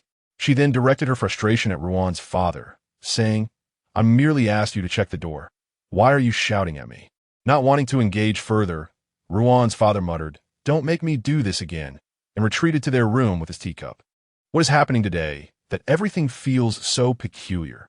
Ruan's mother stood there, bewildered. Ran Qiuye lay on her bed, listening to the quarrel of her parents outside. her thoughts drifting back to the scene with Wang Jiancheng, her face flushing as she pulled the blanket over her head, hiding her embarrassment. After leaving Ran Qiuye's home, Wang Jiancheng felt a rush of heat coursing through him as he jogged to the lakeside. Upon seeing his bicycle parked steadily, with a bulging bag hanging from the handlebars, he sighed in relief. Thank goodness, both the bicycle and the candy are here. Climbing onto the bicycle, he could not contain the tumult within his heart, pedaling with all his might. The cold wind whipped past his ears, yet it could not extinguish the fire that burned within Wang Jiancheng's soul. As soon as he entered his home, Wang Jiancheng slammed the door shut with a resounding thud. He threw himself onto the bed with a heavy thump. Lying there, he placed his hands behind his head, curled his legs up, resting his right leg over his left, as if casually crossing them. His gaze was fixed on the dark ceiling, and he pondered the words that Ran Qiuye had whispered into his ear. With a sudden crack, Wang Jiancheng delivered a sharp slap to his own cheek. Observing his right hand after the self-inflicted strike, he slowly brought it to his nose, inhaling a peculiar scent that lingered, faint yet tantalizing. The soft sensation of it clung to his mind, refusing to dissipate. Rising from the bed, Wang Jiancheng picked up a basin and ventured outside to fetch a basin of cold water. As soon as his hand plunged into the frigid water, he exclaimed, "Ah, it's so cold." In the dead of winter, braving the biting chill, he gradually immersed his hand fully. He then vigorously splashed the icy water onto his face, the cold droplets cascading down and pooling in the basin below. Supporting himself on the basin's edge, he gasped for air, plumes of white vapor escaping his lips. Slowly, his breathing began to steady. He grabbed a towel to dry his face, shed his damp clothes, and nestled into the chilly embrace of his blankets. As he lay in bed, Wang Jiancheng tossed and turned, uncertain of when sleep would finally claim him. That night, he was graced with a beautiful dream, where Ran Qiuye was by his side. The following morning, he awoke, stretching his arms in a grand yawn. What a refreshing sleep it had been. Glancing at his watch, he realized with a start, "Oh no, I'm late." He hurriedly jumped out of bed to get dressed, suddenly aware of an uncomfortable stickiness. Pulling down his underwear, he discovered it was soiled. He swiftly discarded it into the nearby basin and replaced it with a fresh pair from the system. Fully dressed, Wang Jiancheng hastened to ride his bicycle towards the steel mill. Upon arriving, he was immediately approached by Guo who exclaimed, "You've finally made it. Deputy Factory Director Li has been looking for you. You should go see him right away." "What does he want with me?" Wang Jiancheng inquired, scanning the area for Yi Zhonghai, who was conspicuously absent from his station. Guo replied, "I don't know, but he seems quite urgent." Wang Jiancheng entered Deputy Director Li's office, where he found Yi Zhonghai engaged in a heated discussion with Li, who appeared rather upset. "Deputy Director Li, you called for me?" he inquired. Li turned his head and waved him over, saying, "Wang Jiancheng, you arrived just in time." "What is the matter, Deputy Director Li?" Wang Jiancheng asked as he stepped further into the office. "We're going to hold a city-wide skills competition for machinists, and each unit must participate. This is crucial for our factory's honor," Li explained. "That's excellent news. Our workers' technical prowess is among the finest in the city," Wang Jiancheng replied enthusiastically. "Technical prowess is all well and good, but this competition aims to select the most skilled participants. The winners will receive recognition at the city level, and there's even a possibility of national commendation," Li elaborated. "Well, we certainly have enough talent. Several 7th and 8th level machinists are available, and Master Yi is more than capable of participating," Wang Jiancheng asserted confidently. Deputy Factory Director Li slammed the table and declared, "This is precisely the issue. You should consult Yi Zhonghai." "What happened to Master Yi?" Wang Jiancheng inquired. Yi Zhonghai slowly responded, "These past few days, I have felt utterly devoid of strength. Exerting myself induces dizziness. The doctor has advised that this condition will persist for at least another week, and I will undoubtedly miss the competition." Wang Jiancheng mused. Given that they drew 500 cubic centimeters of blood from him at his age, it's no wonder he feels dizzy. "Master, he has always been in good health. Why has he suddenly succumbed to this ailment?" Wang Jiancheng feigned ignorance. Yi Zhonghai remained silent. Deputy Factory Director Li continued, "Consider your situation. At your age, donating blood for a widow's son, and now the entire factory is abuzz with gossip. Those in the know commend your good deed, while those unaware might mistakenly believe the son is yours with this widow. Director Li, you must not speak so recklessly, Yi Zhonghai retorted angrily. Recklessly? Just look at the rumors circulating among the workers. I was initially quite pleased, thinking our factory might finally gain some recognition citywide. Yet here you are, complicating matters. Director Li, please remain calm. From what you just indicated, this is a team competition that requires a comprehensive score, Wang Jiancheng interjected. Deputy Factory Director Li pointed at Wang Jiancheng, asserting, even with a comprehensive score, the absence of such a key player diminishes our chances. I desire a near-certain victory. Then allow me to lead the team. I assure you I will bring home the top prize, Wang Jiancheng proclaimed confidently. Deputy Factory Director Li scrutinized Wang Jiancheng, retorting you, why not aim for the heavens? Allowing a first-level fitter like you to lead the team would simply invite ridicule from other units. Wang Jiancheng, possessing skills that surpassed even an 8th-level fitter, patted his chest and asserted, Director Li, do not be deceived by my current designation. I undoubtedly possess the prowess of a fitter well beyond 8th level. Deputy Factory Director Li scoffed, Wang Jiancheng. I recognize that you have resolved issues with parts at the automobile manufacturing plant, and I concede you possess some technical skill. However, this competition hinges on fitting expertise, not merely your ability to repair machinery. Wang Jiancheng prepared to persuade the Deputy Factory Director. Li waved him off, stating, enough, anyone can boast. After a moment of contemplation, he continued, thus, you shall be responsible for selecting the participants for this competition. As for the results, I expect nothing less than your commitment. Moreover, regardless of circumstances, Yi Zhonghai must participate. With that, he dismissed Wang Jiancheng and Yi Zhonghai. Once outside the Deputy Factory Director's office, Wang Jiancheng queried Yi Zhonghai, why did you not refuse? Given your current condition, you should be excused. Yi Zhonghai did not respond, striding ahead. Wang Jiancheng felt a sense of unease. Upon returning to his workstation, he meticulously examined the competition rules. Guadapisi leaned in and asked, what did Deputy Factory Director Li want with you? Without lifting his gaze, Wang Jiancheng replied, the city is hosting a fitter skills competition, and Deputy Factory Director Li has tasked me with selecting our factory's participants. This is a significant event that Deputy Factory Director Li typically oversees. Why has he entrusted it to you this time? Guadapisi probed. Inquire with Chen Ruhua. He surely knows, Wang Jiancheng suggested, casting a sidelong glance at Chen Ruhua, who was grinning at him. Guadapisi turned back to Chen Ruhua, who promptly lowered his head and resumed his work. What does that have to do with him? Guadapisi questioned, returning his attention to Wang Jiancheng.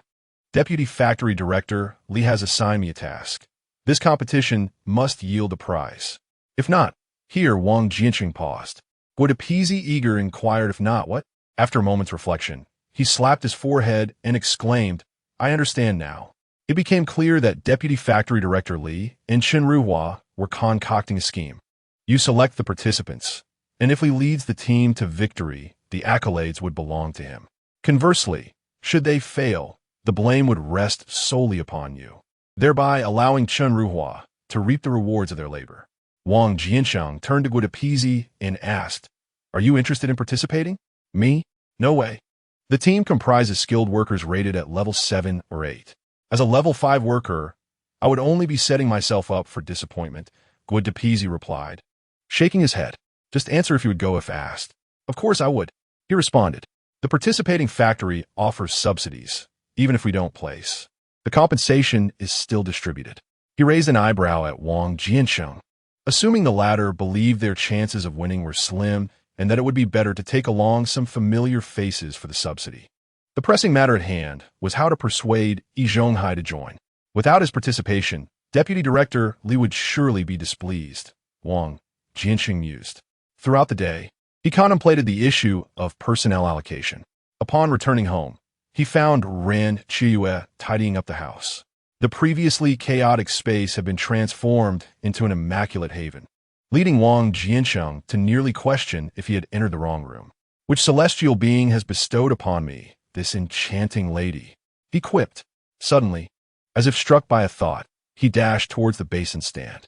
It was empty, or had his undergarments vanished? Observing the pristine basin, it dawned on him that something was amiss. Ran Qiuye chimed in. I've already washed them. Didn't you see them hanging out to dry when you came in? Wang Jiancheng hurried outside, and indeed, his undergarments danced in the breeze on the clothesline. Ran Qiuye, following, asked, Why do you only have one basin? Do you wash your face, clothes, and feet with it all? Wang Jiancheng closed the door behind him and approached Ran Qiuye, embracing her from behind. She leaned back slightly, resting against him. Wang Jiancheng lowered his gaze and, with his face close to hers, asked, Weren't you supposed to be resting at home? Why did you come here? I missed you, she replied softly. She could not fathom why her longing for Wang Jiancheng felt uncontrollable, especially after the events of the previous night. I missed you too, he confessed. Ran Qiuye tilted her head, resting it against Wang Jiancheng's ear, and gently inquired, What is that sticky substance on your underwear? Wang Jiancheng hesitated momentarily before playfully pushing Ran Qiuye onto the bed and positioning himself atop her. The two locked eyes, both acutely aware of the impending events.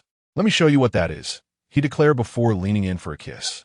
As their lips approached, a resounding knock echoed from outside. At that moment, Wang Jiancheng's mind was consumed by one thought. What a calamity! Noticing his expression, Ran Qiuye giggled and said, Go ahead and open the door. Wang Jiancheng swung open the door to reveal Uncle San, Yin Buguwei. Uncle San, is there something you need? Wang Jiancheng, with a furrowed brow, inquired. Well, we are having a meeting in our courtyard, and your presence is essential. After some contemplation, he replied, All right, I shall join you shortly. Once Yin Buguwei departed, Wang Jiancheng turned to Ran Qiuye and suggested, Perhaps you should return home first. We have no idea what chaos may ensue in our courtyard meeting. After Wang Jiancheng saw Ran Qiuye off, the assembly gathered, and the attendees were nearly complete. As customary, it was Yi Zhonghai who commenced the discussion. The purpose of today's assembly is primarily due to an issue concerning third uncle that requires resolution. Third uncle, please, if you would kindly elaborate. At this moment, third uncle rose to his feet. A few days ago, Bang Gunger's hand swelled, and today my hand has also become swollen. Fortunately, I had herbal medicine. Now, who is responsible for this poison? Who shall reimburse me for the cost of the herbs? We must address this matter today. Third uncle, do we really need to question who is responsible for this poison? You should directly approach Xin Huairu for compensation, Wang Jiancheng interjected. Yin Buguwei chimed in. I have already approached her, but Xin Huairu claims that you are the one who administered the poison. She is unwilling to compensate, which is why we have gathered here to deliberate. Third uncle, this poison was not administered by Bang Gunger, so why should I bear the cost? It must undoubtedly be Wang Jiancheng who is at fault, Xin Huairu retorted. Wang Jiancheng stood and remarked, Esteemed uncles, I believe there is no need for this assembly. We shall not arrive at a resolution. It would be more prudent to call the police. Aside from the onlookers, none wish to involve the authorities. However, by voicing this suggestion, Wang Jiancheng could eliminate suspicion from himself, thereby garnering greater belief from the spectators that he was not the perpetrator. As anticipated, Yi Zhonghai responded, The poison is no longer a concern, so let us refrain from troubling the police. We can discuss a resolution within the courtyard. He understood that if the police were summoned, regardless of whether they could identify the culprit, Wang Jiancheng would undoubtedly reveal the incidents of tire puncturing, theft of chickens, and money, which could lead to him being detained for a couple of days, jeopardizing his education. Uncle, then what do you propose as a solution? Yi Zhonghai pondered for a moment and stated, First of all, we can rule out third uncle and Xin Huairu as suspects, as neither possesses a motive. Thus, we can eliminate third uncle from suspicion. Surely that cannot be, for what if third uncle's pump was faulty? Someone interjected. Of course, it is possible that third uncle was unaware and it was unintentional. Wang Jiancheng aimed to stir the waters to create further confusion. The crowd nodded in agreement. Yin Buguwei remarked, I've always kept my pump in good condition. How could it possibly contain poison? You ought to inquire about the pump then, Wang Jiancheng quipped, eliciting laughter from the courtyard. With a frown, Yin Buguwei retorted, Wang Jiancheng, we are discussing a serious matter. Why are you diverting the topic? Thus, the conversation devolved into a cacophony of mutual accusations, with each person unwilling to take responsibility. Amidst the crowd, someone suggested, "Third uncle, in my opinion, rather than seeking compensation from others, why don't the three of you simply settle it among yourselves? It is merely wasting everyone's time. We might as well have called the police from the start." "Indeed, it is not too late to call them now," another voice chimed in, igniting a flurry of discussions. "Wang Jiancheng, what is your perspective?" An elder remarked, "This is my perspective, regardless of who administered the poison or why Sandy Yu was poisoned. I want to borrow an air pump. The reason I sought the pump was that Bang Gung Air let the air out of my bicycle tire. If Bang Gung Air had not deflated my tire, would all of this have transpired?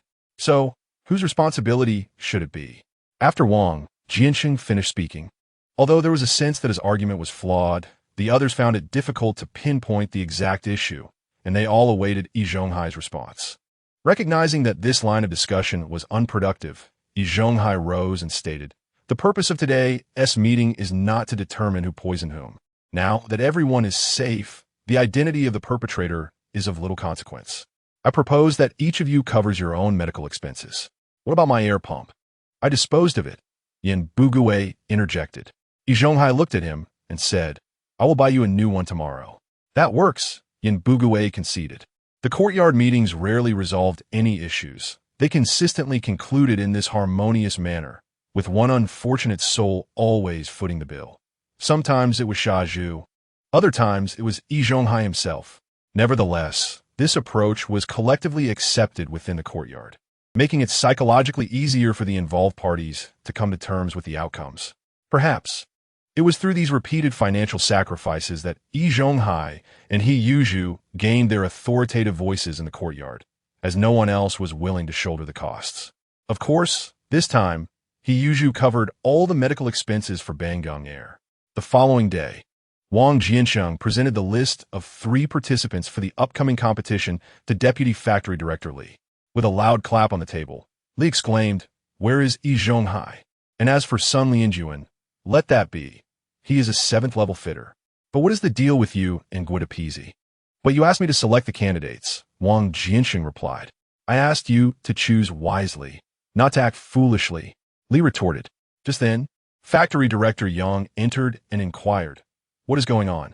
"Director Yang, I had Wang Jiancheng select the participants for this competition. Look at this. Aside from Sun Lianjuan being a 7th level fitter, the other 2 include a 5th level fitter and Wang Jiancheng himself. He is merely a 1st level fitter.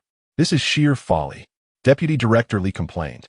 Yang took the list, glanced over it, and said, "Let Wang Jiancheng handle this competition.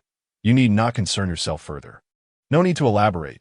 I am aware," Yang added, handing the list back to Wang Jiancheng. "Wang Jiancheng, prepare well. There are those who have faith in you." After patting his shoulder, he exited. Once outside Deputy Director Li's office, Wang Jiancheng summoned Sun Lianjuan and Guadapisi. Both were taken aback by the news, especially Guadapisi. "Are you truly taking me along?" he asked incredulously. "Absolutely. Trust me. Await your victory with a grand red flower," Wang assured him. "Just the 3 of us. Are you certain we can secure an award?" Sun Lianjuan questioned, a tremor of apprehension in his voice. Wang Jiancheng looked at Sun Lianjuan and demanded, "Isn't it true that you said, if I need anything, I should come to you?" Meeting Wang's resolute gaze, Sun Lianjuan replied, "Very well, I will follow your lead. Let us take the plunge." Thus, the trio representing the Red Star Steel Plant came into being. Team Leader, First Class Machinist Wang Jiancheng. Team Members, 7th Class Machinist Sun Lianjuan and 5th Class Machinist Guadapis. Chapter 60, The Steel Plant Arena. The list of competitors was posted on the plant's bulletin board, stirring a wave of tumultuous reactions. How could they possibly represent our steel plant? This would surely provoke laughter from other factories. Who compiled this list? Could it be someone with connections? Yet, even that seems implausible. Such a significant competition would render personal connections ineffective. The entire steel plant buzzed with gossip. The door to Deputy Director Li's office was nearly battered down, as everyone knew he traditionally handled such matters. Ultimately, Wang Jiancheng's workstation became crowded with workers. for Deputy Director Li had informed them that Wang Jiancheng was fully responsible. Wang Jiancheng, this is the honor of the entire factory, just the three of you. And it would be an embarrassment. Indeed, anyone from the crowd would likely outperform you. Do not think that Director Yang's esteem for you means we are easily swayed. As more and more people gathered, the remarks grew increasingly harsh. Guadapis had long since cowered beneath the car window, while only Sun Lianjuan, accompanied by workshop colleagues, engaged in heated debate with the crowd. Just as tensions were about to escalate into a brawl, Wang Jiancheng spoke up. Enough of the noise. The crowd, drawn to Wang Jiancheng, gradually quieted to hear his words. At last, the moment Wang Jiancheng had awaited arrived. He climbed onto the lathe, standing tall. Are you not convinced? Very well. Let us hold a match here according to the rules of this competition. You may form your own teams to challenge us, and the victorious team will represent the factory in the contest. The time is set for this afternoon. Furthermore, for any team that defeats us, I will offer a reward of 5 yuan.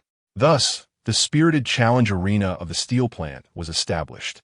Wang Jiancheng, Sun Lianjuan, and Guadapis stood as the challengers, while other workers could form teams of 3 to compete.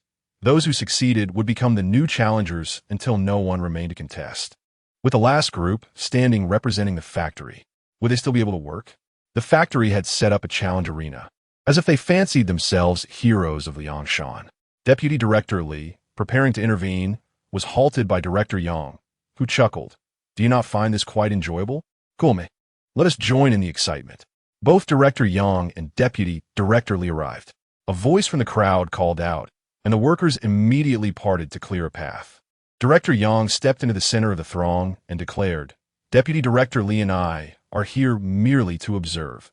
We will refrain from commenting. You all compete well, and I have already informed the kitchen to prepare extra meat for dinner. The workers, who had previously feared criticism, now erupted with enthusiasm. The entire steel plant had not experienced such fervor in many years. The conditions for victory in the competition were threefold. 1. Produce the most qualified parts within half an hour. 2. From the same materials, create the highest number of qualified parts. 3. 1 part, judged by processing precision, to be selected by the challengers. Can we truly succeed?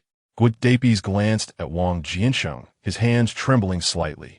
Wang Jiancheng spoke with unwavering confidence, stating, As long as you follow my instructions, there will be no issues. However, he admitted to himself that he lacked certainty, yet he could only choose to trust Sun Lianjuan, who observed the crowd of workers eagerly awaiting their challenge. The first challengers hailed from Workshop 3, and they opted for the third victory criterion, which focused on a single component's machining precision. Each group of 3 would process 1 part and select a final piece for evaluation. During the competition, Guadapisi chose not to participate and merely stood aside, watching Wang Jiancheng and Sun Lianjuan. Given his skill level, it was evident he would not be chosen for his part. The workers looked at Guadapisi standing there and burst into laughter. And he wants to represent the factory in the competition? Guadapisi, how much have you had to drink to be so audacious? Guadapisi's face flushed crimson from the ridicule. Wang Jiancheng patted him on the shoulder, reassuring, Ignore them. This isn't your forte. They will be the ones crying later.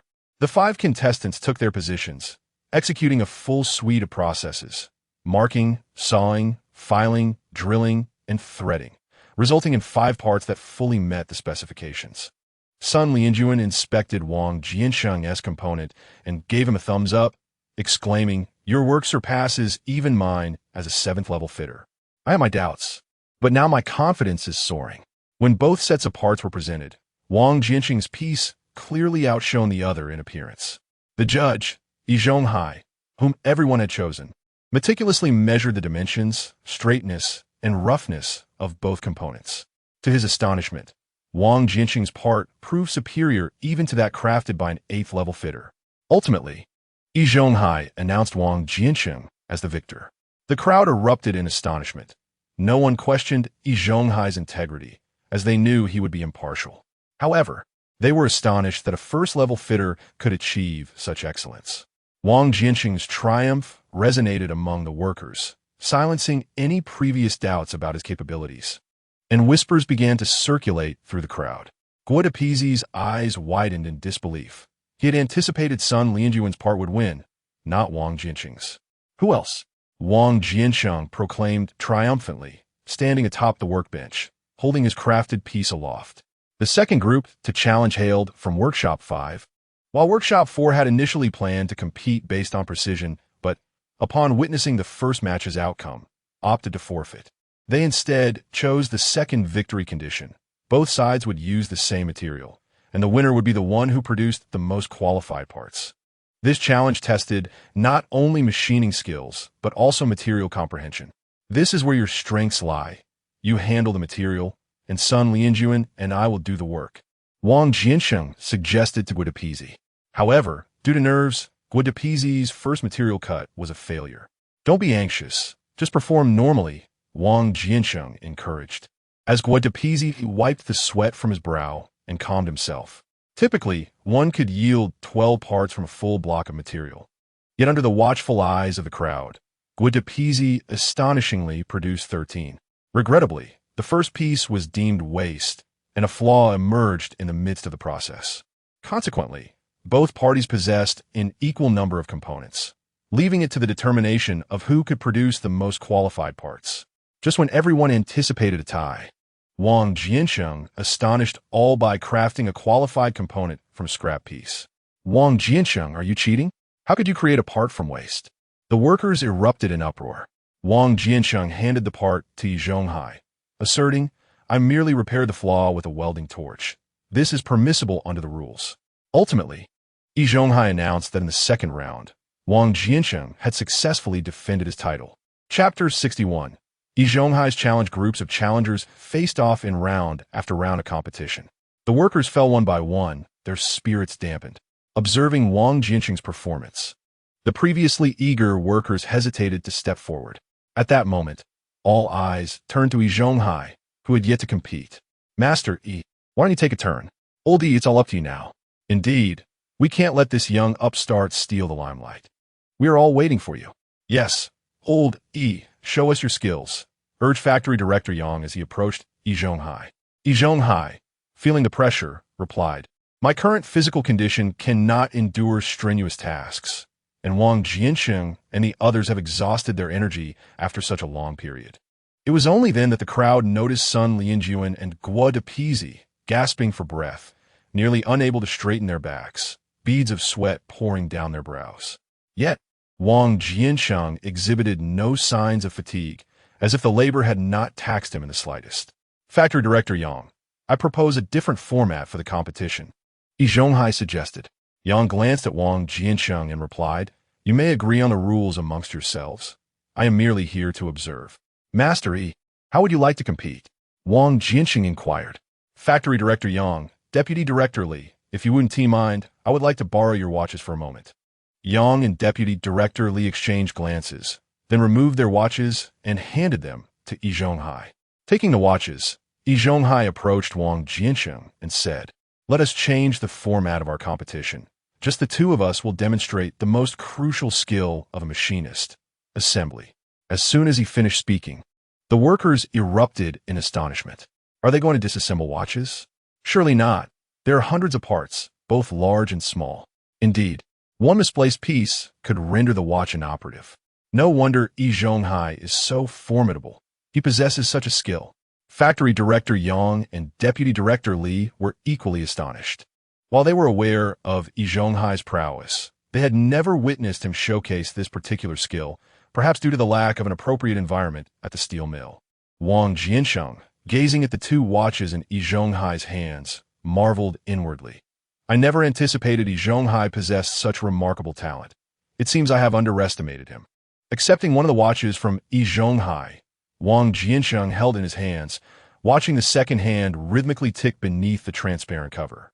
The workers held their breath, watching Wang Jiancheng, awaiting his response. In the workshop, the only sounds were the ticking of two watches. Am I capable? Of course, he replied. Bring me a bottle of sedative.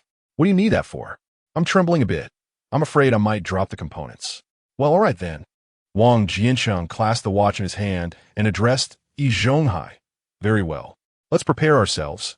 We will commence in half an hour. With that, Yi Zhonghai slowly made his way to his workstation.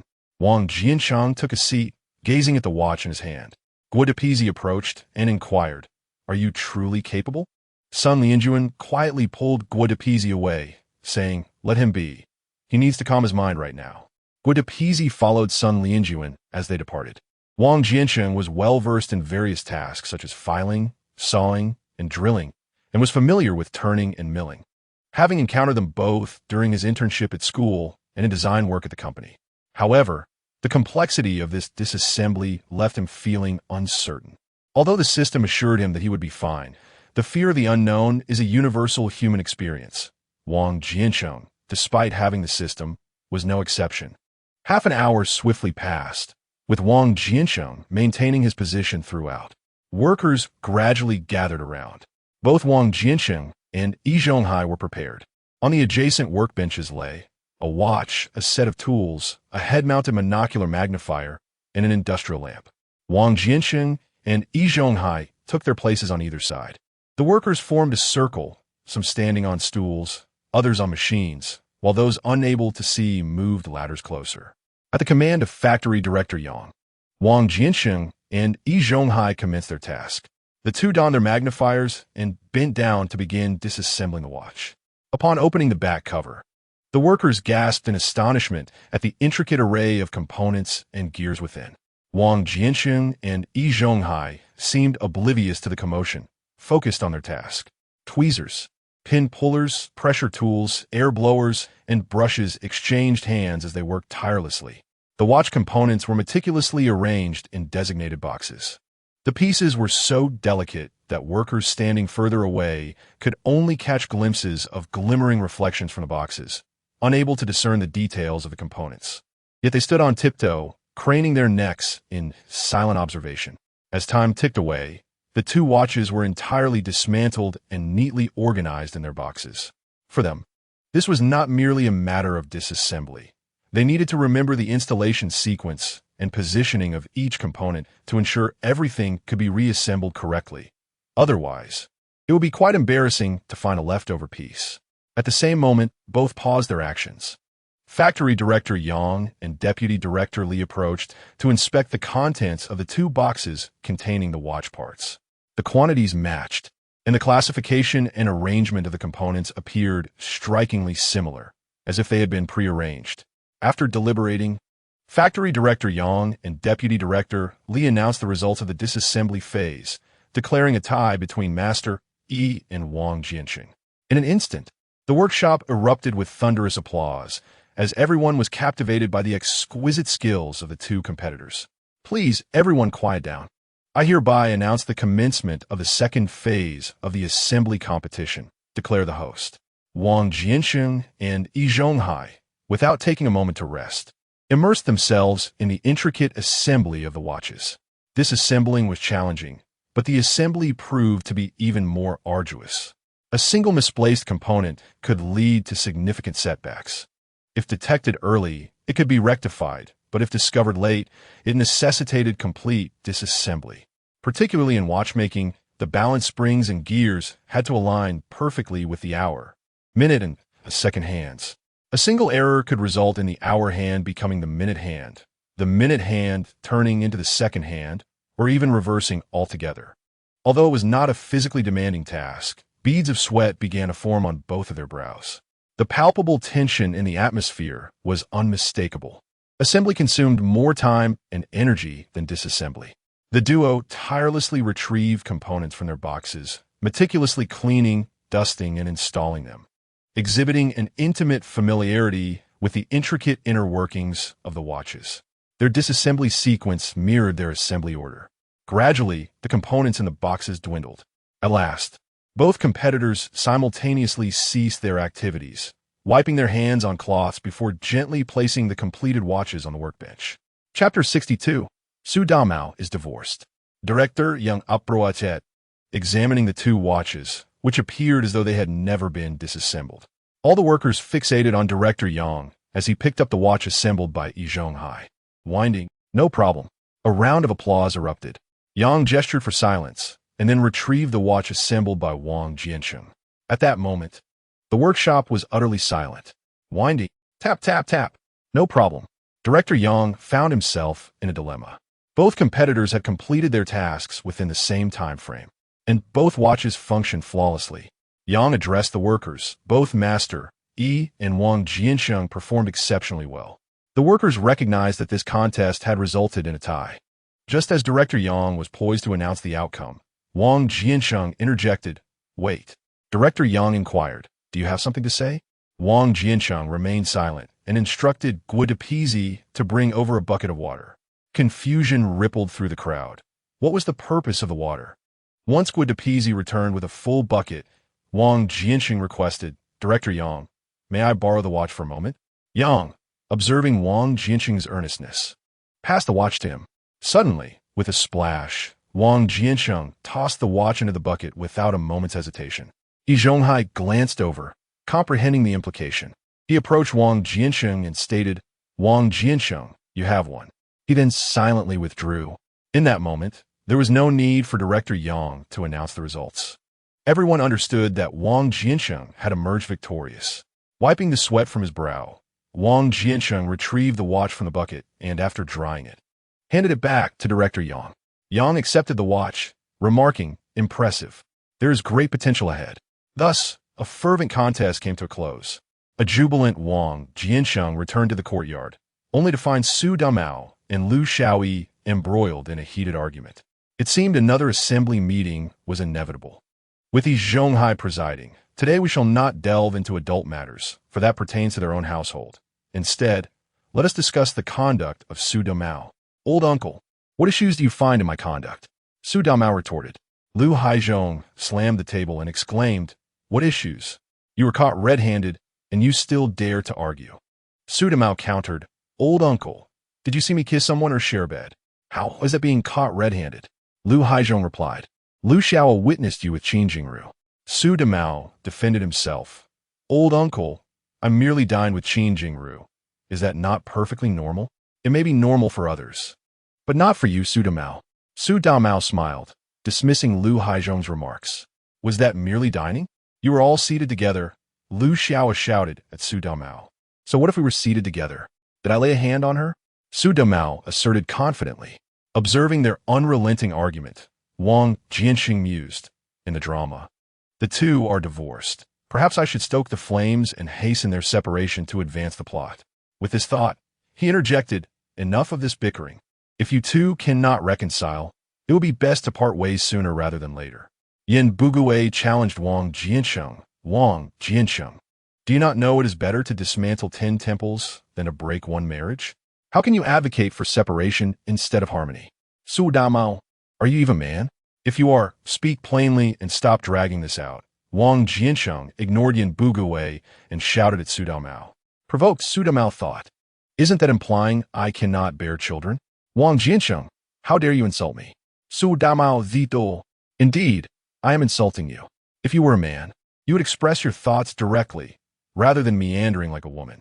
Su Damao glanced at Wang Jiancheng and then at Liu Xiao, finally exclaiming, "Liu Xiao, I have tolerated you long enough. Today, I will no longer endure this divorce. I knew you were eager to end this. You resent my inability to bear children and have long wished to part ways, haven't you?"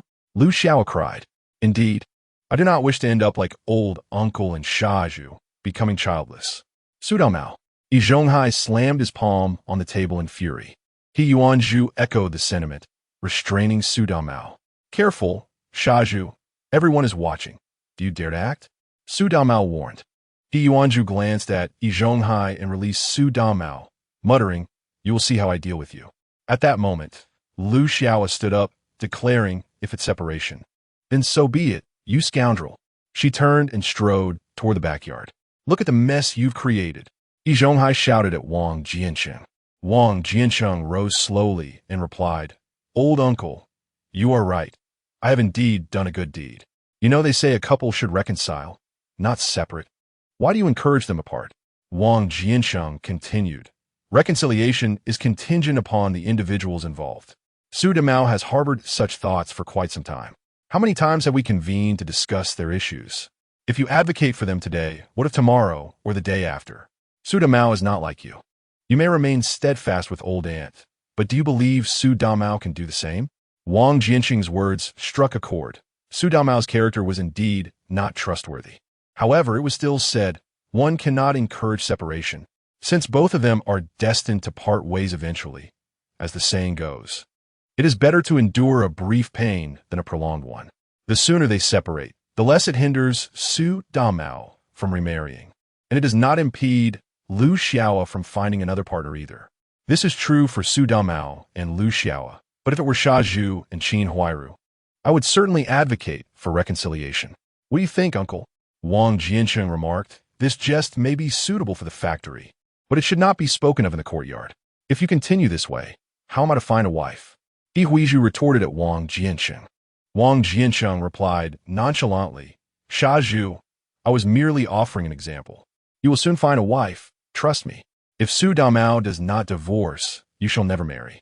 He Huizhu, filled with indignation, exclaimed, what does my potential marriage have to do with Su Damao? Wang Jiancheng smirked and said, hasn't Su Damao divorced? You can marry Liu Xiao then. Upon hearing this, Su Damao pointed at He Huizhu and exclaimed, ah, Sha Zhu, I was wondering why Liu Xiao was so agreeable today. It turns out you two had conspired together all along. He then turned to Zhonghai, saying, uncle, my conduct is impeccable. The issue lies with Liu Xiao. She is still married, yet is involved with Sha Zhu. With that, He Huizhu landed a punch on Su Damao's face. Su Damao, clutching his face, cried out, Sha Zhu, look, he is attacking me. I am indeed targeting you, He Huizhu asserted, pointing at Su Damao. Words may flow without intention, yet the listener may take heed. Qin Huairu, upon hearing Wang Jiancheng's remarks, felt an array of crises. As a widow with 3 children and a mother-in-law, she found herself at a disadvantage compared to Liu Xiao, who was single, youthful, and financially secure. Chapter 63. Su Damao is arrested as He Huizhu prepared to continue his assault on Su Damao. A figure in police uniform entered. He Huizhu recognized him as his future brother-in-law. Brother-in-law, what brings you here? He Huizhu asked, hastily releasing Su Damao and smiling. Yin Heping glanced at He Huizhu and said, Sha Zhu, assaulting others is a crime. You cannot persist in this manner. Eventually, you will find yourself in custody. It's nothing serious, just Su Damao. When have I ever struck anyone else? Was it not you who hit Deputy Factory Director Li? Yin Heping inquired with a smile. He Huizhu was taken aback, fearing it might be about him. How has this reached your police station? I thought it would end with the security department. Why has Deputy Factory Director Li escalated it to you? I must confront him tomorrow. Brother-in-law, you aren't here to arrest me, are you? That's not the case. It was Yu Shui who informed me. Just be cautious moving forward. He Huizhu sighed. Indeed, my sister is something else, yet to be married, and she is already reporting on her brother. However, Deputy Factory Director Li truly deserves reprimanding for bullying Qin Huairu in broad daylight. Bullying Qin Huairu is one matter, but your physical altercation is another. His mistreatment of her is wrong, yet your violence is justified? Yin Heping understood that his brother-in-law was adept at twisting logic. Yu Shui seized Yin Heping's arm and asked, what brings you here? Yin Heping softly replied, to apprehend someone. Yu Shui's heart raced. Could it be that they were truly here to arrest my brother? No. Then who are you here for? Yin Heping approached Su Damao and said, Su Damao, someone has reported you for disturbing the social order. You must accompany me to the police station. Yi Zhonghai stepped forward and inquired, Xiao Yin, what trouble has Su Damao gotten into this time? It's nothing serious, just a couple of ruffians fighting, claiming that Su Damao instigated it. I'm merely taking him back to ascertain the situation. Yi Zhonghai turned to Su Damao and advised, Su Damao, cooperate fully with the police. After all, you are one of us in the compound, and if anything arises, we will support you. Sir, I am still in the dark. It was not I who engaged in the fight. Comrade Xiao Yin, I truly did nothing wrong. Su Damao was apprehensive upon hearing he was to be taken to the police station. Yin Heping reassured him with a pat. Do not fear. It's merely a few questions. You'll be back shortly. Let us go. Xiao Yin, should there be any issues, inform us immediately, Yi Zhonghai instructed. Rest assured, I will notify you at the first opportunity, Yin Heping replied, then called out to Yu Shui as everyone is present. I would like to announce that Yu Shui and I are preparing to marry in a few days. We hope to treat everyone to some wedding sweets. Wonderful. From now on, you two shall be considered one of us in the compound, Lu Haizhong remarked. Sir, you're being too formal. Even if it weren't for you, Qiuye, I have long been a part of this community, Yin Buguwei interjected, casting a glance at Lu Haizhong. Xiaoyan is right. You are indeed being overly formal. Xiaoyan has contributed significantly to the affairs of our compound. Indeed, I have been remiss. I apologize for my oversight. Lu Haizhong quickly conceded. Well then, you all continue with your matters. I shall take Su Damao along now. With that, Yin Heping and Su Damao departed. At that moment, Lu Xiaoyi approached and noticed Su Damao was absent. Sir, where is Su Damao? He has been taken by the police. Why has he been taken? Did you report him? Lu Xiaoyi asked in astonishment. Originally, she intended to inform Su Damao that she would be moving to stay with a deaf old woman that evening. Could we really call the police over such an issue? They said he was disturbing the peace, so they took him for questioning. However, judging by Xiaoyan's tone, it doesn't seem to be a serious matter. He could return shortly. That is good. As long as nothing serious occurs, it is fine. Let's not dwell on him for now. What are your plans moving forward? Sir, I will move to stay with the deaf old woman tonight. Once I finalize the arrangements with Su Damao, I will check on my mother. If that doesn't work out, I will return to my mother's place. Having come to our compound, you are one of us. Even after a divorce, you remain a part of our community. You need not worry. I've already spoken with the deaf old woman, and she is agreeable to you staying with her. It will also provide her with extra care. Lu Xiaoyi expressed her gratitude. Thank you, sir and madam. Let us conclude today's meeting. Everyone may disperse now. Yi Zhonghai called to the gathering. As Su Damao followed Yin Heping, he incessantly inquired along the way, what exactly is going on? Will I be arrested? Am I to be detained for several days? Yin Heping consistently replied, you will understand once we arrive. Su Damao's heart raced anxiously. Upon arriving at the police station, Yin Heping summoned two ruffians and said, you two claim that you are disturbing the social order. Now, speak up. Su Damao, upon seeing them, recognized them as the individuals who had intended to confess their feelings during the film screening a few days prior. I do not know them. What can I possibly say? Su Damao remarked with a bitter smile. Unfamiliar, you say? They assert that you took 2 yuan from each of them, permitting them to use the microphone during the film screening. This was indeed true. However, he genuinely did not know them beyond that brief encounter.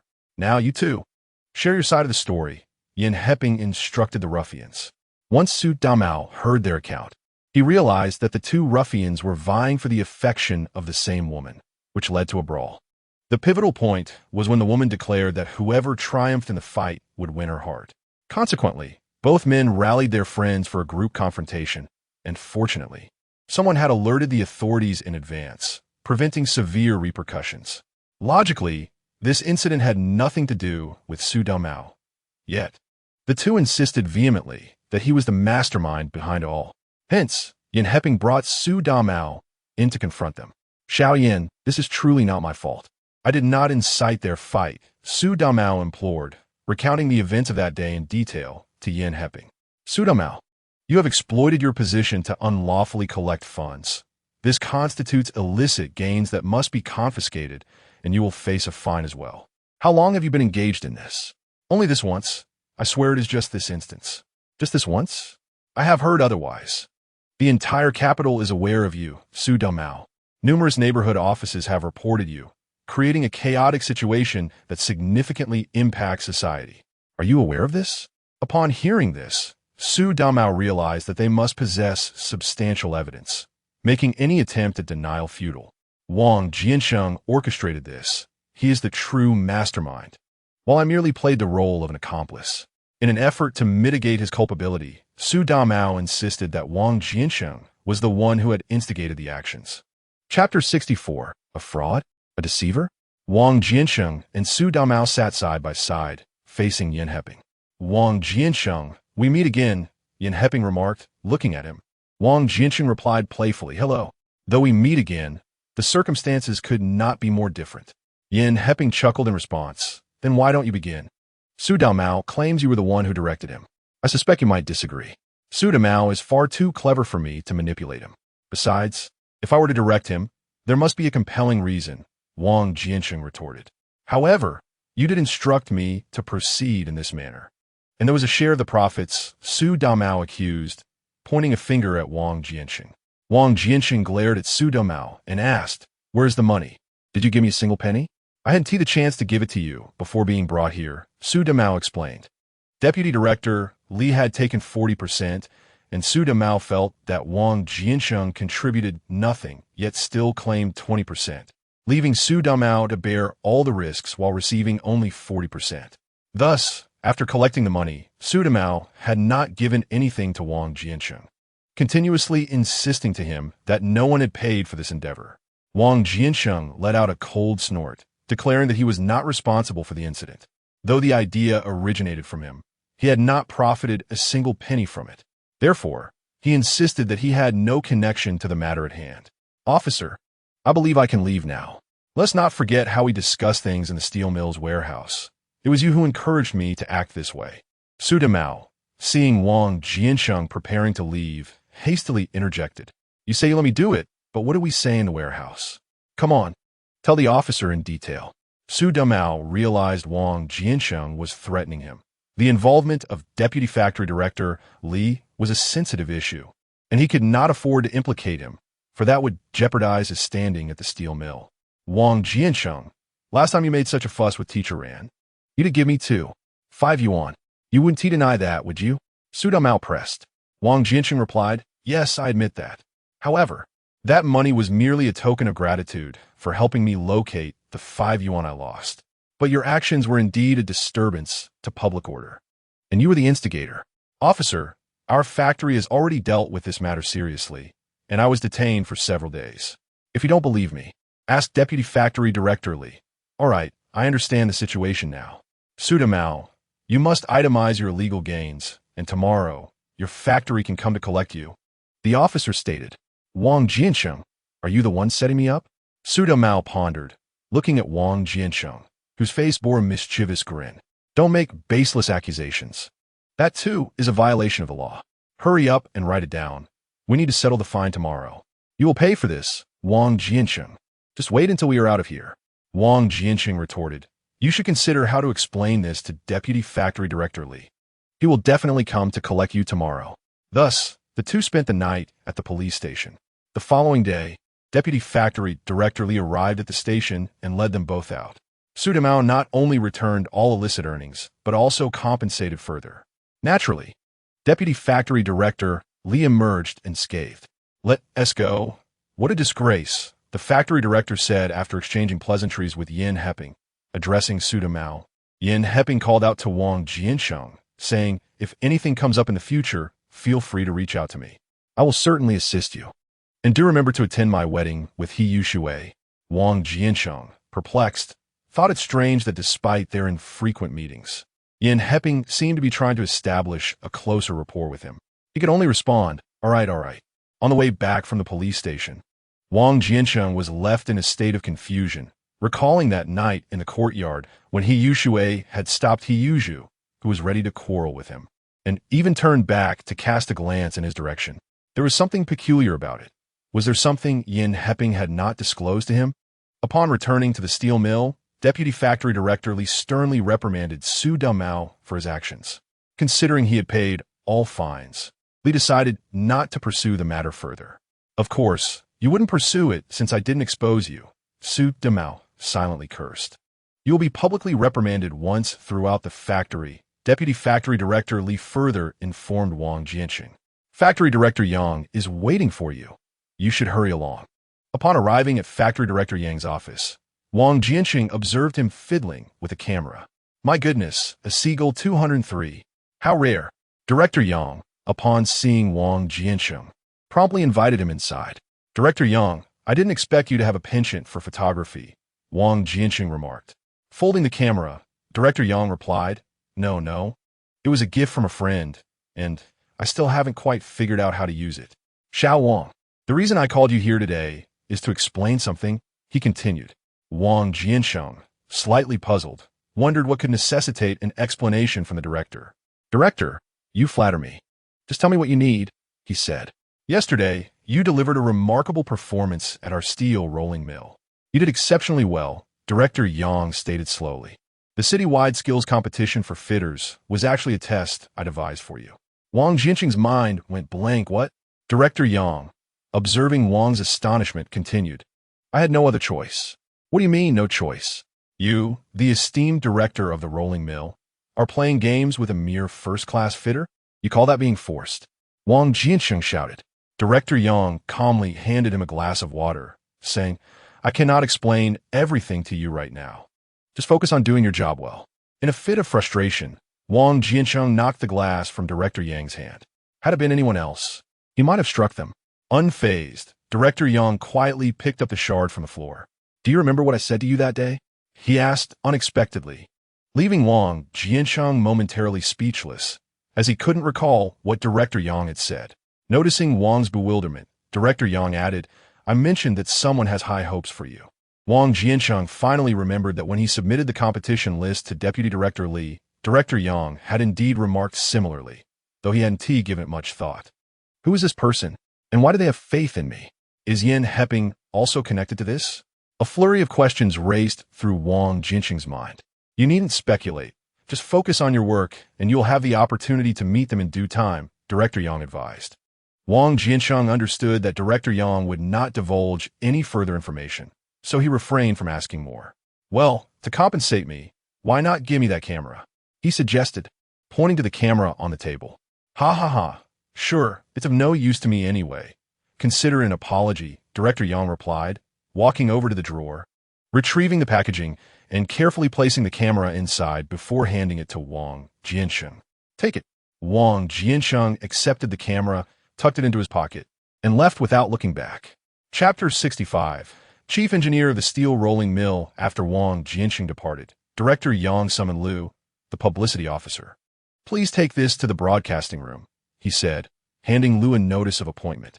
Lu accepted it and was about to leave when Director Yang called him back. Retrieving the notice, he scrutinized it once more before returning it to Lu, saying, You may go now. As Lu made his way to the broadcasting room, he reviewed the contents of the appointment notice, sighing as he walked. This person is truly remarkable. To become the chief engineer of the factory at such a young age is quite an achievement, and there are surely more accolades to come.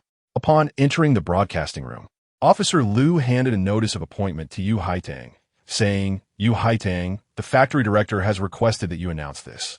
Yu Haitang took a glance at the document and inquired, Who is this person? He was just promoted to workshop director not long ago, and now he has been elevated to chief engineer so swiftly. I'm not certain, but I heard from the workers that there was a skills challenge for fitters in the workshop yesterday, and even Yi Zhonghai lost to him, Lu replied. Is he really that impressive? Yi Zhonghai is renowned as our factory's finest fitter. The fact that he could defeat Yi Zhonghai is astonishing. Yu Haitang exclaimed in disbelief. If you don't believe it, you can check with the workshop. The workers are all discussing it today.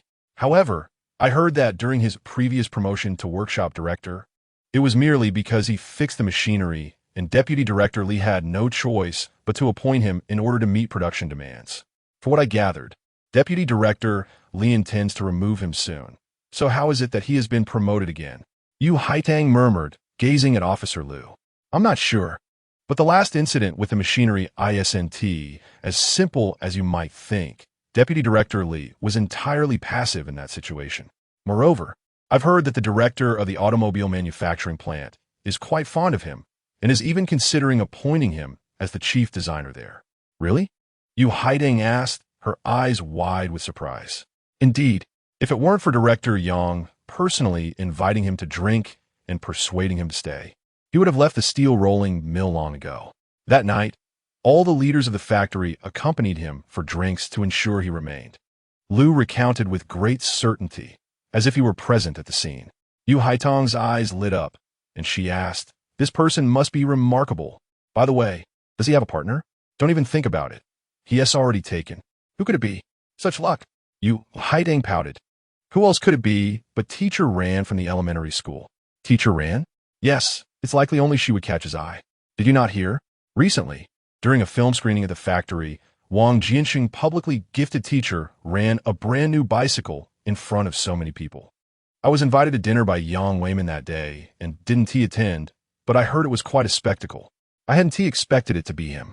Yu Haitang sighed, continuing, why can't I meet such a wonderful man? Officer Lu chuckled. You have Yang Weimin, don't you? What are you looking for? A better option? Yang Weimin? Yes, I'll talk. I'll talk. I thought he treated you quite well. Forget it. Let us not discuss this anymore. Yu Haitang, why not consider me instead? Officer Lu winked at her playfully. Yu Haitang gave him a sidelong glance and replied, let us not go there. I'm simply not attracted to your appearance. Taking a hit to his pride, Officer Lu retorted, if you keep this up, no one will want you. No one wants me. I certainly wouldn't want you. Enough of this banter. Hurry up and announce. With that, Officer Lu turned to leave. Just as Yu Haitang was about to begin the broadcast, Officer Lu returned. Almost forgot, this was approved by Deputy Director Li. You need to announce this as well.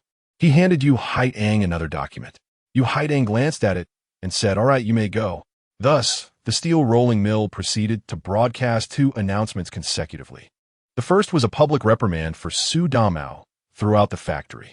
The second document pertains to the appointment notice of Wang Jiancheng as the chief engineer of the steel rolling mill, which was broadcast 3 times consecutively. Upon arriving at the workshop, Wang Jiancheng was surprised to hear of his new designation as chief engineer. He exclaimed with delight, the factory director, Yang, did not mention this just now. How did it come about so suddenly?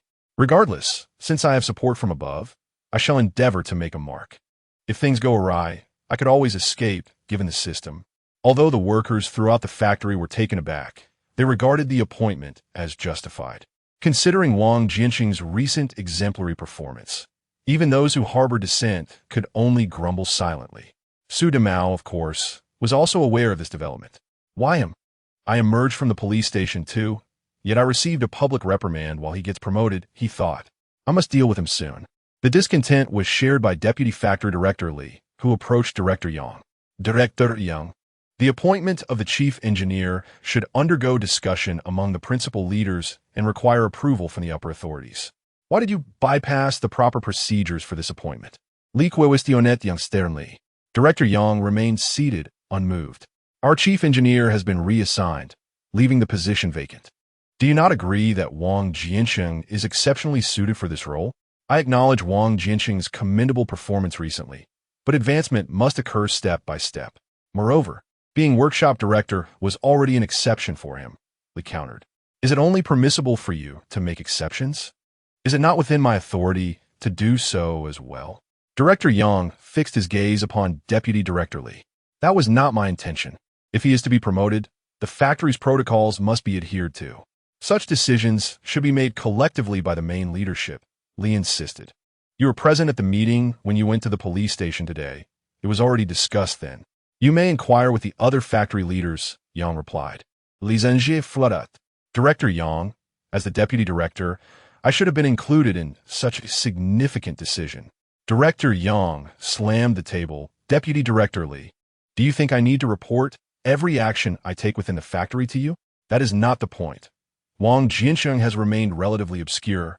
Yet, ever since your meeting with Director Lu, everything has changed. Li reflected on the recent transformations, noting that they began after hosting the automobile manufacturing factory's director, Lu Guoqiang. You need not concern yourself with that. Furthermore, the appointment of Wang Jiancheng followed all necessary protocols and was unanimously approved in this morning's discussion, meeting the condition of over 2/3 agreement. Even had you voted against it, the outcome would remain unchanged. Li understood that Director Yang was resolutely opposed to his stance. In that case, I shall refrain from further inquiries. However, I hope that in the future, you will not convene discussions of such significance in my absence. As a principal leader, I am entitled to participate. With that, Deputy Director Li stormed out of Director Yang's office, visibly irate. Chapter 66. No longer brothers Wang Jiancheng summoned Sun Linjuan and Guo Depizi to inform them about the cancellation of the machinist competition. He did not disclose the true reasons, simply stating that Director Yang had notified him of the cancellation. Wang Jiancheng sat while Guo Depizi and Sun Linjuan stood before him.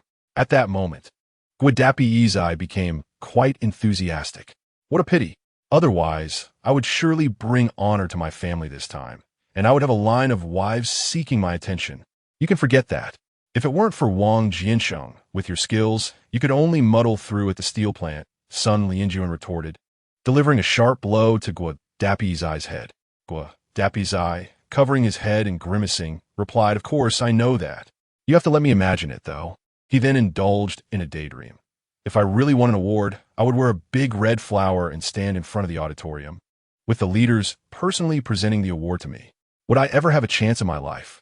You can forget about that for life. From now on, there will be no opportunity for Wang Jiancheng to work with us." Sun Lianjuan sighed. Guo Dapiyi's approached and sat beside Wang Jiancheng, saying, "Yes, you've become the chief engineer. Soon, you'll be moving to the office. There will be no more chances for us to sit together. However, I wonder who will occupy your position in the future." "Wang Jiancheng, I used to think I was looking out for you. I never expected it to turn around. I'm not foolish. I regarded you as a brother. But from today onward, let this bond cease," Sun Lianjuan declared with a sense of righteous indignation. Guo Dapiyi's was taken aback by his son Lianjuan's words. Typically timid, he found an unexpected boldness within himself, standing up to grab Sun Lianjuan by the collar and demanding, "What do you mean, Sun Lianjuan? We have worked together with all the factory workers. Let go." Sun Lianjuan swatted Guo Dapiyi's hand away. "What do you understand? Chief Wang, although we are no longer brothers, should you ever need my help, I, Sun Lianjuan, will not hesitate to face any peril." Guo Dapiyi's was bewildered, staring wide-eyed at Sun Lianjuan. Wang Jiancheng understood Sun Lianjuan's intention. "There is something I may need to trouble both of you with," Wang Jiancheng said as he stood up. "Speak, what is it?" Sun Lianjuan responded eagerly, knowing that as long as Wang Jiancheng sought his assistance, it indicated that their brotherhood still held value in Wang Jiancheng's heart. "Guo Dapiyi, do you not already know who will occupy my position? I am planning to transfer Li Xianghao from the warehouse to my former position. Why not assign him to my workshop? I can mentor him," Sun Lianjuan quickly interjected. However, Guo Dapiyi questioned, "Why are you transferring that fellow? He has worked in the workshop before and was considered slow to learn. Eventually, no one wanted to mentor him, so the factory reassigned him to the warehouse." Sun Lianjuan could hardly tolerate Guo Dapiyi's ignorance. He delivered a light slap to Guo Dapiyi's head and said, "Why are you asking so many questions? Chief Wang surely has his reasons, which are beyond the understanding of an ordinary worker like you. What is wrong with you today? Why do you keep hitting me?" Guo Dapiyi exclaimed, his face contorted in pain. Sun Lianjuan patted his chest and declared, "Chief Wang, let him come to my workshop. Rest assured, even if he is a bit foolish, I can still guide him." Wang Jiancheng placed a hand on Sun Lianjuan's shoulder and said, "Thank you, but it would be more appropriate for him to remain in the same workshop." Sun Lianjuan glanced at Wang Jiancheng, then at Guo Dapiyi, and said, "All right, I will come by when I have the time to assist him. Who knows what Guo Dapiyi might become?" Upon hearing this, Guo Dapiyi felt displeased. "Sun Lianjuan, if you say it like that, I must succeed. I refuse to believe I cannot bring him along. Ha. It would be best if you could cultivate someone even more formidable than yourself. Otherwise, beware of my wrath." As he spoke, Sun Lianjuan reached out toward Guo Dapiyi, indicating his readiness to deliver another playful slap. Guo Dapiyi quickly covered his head and said, "I may not be able to defeat you now, but wait and see. One day, I will return each slap you've given me. Enough of your bickering. I have yet to consult Li Xianghao," Wang Jiancheng interjected, halting their dispute. Sun Lianjuan remarked, "If the chief engineer of the steel mill were to appoint him, would he dare to object? I estimate there are only 3 individuals in the entire steel mill who would dissent." "Which 3? Guo Dapiyi inquired, leaning forward. Sun Lianjuan replied nonchalantly, "If you think Li Xianghao is foolish, you're not far behind. The first is Shizuzi, the second is Su Damao, and the third is Qin Huairu. I understand why Shizuzi and Su Damao would resist. Those are 2 cushy positions. But why would Qin Huairu be unwilling?" Guo Dapiyi asked, scratching his head. "Are you foolish? If Chief Engineer Wang intends to transfer Qin Huairu, it would surely be a demotion. Would you be pleased if you were demoted? Chief Engineer Wang, your office is ready. Director Yang sent me to help you move your belongings," said Liu, the secretary, as he approached. "You go ahead and wait at my workstation. I'll be there shortly." Wang Jiancheng instructed Lu before turning to Sun Lianjuan and Guadapieti. Let this matter rest for now. If Li Xianghao comes by, Guadapieti, you shall take the lead. I will reach out to both of you should anything arise. Upon arriving at his workstation, Wang Jiancheng found that Lu had already tidied the area. Seeing Wang Jiancheng approach, Lu said, "Chief Engineer Wang, Director Yang insisted that your workstation must be spotless." Wang Jiancheng thought to himself, Director Yang is truly considerate, meticulously attending to the details. This will prevent any disarray that might lead to gossip among the workers after I leave. Wang Jiancheng organized his belongings. Aside from a set of blueprints he carried himself, everything else was eagerly taken by Lu, who could easily manage it all in one hand. At that moment, Chen Ruhua approached, bowing slightly, and said, "Thank you, Chief Engineer Wang. Rest assured, I will certainly work diligently moving forward." After Wang Jiancheng's departure, the workshop director of the first workshop had already discussed matters with Deputy Director Li, and there was no need for Director Yang to be at odds with Deputy Director Li. Thus, it was agreed that Chen Ruhua would be reinstated as the workshop director of the first workshop. Chen Ruhua, during my tenure as workshop director, you kept a close watch on me, as per Deputy Director Li's arrangement. Now, focus diligently on production. No problem, Chief Engineer Wang. You can trust me. I will ensure production is managed properly and maintain the machines according to operational protocols without resorting to clever tricks. Entering the office alongside Lu, they found it already neat and tidy. Although the space was not as vast as those of Director Yang and Deputy Director Li, it was a welcome reprieve from the clamor of the workshop. Sitting at his desk, Wang Jiancheng unfurled the blueprints in his hands and began to examine them. Chapter 67. Siheyuan's Wedding Feast, Part 1. "Come, come, everyone partake in the sweets," Siheyuan exclaimed, holding a tray filled with celebratory candies, distributing them throughout the courtyard. "Has Siheyuan got married?" inquired third uncle as he accepted the candies from Siheyuan, reaching for two more from the tray. "Indeed, she is finally wed. You need not worry about your sister anymore," replied third aunt. "True enough, but my sister has never caused me much concern," Siheyuan responded. "Siheyuan, this won't do. With Shui's marriage, you must host a meal for the courtyard," Lu Haizhong interjected, casually taking a handful of candy. "Rest assured, second uncle, given the opportunity, I will certainly bring some wine to share with you," Siheyuan replied. "Siheyuan, you should have informed us of Shui's marriage in advance. It would have been nice for everyone to offer their congratulations." Zhonghai ambled over. Siheyuan handed over the tray of sweets, saying, "As you know, Shui prefers not to meddle in matters, and she has hardly participated in courtyard affairs. She simply wishes to marry quietly, and I am at ease with that. Just enjoy the candies and be happy. I will convey your regards to Shui. Siheyuan, why are you not helping with the cooking for the wedding?" Su Damao strolled over, hands tucked in his pockets. "They are dining at a restaurant with a professional chef. My culinary skills are unnecessary," he replied. I did not realize this young man was so affluent." "Shui has indeed married into a good family," second aunt remarked, a hint of envy in her tone. "Second aunt, you jest. How could your marriage be less fortunate? Just look at second uncle. You clearly are destined for a life of comfort," Siheyuan retorted. And second aunt found the compliment pleasing, while Lu Haizhong felt reassured. "Say, Siheyuan, why are you not attending?"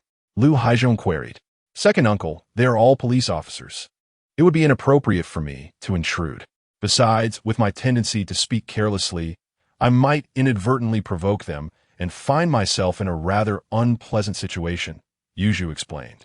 Su Damao, munching on sunflower seeds beside Siheyuan, added, "Siheyuan, is it Shui who has forbidden you from attending?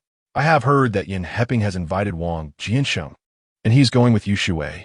Before the wedding, Shui had specifically approached Siheyuan, presenting him with a bag of candy and stating that she did not wish to notify anyone in the courtyard about the marriage, desiring a tranquil ceremony. She also mentioned that only Wang Jiancheng was invited, as Yan Heping and he shared a close rapport, but offered no further details. Noticing Shui's reluctance to elaborate, Siheyuan refrained from pressing her for more information, though he felt a twinge of discomfort. Since the courtyard residents had not been informed, he believed it inappropriate to attend the wedding uninvited, thus declining Shui's invitation.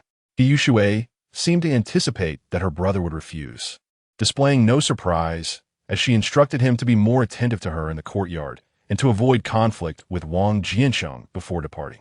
Seeing that Yuzhu remained silent, the others understood Su Damao's words to be true.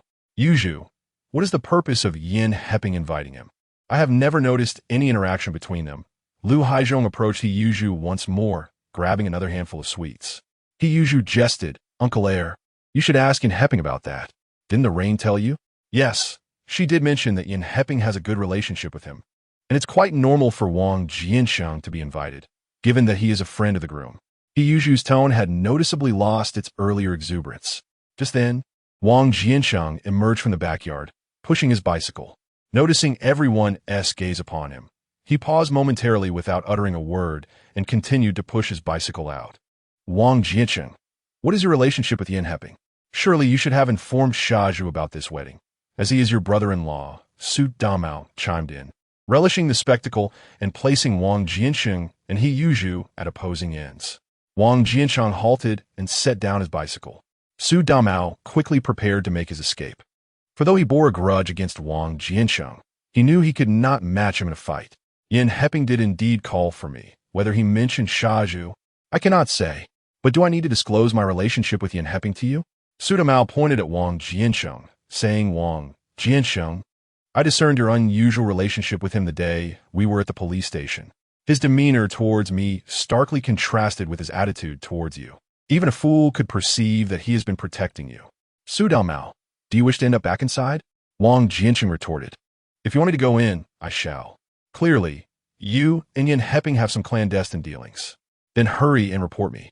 Let us see who ends up behind bars first. Once I gather evidence, I will not let you off easily. Siheyuan, Su Damao is attempting to ruin Rain's happiness. Wang Jiancheng remarked to Yuzhu. Su Damao, what nonsense are you spouting? We have known little Yin for so long. How could he possibly be such a person? Zhonghai exclaimed in anger. Indeed, little Yin always acts with integrity. He has been a great help to us, others chimed in, collectively rebuking Su Damao. Not only because they found it hard to believe Yin Heping could behave thus, but also because today was Yushue's wedding day, and they did not wish for Yuzhu to worry about his sister on such a joyous occasion. You all continue your conversation. I must take my leave. It would be inappropriate to arrive late for the wedding, Wang Jiancheng said before pushing his bicycle and departing the courtyard. Is it because Rain did not inform us that you are not attending?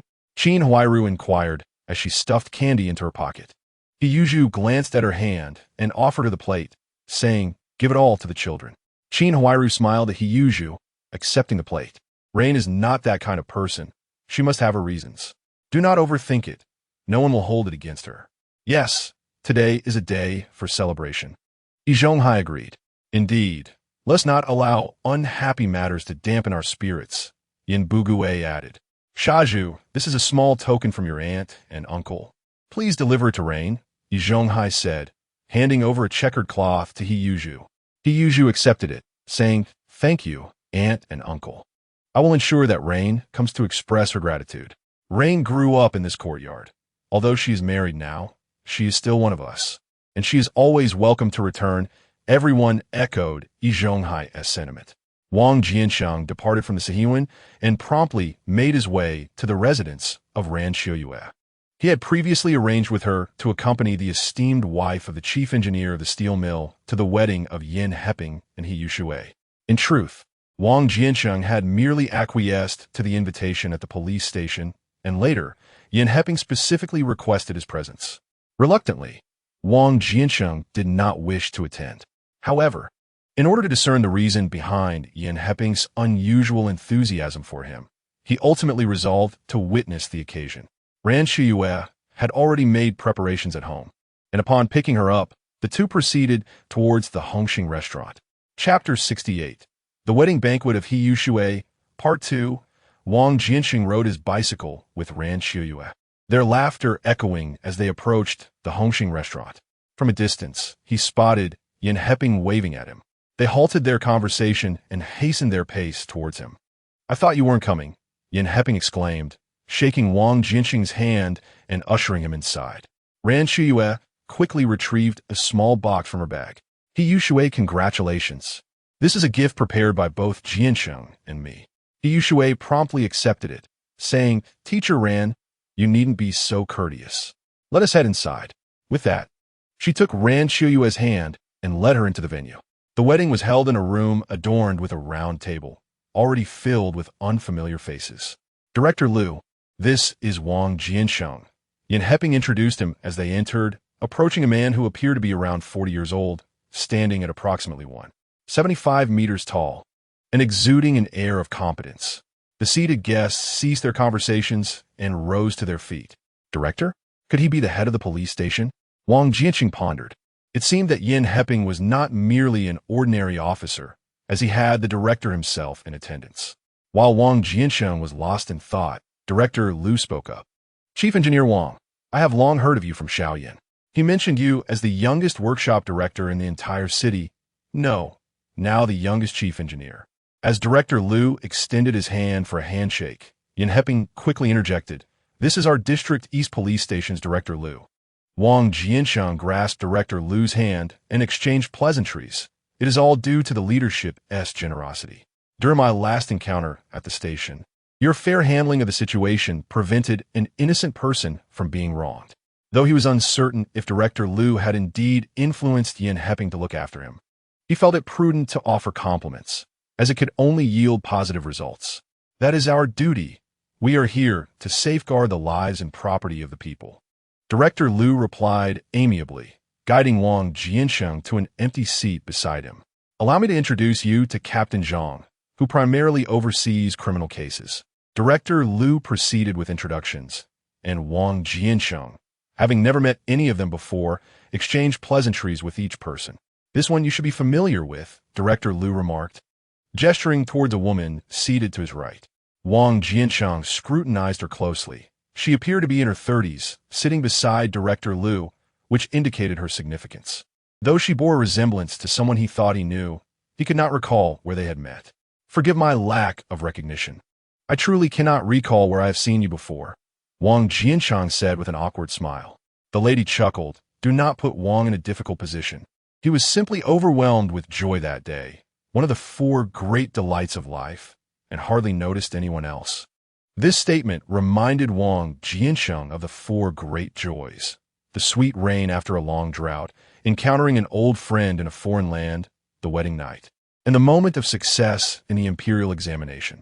It certainly could not be the first 2, and while the latter, achieving a promotion to workshop director or chief engineer, seemed somewhat far-fetched, it could only refer to the wedding night. Aside from her parents and a few others, no one was aware that I had obtained a marriage certificate with Ran. How could you possibly know? Suddenly, a vision flashed through Wang Jiancheng's mind. The neighborhood committee, yes. That's it. Director Liu, with a hearty laugh, was just about to introduce Wang Jiancheng. Director Liu, wait a moment. May I venture a guess? Wang Jiancheng interjected. Oh, then please do, Chief Engineer Wang, Director Liu replied, his smile fading slightly. Just then, Yan Heping interrupted. What if you guess incorrectly, Chief Engineer Wang? At that moment, Yan Heping was still keen on flattering the leadership. Wang Jiancheng pondered for a moment and said, How about this, Director Liu? If I guess wrong, I shall present this lady with a gift. What do you think? Director Liu glanced at Yan Heping and said, We must seek the opinion of today's leading lady. Miss Yan.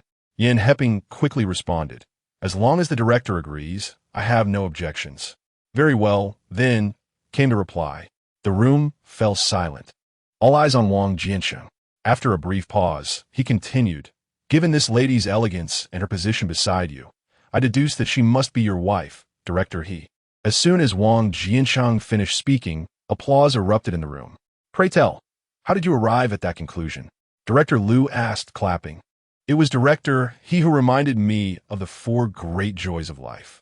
Currently, I can only claim one joy, and the only person of significance I could think of is Director He, Wang Jiancheng explained. No wonder you have become the chief engineer of the steel rolling mill at such a young age. Your guess is spot on, Director Liu remarked, patting Wang Jiancheng on the arm. This is Xiao Wang's wife, Ran Qiuye, Teacher Ran. Director He introduced, pulling Ran Qiuye to the forefront.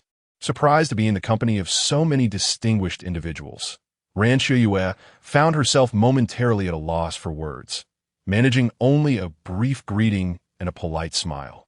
Truly an educated person. Just look at her. Unlike you, Director Liu commented, glancing at Director He. What about me? Now you find fault with me? It's too late for that, Director He retorted, pulling Ran Qiuye to sit beside her. Director Liu, today is Brother Yan's wedding, is it not? Wang Jiancheng remarked. Noticing Yin Heping and He Yushui had been standing for quite some time, Director Liu snapped back to reality and promptly said to Yin Heping, Yes, indeed, Xiao Yin. You're the stars of today. I am immensely grateful to everyone for attending my wedding. It is truly an honor. There is no special program today. Just enjoy the food and drink. Let us not have anyone go hungry. Yin Heping concluded his pre-meal speech, and the dinner officially commenced. What followed was a lively exchange of toasts. You honored me, and I honored you. Yin Pingy, whether genuinely intoxicated or merely pretending, soon found himself sprawled beneath the table, prompting Director Liu to arrange for his return home. After bidding farewell to Ran Qiuye, He Yushui also went home to care for Yin Pingy. This left only Wang Jiancheng, Ran Qiuye, and the Liu couple in attendance. Director Liu, if you have something to say, please speak plainly, Wang Jiancheng remarked, having somewhat recovered from his earlier inebriation. Maintaining his fa-ade of drunkenness, Director Liu replied, Engineer Wang, I merely wish to familiarize myself with you. Nothing more. Very well.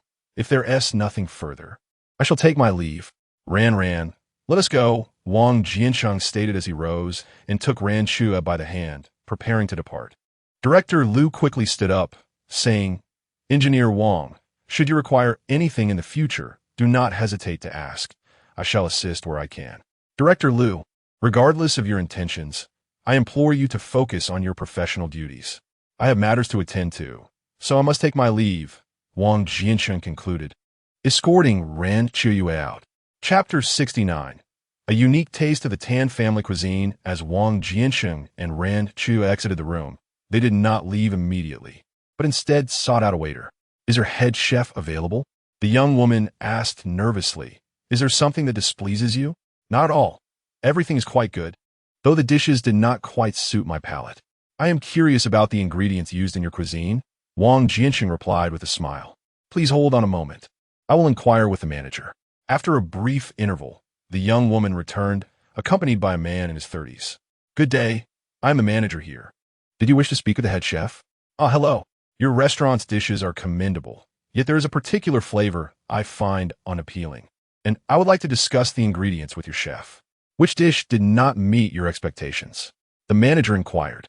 It is not a specific dish. Rather, it is a consistent flavor across all the dishes. It is that small room, Wang Jiancheng said, gesturing towards the corner room. The manager glanced over, noting that the room had been reserved by the police station a few days prior, with preparations underway for Director Liu's visit. Having just seen Director Liu emerge from there, the manager, recognizing that someone who could dine with him must hold a certain stature, reluctantly nodded to the waiter.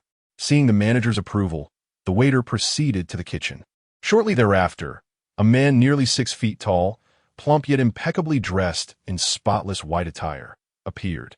Chef Dong, this guest has some concerns regarding the dishes and wishes to discuss them with you, the manager introduced. He then turned to Wang Jiancheng, saying, I have matters to attend to, but I will leave the waiter here. Should you need anything, please have her call for me. Please attend to your business. Thank you, Wang Jiancheng replied as the manager departed. Afterward, Wang Jiancheng greeted the chef, saying, Chef Tan, it is a pleasure to meet you. I am Wang Jiancheng. Hello. Do you have concerns regarding the dishes I prepared? Chef Tan asked, extending his hand to shake Wang Jiancheng's. Wang Jiancheng, deliberately drawing out the moment, replied, It wouldn't be accurate to call them concerns. Rather, I detected an unusual flavor in today's meal. Please describe this flavor so that I may consider improvements for the future. Let us sit and discuss this further. Wang Jiancheng spoke as he sat down on a bench beside Ran Qiuye. Chef Tan occupied the seat opposite him, while a waiter stood attentively nearby. Chef Tan, the flavor I refer to is not that of the food, but rather a reflection of the heart. I wonder if you comprehend my meaning, he mused. A flicker of understanding passed through Chef Tan's eyes before he regained his composure and inquired mildly, I do not grasp your meaning. Today's dishes do not include any offal. How could you possibly taste the essence of the heart? Wang Jiancheng smiled and asked, May I inquire if you prepare Tan family cuisine? Indeed, I serve authentic Tan family cuisine. I am surprised that you possess knowledge of culinary arts. While Wang Jiancheng's observation was correct, it was common knowledge among those familiar with gastronomy in the capital, so Chef Tan was not overly astonished. However, he still complimented Wang Jiancheng, recognizing his social acumen. Tan family cuisine is emblematic of official cuisine, originating from the family of Tan Zhongjuan, a notable official during the Qing dynasty, who was the second place in the imperial examinations of the 13th year of Tongji. Consequently, it is also known as top scholar cuisine. As the Tan family cuisine was initially reserved for family feasts, it was not accessible to the general populace until later, when the family, facing financial pressures, began to share it with outsiders, gradually gaining renown. Wang Jiancheng articulated the history of Tan family cuisine, causing another spark of interest in Chef Tan's eyes. I did not expect you to have such knowledge of Tan family cuisine, Chef Tan remarked. Wang Jiancheng modestly replied, I know a little, just a little.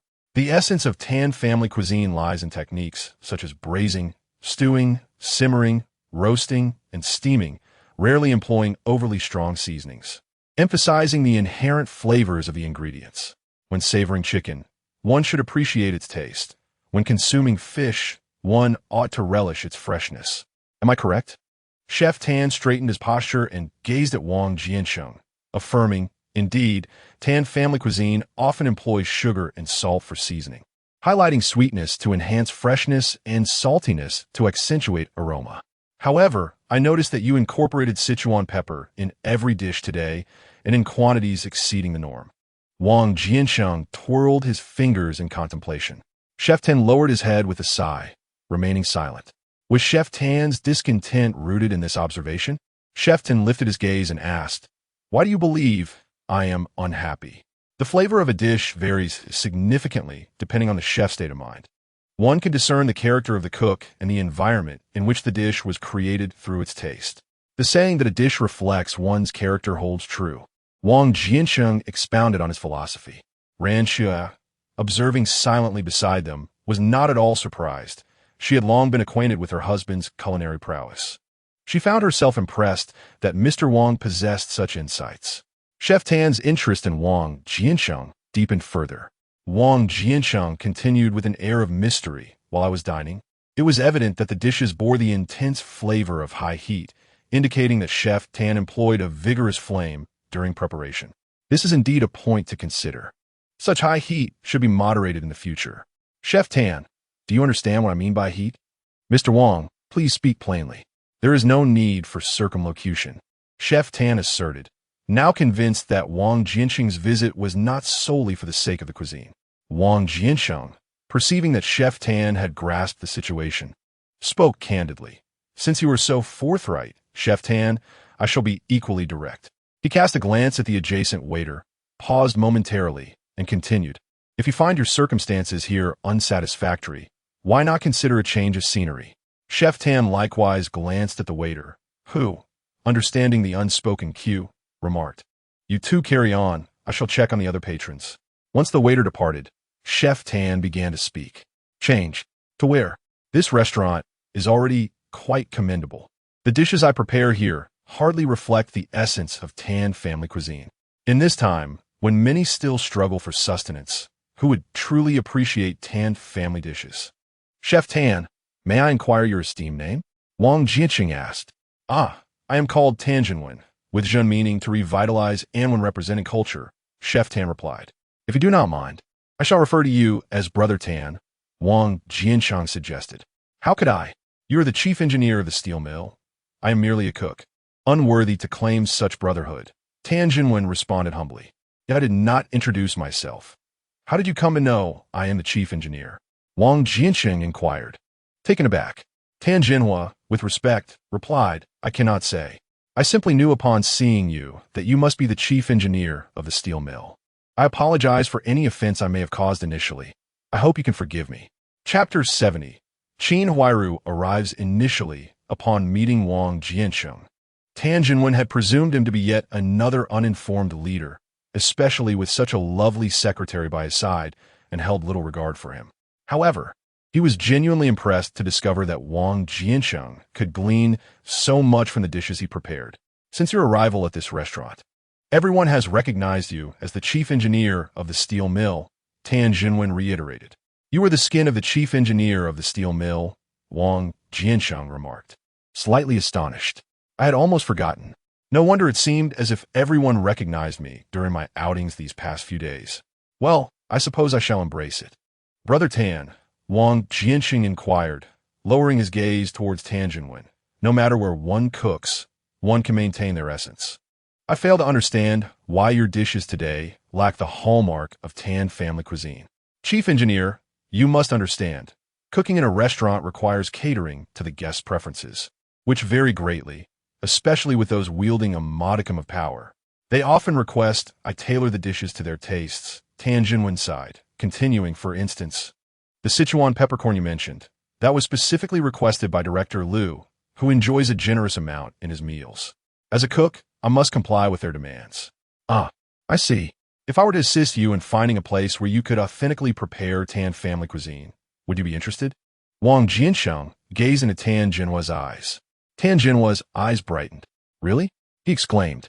However, upon further reflection, he lowered his head and added, I have scoured the entire capital. No restaurant would agree to such a request. Do you have any family? Wang Jiancheng asked Tan Jinwen. I am alone. My parents passed away early. It was my master who raised me. Yet, I feel I have failed to honor his legacy, Tan Jinwen confessed. Wang Jiancheng thought to himself, do not blame me. Foolish Shu. He then encouraged Tan Jinwen. You have not failed him. As long as Tan family cuisine endures, your master will not hold it against you. You must trust my words. It won't be long before I can assist you in finding a suitable place. Although Tan Jinwen harbored some skepticism towards Wang Jiancheng's assurances, he replied, Thank you, Chief Engineer Wang. If you can truly help me secure a place to cook earnestly, I shall comply with whatever you ask. Very well. Your words are sufficient. Just remember, should I seek you out, do not retract your promise. Wang Jiancheng responded. As long as your words hold truth, I, Tan Jinwen, shall uphold my vow. Then it is settled, Wang Jiancheng declared, rising to extend his right hand. Tan Jinwen also stood and grasped Wang Jiancheng's hand, affirming, is settled. Upon exiting the Red Star restaurant, Wang Jiancheng rode his bicycle while Ran Qiuye walked beside him, their hands intertwined as they strolled forward. Why are you so intrigued by him? Ran Qiuye inquired. Wang Jiancheng replied, he is the authentic heir of Tan family cuisine. In 10 years, he will emerge as one of the most distinguished figures in the capital, invaluable beyond any monetary measure. 10 years. Can you envision what it will be like then? Ran Qiuye exclaimed in delight. Wang Jiancheng jested, of course. Your man is all-knowing and all-seeing. Leaning against Wang Jiancheng's shoulder, Ran Qiuye asked, what do you think we will be like in 10 years? We should have a whole brood of children, just enough to form a football team, living in a courtyard house with no one else around, just us. Each day, we would sit outside, watching them play in the yard, Wang Jiancheng mused. Ran Qiuye playfully hit Wang Jiancheng, exclaiming, how annoying. You want to have a football team? What do you think I am? Certainly, a football coach. He teased. How bothersome. I refuse to be a football coach. I want to be their teacher, Ran Qiuye envisioned. Indeed, it would not do to be a football coach. Otherwise, you would bear the blame for all their mischief. What kind of blame? If they break a window today and shatter a flower pot tomorrow, you will be the one apologizing daily, he explained. I certainly cannot afford that. Ran Qiuye laughed. Wang Jiancheng chuckled heartily, assuring, rest assured, they would never ask you to pay. They will have plenty of money. Really? Absolutely. Unbeknownst to her, Ran Qiuye did not grasp the true meaning behind Wang Jiancheng's words. Come now, let me hurry and escort you home. I must get back to tidying up the house. I will accompany you, she replied. Wang Jiancheng playfully tapped her nose and said, you should stay home and wait patiently. I will come to fetch you once the house is ready. There has been an overwhelming number of tasks lately, and the house has been delayed. If I do not expedite this, it will hinder my football team. Upon hearing Wang Jiancheng's persistent focus on the topic, Ran Qiuye motioned for him to lean closer. Wang Jiancheng obliged, bringing his ear near her lips.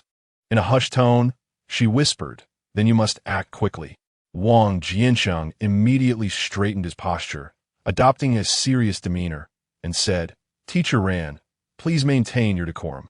As a role model, one must not speak frivolously. I am speaking with my husband now. Do you not wish for that?" Wang Jiancheng recalled the sensation of his hands submerged in icy water, a memory that lingered vividly. Ever since they obtained their marriage certificate, he had not anticipated Ran Qiuye's driving skills to improve so remarkably, and now, reflecting on their wedding night, he felt a tinge of apprehension. "Hurry and say, you must leave at once. That day nearly froze me to death, extinguishing the flames of passion within my heart." I never expected the usually demure teacher Ran to display such a side of herself. Ran Qiuye laughed heartily, declaring, "You taught me this.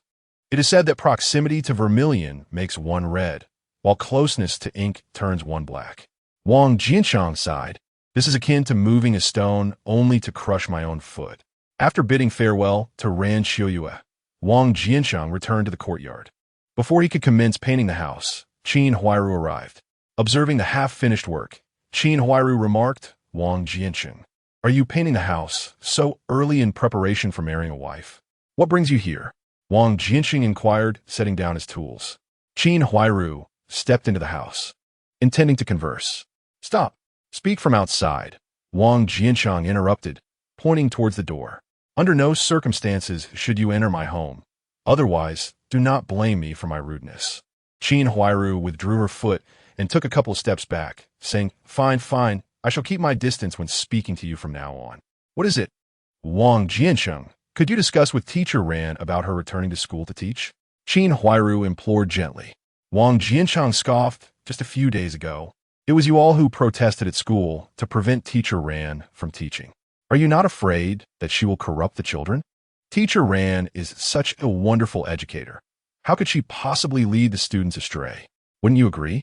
He continued, as the saying goes, "A good horse does not return to graze on old pastures. Teacher Ran will not return. Now, please leave me be. I have much to do." Qin Huairu, her voice tinged with tears, exclaimed, "Why do you speak so harshly? I came here with good intentions to plead with you." Chapter 71. 3 conditions. Qin Huairu's outcry summoned everyone in the courtyard. Wang Jiancheng tidied up his tools and rolled up his sleeves, preparing for any potential altercation. "Huairu, what is the matter?" Yi Zhonghai appeared at her side, just in time. Qin Huairu, in tears, explained, "Uncle Yi, I came to plead with Wang Jiancheng. Yet he not only refused to speak kindly, but also told me to leave." "Wang Jiancheng, can't you speak properly? You are now the chief engineer at the steel mill. Your words carry weight," Yi Zhonghai admonished. Wang Jiancheng replied coolly, "Uncle Yi, I'm doing well by not directly dismissing her. Jiancheng, consider that Qin Huairu is not in an easy position. Look at how distressed she is over the situation with Bongging. She has no choice but to seek your help." Lu Haizhong interjected from the side. Since teacher Ran Qiuye stopped teaching at the school, Bongging's classmates had bullied him daily, taunting him and knowing of his affliction, showing no concern and instead claiming he deserved it because his mother was the one who drove teacher Ran away. Bongging began to skip school and would express his frustration towards Qin Huairu daily. Left with no options, Qin Huairu sought assistance from Heyuzhu. Heyuzhu, witnessing Qin Huairu's distress, could only respond, "What can I do? I can't just drag that group of children and beat them up. And as for Wang Jiancheng, you've seen, I am no match for him." The two could only turn to Yi Zhonghai for help. Yi Zhonghai accompanied Qin Huairu and Bongging to find Principal Fan. He did not acknowledge that forcing teacher Ran Qiuye away was a mistake, but rather he reluctantly agreed to her return, stating that the children needed her. Principal Fan, of course, would not heed their demands. The teachers of the school could not be dismissed or summoned at their whim, as if the institution belonged to them. Principal Fan informed them that Ran Qiuye was no longer under his purview and had secured a superior position, rejecting the appeals of Yi Zhonghai and Qin Huairu.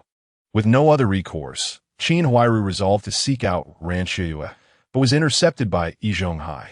If you go directly to seek out teacher Ran, and if Wang Jiancheng learns of it, Who knows what uproar may ensue? It would be wiser to approach Wang Jiancheng directly, Yi Zhonghai advised. He is now the chief engineer at the steel mill, and given his current standing, he would not pose a threat to you. Convinced by Yi Zhonghai's reasoning, Qin Huairu proceeded to visit Wang Jiancheng. Wang Jiancheng was aware that Qin Huairu would eventually come seeking him, as Wang Xikong had already informed him about her visit to Principal Fan. He had accurately predicted that had Qin Huairu approached Ran Qiuye directly, she would have been summarily dismissed. Following a battle of wits with Yi Zhonghai, it was evident that the elder had some understanding of Wang Jiancheng's temperament. Uncle, spare me the lecture. Perhaps you should focus on educating your own son. If you wish to maintain your position at the steel mill, it would be prudent to speak less, Wang Jiancheng boldly asserted, striking at Lu Haizhong's vulnerabilities. Lu Haizhong recognized that although personnel changes and appointments were determined by Director Yang and Deputy Director Li, Wang Jiancheng, in his capacity as chief engineer, still wielded considerable influence. As Yin Buguye noticed Lu Haizhong's silence, he interjected, Wang Jiancheng, we all reside in the same compound. As a chief engineer, it is inappropriate for you to not offer support while threatening uncle. Moreover, Teacher Ran's return to teaching is not merely for the children. It serves the greater good of the nation. It was unclear what Qin Huairu had promised that compelled these three elders to advocate on her behalf. Wang Jiancheng fixed his gaze on Yin Buguye, retorting, Yin, it seems you are not the one being dismissed. How could I possibly be dismissed? My family background is commendable, and my conduct is proper, Yin Buguye replied, straightening his posture as he spoke. With a scoff, Wang Jiancheng addressed Qin Huairu, stating, if you wish for Teacher Ran to return to her teaching duties, it is quite simple. You must agree to 3 conditions. Suspecting that these conditions would be rather unconventional, yet driven by her desire to assist Bang Gunga, she acquiesced. All right, speak on. The first condition is that you must personally accompany Principal Fan to apologize to Teacher Ran.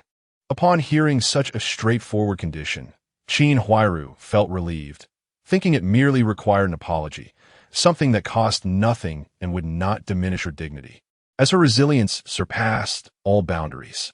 No problem, she replied without hesitation. Wang Jiancheng emphasized, I am not referring to you alone, but to all of you, including Uncle Yi. Qin Huairu was taken aback to learn that Yi Zhonghai was also expected to apologize to Ran Qiuye, casting a challenging glance at Yi Zhonghai. He Yuzhu interjected, Wang Jiancheng, isn't it a bit inappropriate to ask Uncle Yi to apologize to Teacher Ran? It seems disrespectful.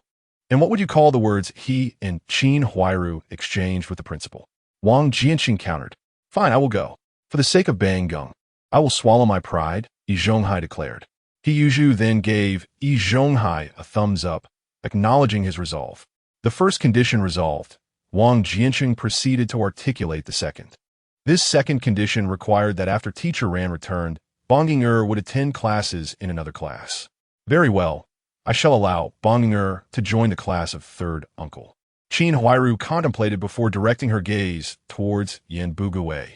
Wang Jiancheng followed suit, looking at Yin Buguye as well. Yin Buguye scanned the room, noticing that Yi Zhonghai and Lu Haizhong were also observing him, and with a thump of his thigh declared, all right, that's acceptable. But I must discuss this with the other teachers. It cannot simply be taken at face value. Third uncle, as long as you agree, I shall cover the expenses for the purchases, He Yuzhu remarked towards Yin Buguye.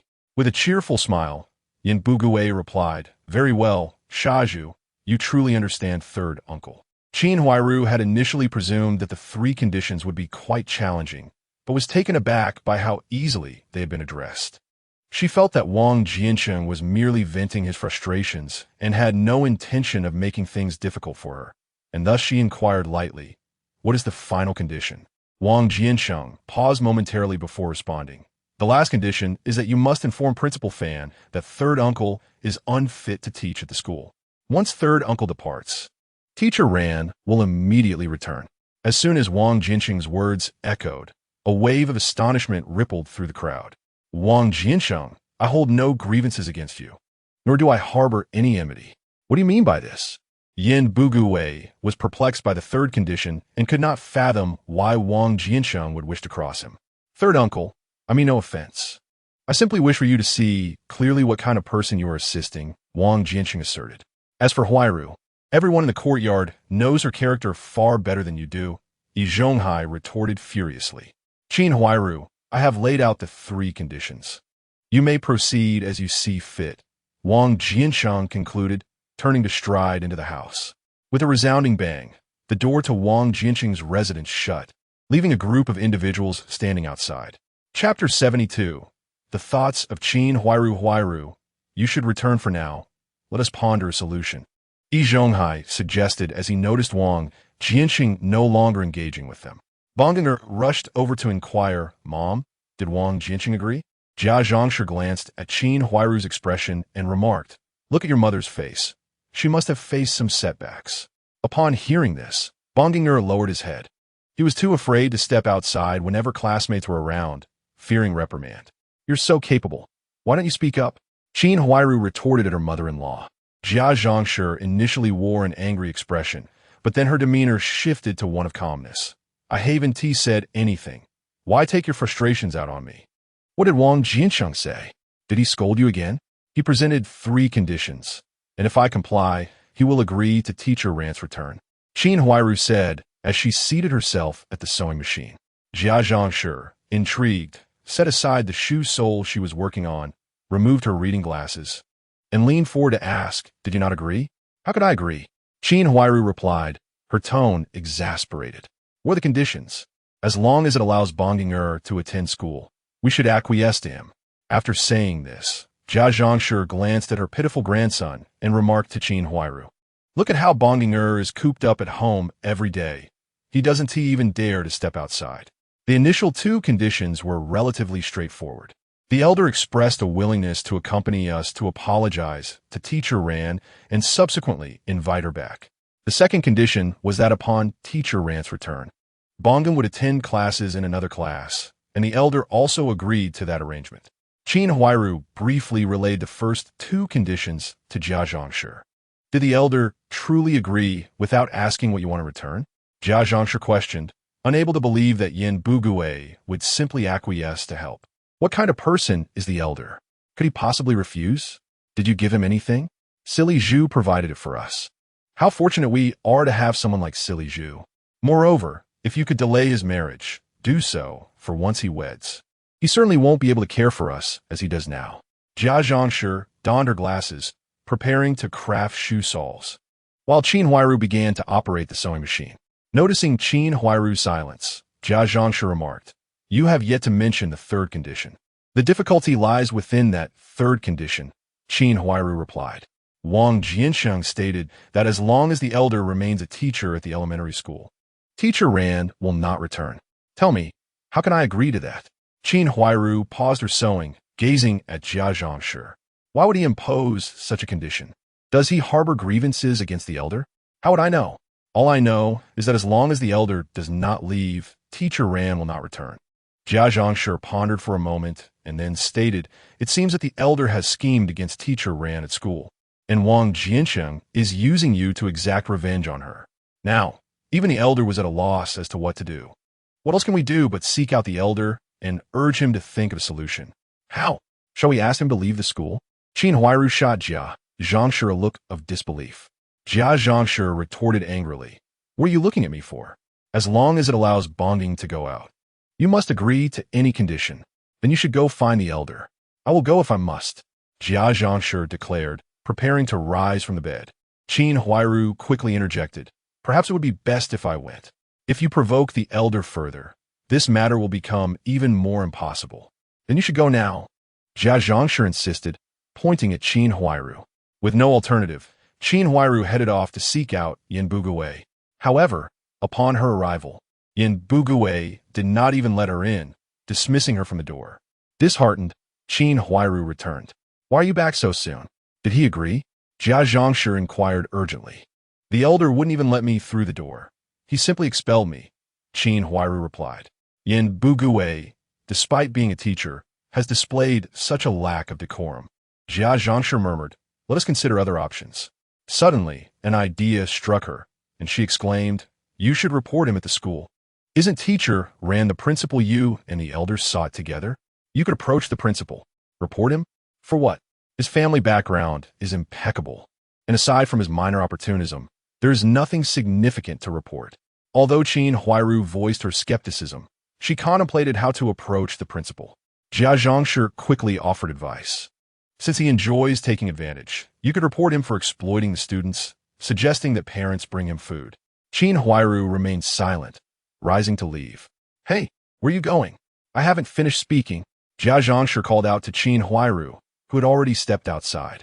Upon leaving her home, Qin Huairu went directly to Yi Zhonghai's residence. Yi Zhonghai hurriedly welcomed her in, saying, "Do not rush. Let us contemplate alternative solutions. Uncle, you must realize that Wang Jiancheng is relentlessly pressuring us. He insists that I inform the principal that Sandy Yi is unfit to teach. How can I possibly do that? Am I that kind of person? Even if Bang Gung cannot attend school, I cannot resort to such actions," Qin Huairu exclaimed, her agitation intensifying, tears streaming down her face. "I knew you would come here," He Yuzhu said as he entered the room. "I just visited your home, and your mother-in-law mentioned that you had gone out. I guess you would be here with Uncle. Shanju, do you have any ideas?" Yi Zongka Yi Inwudet. Noticing the semblance of a plan in He Yuzhu's demeanor, He Yuzhu smiled and replied, "I do have a suggestion, though I'm uncertain if Qin Huairu would be willing to pursue it." Upon hearing this, Qin Huairu ceased her tears, convinced that He Yuzhu's idea must be viable. "What is it?" she hastily asked. "You should go find Sandy Yi and inform him that you intend to report him to the school for soliciting food from the students' parents, unless he agrees to tutor Bang Gung at home. This way, it won't matter if Bang Gung doesn't attend school," He Yuzhu whispered. Initially hopeful that He Yuzhu would propose a sound plan, Qin Huairu soon realized the suggestion was futile. The issue was not solely about Bang Gung's education. It was that he could not even step outside without facing ridicule or, at times, being beaten. What a ridiculous suggestion! Yi Zongkai exclaimed in frustration. Turning to Qin Huairu, he added, "You should return home for now. I will speak with Sandy Yi and see if he has any solutions. Uncle, I just came from there. Sandy Yi was in a foul mood and wouldn't even let me in. Please convey to him that I, Qin Huairu, will absolutely not approach the principal," she declared before departing with He Yuzhu. Before they left, Yi Zhonghai called out to He Yuzhu, saying in the back courtyard, "Granny Long and Lu Xiao cannot cook. If you have some free time, please prepare meals for them. They could use a treat." "Sure, I will go tomorrow," He Yuzhu assured him. Chapter 73. Teaching Shanju to cook the following day. When He Yuzhu arrived at Granny Long's abode, he happened upon Wang Jiancheng preparing a meal. "Shanju, what brings you here?" Wang Jiancheng asked, pouring vegetables into the pot. He Yuzhu lifted the ingredients he was carrying for Wang Jiancheng to see, explaining, "I thought since Granny Long and Lu Xiao cannot cook, I would prepare a meal for them." Wang Jiancheng chuckled heartily. "It seems we are on the same wavelength. I'm almost finished with another dish. Can you even cook?" "I haven't seen you do much cooking." He Yuzhu leaned against the doorframe, inquiring. Wang Jiancheng, stirring the contents of the pot with a spatula, retorted, "Have you forgotten the lava congee I made?" He Yuzhu nodded, acknowledging the lava congee was indeed well prepared. However, with those ingredients, anyone could make it well. It's not particularly impressive. "Are you blind? Can't you see that I can cook? Go ahead and taste what's on the table. It's undoubtedly better than what you make." Wang Jiancheng pointed towards the table inside. He Yuzhu approached, finding Lu Xiaoyi and the deaf old lady seated at the table, a feast laid before them. The spread included twice-cooked pork, dompa pork knuckle, mapo tofu, and kung pao chicken, exquisite Sichuan cuisine, perfect for indulging the palate. He Yuzhu glanced down at the dishes and then turned to Wang Jiancheng. "How does it compare to your cooking?" he inquired. "It looks promising, but I wonder about the flavor," He Yuzhu marveled. "Why not sample it?" Wang Jiancheng suggested, offering a pair of chopsticks to He Yuzhu. He Yuzhu accepted the chopsticks, surveying the array before him. "I shall taste your kung pao chicken. It's a challenging dish to perfect." The deaf old lady and Lu Xiaoyi watched as He Yuzhu picked up a piece of chicken and savored it. He remained silent, then took a peanut from the dish to try. Wang Jiancheng observed him with a smile. He Yuzhu set down the chopsticks, declaring, "It's authentic." "Silly Zhu.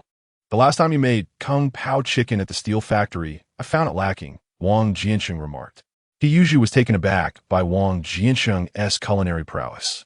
Achieving this level of excellence with Kung Pao chicken was indeed no easy feat. What insights do you possess?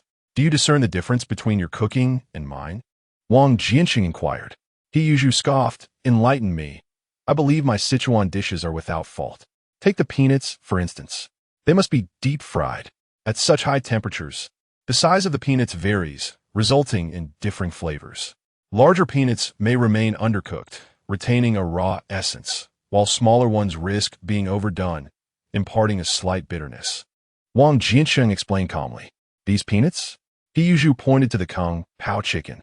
Indeed, each peanut was meticulously selected by me. They are uniform in size, ensuring a consistent flavor, making temperature control straightforward. Whereas the peanuts you fried that day varied in size, leading to an inconsistent taste with each, Wang Jiancheng concluded, gazing at the astonished Hiyuju. Exquisite dishes require skilled hands. Silly Zhu, this is your shortcoming. Hiyuju pondered. How did I overlook this? The peanuts I fried indeed varied, with some undercooked and others burnt. The temperature had perplexed me for quite some time. It turns out selecting uniformly sized peanuts suffices. All right, today I shall let you have the upper hand. I am aware of your methods while you remain in the dark. When shall we truly compete? Hiyuju boasted, rolling up his sleeves in a display of confidence. Wang Jiancheng smiled gently. Our purpose in cooking is to provide comfort to those who dine. Whether the result is good or bad is intended for enjoyment, not competition, silly Zhu. You seem to have missed the point yet again. How can you excel in cooking with such a mindset? Hiyuju, lacking formal education, was momentarily taken aback by Wang Jiancheng's words. Lu Xiaoyi nearby was amused. After days of the deaf old lady extolling Hiyuju's virtues, she had believed him worthy of a lifelong commitment, only to discover he was rather coarse. Given Lu Xiaoyi's background and upbringing, it seemed improbable that she would ever consider Hiyuju. The deaf old lady appeared displeased, sensing that Wang Jiancheng was intentionally causing trouble. From the moment Wang Jiancheng laid eyes on Tianjinwen, he immediately thought of Lu Xiaoyi. They were undeniably a perfect match. Tianjinwen was a true heir to the culinary traditions of the Tan family, and Lu Xiaoyi's mother was also a member of that esteemed lineage, ensuring that Lu Xiaoyi would harbor a special affection for Tan family cuisine. Tianjinwen possessed exceptional culinary skills, while Lu Xiaoyi had a sharp business acumen. Their collaboration would undoubtedly be seamless. Furthermore, a decade later, they would serve as invaluable allies in Wang Jiancheng's ventures within the culinary realm of the mainland, potentially even extending their endeavors to Hong Kong. Before Tianjinwen and Lu Xiaoyi had the chance to meet, Wang Jiancheng would never allow Hiyuju and Lu Xiaoyi to have the opportunity to be alone together. Thus, he had diligently prepared to cook for the deaf old lady and Lu Xiaoyi over the past few days. Observing this, the deaf old lady turned to Hiyuju and said, Silly Zhu, come sit and eat with us. Wang Jiancheng glanced at the deaf old lady and then turned to Hiyuju, stating, Indeed, do try my Sichuan dishes. It's a good opportunity to learn. Hiyuju thought to himself, Who wants to learn from you? He then replied to the deaf old lady, I won't be staying to eat. You all enjoy. I shall take my leave now. He added, By the way, here are some meat and vegetables for you. As Hiyuju prepared to place the groceries in the kitchen, he found no available space, as Wang Jiancheng had already filled it with his ingredients. Nodding to himself, Hiyuju said to Wang Jiancheng, All right, it seems it is no longer needed. He then exited the deaf old lady's room, carrying the vegetables. Upon seeing Hiyuju leave, Wang Jiancheng returned to the deaf old lady and Lu Xiaoyi, saying, It's been a while since you both enjoyed some meat. Do indulge. Lu Xiaoyi happily devoured the food, while the deaf old lady merely took a couple of symbolic bites before declaring herself full. Hiyuju returned to the courtyard, where he fortuitously encountered Qin Huairu. Though he claimed it was a chance meeting, he was aware that she had seen him as he went to the back courtyard. Qin Huairu knew that Wang Jiancheng was in the back and had been waiting for Hiyuju to return, anticipating his discomfort. As soon as she spotted Hiyuju hastily emerging from the back, she rushed out of the house. What's wrong? You seem displeased, she inquired, feigning concern. Hiyuju, visibly irritated, exclaimed, When did Wang Jiancheng learn to cook? Upon hearing this, Qin Huairu's heart leapt with joy, realizing that Hiyuju had suffered a setback. She quickly responded. No matter how well Wang Jiancheng cooks, it can't compare to your culinary prowess. The steel factory employees rave about your cooking. The management eagerly awaits your return when you're absent. Chapter 74. Third uncle is suspended. He found Qin Huairu's words agreeable. Noting how she kept glancing at the meat and vegetables he was holding, he lifted the groceries and said, "Stop staring. Take them." Qin Huairu eagerly accepted them, her smile widening. With a sigh, he prepared to head back inside when Yin Buguei stormed in from the front yard. Pointing at Qin Huairu, he began to scold her. "Qin Huairu, you've been up to no good behind my back. Today, I see things clearly." Wang Jiancheng was entirely right. "I shouldn't have helped you." "Oh, third uncle, what is the matter? You don't seem like a people's teacher at all," she retorted.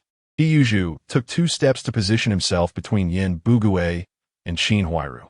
"Step aside, foolish Zhu," Yin Buguei urged, tugging at He.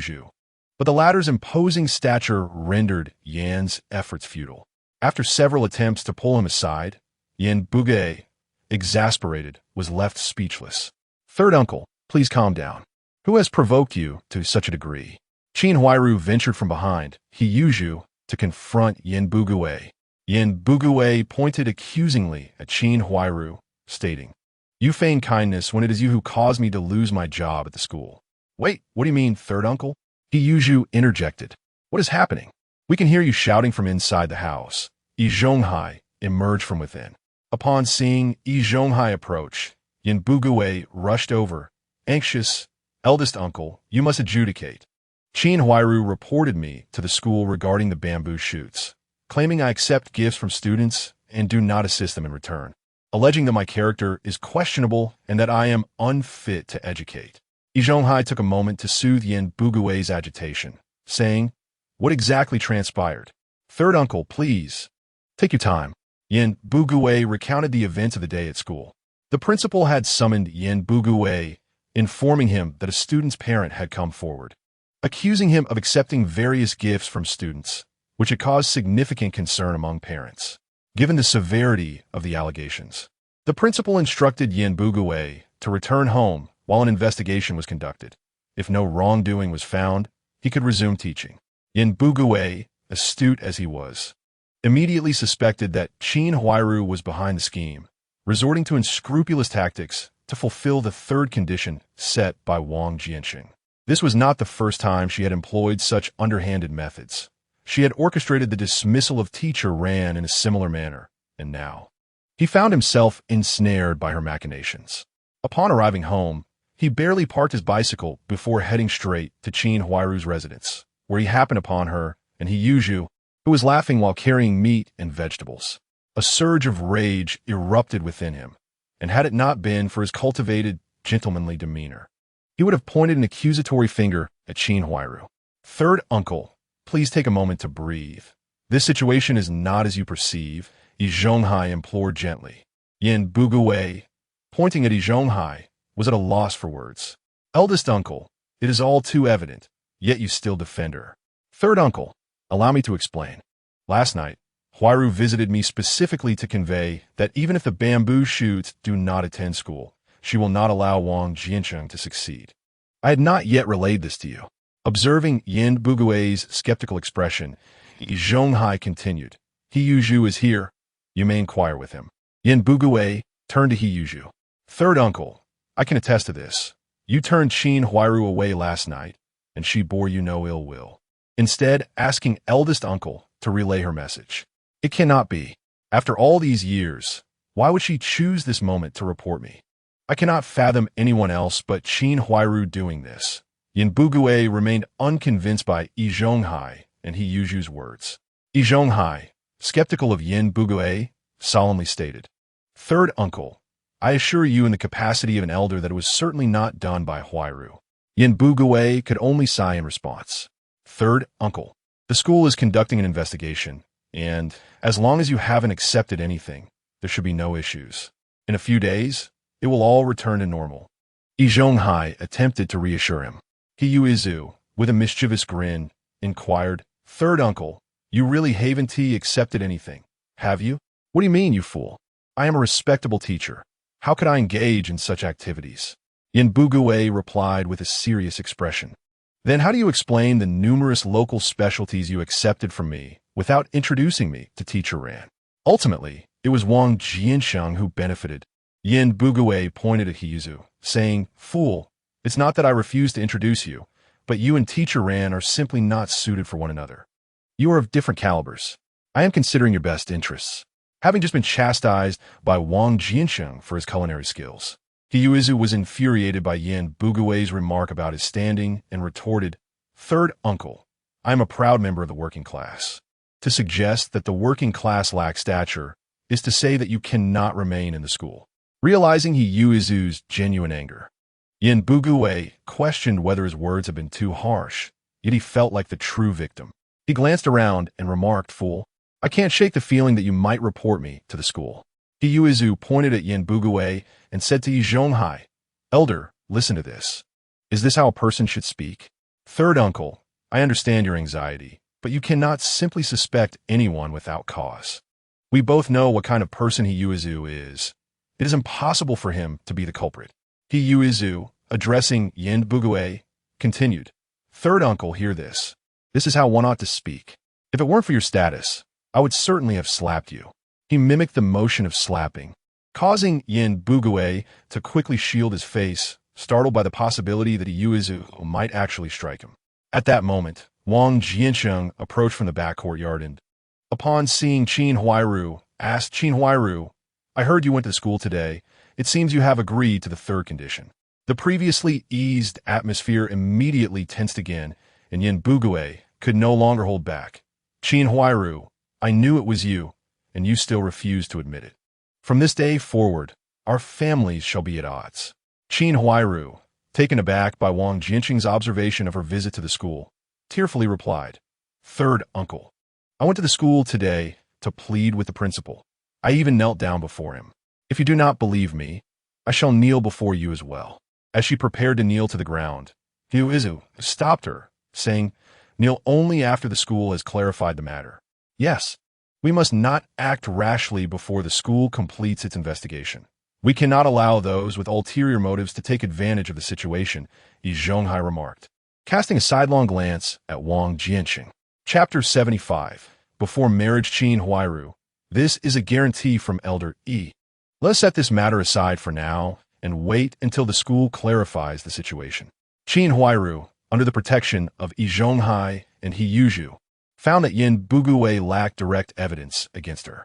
Moreover, since Qin Huairu adamantly refused to confess, he had no choice but to temporarily relent. "After all, I cannot go to school now. Perhaps I could tutor Bonginger at home? He hasn't attended school for many days either," Yin Buguye remarked to Qin Huairu. Hiyuzu chuckled and said, "Third uncle, wouldn't that be in vain? I shall consider it a private lesson for Bonginger. Just 2 dimes a day will suffice." Hiyuzu exclaimed, "2 dimes? Why don't you just rob a bank?" "1 dime is fine. 1 dime is fine." Yin Buguye quickly lowered his price. 1 dime won't do either. Her family struggles to afford meals. How could they spare money for you? "Silly Zhu, you should cover it. You can't just watch Bonginger stay home all day." Yin Buguye winked at Hiyuzu. "Why should I pay? Bonginger isn't my son. Since I have already given them my house, he is as good as a son." Wang Jiancheng chimed in with a laugh. After Hiyushue's marriage, Qin Huairu approached Hiyuzu, suggesting that since Bonginger was a growing boy, it was inconvenient for them to share a bed, subtly hinting at moving into Hiyushue's room. Without a second thought, Hiyuzu agreed, and although Jia Zhangshi was initially reluctant, she ultimately followed Bonginger's wishes and moved in with him. "Yes, silly Zhu, you should be a good person to the end. In that case, I'll lower it by 2 cents, making it 8 cents a day," Yin Buguye concurred. Hiyuzu thought that he had no choice but to acquiesce, so he agreed to settle it daily. "Third uncle, your little scheme is quite clever," Yin Buguye said, pleased. Although school was temporarily out of reach, the salary continued as normal, adding nearly 2.5 yuan to his earnings for the month. "Qin Huairu, keep up the good work," Wang Jiancheng advised her before departing. Understanding his intent, Qin Huairu felt a sense of purpose. Leaving the quadrangle, Wang Jiancheng made his way to the Hongxing restaurant to find Tan Jinwen. Upon seeing Wang Jiancheng, Tan Jinwen, assuming he had found a location for him, eagerly inquired. Chief Wang, have you found me a place? Not yet, but I do like to ask for a favor, Wang Jiancheng replied. Tan Jinwen's enthusiasm waned. As a cook, what can I possibly do for you? Sensing Tan Jinwen's disappointment, Wang Jiancheng calmly continued, I am getting married in a couple of days. Could you come to the quadrangle to help me with the cooking? Just prepare Tan family dishes as you wish. Realizing that Wang Jiancheng's mention of finding a place referred to this, Tan Jinwen felt deceived and stood up to leave. Wang Jiancheng quickly caught his arm and said mysteriously, I assure you, you won't regret it if you go. Forget it. I've cooked for banquets before. They wouldn't appreciate Tan family cuisine. Tan Jinwen shrugged off Wang Jiancheng's grip and turned ahead to the kitchen. How long has it been since you prepared your beloved Tan family dishes? Wang Jiancheng called after Tan Jinwen as he departed. Tan Jinwen halted his steps, though he did not turn back. Seeing him pause, Wang Jiancheng pressed on. You know well what dishes you prepare daily. Deep down, don't you long to create an authentic Tan family feast? I aspire to create the culinary masterpieces of the Tan family that resonate with the hearts of many. Do you believe the residents of your courtyard can truly comprehend this? Tan Jinwen retorted, turning to Wang Jiancheng. How can one know without attempting? Even if no one understands, what of it? At the very least, it presents an opportunity to authentically express my culinary artistry. Is it not a joy to witness a gathering relishing the dishes you have prepared? Tan Jinwen remained silent. It had indeed been a considerable time since he last crafted genuine Tan family cuisine. In restaurants, patrons often made varied demands, leaving him uncertain if he could still produce authentic dishes. Observing Tan Jinwen's silence, Wang Jiancheng recognized that the matter was settled. Ponder it. I shall return tomorrow to discuss further. With that, Wang Jiancheng turned and made his way out. Very well, I consent, but I have a stipulation. Tan Jinwen called out to Wang Jiancheng as he exited. A smile spread across Wang Jiancheng's face as he turned back, responding, I will agree. I have yet to express my condition. How can you readily acquiesce? Tan Jinwen was taken aback. Wang Jiancheng gently patted Tan Jinwen's shoulder, stating, I trust that your condition shall be reasonable. Even if it is not, I shall still comply, for I desire a uniquely crafted Tan family cuisine for my wedding. However, I too have a request. Tan Jinwen gazed at Wang Jiancheng, who continued, You must not bring an assistant. It must be solely your endeavor, and I shall find a helper for you. Tan Jinwen readily agreed to the absence of an assistant, for he had little regard for any sous chefs available. Yet he was astonished that Wang Jiancheng had designated someone for him. Does this individual truly understand Tan family cuisine? Wang Jiancheng did not respond directly, but merely stated, Should you be dissatisfied, you may dismiss her at any time. Tan Jinwen contemplated this before responding, Very well. He was prepared to part ways if necessary. Having secured Tan Jinwen's agreement, Wang Jiancheng proceeded directly to the home of Ran Qiuye, where they had arranged to discuss wedding plans. Ran's parents were visibly more delighted by Wang Jiancheng than even their daughter, growing increasingly fond of this prospective son-in-law. Ran Qiuye felt a twinge of jealousy. Have you too been swayed by him? Do you lack faith in your own parents? They are not easily persuaded. The only way to win them over is. At this point, Wang Jiancheng paused. Ran Qiuye and her parents gazed at him expectantly, awaiting the revelation of his method. Wang Jiancheng, looking earnestly at Ran Qiuye, feigned profundity, remarked, Of course, it is simply a matter of wholeheartedly treating them well. As long as they perceive my sincerity, everything else will fall into place. Initially apprehensive, upon hearing Wang Jiancheng's words, Ran's parents broke into joyous laughter. Indeed, Jiancheng speaks the truth. As long as we feel reassured, we shall be fond of you. Ran Qiuye scoffed, You are quite the smooth talker. Do you not appreciate it? Wang Jiancheng asked with a mischievous grin. Ran Qiuye's cheeks flushed as she playfully struck at him. Wang Jiancheng caught her hand, holding it gently, and said, Enough of this banter. Let us swiftly discuss the wedding arrangements with your parents. As Ran Qiuye was pulled by Wang Jiancheng, she lost her balance and found herself seated in his embrace. He sprang to his feet and sat beside Wang Jiancheng, feigning nonchalance as if nothing had transpired, casting a glance at his parents. Mr. and Mrs. Ran timely turned their heads, pretending to have seen nothing, and upon witnessing the happiness of the two, exchanged a glance that filled their hearts with joy. Chapter 76. The wedding. The news of Wang Jiancheng's impending marriage spread like wildfire throughout the steel factory. Guo Depizi and Sun Lianjuan rushed over to offer their congratulations, promising to present a significant gift. The workers, too, joined in the revelry, urging Wang Jiancheng to treat them to a sumptuous meal. Amidst the workers' enthusiasm, Wang Jiancheng felt it was feasible to treat everyone to sweets, and even a meal could be arranged given his current financial resources. However, he was apprehensive about the ramifications of such an event, fearing that if reported, it could lead to inquiries regarding the origins of his substantial wealth, leaving him with no avenue for explanation. Such circumstances could potentially lead to imprisonment. He could hardly orchestrate a prison break. As Wang Jiancheng pondered how to navigate this dilemma, Director Yang Aproachet, everyone, quiet down, I have something to say. The marriage of our esteemed engineer Wang is indeed a significant occasion for our steel factory. Therefore, in celebration of engineer Wang's wedding, the factory has decided to enhance the dining experience in our cafeteria on the wedding day. I will ensure the kitchen procures 2 additional pigs. Of course, the wedding suites must be provided by engineer Wang himself. This announcement delighted the workers, who had initially been jesting, not expecting their playful banter to yield a true feast.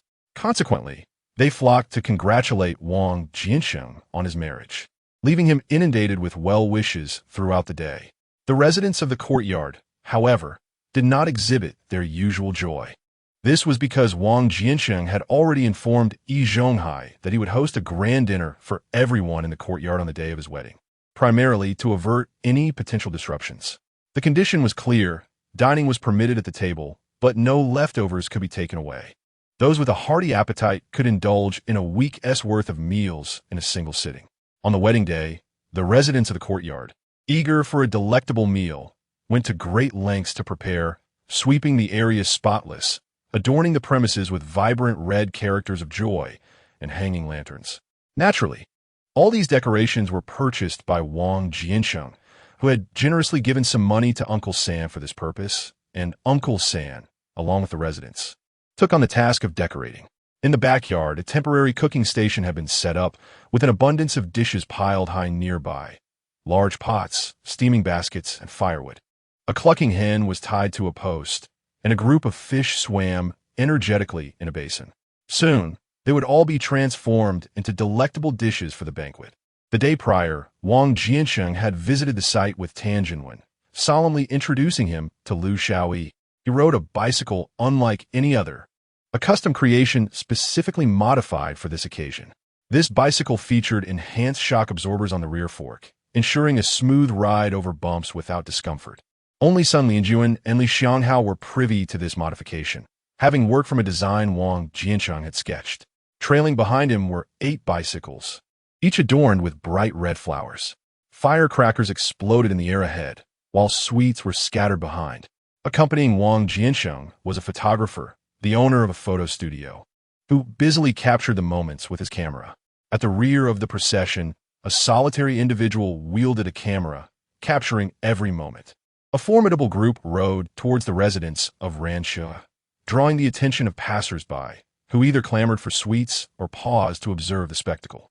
The bridal procession unfolded seamlessly, devoid of blockades from relatives, hidden shoes from bridesmaids, or demands for cigarettes from gatekeepers, and certainly free from elderly ladies obstructing the convoy for red envelopes. Ran's parents had long awaited the arrival of Wang Jiancheng and his entourage at the entrance, where a throng of onlookers had gathered. Wang Jiancheng generously distributed red envelopes, each containing a dime, to the crowd, a gesture that dazzled many. Observing the grand display, Ran's parents felt a mix of joy and trepidation. They rejoiced at their daughter's marriage, but feared that such ostentation might attract unwarranted complications. Wang Jiancheng had anticipated this, confident that as long as he remained within reasonable bounds, no significant issues would arise. On this day, Ran Qiuye had adorned herself with a resplendent crimson wool coat, her hair elegantly styled, adorned with delicate red flowers, and her cheeks lightly brushed with rouge. Eschewing excessive formalities, Wang Jiancheng affectionately addressed her as Dad and Mom. amidst the playful jests of those present. Amidst laughter, he lifted Ran Qiuye onto the rear seat of his bicycle. Instead of heading directly to the Siheyuan, the group leisurely circled the inner ring of the capital before finally returning to the courtyard. There, Director Yang and his colleagues awaited their arrival. Under Director Yang's guidance, Wang Jiancheng and Ran Qiuye honored the heavens and earth in a ceremonial gesture. The guests in the Siheyuan marveled at the decor within Wang Jiancheng's abode, expressing admiration at its unexpected brightness. The white walls were adorned with vibrant red decorations, complemented by a grand wooden bed, a substantial wooden table, a wardrobe, and a cabinet. Alongside chairs, an impressive assembly of 72 legs, a feat surpassing that of an average household. A sewing machine and a radio completed the homely ensemble. As the ceremony concluded, the banquet commenced. Wang Jiancheng sat at the main table alongside Ran Qiuye, her parents, and Director Yang, while the other guests dispersed throughout the front and central courtyards. Notably absent was Siheyuan, who was busy serving meals to the workers at the factory. The sight of the bountiful spread nearly made Bongging drool. Wang Jiancheng, "This is commendable," remarked Yan Buguay, eyeing the dishes. It seems that despite his usual indifference towards the residents of the courtyard, he remembers us during significant occasions. Echoed Yi Zhonghai. However, Jia Zhongshi interjected with a scoff. Can he truly be so benevolent? I suspect there's more to this. Perhaps he has tainted the food with something unclean. An elder lady chimed in. Now, don't paint him in such a negative light. Today is a day of celebration. I'm not mistaken. Wang Jiancheng's history of malice is well known. Look at Bongging's hand, swollen like an ear of corn. It must be his doing. Jia Zhongshi continued her tirade. Lu Haizhong then defended Wang Jiancheng, stating, "The matter concerning Bongging was discussed at a courtyard meeting. It was not Wang Jiancheng who poisoned him. What benefits has he bestowed upon you? It appears you have all been swayed." Jia Zhongshi observed that everyone was engrossed in Wang Jiancheng's speech, and he muttered under his breath. This was indeed Wang Jiancheng's intention. As long as he adhered to the formalities, the three elders would not cause any disturbances today, nor would they permit any disruptions. Wang Jiancheng was determined not to let this singular occasion turn unpleasant. "Grandmother, if you're not eating, you might as well go home." Bang Geng expressed his dissatisfaction at the sight of the abundant dishes before Jia Zhongshi. "Why should I go home? There is so much delicious food. It would be a shame not to indulge." Upon finishing his words, Jia Zhongshi promptly picked up a piece of meat and placed it into his mouth. Delicious, truly delicious. The rich flavor of the meat swiftly dissipated Jia Zhongshi's earlier reservations. He thought little of potential dangers and focused instead on satisfying his hunger. Chapter 77. The bridal chamber Tan Jinwen's culinary skills were anything but ordinary. He had completely mastered the essence of Tan family cuisine. Observing the expression on Tan Jinwen's face, Wang Jiancheng could tell that he was in high spirits today. Lu Xiaoyi assisted him. Although she was not adept at cooking, she knew precisely when Tan Jinwen needed specific ingredients or seasonings, having already prepared everything in advance. Their cooperation seamless. "Engineer Wang, congratulations." Director Yang raised his glass, initiating a lively exchange of toasts and business flattery. Just as the merriment intensified, Yan Heping and He Yushui arrived. He Yushui, upon seeing Ran Qiuye, engaged her in casual conversation. "Engineer Wang, on this joyous occasion, Director Liu is unfortunately too busy to attend and has entrusted me to deliver a gift on his behalf," Yan Heping said, presenting a small box to Wang Jiancheng. Wang Jiancheng accepted it, replying, "Thank you, Brother Yan. Please convey my gratitude to Director Liu. I shall invite him for a meal at a later date." Yan Heping added, "Director Liu mentioned that if you need anything, do not hesitate to seek his assistance." Engineer Wang, "It seems I've been so preoccupied with drinking that I almost forgot the gift," Director Yang interjected, producing a slender box to present to Wang Jiancheng. As Wang Jiancheng prepared to decline, Director Yang interrupted, insisting, "Do accept it. Such a gift cannot be refused today." Acknowledging Director Yang's resolute demeanor, Wang Jiancheng acquiesced. Subsequently, other factory leaders also produced their gifts, some large, some small, yet none appeared empty-handed. While they were exchanging compliments, Two strangers entered from outside the courtyard, drawing the attention of the attendees. The newcomers were carrying a wooden crate. Engineer Wang, today is your momentous day. Someone has entrusted us to deliver a token of congratulations. Please accept it, one of them stated as he approached Wang Jiancheng. Wang Jiancheng, puzzled, inquired, "May I ask who sent you?" "Apologies, but we do not know. Our employer merely instructed us to deliver it directly," the individual replied awkwardly. Turning his gaze toward Director Yang, Wang Jiancheng noticed that he appeared entirely unfazed. Could it be that Director Yang had anticipated the arrival of this gift? Catching Wang Jiancheng's glance, Director Yang remarked, "Engineer Wang, just accept it." At this moment, Wang Jiancheng was convinced that Director Yang was aware of the sender's identity. Who could this person be, seemingly privy to all his actions? Wang Jiancheng was enveloped in confusion. A couple of days prior, he had inquired with the system, yet it refrained from providing an answer, claiming that doing so would contravene regulations. Thus, he had no choice but to relent. Observing the actions of this individual, which bore no malice, he accepted the gift graciously. After a day filled with activity, the guests had departed, and Tianjin joyfully bid farewell to Wang Jiancheng, promising to return the next day to express his gratitude. Surveying the disarray that filled the courtyard, Wang Jiancheng made his way to the central courtyard, where he found everyone seated, unable to contain their discomfort from overeating, nearly bursting into laughter. He suggested, "Could someone from your households kindly assist in tidying up the yard?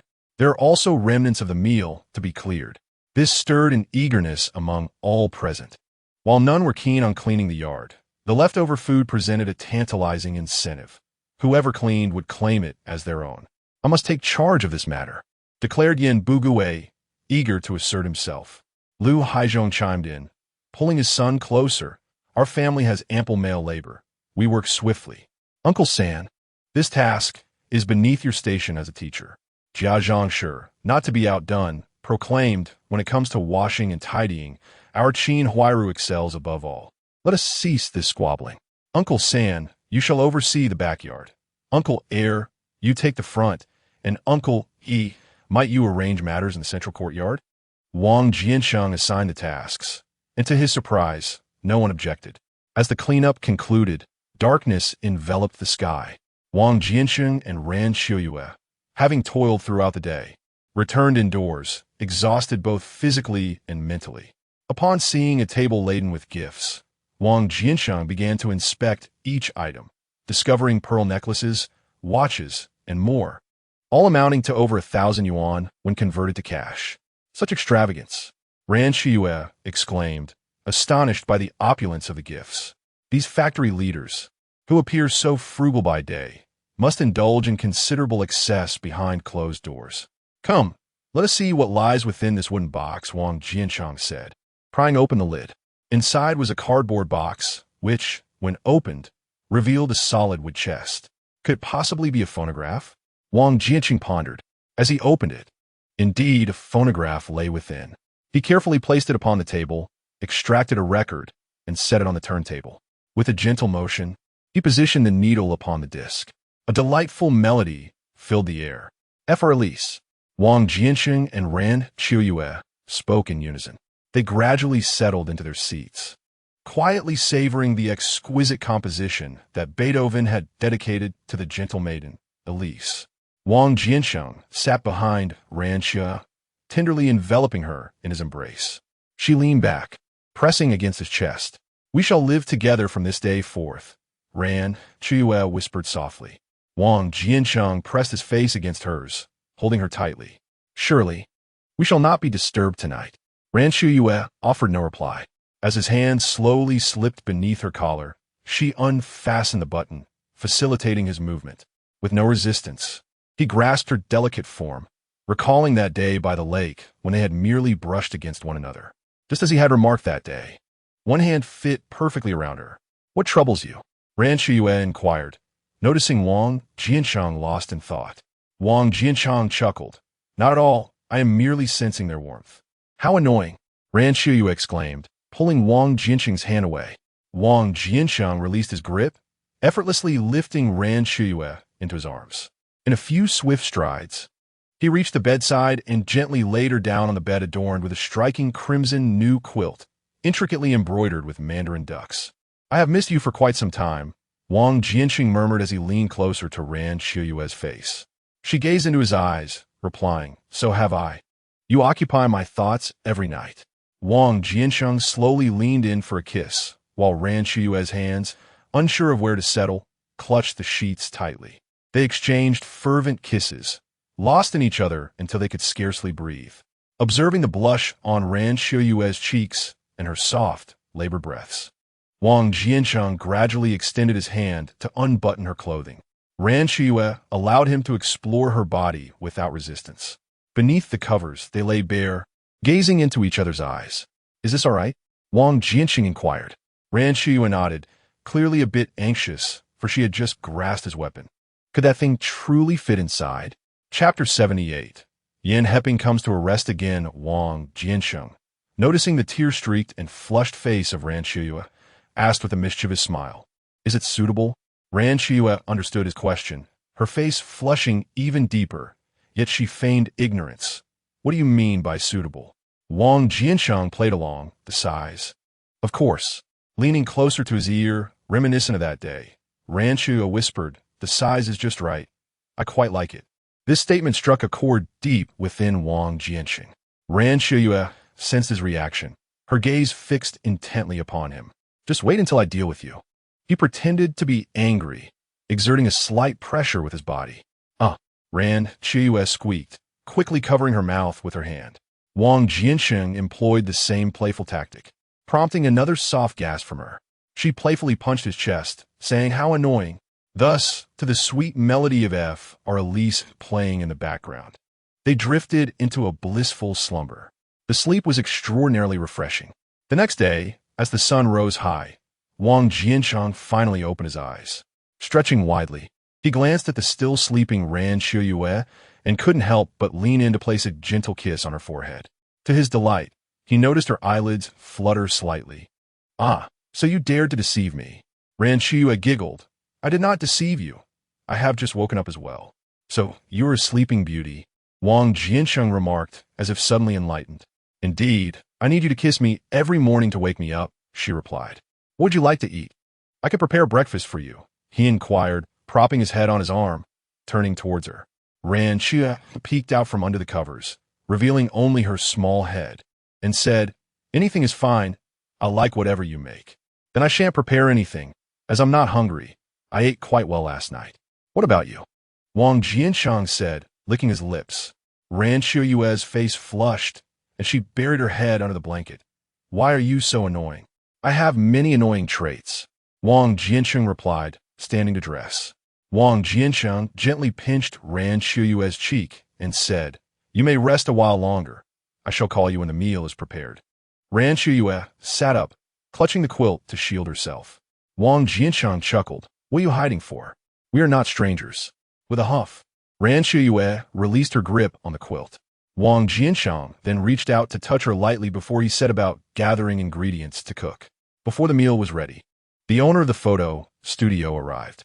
"Mr. Wang, as per your request, my staff worked through the night to develop the photographs," he said, handing Wang Jiancheng 2 thick envelopes.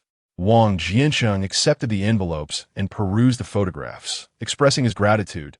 "Thank you, my good sir. You have gone to great lengths." The studio owner replied, "Not at all, Mr. Wang. Your patronage supports our business, and it is our duty to serve you. If there is nothing further, I shall return to my tasks." After bidding farewell to the studio owner, Wang Jiancheng brought the photographs into the room. Ran Qiuye had already dressed and was in the midst of braiding her hair. Wang Jiancheng pulled up a stool beside her. "Come, take a look at the photos." Ran Qiuye paused her activity, accepting the photographs. "So many. How much did you spend?" Wang Jiancheng replied, "A wedding happens but once in a lifetime. It is imperative to document it well." As he spoke, he and Ran Qiuye began to flip through the photographs together, laughter echoing between them as memories of the previous day came flooding back with each image. "Knock, knock, knock." Wang Jiancheng walked over to open the door. "Brother Tan, come in and have a seat." Tan Jinwen glanced at the porridge simmering in the pot and inquired, "Is this lunch?" "Breakfast, breakfast." We just got up, Wang Jiancheng replied, inviting Tan Jinwen into the room to sit down. Ran Qiuye hurriedly fetched a stool for him. How is it? No regrets, I hope? Wang Jiancheng asked. Tan Jinwen scratched his head awkwardly and said, I came specifically to thank you for your help yesterday, since you both seemed so busy. Wang Jiancheng and Ran Qiuye exchanged knowing smiles, having just discussed Tan Jinwen's feelings for Lu Xiaoyi. Any thoughts? Upon hearing Wang Jiancheng's question, Tan Jinwen felt as though he was understood. You know the reason for my visit today? Tan Jinwen asked. Wang Jiancheng laughed heartily. If I weren't confident, would I have invited you here? Since you, Mr. Wang, are aware, I shan't elaborate further.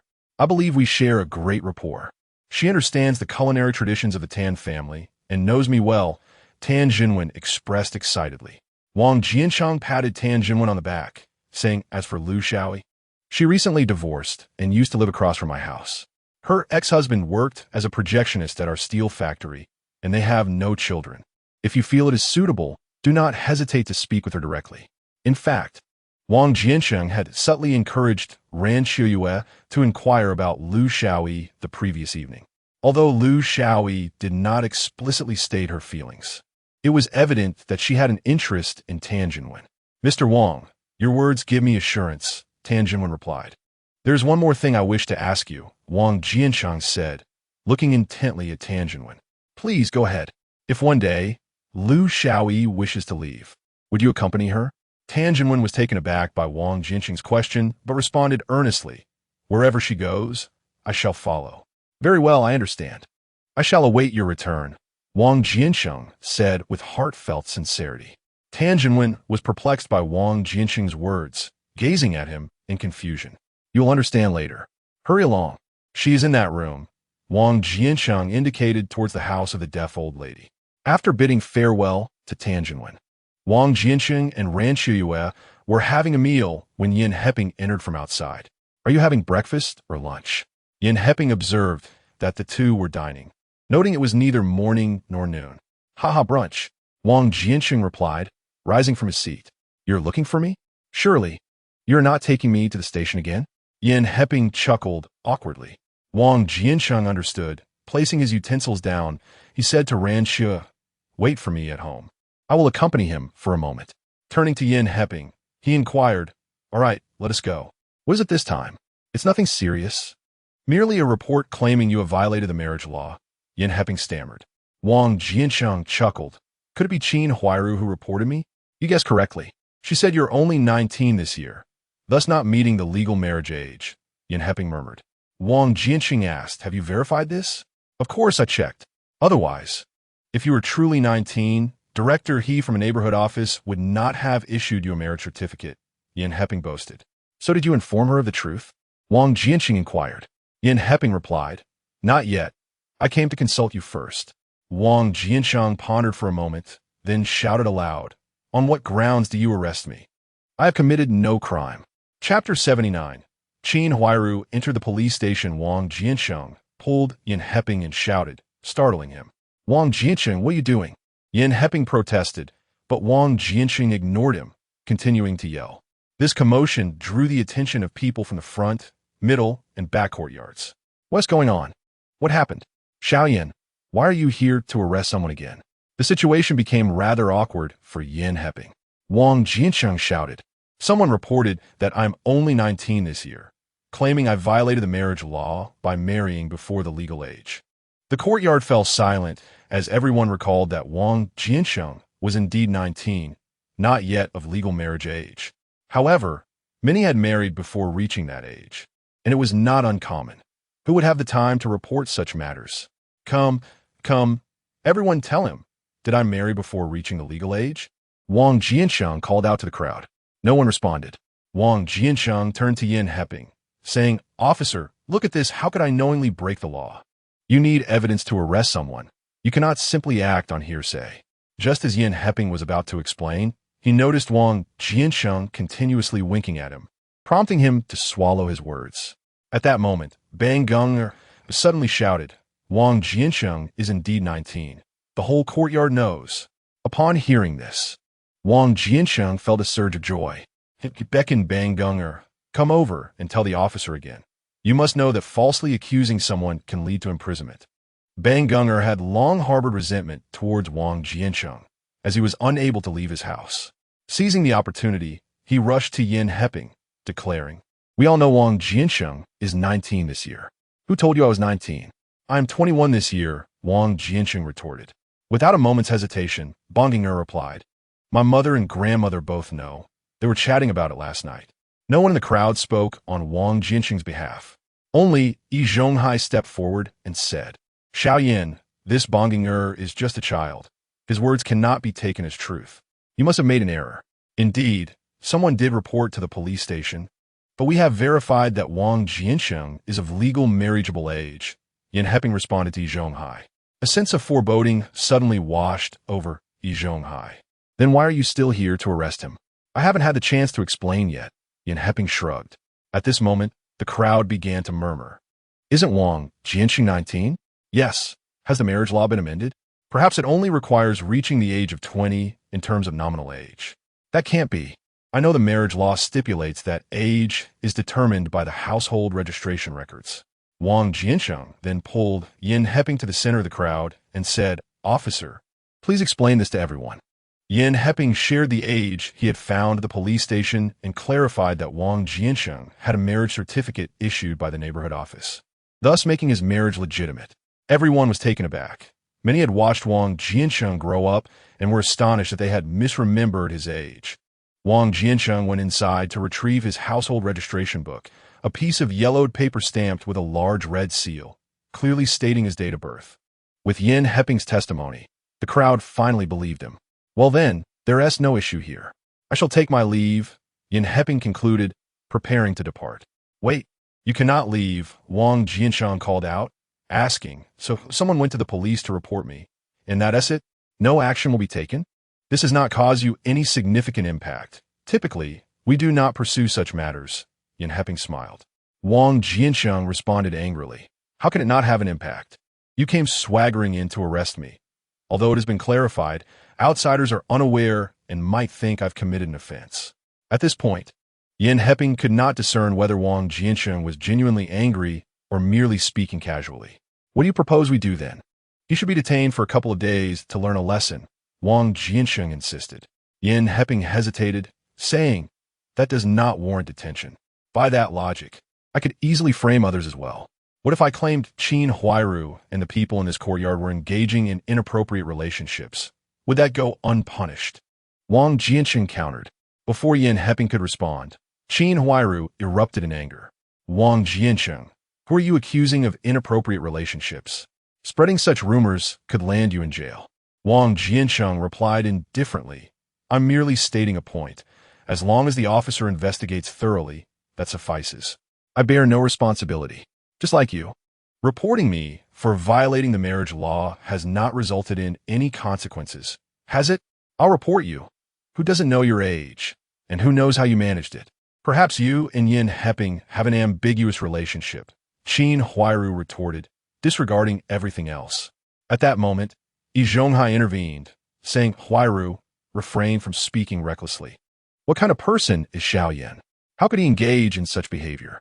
How could it be otherwise? He is so closely connected with Wang Jiancheng." During the wedding, the entire courtyard was not informed. Only Wang Jiancheng was invited. "Isn't that clear?" Qin Huairu exclaimed passionately. At this moment, He Yuzhu grew anxious and said, "Comrade Qin Huairu, if you continue to speak recklessly, I shall be compelled to respond." Before Qin Huairu could utter a word, Zhonghai interjected, "Everyone, please refrain from arguing for a moment. Allow me to say a few words." Seeing Yi Zhonghai take the floor, Qin Huairu stood there, fuming. Yi Zhonghai continued, "Wang Jiancheng is indeed 21 years old. We assisted in registering his household during the time of the deaf old lady. Could there possibly be a mistake? Impossible." Qin Huairu could hardly believe her ears. "Huairu, I will explain everything to you later," Yi Zhonghai assured her, then turned to Yin Heping, saying, "Xiaoyan, I must trouble you. Officer, is it unreasonable for me to request an apology from the person who accused me?" Wang Jiancheng inquired. "That is indeed a reasonable request," Yin Heping replied. Wang Jiancheng calmly suggested, Then let the person who accused me announce the apology in the steel factory's broadcasting room. I believe it would minimize the impact to the greatest extent. What does everyone think? Upon hearing this, Qin Huairu felt humiliated and firmly opposed. Officer, look at this person. He is completely oblivious to the mistakes he has made. I believe he should be detained for a couple of days. Yan Heping looked at Wang Jiancheng and said, "This does not warrant detention. You are putting me in a difficult position. Then how about taking him back to the station for some criticism and education? That seems fair." Yan Heping pondered before responding. "That can be arranged. Qin Huairu, you now face two choices. 1. Have the steel factory broadcast an apology to me. 2. Accompany the police back to the station for criticism and education." Wang Jiancheng presented Qin Huairu with two options. Knowing that Wang Jiancheng would not easily let her off the hook today, she weighed her options carefully before ultimately choosing to accept criticism at the police station. Realizing that publicly apologizing at the steel factory in front of all the workers would jeopardize her standing there. Chapter 80. Silly Zhu is reassigned to the workshop in the meeting room of the steel factory.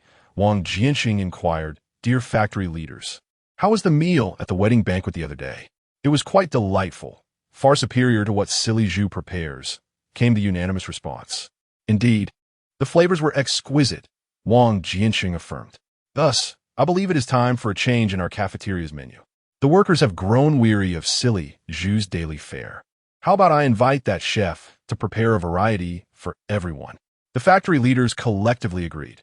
While Zhu's cooking was indeed tasty, eating it every day could become monotonous. After experiencing the Tan family's cuisine at Wang Jiancheng's wedding, they could hardly look at Zhu's dishes the same way.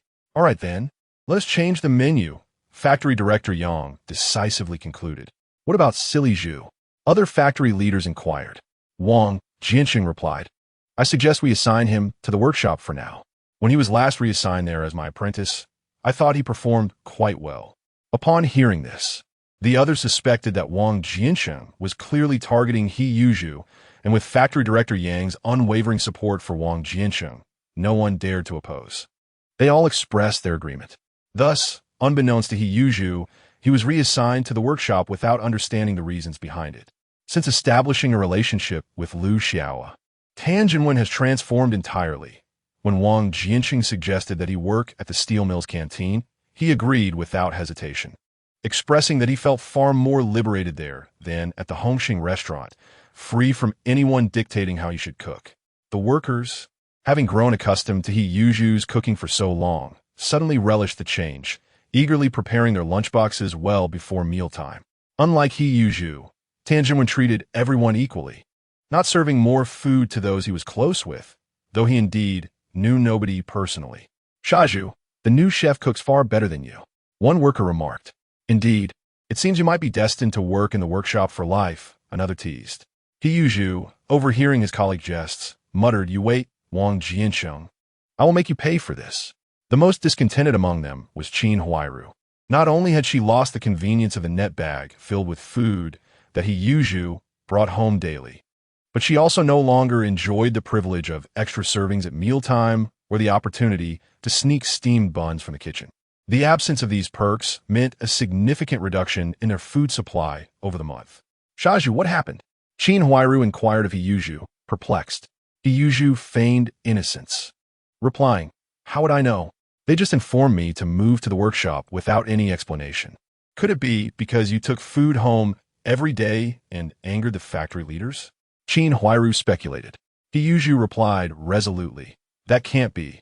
I always brought home leftovers." However, he had heard that the new arrival, Tan Jinwen, never took food home, and since his arrival, there had been hardly any leftovers in the kitchen. Qin Huairu relayed information she had received from Lu Lan to Zhu. "I heard that the new Tan Jinwen manages the kitchen much better." Zhu pondered aloud. Is it really possible to control the cooking quantities so effectively every day? In truth, Tan Jinwen's management was not significantly superior. Rather, Zhu had always accounted for the food he intended to take home, inevitably leaving behind some leftovers, which were not solely for him, but for the entire kitchen staff. And they varied daily. Following Tan Jinwen's arrival, the kitchen staff voiced their grievances as well, lamenting the reduction in food options and the increased expenses incurred over the past month. Uncle, could you please inquire with the factory leaders about the reason for my reassignment to the workshop? Siheyuan asked Zhonghai. Zhonghai replied coolly, I have already inquired. Siheyuan leaned closer, eager for details. It appears that the factory leaders wish to provide the workers with a change in taste, and they themselves desire a shift as well. Siheyuan complained, but that doesn't justify my reassignment. The pay difference is substantial. Zhonghai continued, you might need to ask Wang Jiancheng about that. Vice Factory Director Li mentioned that it was Wang who proposed this change in the meeting. Under normal circumstances, Vice Factory Director Li would not divulge information from the factory leaders' meetings to Zhonghai. But Wang Jiancheng and Factory Director Yang were two individuals whom he could not tolerate. When Zhonghai approached him, he decided to share this information with him. I knew it. The moment I saw Tianjinwen, I suspected Wang Jiancheng was behind this. Siheyuan, baffled, pondered why Wang Jiancheng would target him without provocation. Zhonghai seemed to grasp the situation, likely due to his connection with Qin Huairu. What is their relationship? Siheyuan inquired. Didn't Qin Huairu file a complaint against him? Why then is he targeting me? Zhonghai replied. As a man, he finds it inappropriate to confront a widow, especially one with 3 children. Thus, he resorts to attacking those around her. It was then that Siheyuan comprehended the truth. He was merely taking the blame for Qin Huairu. I must have a word with Comrade Qin Huairu. She cannot ruin my prospects simply because of her situation. I have yet to find a wife, he lamented. Why the haste? Zhonghai responded calmly. Even leaders seek novelty. You see, Tianjinwen's dishes are bland. The workers require something with a bit more flavor to sustain them during their labor. In a few days, they will need you back. Indeed, you are quite astute. How did I not realize this sooner? Siheyuan acknowledged. For now, I shall remain content in the workshop. With this understanding, Siheyuan felt a sense of relief. However, Zhonghai was unaware that Wang Jiancheng had already consulted Tianjinwen. During Tianjinwen's tenure at the Hongxing restaurant, he had catered to numerous patrons requesting Sichuan cuisine, thus honing his skills. While he had yet to achieve excellence, his dishes were undoubtedly authentic. Moreover, with Wang Jiancheng himself as a mentor, Tianjinwen not only elevated the Tan family's culinary offerings, but also adeptly mastered the preparation of robust dishes. Crucially, Wang Jiancheng collaborated with Tianjinwen to devise a weekly menu tailored to the work patterns and intensity of the steel mill workers, ensuring that, within the confines of limited resources, the workers enjoyed better meals. On days of heavier labor, they would serve more flavorful dishes, while lighter, nutritious fare would be prepared during quieter times. Occasionally, they would utilize ordinary ingredients to concoct unexpected delights, leaving the workers in awe at the daily variety and thoughtful combinations. Yet, as Siheyuan observed the unchanging monotony of his own meals, his spirits sank once more. He found himself idly reclining beside the machines. Shaju, my family is really struggling. Could you lend me some money? Siheyuan harbored some resentment towards Qin Huairu over this matter. Comrade Qin Huairu, I now earn the same as you, 27. 50 yuan each month, and I still need to marry. I cannot spare any funds for you.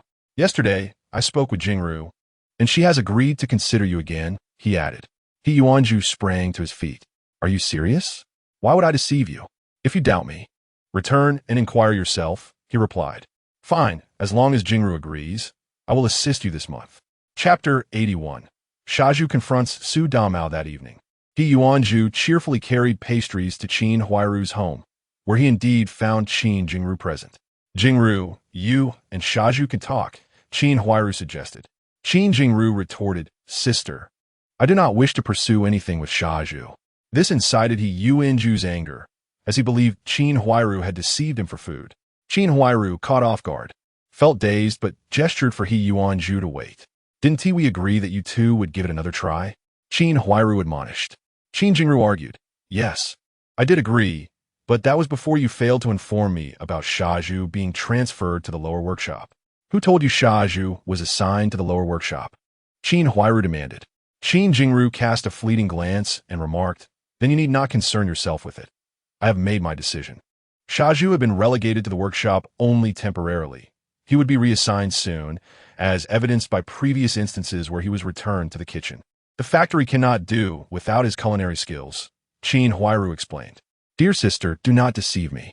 Is this situation truly the same as before? Qin Jingru interrogated.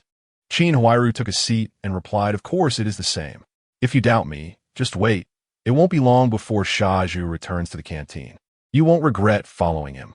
Qin Jingru scoffed, enough of this. I have heard that Sha Zhu has been assigned to the workshop by Wang Jiancheng, and a formidable chef has joined the canteen. I doubt Sha Zhu will be returning this time. An elder had even proclaimed that the new chef's cooking was not suited for the workers. Qin Huairu continued to explain. Qin Jingru retorted, I have heard that the workers now adore him. Every meal is distinct, with flavors varying from robust to delicate as needed. He is the very chef from Wang Jiancheng's wedding, and you have all tasted his exquisite dishes. Surprised by how well-informed Qin Jingru was, Qin Huairu immediately suspected that Su Damao was the source of her knowledge. Did Su Damao tell you this? I have warned you countless times about his character. Why do you still associate with him? Qin Jingru stood resolutely and declared, his character is questionable. At least he has not deceived me. You were well aware that Sha Zhu was sent to the workshop, yet chose not to inform me, even encouraging me to marry him. Realizing her own shortcomings, Qin Huairu had initially believed that Siheyuan would return to the kitchen, but now it appeared entirely different, causing her own doubts to arise. Nevertheless, she persisted. Everyone in the courtyard knows what kind of person Su Damao is. You risk being deceived by him. He would not deceive me. He told me he intends to divorce Liu Xiaoyi, and now that is indeed happening, Qin Jingru asserted. Upon hearing this, Qin Huairu began to piece together the situation. Do you perhaps harbor feelings for him? With wide eyes, Qin Jingru exclaimed, I do indeed like him. What of it? She then stormed out, exclaiming that Su Damao was trying to steal her partner. Sha Zhu, where are you going? Qin Huairu hurriedly followed him outside. Upon exiting her home, Siheyuan made a beeline for Su Damao's residence.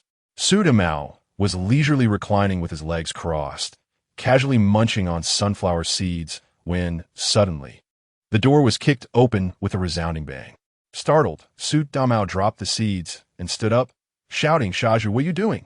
Without hesitation, Siheyuan charged forward and pinned Su Damao to the ground. Help! Sha Zhu is attacking me. Su Damao cried out. Siheyuan landed a punch squarely on Su Damao's face, leaving him to emit only muffled sounds. Sha Zhu! Qin Huairu shouted, desperately trying to restrain him. Siheyuan forcefully shook her off, declaring, let go of me. I will not rest until I have dealt with him. Qin Huairu fell to the ground as Su Damao, grimacing in pain, shouted, on what grounds do you strike me? I strike you because it is you who speaks ill of me behind my back and attempt to steal my partner, Siheyuan replied, delivering another blow. Su Damao quickly raised his arms to shield his face, but he now understood the reason for Siheyuan's wrath. Silly Zhu, I merely recounted the circumstances at the steel mill. Not a single falsehood escaped my lips. At that moment, Qin Jingru rushed over and witnessed Siheyuan pinning Su Damao to the ground, while Qin Huairu sat on the ground, momentarily at a loss for what to do. Qin Jingru, hurry and call Uncle Da, quickly, and call the police. Su Damao shouted towards Qin Jingru. Alahite. Qin Jingru promptly dashed towards the front yard. Halfway there, she encountered Yi Zhonghai. Uncle Da, silly Zhu, I understand, let me check it out. Yi Zhonghai interrupted her, without waiting for her to finish, and strode ahead. Silly Zhu, stop. Siheyuan, raising his fist, was just about to strike Su Damao when Yi Zhonghai called out to him. Uncle Da, you've finally arrived. Quickly restrain silly Zhu. Don't let him do something foolish. Qin Huairu leaned against the table, slowly rising to her feet. Still not up yet. Yi Zhonghai shouted at Siheyuan. Only then did Siheyuan release Su Damao and stand up slowly. Su Damao gradually got up from the ground, covering his mouth with his hand, and slowly spat out 2 bloodied teeth. Gazing at the bloodied teeth in his hand, Su Damao shouted, Silly Zhu, this is not over between us today. Liu Haizhong and Yan Bugue, hearing the commotion from the backyard, hurried over. Silly Zhu, have you gone too far? You knocked out his teeth, Liu Haizhong remarked, looking at the teeth in Su Damao's hand. Siheyuan dusted himself off and replied, Uncle Air, he had it coming. regardless of what Su Dumao did. It is wrong to resort to violence, Yin Bugue admonished Heyuju. With his temper already flaring, Heyuju felt the weight of everyone's accusations. He glanced at the nearby table and kicked it in frustration.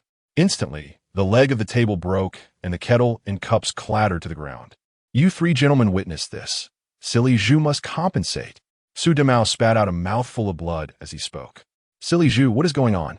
Yi Zhonghai inquired with anger. Heyuju turned his head away, ignoring him. Qin Huairu approached and elaborated on the situation to Yi Zhonghai. Useless, Yi Zhonghai exclaimed after hearing her explanation. Silly Zhu, this is what they call a reckless rage for the sake of a beauty, Yin Bugue sighed. Qin Huairu shot a glance at Yin Bugue and remarked, Uncle San, spare us your sarcastic remarks, and quickly advised Silly Zhu. Just then, Qin Jingru entered with Yin Heping.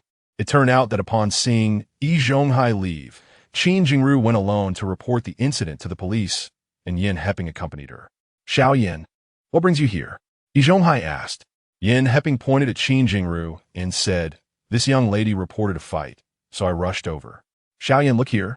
This is evidence of Silly Zhu's assault. Su Dumao displayed the teeth in his hand to Yin Heping. Chapter 82. Silly Zhu. 3 days of detention. Silly Zhu, you've gone a bit overboard, Yin Heping remarked after observing the situation. Upon hearing Yin Heping deem it serious, Su Dumao hastily inquired, Xiao Yin, should he be detained for this? This has already caused physical harm to the victim, and detention is warranted, Yin Heping confirmed. Yi Zhonghai quickly interjected, Xiao Yin, consider that this is all a matter within the courtyard. We could resolve it ourselves, right? It is permissible, provided that the victim consents. Generally, we refrain from pursuing such matters. Yin Heping gazed at Yi Zhonghai. At this moment, all eyes were fixed upon Su Dumao. Su Dumao raised an eyebrow and declared, No, he must be detained. He still owes me for the table. Well, if the victim insists on pursuing this, I have no choice but to take Shaju back, Yin Heping said, visibly troubled. Qin Huairu tugged at Yin Heping's sleeve, saying, Xiao Yin, you know what kind of person Shaju is. Has he ever been so heavy-handed? It must be Su Dumao who deliberately knocked out his tooth. Su Dumao, now infuriated, urged Xiao Yin, quickly take Shaju away. We are heading to the police station now. All right, let's go, Yin Heping replied to Heyuju. Heyuju kicked the ground twice, and alongside Su Dumao, followed Yin Heping outside. Yi Zhonghai and Qin Huairu also trail behind. It seems Yin Heping has arrived. Are you not going to take a look? Ran Qiuye inquired of Wang Jiancheng, who was bent over drawing at the table.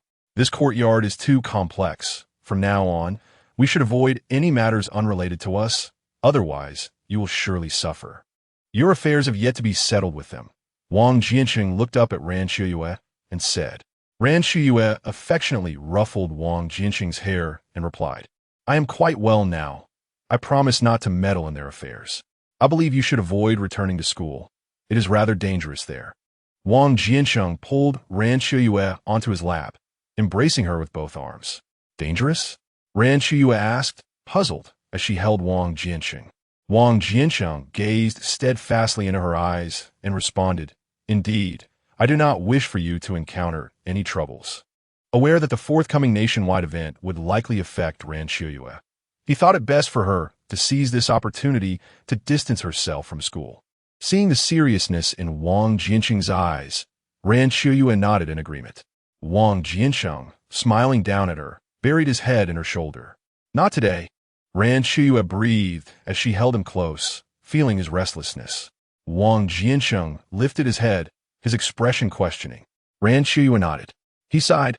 All right, then you should rest early. I still need to draw for a while. Noticing Wang Jiancheng's regretful demeanor, Ran Qiuye cupped his face in her hands and gently kissed him on the lips, saying, After these 2 days, I will make it up to you. Wang Jiancheng's disappointment was not solely about today.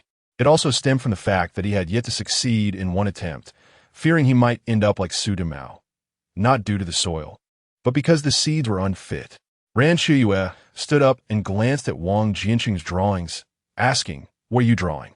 It's a modification plan for a bicycle, he replied, holding up the sketches one by one to explain. Is this the bicycle you rode on our wedding day? She asked. Yes, it has undergone some adjustments. The steel rolling mill must now transform.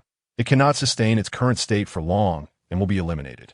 In recent years, bicycles have been supplied openly at market prices, providing the steel rolling mill with an opportunity to develop a new bicycle. In December 1964, watches and bicycles were made available openly, yet due to overwhelming demand, the rationing system was reinstated in 1973. Wang Jiancheng, observing the somewhat bewildered Ran Qiuye, smirked mischievously and said, "Let us not paint today. Instead, I shall accompany you to slumber." Ran Qiuye gasped, "That is not feasible today. Simply sleeping? What are you insinuating?" Wang Jiancheng playfully tapped her backside. Yan Heping escorted Heyuju and the others to the police station. "Please elaborate on the specifics," he inquired. Qin Huairu recounted the situation briefly, prompting Shaju to confront Su Damao with his grievances. To his astonishment, Su Damao retaliated with insults, and soon their quarrel escalated into a physical altercation. Su Damao was taken aback by Qin Huairu's remarks. "Qin Huairu, how can you fabricate such lies? It was Shaju who barged in and struck me. I did not witness it. I only heard you berating Shaju," which prompted his reaction. Qin Huairu replied, her demeanor unwavering. "Qin Huairu, you must understand that perjury is a criminal offense," Su Damao scolded, pointing an accusatory finger at her. Yan Heping discerned that Qin Huairu was indeed lying once more. "Sister Qin, refrain from complicating matters further. The truth is abundantly clear. Your actions will not only fail to assist Shaju, but may also bring harm to yourself. Wang Jiancheng previously reprimanded you for similar conduct. When will you learn?" Qin Huairu found herself speechless in the face of such rebuke. At that moment, Heyuju interjected, "Qin Huairu, spare me your defense. I, Heyuju, am a man of integrity, willing to face the consequences. You and uncle should return home promptly." He then turned to Yan Heping, stating, "Brother-in-law, I am the one who struck Su Damao. Proceed according to the law. Little Yan, look at how familiar we are. We know each other well. Could you possibly consider a lighter penalty?" Yi Zhonghai suggested. "Uncle, it was not a significant matter initially, but Shaju knocked out 2 of Su Damao's teeth. As long as Su Damao does not pursue the issue further, I will allow you to leave immediately.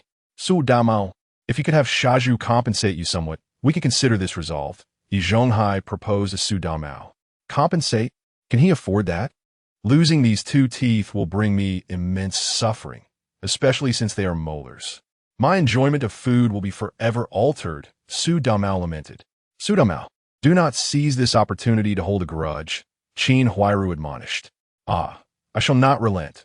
Shaju has bullied me for far too long, and today I must take action against him," Su Damao declared, puffing out his chest. Both Yi Zhonghai and Qin Huairu recognized that today would have to be a matter of official proceedings. Yan Heping remarked, "In that case, this incident has not caused significant repercussions. Shaju shall remain here for 3 days, and regarding Su Damao's medical expenses and property damages, Shaju will provide compensation." Does that sound acceptable? Only 3 days? I have lost 2 teeth. He ought to be detained for at least a year and a half. And he must also provide additional recompense. Yan Heping looked at Su Damao and cautioned, "That is quite enough. Do not push your luck, lest you find yourself facing charges of extortion. Shaju, consider yourself fortunate today. I shall not lower myself to your level," Su Damao sneered, pointing at Heyuju. Heyuju raised his hand, ready to retaliate against Su Damao. "Shaju, we are in a police station." Yi Zhonghai intervened, preventing Heyuju from acting. Heyuju shot a glare at Su Damao before lowering his hand. Chapter 83. The new business of the steel mill the following day. The entire steel mill was abuzz with the news that Heyuju had been apprehended by the police for fighting the previous night. The gossip permeated every corner of the factory. Qin Huairu felt a tumult of emotions. She had already been struggling to procure food from the canteen, and now, not only was Shaju unable to bring her meals, but his salary had also been reduced to match her own. With the added complications stemming from the incident involving Qin Jingru, it was uncertain whether Shaju would continue to support her in the future. Yi Zhonghai, having previously drawn attention for his act of donating blood for Bangong, was now cautious about openly assisting Qin Huairu, which only exacerbated her difficulties. With no other recourse, She was compelled to persist in her shameless demeanor for the sake of survival. In the conference room of the steel mill, Wang Jiancheng stood before the factory leaders, presenting a stack of blueprints related to his bicycle project. Chief Engineer Wang, do we possess the capability to manufacture bicycles here at the steel mill? Our equipment alone cannot meet the demands, Vice Factory Director Li challenged. Vice Director Li, we do not necessarily have to produce the entire bicycle ourselves. We can focus on the critical components, while delegating the rest to other facilities. All parts will be delivered to our factory, where we will handle the assembly. Wang Jiancheng replied, pausing momentarily before continuing. Regarding the equipment you mentioned, I have reviewed it, and I assure you that our current machinery is fully capable of meeting the specifications for these essential parts. Vice Director Li pressed on, but what about the workforce? Do we have enough skilled workers for assembly? Wang Jiancheng let out a derisive laugh. Vice Director Li, as the Deputy Director of the steel mill, surely you must know that assembly is a fundamental skill for fitters. We have numerous fitters in our factory, any of whom could easily take on this task. The other factory leaders chuckled at the exchange, leaving Vice Director Li feeling the heat rise to his face. However, he maintained his composure, stating, our factory is currently overwhelmed with work, and the tasks at hand are quite heavy. We simply do not have the time to pursue such endeavors. Vice Director Li, that brings me to my next point, Wang Jiancheng interjected. I believe we need to reassess our workforce allocation in workshops. Go on. How do you propose we adjust it? Director Yang inquired. Wang Jiancheng articulated. I propose that we reassign a portion of our workers to establish a new workshop dedicated solely to bicycle assembly. Furthermore, the wage structure for this team would differ from that of the other workers. The wage system is determined by higher authorities. It is not merely a matter of our discussion. Your approach could lead to significant complications. Vice Director Li interjected immediately. Wang Jiancheng pointed directly at Vice Director Li, asserting, the establishment of a new workshop for bicycle production is intended to enable our workers to earn more and improve their livelihoods. It also provides a potential avenue for the future of our steel mill. Otherwise, we may find ourselves in dire straits without any foresight. Are you implying that the workers at our steel mill are poorly compensated? You are questioning the national wage system, and such thinking is perilous, Vice Director Li rebuked. Vice Director Li, it is precisely individuals like you that contribute to the stagnation of our factory, Wang Jiancheng retorted without reservation. The conference room fell into a profound silence, as many shared a sentiment akin to that of Vice Director Li. Chief Engineer Wang, please elaborate further. Director Yang finally broke the silence. Wang Jiancheng continued thoughtfully. Many factories are currently undergoing reforms. We ought to embrace the opportunity to experiment as well. We could initiate a pilot program in this new workshop. If feasible, we shall promote it throughout the factory in the future. Specifically, in the new workshop, wages will no longer be categorized strictly by grade. Of course, it will not be a complete departure from the grading system. Half of the wages will still be distributed according to salary grades, while the other half will be based on piecework, differentiated by the nature of the tasks performed. Those with greater abilities undertaking more complex tasks will naturally earn more. Wang Jiancheng elaborated on the implementation details in one breath. I believe Chief Engineer Wang's idea is commendable. Perhaps we should try it out, remarked Director Yang after listening to Wang Jiancheng's address. Aside from Deputy Director Li, no one among the factory leaders opposed the proposal. It was not that they lacked opinions, but rather that it did not affect their own salaries. So they thought if he wished to tinker, let him tinker. After all, if anything went awry, it would not concern them. Naturally, Deputy Director Li's solitary vote, lacking veto power, did not affect the outcome. Thus Wang Jiancheng's proposal was approved. Consequently, the bicycle workshop of the steel rolling factory was established, with Wang Jiancheng serving as the acting workshop director, and Sun Lianjuan as the deputy director responsible for the production of key components. Guo Dapieti took charge of assembly, while Li Xianghao was responsible for the procurement of parts from external units. With all preparations complete, Wang Jiancheng and Li Xianghao set off for the bicycle manufacturing plant. They were received by factory director Li Zhihua. Chief Engineer Wang, what brings you to our bicycle factory today? Li Zhihua inquired, unsure of Wang Jiancheng's intentions for visiting the steel rolling plant. Wang Jiancheng got straight to the point. Director Li, I am here to discuss a potential collaboration. Our factory has recently developed a new bicycle, and I believe we could work together. How do you envision this collaboration? Li Jihua asked. We would like to procure some of our components from you. Wang Jiancheng replied. Li Jihua chuckled, thinking it was rather fanciful to purchase parts from a competitor. What sort of collaboration was that? Wang Jiancheng continued. Director Li, the components of a bicycle, whether frames, flywheels, chains, tires, or seats, do not involve advanced technology. There are dozens of manufacturers in the capital producing these, including welfare enterprises run by local street offices. Therefore, sourcing these parts will not pose a challenge. Li Jihua recognized the truth in Wang Jiancheng's words, but was surprised by how well he understood the situation. Noticing a shift in Li Jihua's expression, Wang Jiancheng pressed on. I prefer not to negotiate with each supplier individually. Instead, we can centralize procurement through you. You can earn a bit more, and we a bit less, and together we can revitalize the local bicycle market, ensuring that Yingong, Phoenix, and Fiji do not monopolize it. Li Jihua was aware that although he was the only bicycle manufacturer in the capital, sales have been consistently poor, with the market completely dominated by Yingong, Phoenix, and Fiji. I have a new product. You have the distribution channels. Let us collaborate to establish a new brand. What do you think? Li Jihua countered. What if I decline? Then do not blame me later, Wang Jiancheng replied, his smile disappearing as he spoke seriously. As he regarded the young man before him, Li Jihua felt a sense of pressure. He had not anticipated that someone so young could possess such a commanding presence. Clearly, collaboration was unavoidable. After a moment of contemplation, Li Jihua extended his hand to grasp the outstretched hand of Wang Jiancheng. Director Li, may our collaboration be fruitful, he expressed warmly. Engineer Wang, likewise, Wang Jiancheng replied. This is Li Xianghao from our factory. He will be responsible for liaising with your team moving forward. Director Li, please take good care of him, Wang Jiancheng introduced.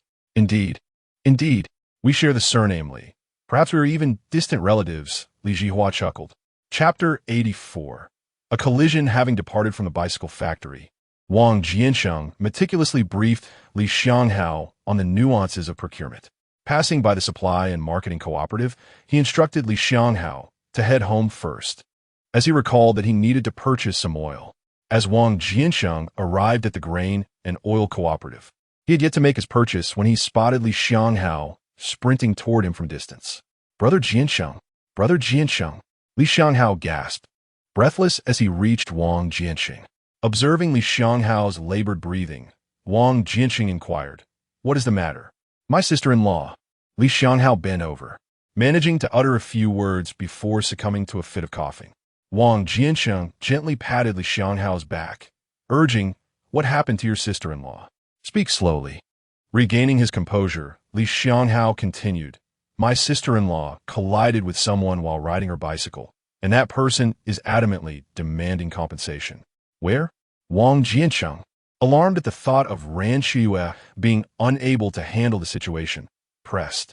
Just down the street, Li Xianghao pointed outside. Quick, take me there, Wang Jiancheng urged, sprinting out of the cooperative, mounting his bicycle. Hurry, get on. Li Xianghao quickly caught up and hopped onto the bike. Wang Jiancheng pedaled furiously, guided by Li Xianghao's directions, the bicycle bell ringing incessantly along the way. Before long, they reached the scene of the accident, where Wang Jiancheng spotted Ran Qiuye standing by the roadside. Facing Qin Huairu and Jia Zhangshi, rushing towards them, he positioned himself protectively in front of Ran Qiuye, shielding her from the two women. Ran, are you all right? Wang Jiancheng asked, concerned that Jia Zhangshi might address Ran Qiuye harshly, or worse, become aggressive. Ran Qiuye, meeting Wang Jiancheng's worried gaze, replied, I'm fine. We are negotiating the compensation. What transpired? We ran out of oil at home, and I intended to buy some at the grain and oil cooperative. On my way, I accidentally bumped into Sister Qin, slightly hitting her bicycle. Her mother-in-law is insisting I pay for the damages, which I thought was reasonable, but she demands 5 yuan, which seems excessive. Ran Qiuye recounted the situation succinctly. 5 yuan is too much. This is a Fiji bicycle. Jia Zhangshi interjected, pointing at the bicycle. 5 yuan? Are you robbing me? Li Xianghao, unfamiliar with Jia Zhangshi, exclaimed in outrage. Jia Zhangshi glanced at Li Xianghao, unsure of who he was. Who are you? This doesn't concern you. Mind your own business. You unreasonable old hag. Li Xianghao glared at Jia Zhangshi defiantly. What? Do you look like you want to fight? Jia Zhangshi retorted, puffing herself up. Li Xianghao raised his hand, ready to retaliate, but Wang Jiancheng quickly restrained him, whispering, Don't stir up trouble. Be careful not to get into a situation you can't afford. I'll handle this. Li Xianghao found himself detained by Wang Jiancheng. Thus he relinquished his grip and remarked to Jia Zhangshi, Had it not been for my brother holding me back, I would have certainly struck you today. But we now reside in a society governed by law. To strike another is to invite the police, Jia Zhangshi retorted, clicking his tongue. Wang Jiancheng, observing Jia Zhangshi's reckless demeanor, inquired, What justification do you have for demanding 5 yuan? This bicycle belongs to our third uncle. We must return it. You claim it is damaged, but how shall we repay our debt? Jia Zhangshi gestured towards the bicycle. Wang Jiancheng, following Jia Zhangshi's pointing, noticed a dent on the front fork, but it was evident that the mark was not recent. He chuckled softly. Why do you find amusement in this? Regardless, your wife caused the damage and must compensate, the bespectacled man incessantly interjected. Wang Jiancheng leaned closer to Li Xianghao and whispered a few words, prompting Li Xianghao to mount Wang Jiancheng's bicycle and ride away. Qin Huairu, will you not admonish your mother-in-law? Wang Jiancheng called out to Qin Huairu. Qin Huairu replied, Wang Jiancheng, compensation is indeed warranted. My mother-in-law's demand for 5 yuan is excessive. How about you settle for 4 yuan? It will allow me to account to our third uncle. Let us do this. I shall provide you with a new bicycle, and our third uncle will surely agree. Wang Jiancheng proposed with a smile. Jia Zhangshi, quick-witted, considered that a new bicycle would please their third uncle, while she herself would retain 3 yuan from the 4. That won't do. We must return the bicycle today. Wang Jiancheng pondered before adding, Then I shall give you an additional 4 yuan. That sounds agreeable, Jia Zhangshi replied enthusiastically. Since I am to provide a new bicycle, does this one now belong to me? Wang Jiancheng queried. You buy the new bicycle, and I shall return this one to you, Jia Zhangshi stipulated. This bicycle can be purchased for 160 yuan. I will compensate you 170 yuan for it. Wang Jiancheng fixed his gaze on Jia Zhangshi, contemplating her request. Sensing their third uncle's likely acquiescence, she insisted, That will not suffice. Add 2 more yuan. Very well. An additional 2 yuan it shall be, Wang Jiancheng readily agreed. Hand over the money, Jia Zhangshi commanded, extending her hand. One moment. Let us draft a written agreement to avoid future complications, Wang Jiancheng suggested, turning to Ran Qiuye. Ran, may I borrow your pen and notebook? Ran Qiuye retrieved a pen and a red-covered notebook from her handbag, both gifts from Wang Jiancheng. After composing the agreement, Wang Jiancheng handed it to Jia Zhangshi, stating, Please sign here. There will be 2 copies, one for you and one for me, ensuring accountability even at the police station. Jia Zhangshi and Qin Huairu examined the document before signing their names. Wang Jiancheng pocketed the signed copies and then produced 175 yuan, offering it to Jia Zhangshi. With trembling hands, Jia Zhangshi accepted the money, astounded by the sum, 175 yuan, a fortune she had never seen before. The onlookers gasped and murmured among themselves, speculating. Could he be a fool? He could have settled for just 4 yuan, yet he insists on purchasing the bicycle at full price. You have received the money. Now hand over the bicycle, Wang Jiancheng commanded, addressing the Jiazhong family. Jiazhong swiftly seized the bicycle from Qin Huairu and pushed it toward Wang Jiancheng. Brother Jiancheng, I brought it over. Am I late? Li Xianghao exclaimed as he rushed forward, carrying a large iron hammer. Wang Jiancheng accepted the hammer, replying, Not at all. Just in time. As Jiazhong observed Wang Jiancheng wielding the heavy hammer, a shiver ran down her spine. Wang Jiancheng, you did say you would compensate such a large sum. You wouldn't be thinking of going back on your word, would you? Wang Jiancheng shot her a fierce glare, lifted the hammer high, and prepared to bring it down. Terrified, Jiazhong cried out, Murder! Wang Jiancheng is going to kill someone. Chapter 85. Fury upon the bicycle with a resounding clang. The iron hammer struck the rear seat of the bicycle, causing it to collapse to the ground. Jiancheng, petrified, sank to the ground, clutching her chest in panic. Gasps erupted from the crowd. Why did he smash the perfectly good bicycle? Is he out of his mind? Indeed, he must be mentally unstable. Others murmured in disbelief. Ran Qiuye, startled, pulled Wang Jiancheng aside, asking, "Why did you smash it?" She had intended to stop him when he mentioned compensating for a new bicycle. "No worries, just step back a bit. Soon you'll understand. Rest assured, I am not one to make a loss on a deal," Wang Jiancheng replied with a grin. "Just be careful," she cautioned, glancing back as she stepped away. Wang Jiancheng called out to Li Xianghao, "Li Xianghao, come help me lift the bicycle."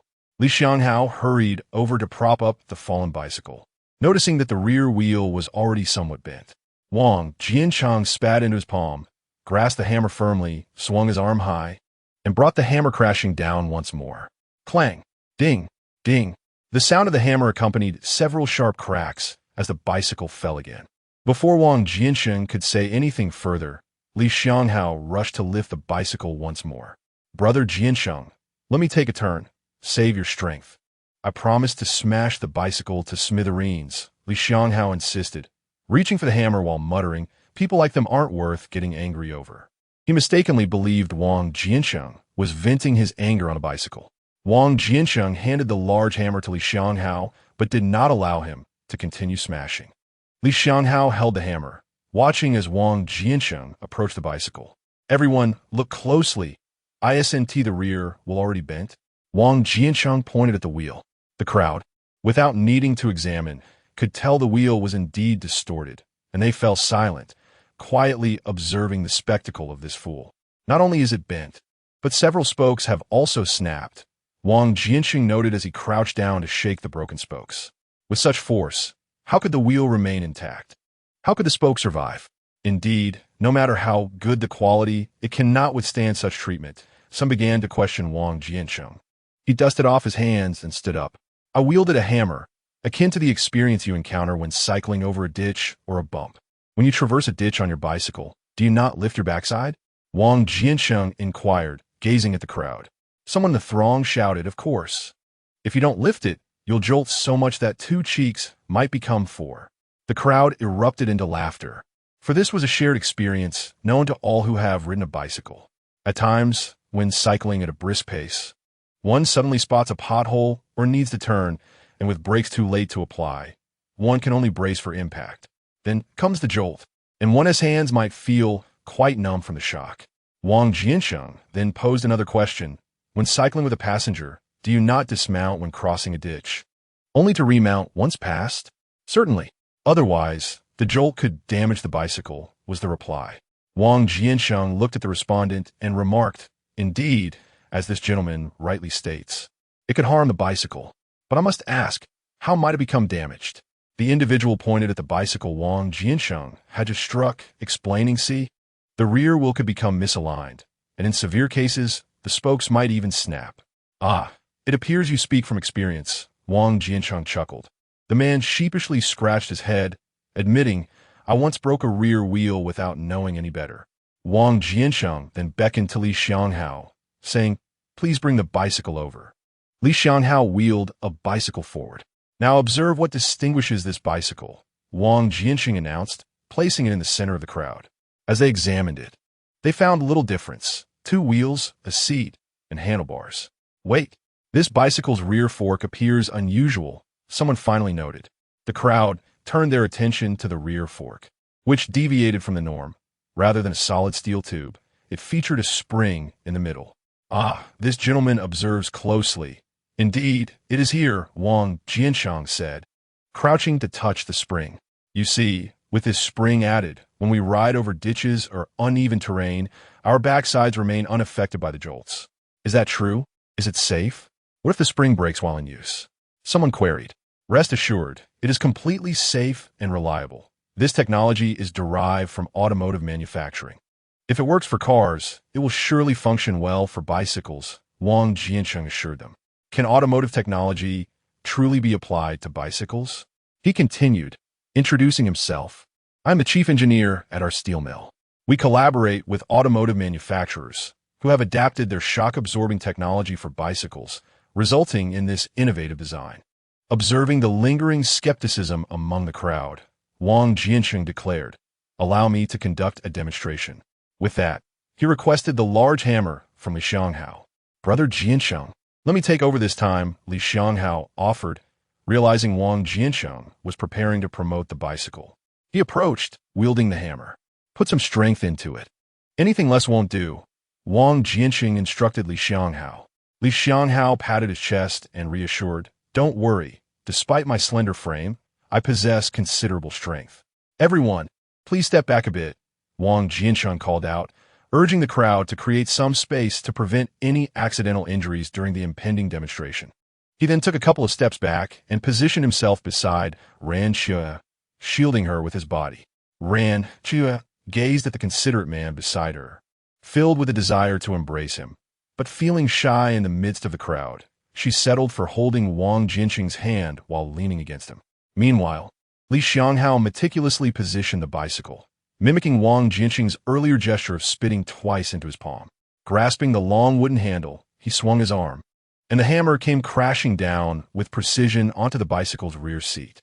The onlookers were transfixed by the sight of the hammer and the bicycle. To their astonishment, the hammer rebounded, nearly slipping from Li Xianghao's grip as it traced a semicircle in his hand and returned along its original path.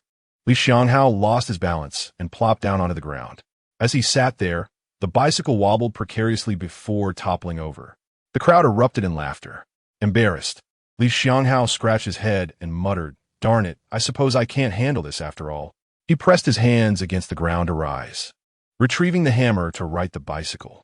Just as he prepared to strike again, Wang Jiancheng intervened, exclaiming, "Stop!" Li Xianghao quickly halted his swinging arm and replied, "Brother, be quick about it. My back is starting to ache." He rubbed his waist as he spoke. Wang Jiancheng approached the bicycle and pressed down on the rear seat. "What do you think?" he inquired of the crowd. As they observed the bicycle still intact, a wave of astonished murmurs spread through the crowd. "Is anyone brave enough to give it a try? If you break it, you won't have to pay," Wang Jiancheng declared. The crowd exchanged glances in silence. Having just witnessed the heavy hammer strike, they doubted their own strength compared to that of the young man. "I'll do it." A burly man pushed his way forward. Wang Jiancheng glanced at Li Xianghao, signaling him to pass the hammer. Hesitant, Li Xianghao handed it over to the robust figure. "Are you really sure I won't have to pay if it breaks?" the man asked, gripping the hammer. "With so many witnesses, feel free to strike. If it breaks, you won't know a thing." However, Wang Jiancheng paused, looking intently at the man. "If it doesn't break, you must declare before this crowd that you exerted your utmost effort and did not hold back." "Fine, that's a deal," the man agreed, and Wang Jiancheng gestured for him to proceed. The burly figure rolled up his sleeves, pulled out a pair of gloves from his pocket, and donned them. He grasped the hammer, twirled it a few times, and tested its weight. With everything set, he lifted the hammer high, swinging it from behind with a graceful arc, and brought it down firmly onto the rear seat of the bicycle. This time, the hammer did not rebound. Instead, it pressed down with tremendous force, causing the bicycle's tire to deflate under the pressure. The entire rear seat sank considerably due to the springs. After a while, the burly man, exhausted, released the hammer. The bicycle immediately bounced back, returning to its original state. Applause erupted from the crowd, akin to an audience witnessing a circus act. The burly man set down the hammer and inspected the bicycle, lifting it and striking it against the ground a couple of times. "Everyone, I truly exerted myself. Yet this bicycle is remarkably resilient, showing no signs of damage." Wang Jiancheng approached, expressing his gratitude. He then turned to the crowd, proclaiming, "This bicycle's quality is undeniably exceptional. Where did you purchase this bicycle? I've never seen one like it before." Someone in the crowd could no longer contain their curiosity. Wang Jiancheng replied, "This is the latest model designed by our steel mill, set to be available for sale next week. If you find it appealing, you may prepare to make a purchase. It must be quite expensive." Wang Jiancheng slowly responded, "We are a local brand, so we prioritize our own. Our prices will certainly be more affordable than those of Forever, Phoenix, and Flying Pigeon. Our bicycles are priced at only 150 yuan. I think it's better not to buy it. A steel mill manufacturing bicycles just feels untrustworthy." Someone murmured in the crowd. Wang Jiancheng cleared his throat and announced, "Purchasing our bicycles comes with special offers." "What kind of offers?" Upon hearing the word offer, interest peaked among the crowd. Wang Jiancheng declared loudly, "Anyone who buys our bicycle will receive free repairs for any issues within a year. And if it gets dirty from riding in the rain, we will wash it for free, ensuring it looks as good as new." Free repairs? And free washing? I've never heard of such a thing. This can't be a scam, can it? Wang Jiancheng assured them, "We will have everything documented, and if we fail to deliver, you can take the receipt to the police, and we will owe you compensation. Besides, would such a large steel mill deceive you?" Wang Jiancheng surveyed the crowd. Contemplating before continuing, "We also offer a ride before you buy option. Pay 50 yuan to take the bicycle home, and if you're not satisfied after a month, return it for a full refund. If you're satisfied, simply pay the remaining 100 yuan. At this, the crowd erupted in excitement. Is it really possible to do this? Typically, one pays in full before receiving their goods, but now we can pay part of the cost up front and even return it if we're unhappy. Observing the lively discussions among the crowd, Wang Jiancheng felt confident that the first batch of bicycles would sell well. Thus, the new model from the steel mill, not only inexpensive but also offering free washing and repairs, began to circulate throughout the capital. Yin Buguay looked at the 160 yuan that Qin Huairu handed him, saying, "Qin Huairu, I'll lend you a bicycle. Where's mine?" "Third uncle, I'm truly sorry. I had an accident while riding, and a repair shop said it couldn't be fixed. I had no choice but to compensate you for a new one," Qin Huairu said, her expression troubled. Yin Buguay asked in confusion, "But Qin Huairu, where did you get so much money? You usually struggle to afford food. How can you say you'll pay 160 yuan just like that? We're merely borrowing, after all. My mother-in-law has even sold the family heirloom," Qin Huairu remarked. "Qin Huairu, I find your statement somewhat incredulous. Selling a family heirloom, I could believe, but your mother-in-law?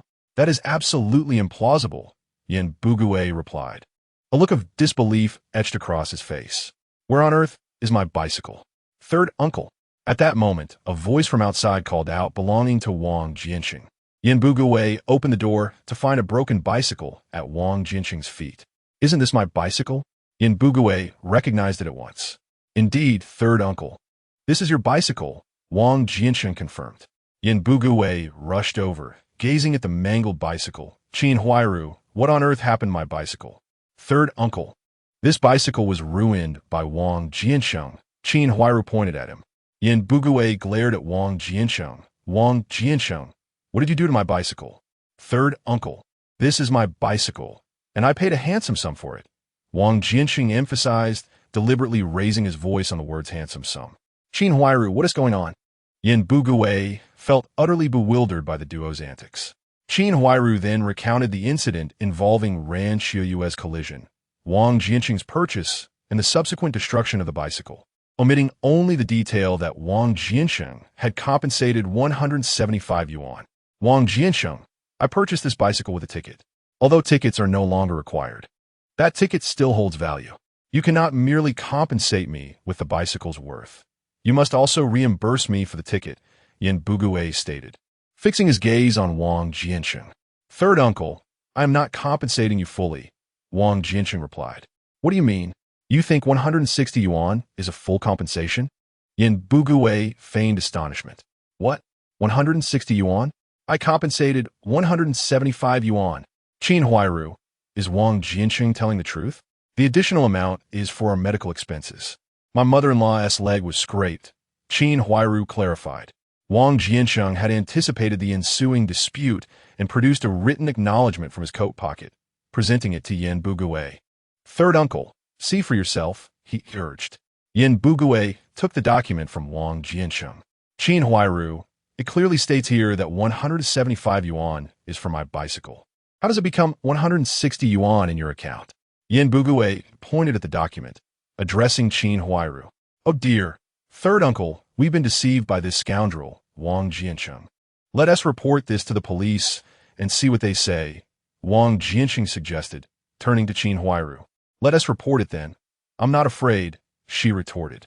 "What is going on here? Why the sudden call for the police?" Yi Zhonghai emerged from the house, having overheard their commotion. "Uncle, look here." Yin Buguwei quickly pulled Yi Zhonghai over and recounted the entire situation. Look at you all. How many times have I warned you about this? And with Xiaozhu still inside, you wish to enter again, Yi Zhonghai said, visibly irate after hearing the account. Uncle, what should we do about this? Yin Buguwei inquired. Yi Zhonghai examined the document. This paper is quite clear. It states compensation for your bicycle. Huairu, you should pay third uncle the amount. And what about my medical expenses? Qin Huairu protested reluctantly. Yi Zhonghai pondered for a moment and said, Wang Jiancheng, could you possibly provide them with a bit more? Uncle, I have already contacted the police. They will arrive shortly. I will act according to their instructions, Wang Jiancheng replied, without even glancing at Yi Zhonghai. Upon hearing that Wang Jiancheng had called the police, Qin Huairu hurriedly summoned Jia Zhangshi. Pointing an accusing finger at Wang Jiancheng, Jia Zhangshi exclaimed, Wang Jiancheng, you are exceedingly treacherous for deceiving us, the mother-in-law and daughter-in-law duo. You shall meet an unfortunate fate. Old woman, refrain from boasting. Let us see who meets their end when the police arrive.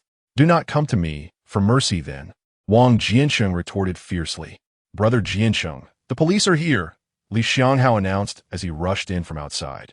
It turned out that after Li Xianghao had helped Wang Jiancheng carry the bicycle over, Wang Jiancheng instructed him to wait outside while he confirmed Qin Huairu's intention to cause a scene before reporting to the police. Uncle, what's been going on in your courtyard these past few days? It is either fighting or fraud. Yin Heping questioned Yi Zhonghai upon entering. Yi Zhonghai grasped Yin Heping's arm and said, Young Yin, how could this be classified as fraud? Let the third uncle explain it to you in detail.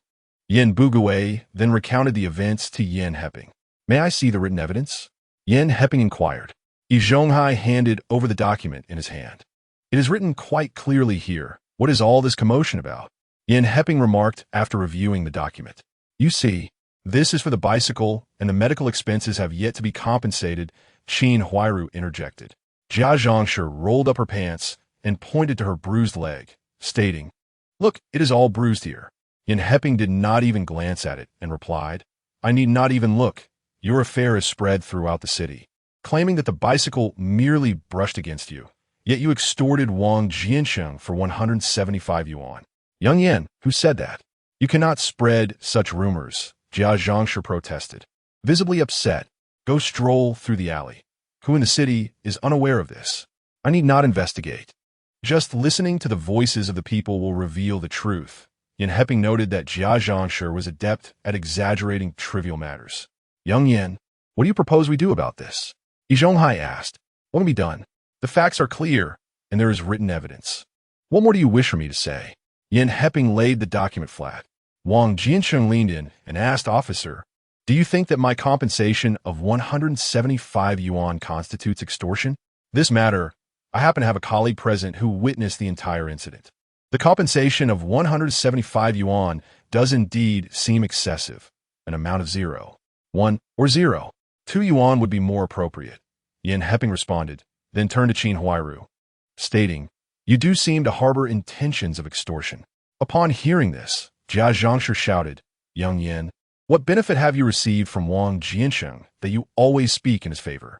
Yin Heping was infuriated, yet maintained his composure, responding, Elderly lady, I am a police officer, and I will certainly uphold justice. Not a shred of evidence is apparent to me. Jia Zhangshi scoffed at Yin Heping. Elderly lady, how about we visit the police station, and I shall have my colleague assess the situation? Are you suggesting that I can be bribed by Wang Jiancheng? But your colleague cannot be. Yi Zhonghai expressed his displeasure. Aren't you making this situation even more chaotic? Jia Zhang did not silence himself, but rather muttered, I merely spoke the truth. Xiaoyan, do take a look. Shouldn't Qin Huairu return the 175 yuan to me? Yin Buguwei inquired. How much you receive is a matter between you and Qin Huairu. Your bicycle was lent to her, and it has no bearing on how much Wang Jiancheng compensates. Yin Heping clarified, elucidating the relationship. Before Yin Buguwei could respond, Wang Jiancheng interjected, Officer, I wish to file a complaint against Qin Huairu and her accomplices for extorting me, ultimately causing me to incur such losses. Wang Jiancheng, that was your own choice, Jia Zhang retorted, rising to his feet. I had no other option. If I did not compensate you, I would not be allowed to leave. I agreed for my personal safety, as the law permits me to safeguard my well-being before asserting my rights. Observing Yi Zhonghai's unwavering gaze upon him, Yin Heping remarked, Wang Jiancheng is correct. You are currently implicated in extortion. Accompany me to the station. Upon hearing this, Jia Zhang panicked, realizing that this was all Qin Huairu's scheme. Yi Zhonghai hastily attempted to mediate. Xiao Yin, could we possibly resolve this matter more simply? After a moment's contemplation, Yin Heping responded, Third uncle, your bicycle is undoubtedly beyond repair now, but considering its condition, it is only worth around 100 yuan. Therefore, Qin Huairu should return 75 yuan to Wang Jiancheng, and she should also compensate you with an additional 100 yuan. You may do as you wish with that sum. Yin Buguwei was left dumbfounded, realizing that after all this, he was the one suffering. Third uncle, trying to make a small profit has led to a significant loss, hasn't it? You thought you could take advantage of Qin Huairu? Wang Jiancheng chuckled. At that moment, Yin Buguwei felt utterly helpless, unable to voice his grievances. Qin Huairu, hand over the 75 yuan, Wang Jiancheng demanded, extending his hand towards her. Chapter 88. Lu Xiaoa is getting married. Qin Huairu glanced at Yin Heping and then at Yi Zhonghai. Noticing their silence, she understood that this was the only resolution. Yin Buguwei vehemently opposed, exclaiming, No, I am the one at a disadvantage here. Yi Zhonghai examined the bicycle lying on the ground. Third uncle, it appears to me that only the rear wheel and the rear fork are damaged. I believe it can be repaired. I will take it to the repair shop tomorrow. It shouldn't cost more than 100 yuan, and it should be fixable. Really? Yin Buguwei stared at the bicycle, its wretched condition making him skeptical of Yi Zhonghai's assertion. As an experienced 8th-grade mechanic, you should trust my judgment. After some contemplation, Yin Buguwei replied, Fine, as long as it can be repaired for under 100 yuan, I will agree. Gentlemen, are you mistaken? This bicycle is now mine. I purchased it. Wang Jiancheng stated, looking towards Yi Zhonghai. Wang Jiancheng, considering you no longer need the bicycle, it would be better to have it repaired so you can ride it again. Yi Zhonghai suggested. To me, this bicycle is a treasure. You may not have it. Wang Jiancheng declared as he instructed Li Xianghao to take the bicycle away. Well, I am left feeling foolish, Yin Buguwei said with a glum expression. Qin Huairu, hurry and give me the money, or I will truly take you to the police station. Qin Huairu, looking reluctantly at Wang Jiancheng, begrudgingly pulled 75 yuan from her pocket and handed it over. Wang Jiancheng accepted the money, counted it, and tucked it into his pocket. Third uncle, would you like to purchase a bicycle from a steel mill? He inquired. Since when did the steel mill start selling bicycles? Yin Buguwei asked, astonished. It's just begun, as elder brother knows, he continued.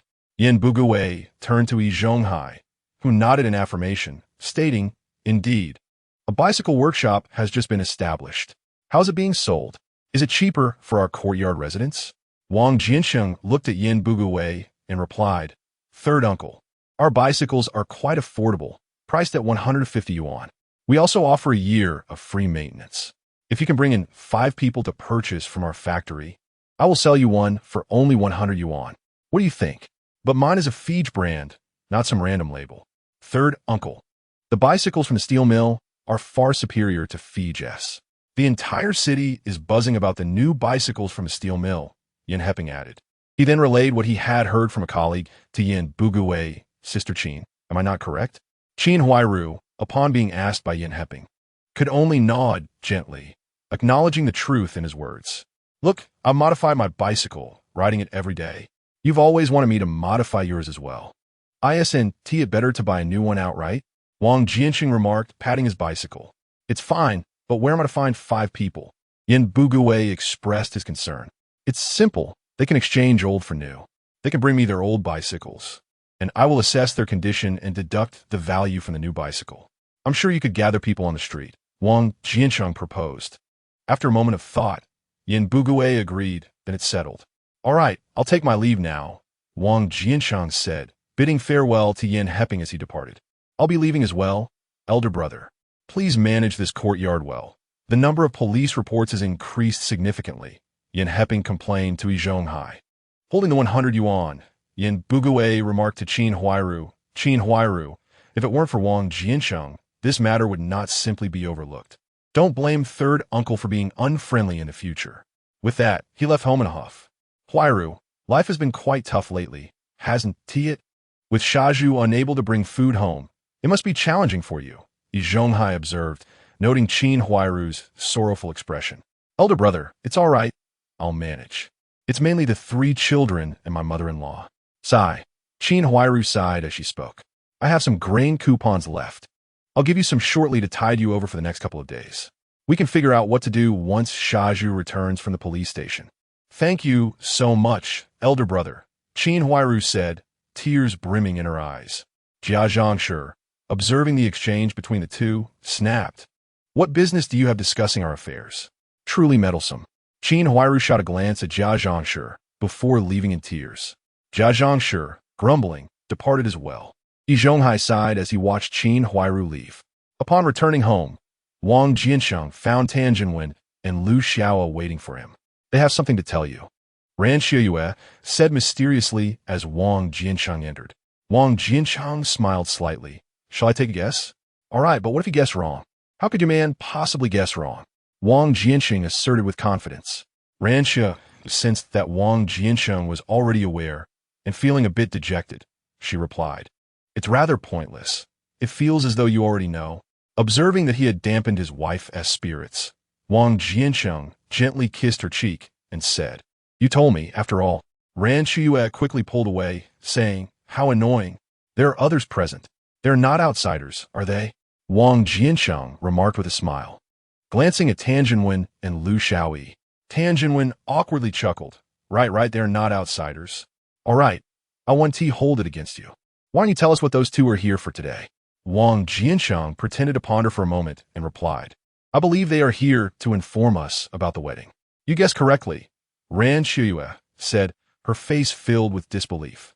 Wang Jiancheng replied nonchalantly, You see, our minds are in sync. What you know, I surely know as well. Ran Qiuye looked at Tan Jinwen and Lu Xiaoyi, saying, He is always so nonsensical and smooth-tongued. All right, let us listen to what they have to say. Wang Jiancheng took Ran Qiuye's hand, prompting her to invite Tan Jinwen and Lu Xiaoyi to sit down together. Mr. Wang, Xiaoyi and I have discussed it, and we've decided not to hold a wedding. Their parents feel the same way. Given the current situation, we fear unnecessary complications. So we plan to have a simple meal at home tomorrow, treating it as our wedding. Yes, we haven't invited anyone else. Jinwen mentioned that you have shown him kindness, so we must include both of you, Lu Xiaoyi added, echoing Tan Jinwen's words. Tan Jinwen, feeling somewhat embarrassed, said, The timing is indeed quite rushed. A simpler affair is preferable. It's best not to draw too much attention. If it weren't for Director Yang keeping everything in check, I truly wonder what might have happened regarding my marriage to Ran Ran. Tomorrow, Ran Ran and I will attend, and you must prepare something exquisite. I expect to taste something truly unique. No problem. This time, I'll ensure you experience our culinary skills, Tan Jinwen replied, casting a glance at Lu Xiaoyi beside him. Chapter 89. The future pianist, after bidding farewell to Tan Jinwen and Lu Xiaoyi, Ran Qiuye inquired, Are you really going to start selling bicycles? Indeed. Did you not see it today? Wang Jiancheng responded. Initially, I was puzzled by how you could be so foolish to incur such a loss. Ran Qiuye chuckled. How could I possibly be foolish? 100 yuan is a small price to pay for such a splendid promotional opportunity. It far surpasses any dedicated advertising efforts. Once the bicycles sell well, my position as factory director will be within reach. Keep your voice down. I'm not afraid. A soldier who does not aspire to be a general is no good soldier. Director Yang should be pleased to know my thoughts. By the way, I've been contemplating what I could do these days. Since I'm not going to school anymore, I can't just stay home indefinitely, Ran Qiuye remarked. Looking at Wang Jiancheng, Wang Jiancheng straightened his posture and asked, Would you like to play the piano? Like Beethoven or Chopin? Of course I would. Ran Qiuye replied without hesitation. Ever since Wang Jiancheng prevented her from attending school, she had been spending her days at home, either reading or listening to music, growing increasingly enamored with the piano. Then tomorrow, I'll take you to meet the teacher. A teacher? Ran Qiuye questioned. Indeed, how could you learn without a teacher? Shall I instruct you? Ran Qiuye gazed into Wang Jiancheng's resolute eyes and inquired, Can I truly do it? Of course you can. I have already arranged a teacher for you, he replied. But you never mentioned it before. Wang Jiancheng chuckled. I noticed your growing fondness for piano pieces and intended to surprise you. That must cost quite a bit, Ran Qiuye remarked. Your husband's current income can easily cover it. Do I need to prepare anything? Ran Qiuye suddenly felt uneasy. Nothing at all. I have spoken with the teacher, and she said you can come whenever you like. It took considerable effort to connect with Principal Fan. Ran Qiuye affectionately kissed Wang Jiancheng's forehead and said, You are too kind to me. And how do you plan to express your gratitude? Wang Jiancheng asked as he embraced her. Ran Qiuye leaned closer to his ear, exhaling softly. What would you like me to do to thank you? Ever since we married, you've become increasingly bold, Wang Jiancheng teased with a playful tone. Ran Qiuye retorted, I learned it from you. It's all your fault for being so full of tricks. What shall we do today? She paused, then softly replied, Today, I will take the lead. When do you think we might have a child? Ran Qiuye nestled in Wang Jiancheng's arms. This was a question Wang Jiancheng had also pondered. Despite his busy days, there had been no progress. He wondered if perhaps those who time-traveled were unable to conceive. Noticing Wang Jiancheng's silence, Ran Qiuye asked, What are you thinking about? I'm contemplating the need for greater effort, he responded, before playfully rolling over her. Early the next morning, Wang Jiancheng brought Ran Qiuye to the home of the piano teacher. Xiao Wang, come in. A woman in her 30s, wearing glasses and exuding elegance, greeted them. This must be your wife. She has such poise, she remarked. Hello, Teacher Gu. Thank you for accommodating us, Wang Jiancheng said with a smile. Not all. I spend my days alone at home, without anyone to converse with. I saw a photo of your wife and was quite taken with her. Otherwise, I wouldn't take on students casually. Ran. This is Teacher Gu, who has won a gold medal in an overseas piano competition. Hello, Teacher Gu. Ran Qiuye felt an innate sense of familiarity upon seeing her, and her earlier nervousness vanished in an instant. Please have a seat. Let me get you some water. Teacher Gu urged, quickly inviting them to sit. There's no need for trouble. This is a small gift for you, Wang Jiancheng said, handing her a square paper bag. Xiao Wang, I might just get upset, Teacher Gu replied, momentarily losing her smile. Please take a look first before deciding, Wang Jiancheng suggested, opening the paper bag to reveal a record. Upon seeing the record, Teacher Gu's expression brightened as she accepted it with both hands. What is this? Give it a try, he encouraged. Teacher Gu walked to the phonograph, placed the record inside, gently adjusted the mechanism, and lowered the needle. A lively and cheerful piano melody filled the air. Xiao Wang, how did you know I would love this? Teacher Gu asked with delight. The last time I visited your home, I noticed the records on your table. All composed by Chopin, with the exception of one piece. Haha, you've caught me. That particular record has been played so often that it has become damaged, and I haven't had the chance to replace it, Teacher Gu said cheerfully. Teacher Gu, may I accept this gift? I asked. Then I must thank you, she replied, taking Ran Qiuye's hand. Come with me. Ran Qiuye turned to glance at Wang Jiancheng, who smiled at her, and then followed Teacher Gu over. Teacher Gu brought Ran Qiuye to the piano and pointed at the piano bench. Come, sit here. Ran Qiuye slowly took a seat. Teacher Gu, please sit as well, Wang Jiancheng suggested, moving a stool closer. Teacher Gu smiled at him and settled down, beginning to explain the fundamentals of piano playing to Ran Qiuye. Meanwhile, Wang Jiancheng quietly sat at a distance, patiently watching her learn. Time seemed to slip away unnoticed. Eventually, Teacher Gu stood up. All right, let's conclude our lesson for today. Wang Jiancheng quickly rose and walked over. Teacher is truly brilliant. She teaches so well that Ran will undoubtedly surpass me in playing in the future. Hearing Teacher Gu praise his fiancée, Wang Jiancheng felt a surge of happiness. Ran Qiuye responded, It's all thanks to Teacher Gu's excellent teaching. Let's refrain from mutual flattery. The teacher is exceptional, and the student is clever. Isn't that sufficient? Wang Jiancheng chuckled. Teacher Gu laughed heartily, saying, I am genuinely delighted today. Getting to know you both has added so much joy to my life. Teacher Gu, is this the end for today? I inquired. Yes. We will start with this for now. We must not rush. Progress should be gradual. Teacher Gu, should we not purchase a piano? This way, Ran can practice at home. I suggested. Why spend that money? Let Ran come to my home to practice. I can guide her along the way, Teacher Gu replied. Wang Jiancheng hesitated, saying, that might not be very convenient. My parents are not around here, and I'm often home alone. If Teacher Ran comes over, she can keep me company, which would make me very happy, he added, glancing at Ran Qiuye. Teacher Gu continued, let us not deliberate any further. It's decided. Chapter 90. Preparations for bicycle sales after leaving Teacher Gu's home. Wang Jiancheng asked Ran Qiuye to purchase gifts for Tianjinwen and Lu Xiaoyi for the evening, while he headed directly to the steel mill. Ding, ding, ding. Yu Haidang was idly waiting in the broadcast room when she heard a knock at the door. Without looking up, she said, come in. Wang Jiancheng entered quietly. Yu Haidang glanced up and quickly stood. Chief Wang, what brings you here? You were the first to knock when visiting me. Is that so? Wang Jiancheng inquired. Yes, others just walk in with their manuscripts without knocking. I've gotten used to it. I ought to speak to Manager Yang about this. Knocking is a sign of respect, Wang Jiancheng remarked. Yu Haidang felt a twinge of sorrow at his advocacy for her. Why was such a wonderful man not hers? I have come to discuss something with you. Wang Jiancheng continued. Is there a manuscript that needs to be broadcast? No, there are some other matters. Yu Haidang was puzzled, wondering what else the chief engineer could want from her aside from broadcasting the scripts. She looked at Wang Jiancheng with a sense of curiosity. You're aware that our factory has established a bicycle workshop, right?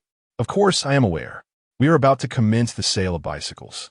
I was considering recruiting a few salespeople and wondered if you would be interested. Yu Haitong's eyes widened as she gazed at Wang Jiancheng, contemplating whether this meant a change in her position. Being a broadcaster was effortless. Becoming a salesperson would entail standing all day serving numerous customers, which sounded exhausting. You want to be doing it for free. You can continue your current work as usual. As a salesperson, you would only need to work for a month, earning a daily stipend of 1 yuan. Moreover, you want to need to sell bicycles. Just standing beside them will suffice. Is it really such a good deal? Yu Haidang could hardly believe it. Who wouldn't want an extra yuan a day? You are the most beautiful in our factory, which is why I approach you first. If you are unwilling, I will have to inquire with others, Wang Jiancheng stated with a hint of regret. I'll do it. Yu Haidang quickly replied. All right, then prepare yourself. I need to find 2 more. Perhaps you could help me select them. You will be responsible for the work of all 3 of you. Am I to choose the candidates? Yes, they should be of similar age and stature, but most importantly, they must possess refined features. You will all wear matching outfits, which I will arrange for you. No problem, Chief Engineer Wang. Well then, you carry on with your tasks. I must take my leave. Inform me of your selections by tomorrow, Wang Jiancheng concluded before departing. Yu Haidang sat on the stool, propping her head with her hands, pondering whom to recruit. I shall ask Yu Shui. She should be interested. But what about the 3rd person? After Wang Jiancheng left the broadcasting room, he arrived at the bicycle workshop, where Sun Lianjuan was energetically directing the workers in accordance with the blueprints Wang had drawn.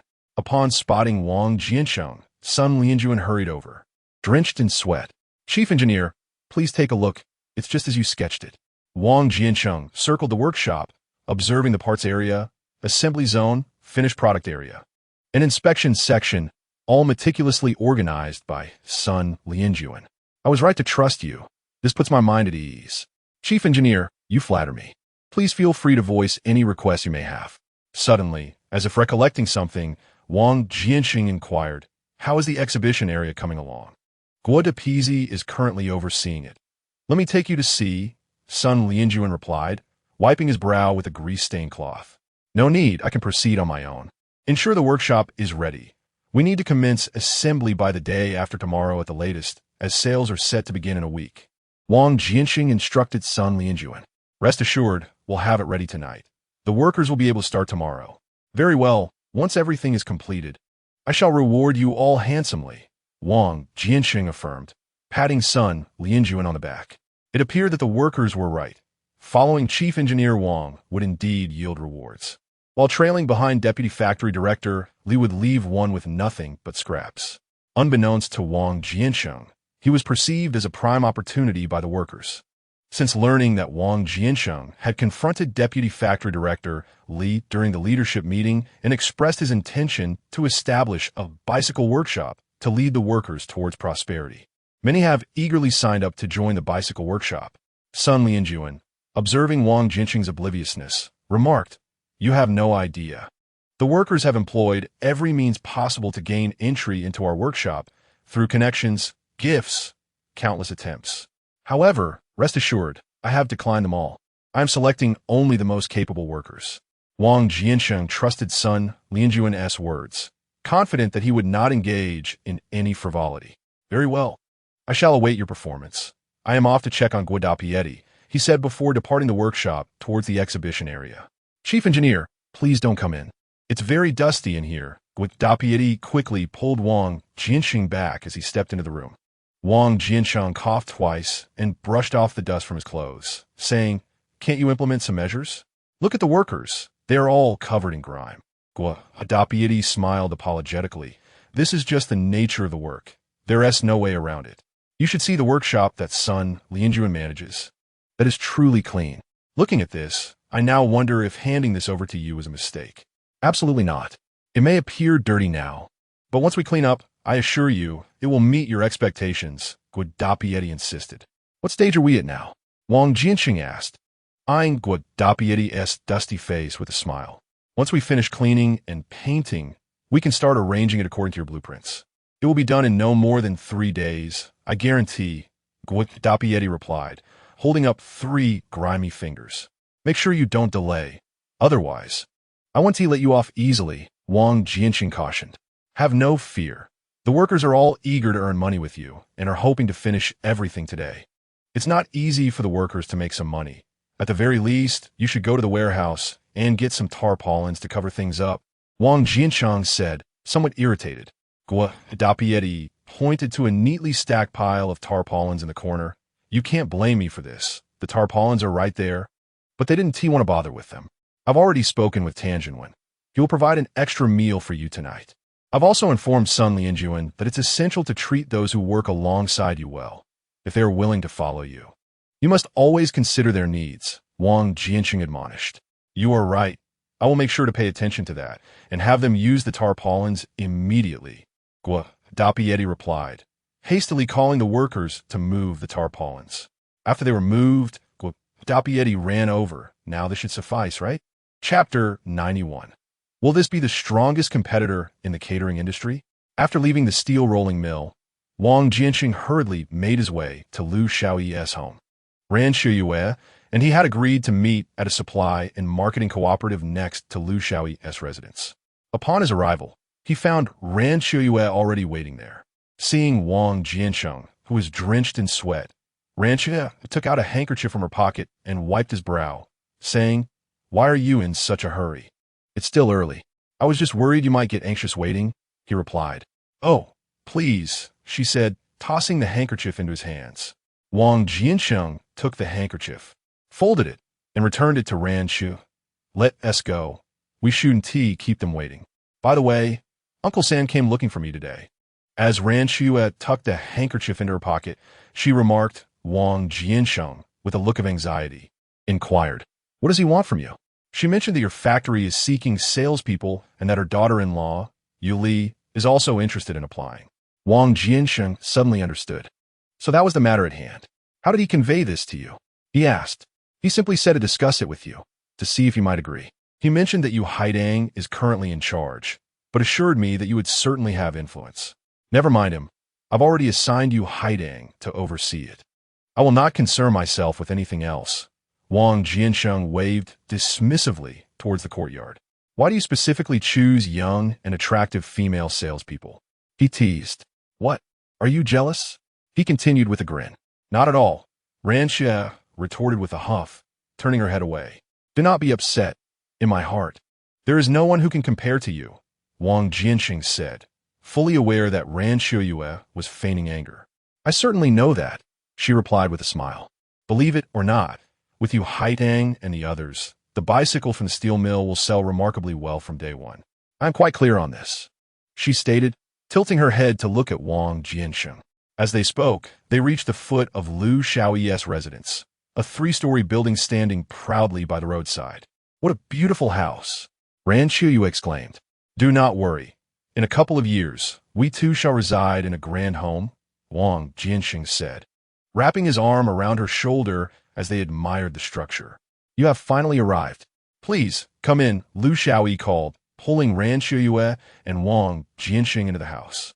She then shouted towards the kitchen, Zhenwen, Wang Jiancheng and the others are here. Coming, responded Tan Zhenwen, rushing out while wiping his hands on his apron. Please, take a seat. I will have everything ready shortly. This is a gift we prepared for you, Ran Qiuye said, presenting the carefully wrapped package to Lu Xiaoyi. Look at you. Just visiting, and you bring gifts, Lu Xiaoyi replied. It is customary to bring gifts for a wedding. Please accept it, Tan Zhenwen insisted. Lu Xiaoyi finally accepted the gift. Zhenwen, Xiaoyi, is Wang Jiancheng here? Lu's father slowly descended the stairs, followed by Lu's mother. Dad, Mom, they have arrived, Tan Zhenwen said as he stepped forward. Uncle, I have long wished to visit you, Wang Jiancheng said, extending his hand. Lu's father reciprocated the gesture, shaking hands with him. I have heard tales of the youngest chief engineer in the capital. It is a pleasure to finally meet you. I pale in comparison to you, Uncle. You are the most successful businessman in the capital, Wang Jiancheng replied, their playful banter eliciting laughter from those present. Dad, Chief Engineer Wang, please spare us the formalities. Have a seat. I need to check on the chicken stew in the kitchen, Tan Zhenwen said before heading off to the back. I hear you have begun selling bicycles? Lu's father inquired. Indeed. I believe the steel mill must prepare for the future. It is imperative to initiate reforms now, lest we fall behind, Wang Jiancheng replied. I never expected such foresight from someone so young, Lu's father said, genuinely admiring Wang Jiancheng's vision. Uncle, let me share my plans for selling bicycles, Wang Jiancheng continued, outlining his ideas for the venture. Lao Fu pondered for a moment before saying, Very well, your methods are quite impressive. Even I, an old businessman, find myself in awe. Had I encountered you a few years earlier, my enterprise would surely have flourished even more than it does now. Uncle, receiving your affirmation allows me to finally set my mind at ease, replied Tan Zhenwen. The two engaged in a spirited exchange of business banter, an instinctive reflex for merchants that bypassed conscious thought. The dinner was light-hearted, joyful, and harmonious. Under the guidance of Wang Jiancheng, Tan Zhenwen's culinary skills had markedly improved.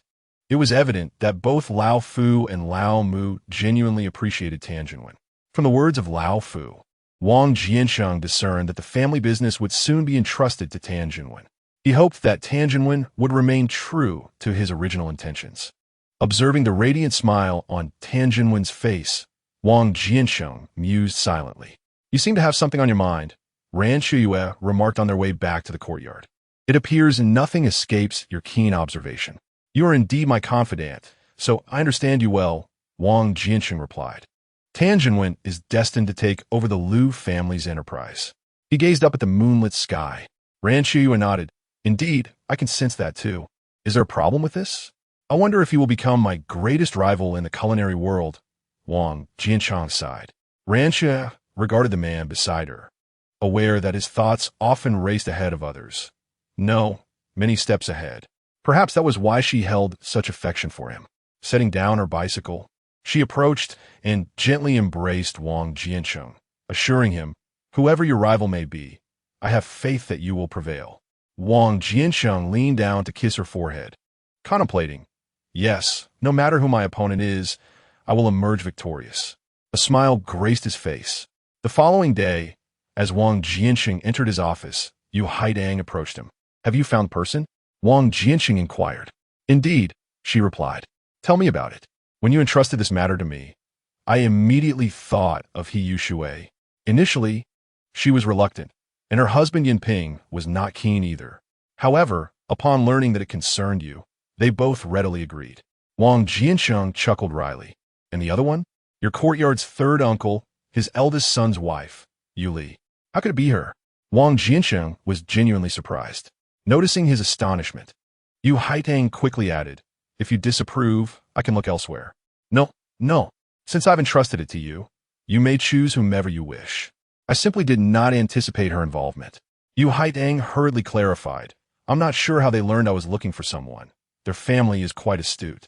When they heard there was money to be made, Ran Qiuye sought me out and claimed to have discussed it with you. Wang Jiancheng shook his head with a bemused smile. Yu Haidang is no fool. I knew he was deceiving me. However, upon reflection, Yuli does meet your criteria, and it also serves as a favor to them, so I agreed. Wang Jiancheng chuckled and shook his head. Third uncle, you may come to regret this. Chapter 92. The Eve placed the bicycle here. Wang Jiancheng, holding the layout plan, directed the workers in arranging bicycles in the exhibition hall. Ran Qiuye quietly observed him bustling about. Guo Depizi and Sun Lianjuan each carried a bicycle, trailing behind Wang Jiancheng. Can't you two put the bicycles down? Wang Jiancheng remarked, noticing the sweat trickling down their faces. Not tired, not tired, Guo Depizi replied, wiping his forehead. Indeed, this is a new bicycle.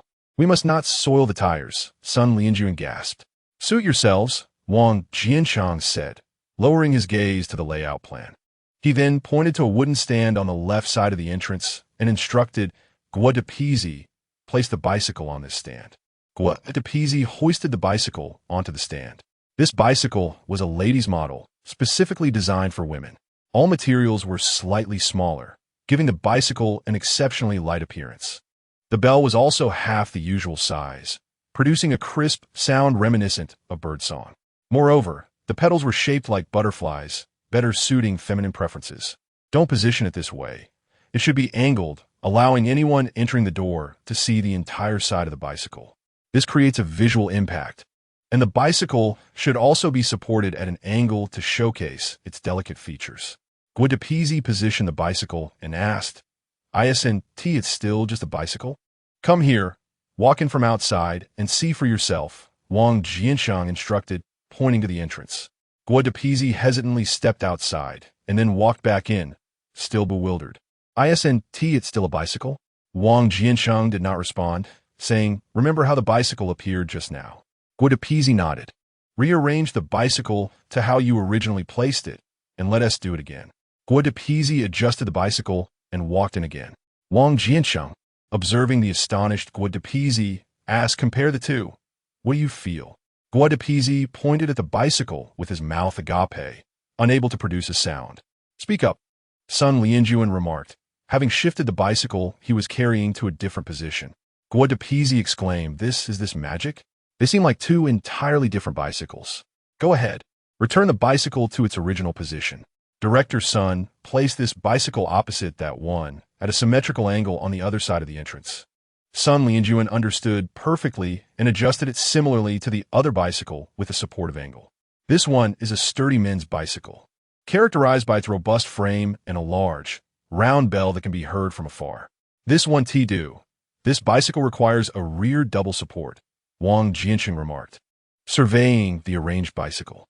Sun Lianjuan slapped his forehead, realizing, understood. "Why does this one require a rear support?" Guo Depizi inquired. Sun Lianjuan playfully tapped Guo Depizi's head and explained, "This bike is meant for men. It should be positioned to showcase its features. I can't quite articulate it, but that's the essence of it." Wang Jiancheng chuckled at Sun Lianjuan's explanation. The others in the room were also amused, bursting into hearty laughter. Yet, with just a single phrase, everyone seemed to grasp the meaning. Setting up two FA-aids. The workers arranged the bicycles inside, according to the blueprints drawn by Wang Jiancheng, without any issue. Ultimately, there was the bicycle belonging to Uncle Yin Bugue, which had been smashed by Wang Jiancheng. Wang Jiancheng approached and meticulously removed the emblem of the Flying Pigeon brand. "Why are you doing that?" Sun Lianjuan asked, puzzled. Wang Jiancheng squatted down, looking up, and inquired, "Can you tell what brand it is now that I've removed it?" The brands of Yongjio, Phoenix, and Flying Pigeon were well known. One could easily identify them by appearance alone, without needing to look at the emblem. "Exactly. That's the effect I desire," Wang Jiancheng cryptically replied. Noticing that Wang Jiancheng did not elaborate further, Sun Lianjuan chose not to press the matter. "Brother Jiancheng, the three of them are ready," Li Xianghao announced as he approached Wang Jiancheng. Wang Jiancheng handed the Flying Pigeon nameplate to Guo Depizi, dusted off his hands, and said, "Let us go take a look." He then waved to Ran Qiuye. Gracefully, Ran Qiuye stood up and walked over slowly. The workers paused their tasks to watch her, causing Ran Qiuye to feel somewhat embarrassed. Come on, let us see the ones who make you jealous, Wang Jiancheng teased, pulling Ran Qiuye along with a smile. With so many people around, Ran Qiuye could not act as she would at home, and could only offer an awkward smile, though she discreetly pinched Wang Jiancheng's arm. Despite the subtlety, it did not escape the notice of those around them, who exchanged amused glances at the pair. Yu Haidang, come over here, Li. Xianghao beckoned to Yu Haidang. Coming. Yu Haidang responded, leading He Yushui and Yuli over. The three were clad in long coats, tightly clutching their garments to wrap themselves securely. Hurry and take them off. Li Xiangshu Yu Wuzlavia Aitan. With so many people around, is it really appropriate? Yu Haidang questioned. What is inappropriate about it? Tomorrow there will be even more people. Consider today a chance to acclimatize, Li Xianghao insisted. The trio exchanged glances, apprehensive expressions on their faces. Wang Jiancheng, having anticipated this moment, retrieved several photographs from his pocket and handed them to the three. Take a look at these pictures. They are stunning. The three girls received the photographs and began flipping through them, revealing women adorned in various styles of qipao, each exuding an exquisite grace. I'll go first, Yuli said, contemplating her daily wage of 1 yuan, realizing that these were not scandalous garments. I've heard that many wealthy people in Shanghai dress this way. Today, I shall also embody the essence of affluence. With that, Yuli shed her outer coat. A gasp erupted from the crowd as Yuli revealed herself in a long-sleeved blue qipao, elegantly embellished with delicate white flowers. Wang Jiancheng had opted for a design with short sleeves, concerned that they might not be ready to embrace something too revealing, and the slit only extended below the knee. Mindful of the proprieties of time, the qipao clung tightly to Yuli, accentuating her ample figure while her slender waist and curvaceous form evoked admiration, truly exemplifying the adage that a person is adorned by their attire. Wang Jiancheng glanced over at Guadapisi and remarked, "You're practically drooling." Guadapisi quickly wiped his mouth and cast a sidelong glance away. Observing this, Yu Haitang and He Yushui also removed their outer garments. Yu Haitang donned a white qipao intricately embroidered with red and blue flowers, while He Yushui wore a striking red qipao adorned with golden patterns. They were indeed among the few beautiful women in the courtyard, and the three of them, clad in qipaos, epitomized feminine grace.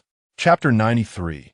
The Boisterous Marketplace. Subsequently, Wang Jiancheng arranged a bicycle for each of the three women.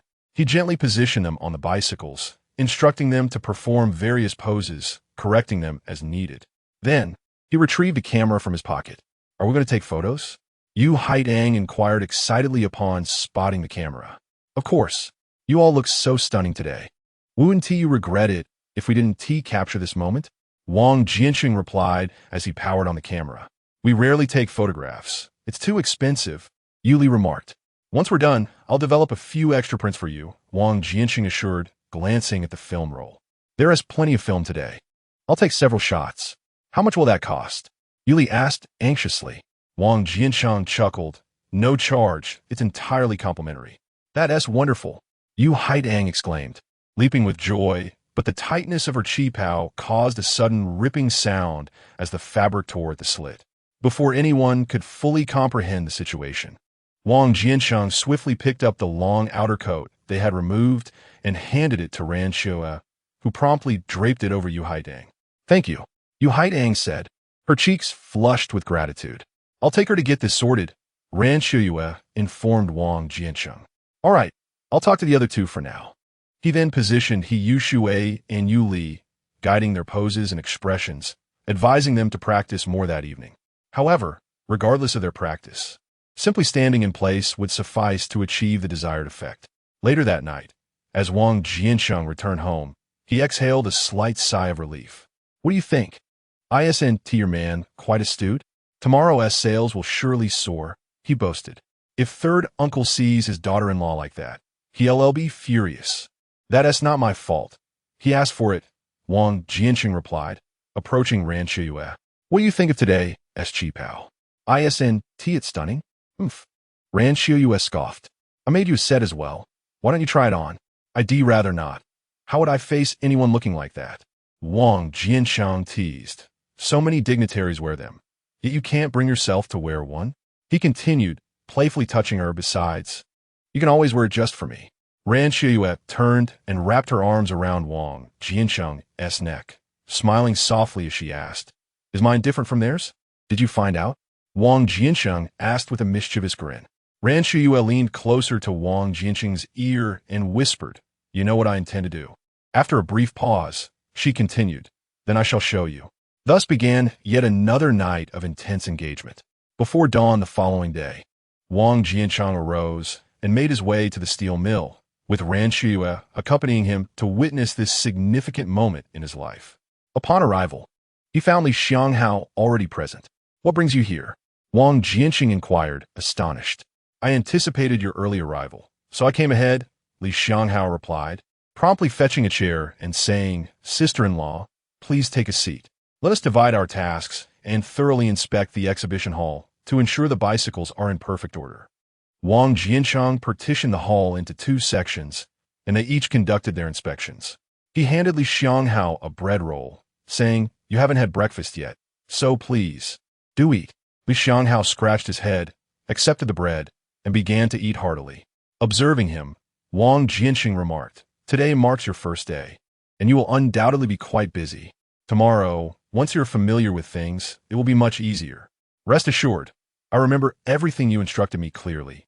Li Xianghao replied, then recounted the tasks Wang Jiancheng had assigned him. Wang Jiancheng nodded in acknowledgement. At that moment, other personnel arranged by Wang Jiancheng began to arrive one after another. It was a rest day, so a large crowd was expected. "Everyone, let us give our best effort today, and we shall treat you to a grand feast after the event." As predicted, the turnout was immense, with the entrance to the steel mill crowded with people, some there to purchase bicycles, while others merely came to witness the spectacle.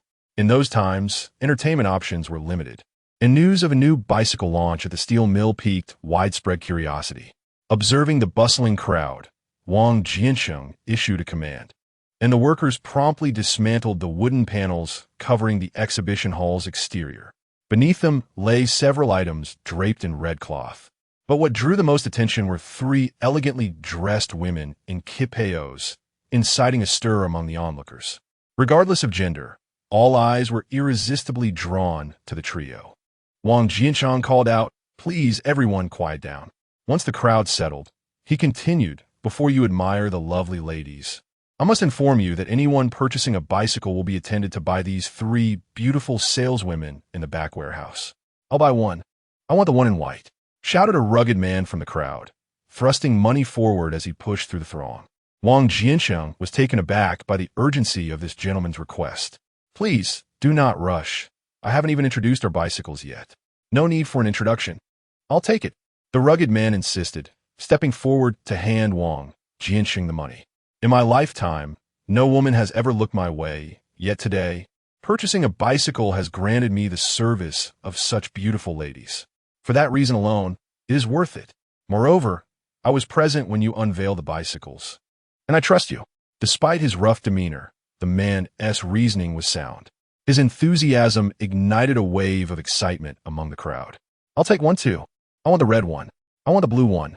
Me too, me too." The sudden turn of events disrupted all of Wang Jiancheng's meticulously prepared plans. To his surprise, the 3 ladies swiftly resolved the issue, leaving him to fret throughout the night, fearing an awkward silence the following day. "Li Xianghao, stop it. Tear down all the red cloths," Wang Jiancheng shouted, disregarding everything else. Taken aback by the situation, Li Xianghao hesitated for a moment before promptly responding, "Got it." He summoned the workers, each grabbing a piece of red cloth, and, at Li Xianghao's command, they simultaneously lifted it away. For the first time, the bicycles from a steel mill were unveiled before the crowd. "What kind of bicycle is this? I've never seen one like it, and it even has springs. Look at that women's bike. It's far more beautiful than the ones we have now. No way. I'm not buying a Phoenix bike anymore. I want to buy this women's bike for my wedding." Just by the mere appearance of the bicycles, many who had not intended to purchase one changed their minds on the spot, not to mention those who had come solely for the purpose of buying a bicycle. Chapter 94. Uncle San strikes back, dragging their weary bodies back to the courtyard. Wang Jiancheng and Ran Qiuye were intercepted by Yin Buguye. "Oh, Uncle San, why didn't I see you today?" Yin Buguye remarked with a displeased expression. "Wang Jiancheng, step over here." Wang Jiancheng turned to Ran Qiuye and said, "You go home first. I'll be right back."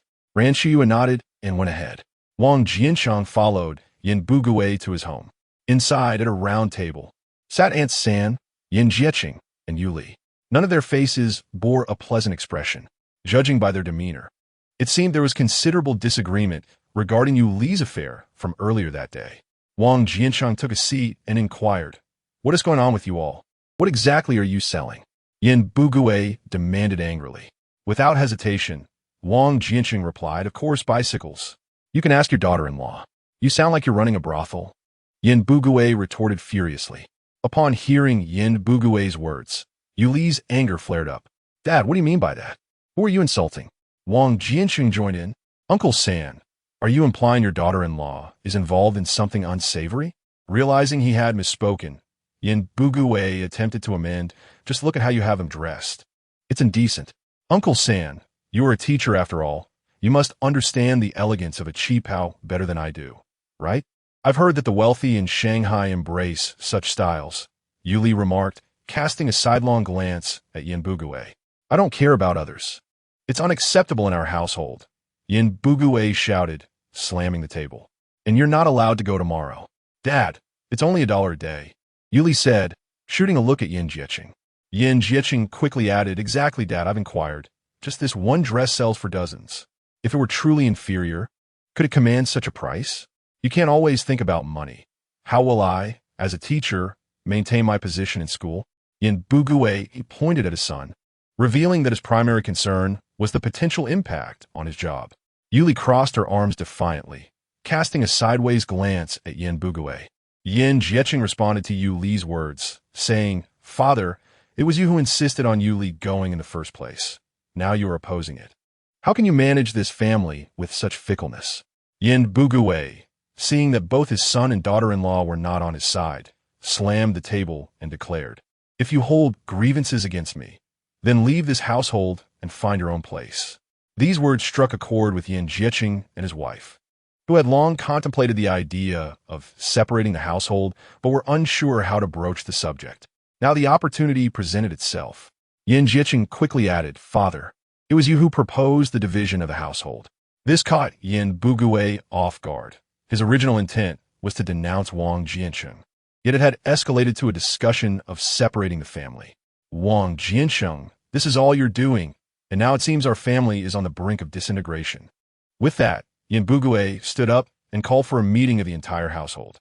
The same old formula, the same familiar atmosphere.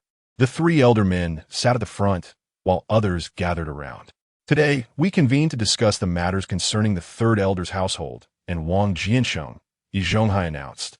Opening the meeting, Lu Haizhong spoke slowly. "Today, Wang Jiancheng sold bicycles, and due to the third elder's concerns regarding his daughter-in-law Yuli's attire, we are now on the verge of a family split. Let us deliberate on whose responsibility this is." "Three elders, this matter does not concern me. Yuli becoming a saleswoman was not my initiative. It was Yu Haitang who handled it, and you must inquire with her for specifics." Wang Jiancheng prefaced his remarks to avoid being ensnared by Yin Buguye's allegations. "I approached teacher Ran to discuss it with you. If you are unaware, how could Yu Haitang have so readily agreed?" It is evident that Yin Buguye was meddling with Yu Haitang, yet now he shifts the blame. "Third elder, what did you say to Yu Haitang?" Wang Jiancheng asked with a cold snort. Yin Buguye, aware that some matters were best left unsaid, retorted, "Regardless of how I phrased it, it was your consent that allowed Yuli to take that position." Wang Jiancheng stood up, dusting off his clothes, and said, "You all can discuss the division of the household. I am weary after a long day and shall return home." With that, he turned towards the back courtyard. Yi Zhonghai banged the table and exclaimed, "Wang Jiancheng, do you wish to remain in this household?" Wang Jiancheng halted, approached the table, and slammed it once more. Lu Haizhong and Yin Buguye were both startled by the suddenness of the action. "First elder, my presence in this household is not for you to dictate." "Wang Jiancheng, How dare you speak to the first elder in such a manner? Lu Haizhong reprimanded. Very well, then I shall return the favor. Do you still wish to work at the steel mill?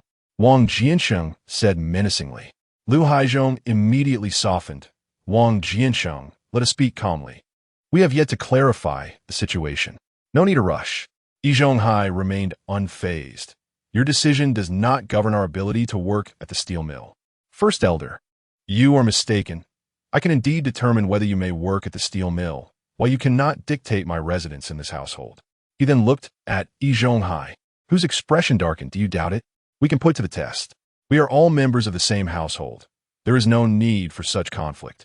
Lu Haizhong interjected, attempting to mediate.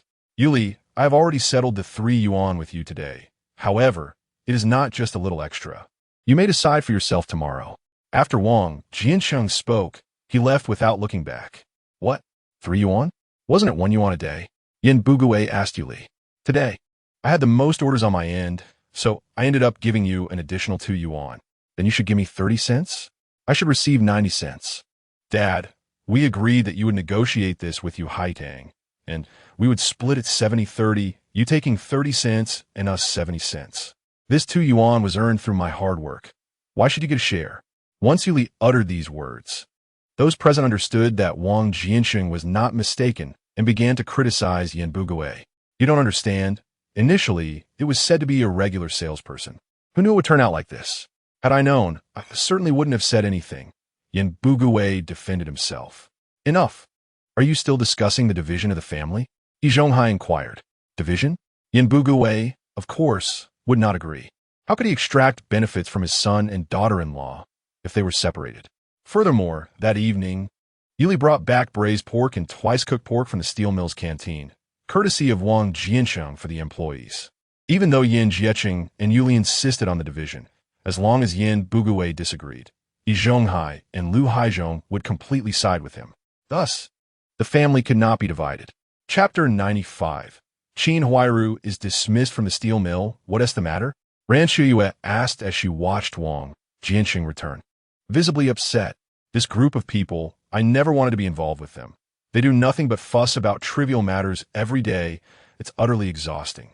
Don't be angry, Ran Qiuye said, gently massaging Wang Jiancheng's temples. We need to move as soon as possible. The further away from this courtyard, the better. But before we go, I must prepare a grand gesture for them. What are you planning? Ran Qiuye realized Wang Jiancheng was undoubtedly going to stir up trouble. How was your day? Is your man quite formidable? Wang Jiancheng asked with a smile. Ran Qiuye did not respond directly, but said, whatever you decide to do, I will support you. Wang Jiancheng felt warmth in his heart. Ran Qiuye was the only one who unconditionally supported him. He took her hand and said, you should go tomorrow. Instead, focus on practicing piano with Teacher Gu. Once you've mastered it, I will organize a concert for you. Ran Qiuye, puzzled, asked, did Teacher Gu mention anything to you? Teacher Gu only praised you. He didn't say anything else. Then how do you know about my conversations with Teacher Gu? Who do you think I am? Of course, I know what you're thinking. Not only will I organize a concert for you, but I will also send you abroad for further studies. The two continued their conversation late into the night. Every day, bicycles from the steel mill were in high demand, and many factory leaders suggested converting 2 more workshops to sell bicycles. But Wang Jiancheng outright refused. We cannot blindly expand at this stage. The bicycles sold have yet to undergo prolonged usage. We must observe the failure rate for at least 3 to 6 months before deciding on further expansion. After the meeting, Deputy Factory Director Li approached Wang Jiancheng. Chief Engineer Wang, have you heard? Wang Jiancheng asked. Heard what? Director Yang is about to be transferred. Transferred? Director Yang has been promoted. I must go congratulate him shortly. Chief Engineer Wang, you are perceptive. You understand what Director Yang's transfer signifies. Vice Director Li inquired with a hint of arrogance. Vice Director Li, I fail to grasp your insinuation, Wang Jiancheng replied coldly. Vice Director Li chuckled, saying with his departure, I shall ascend to the position of director, and at that juncture, I will handle you as I see fit. That will depend on your capabilities, Wang Jiancheng retorted. Striding towards his desk, he opened a drawer and retrieved an envelope. This was given to me by someone aware of our discord. Do you think that if I present this, you will still be able to retain your position as director? Vice Director Li accepted the envelope perplexed. Open it and see for yourself, Wang Jiancheng urged. Upon unveiling the contents, Vice Director Li discovered a stack of photographs. Where did you obtain these? He asked, quickly flipping through several, astonished. Wang Jiancheng then produced another envelope from the drawer and handed it to Vice Director Li, stating, I do not wish to complicate matters for you, but your earlier remarks infuriated me. I hear she is the one you arranged to take over her husband's position. You may choose how to proceed. With that, Wang Jiancheng exited the office, leaving Vice Director Li alone to examine the photographs. The first envelope contained images of him harassing female workers, including Qin Huairu. The second envelope was filled with photographs of Qin Huairu enticing male workers. Since Siheyuan was reassigned to the workshop, Qin Huairu had lost her net bag and lunchbox, and in her quest for sustenance, had returned to her previous ways of courting the steel mill workers. Following Jia Dongshu's death, Qin Huairu was unable to fill in at work. Yet she leveraged her beauty to persuade Vice Director Li to use his connections, allowing her to work in Jia Dongshu's workshop. Vice Director Li comprehended Wang Jiancheng's implication.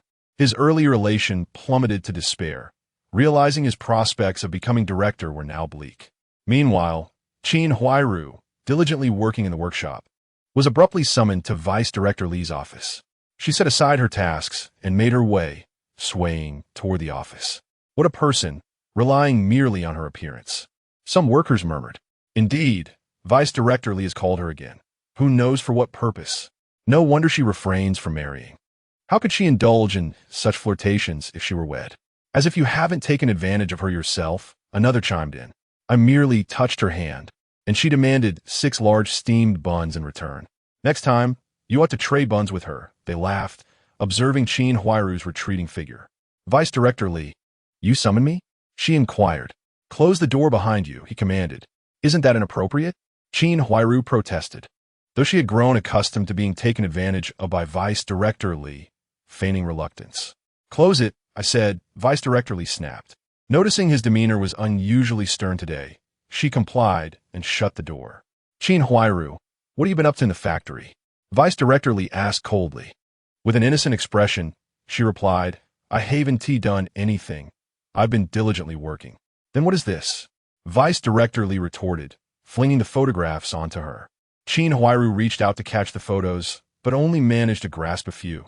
The rest cascaded to the floor. Staring at the few pictures in her hand, she was utterly stunned. Each one depicted her in intimate poses with male workers from the factory, their arms draped over one another in a display of camaraderie.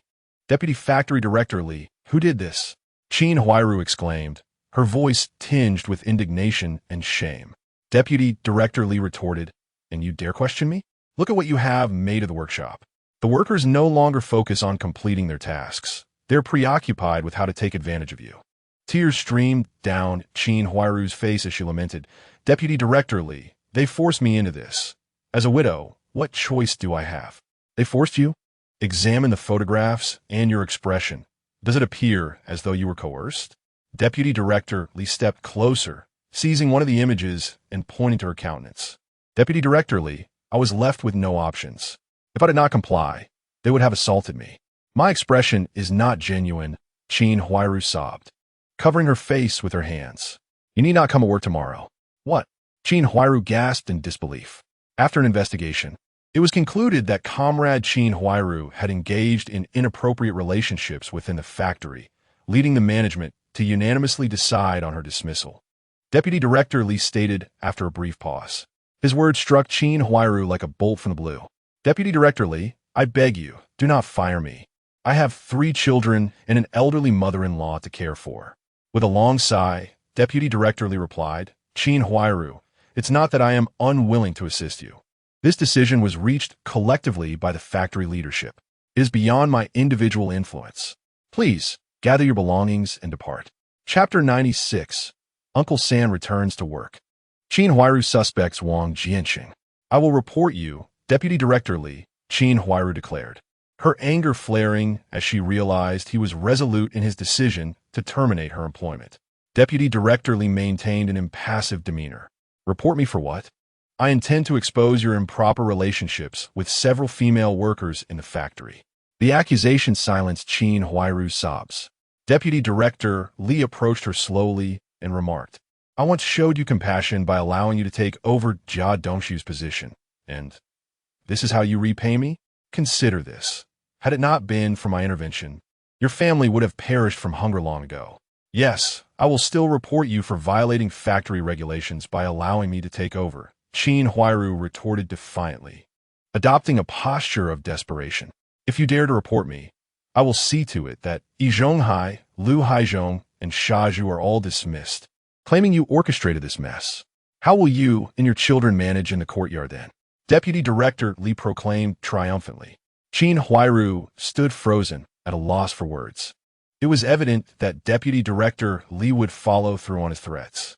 Think carefully about your situation, he added, and seeing her silence, he returned to his desk. In an instant, the once defiant Qin Huairu reverted to a state of vulnerability. However, Deputy Director Li remained indifferent. He had no qualms about eliminating anyone who posed a threat to his interests. With vacant eyes, Qin Huairu exited his office, pondering the implications of her predicament. What has become of her? Someone wondered. Look at her demeanor. It cannot be, not here in the office. Deputy Director Li had shown no restraint even in the kitchen. One could only imagine the lengths he would go to within his own office. As Qin Huairu emerged from Deputy Factory Director Li's office, the workers found themselves with ample fodder for gossip during their breaks. Huairu, what happened? Did Deputy Director Li bully you? Yi Zhonghai inquired with concern, noticing her disoriented demeanor. Qin Huairu remained silent, continuing her solitary path forward. Silly Zhu, go check on her. We can't let her do something foolish, He Zhu urged, hastily pursuing her. If he bullied you, I'll confront him right now, He Zhu declared, rolling up his sleeves in preparation for confrontation. Qin Huairu shook her head. You should speak up. Did he not bully you? Or are you telling me not to confront him? I was dismissed from the factory, Qin Huairu choked out. What? Why? He Zhu exclaimed in disbelief. Suddenly, Qin Huairu broke down in tears. How am I supposed to live now? Just wait. I'll go confront Deputy Director Li, He Zhu insisted. However, Qin Huairu quickly grasped his arm, restraining him. If you go, he will certainly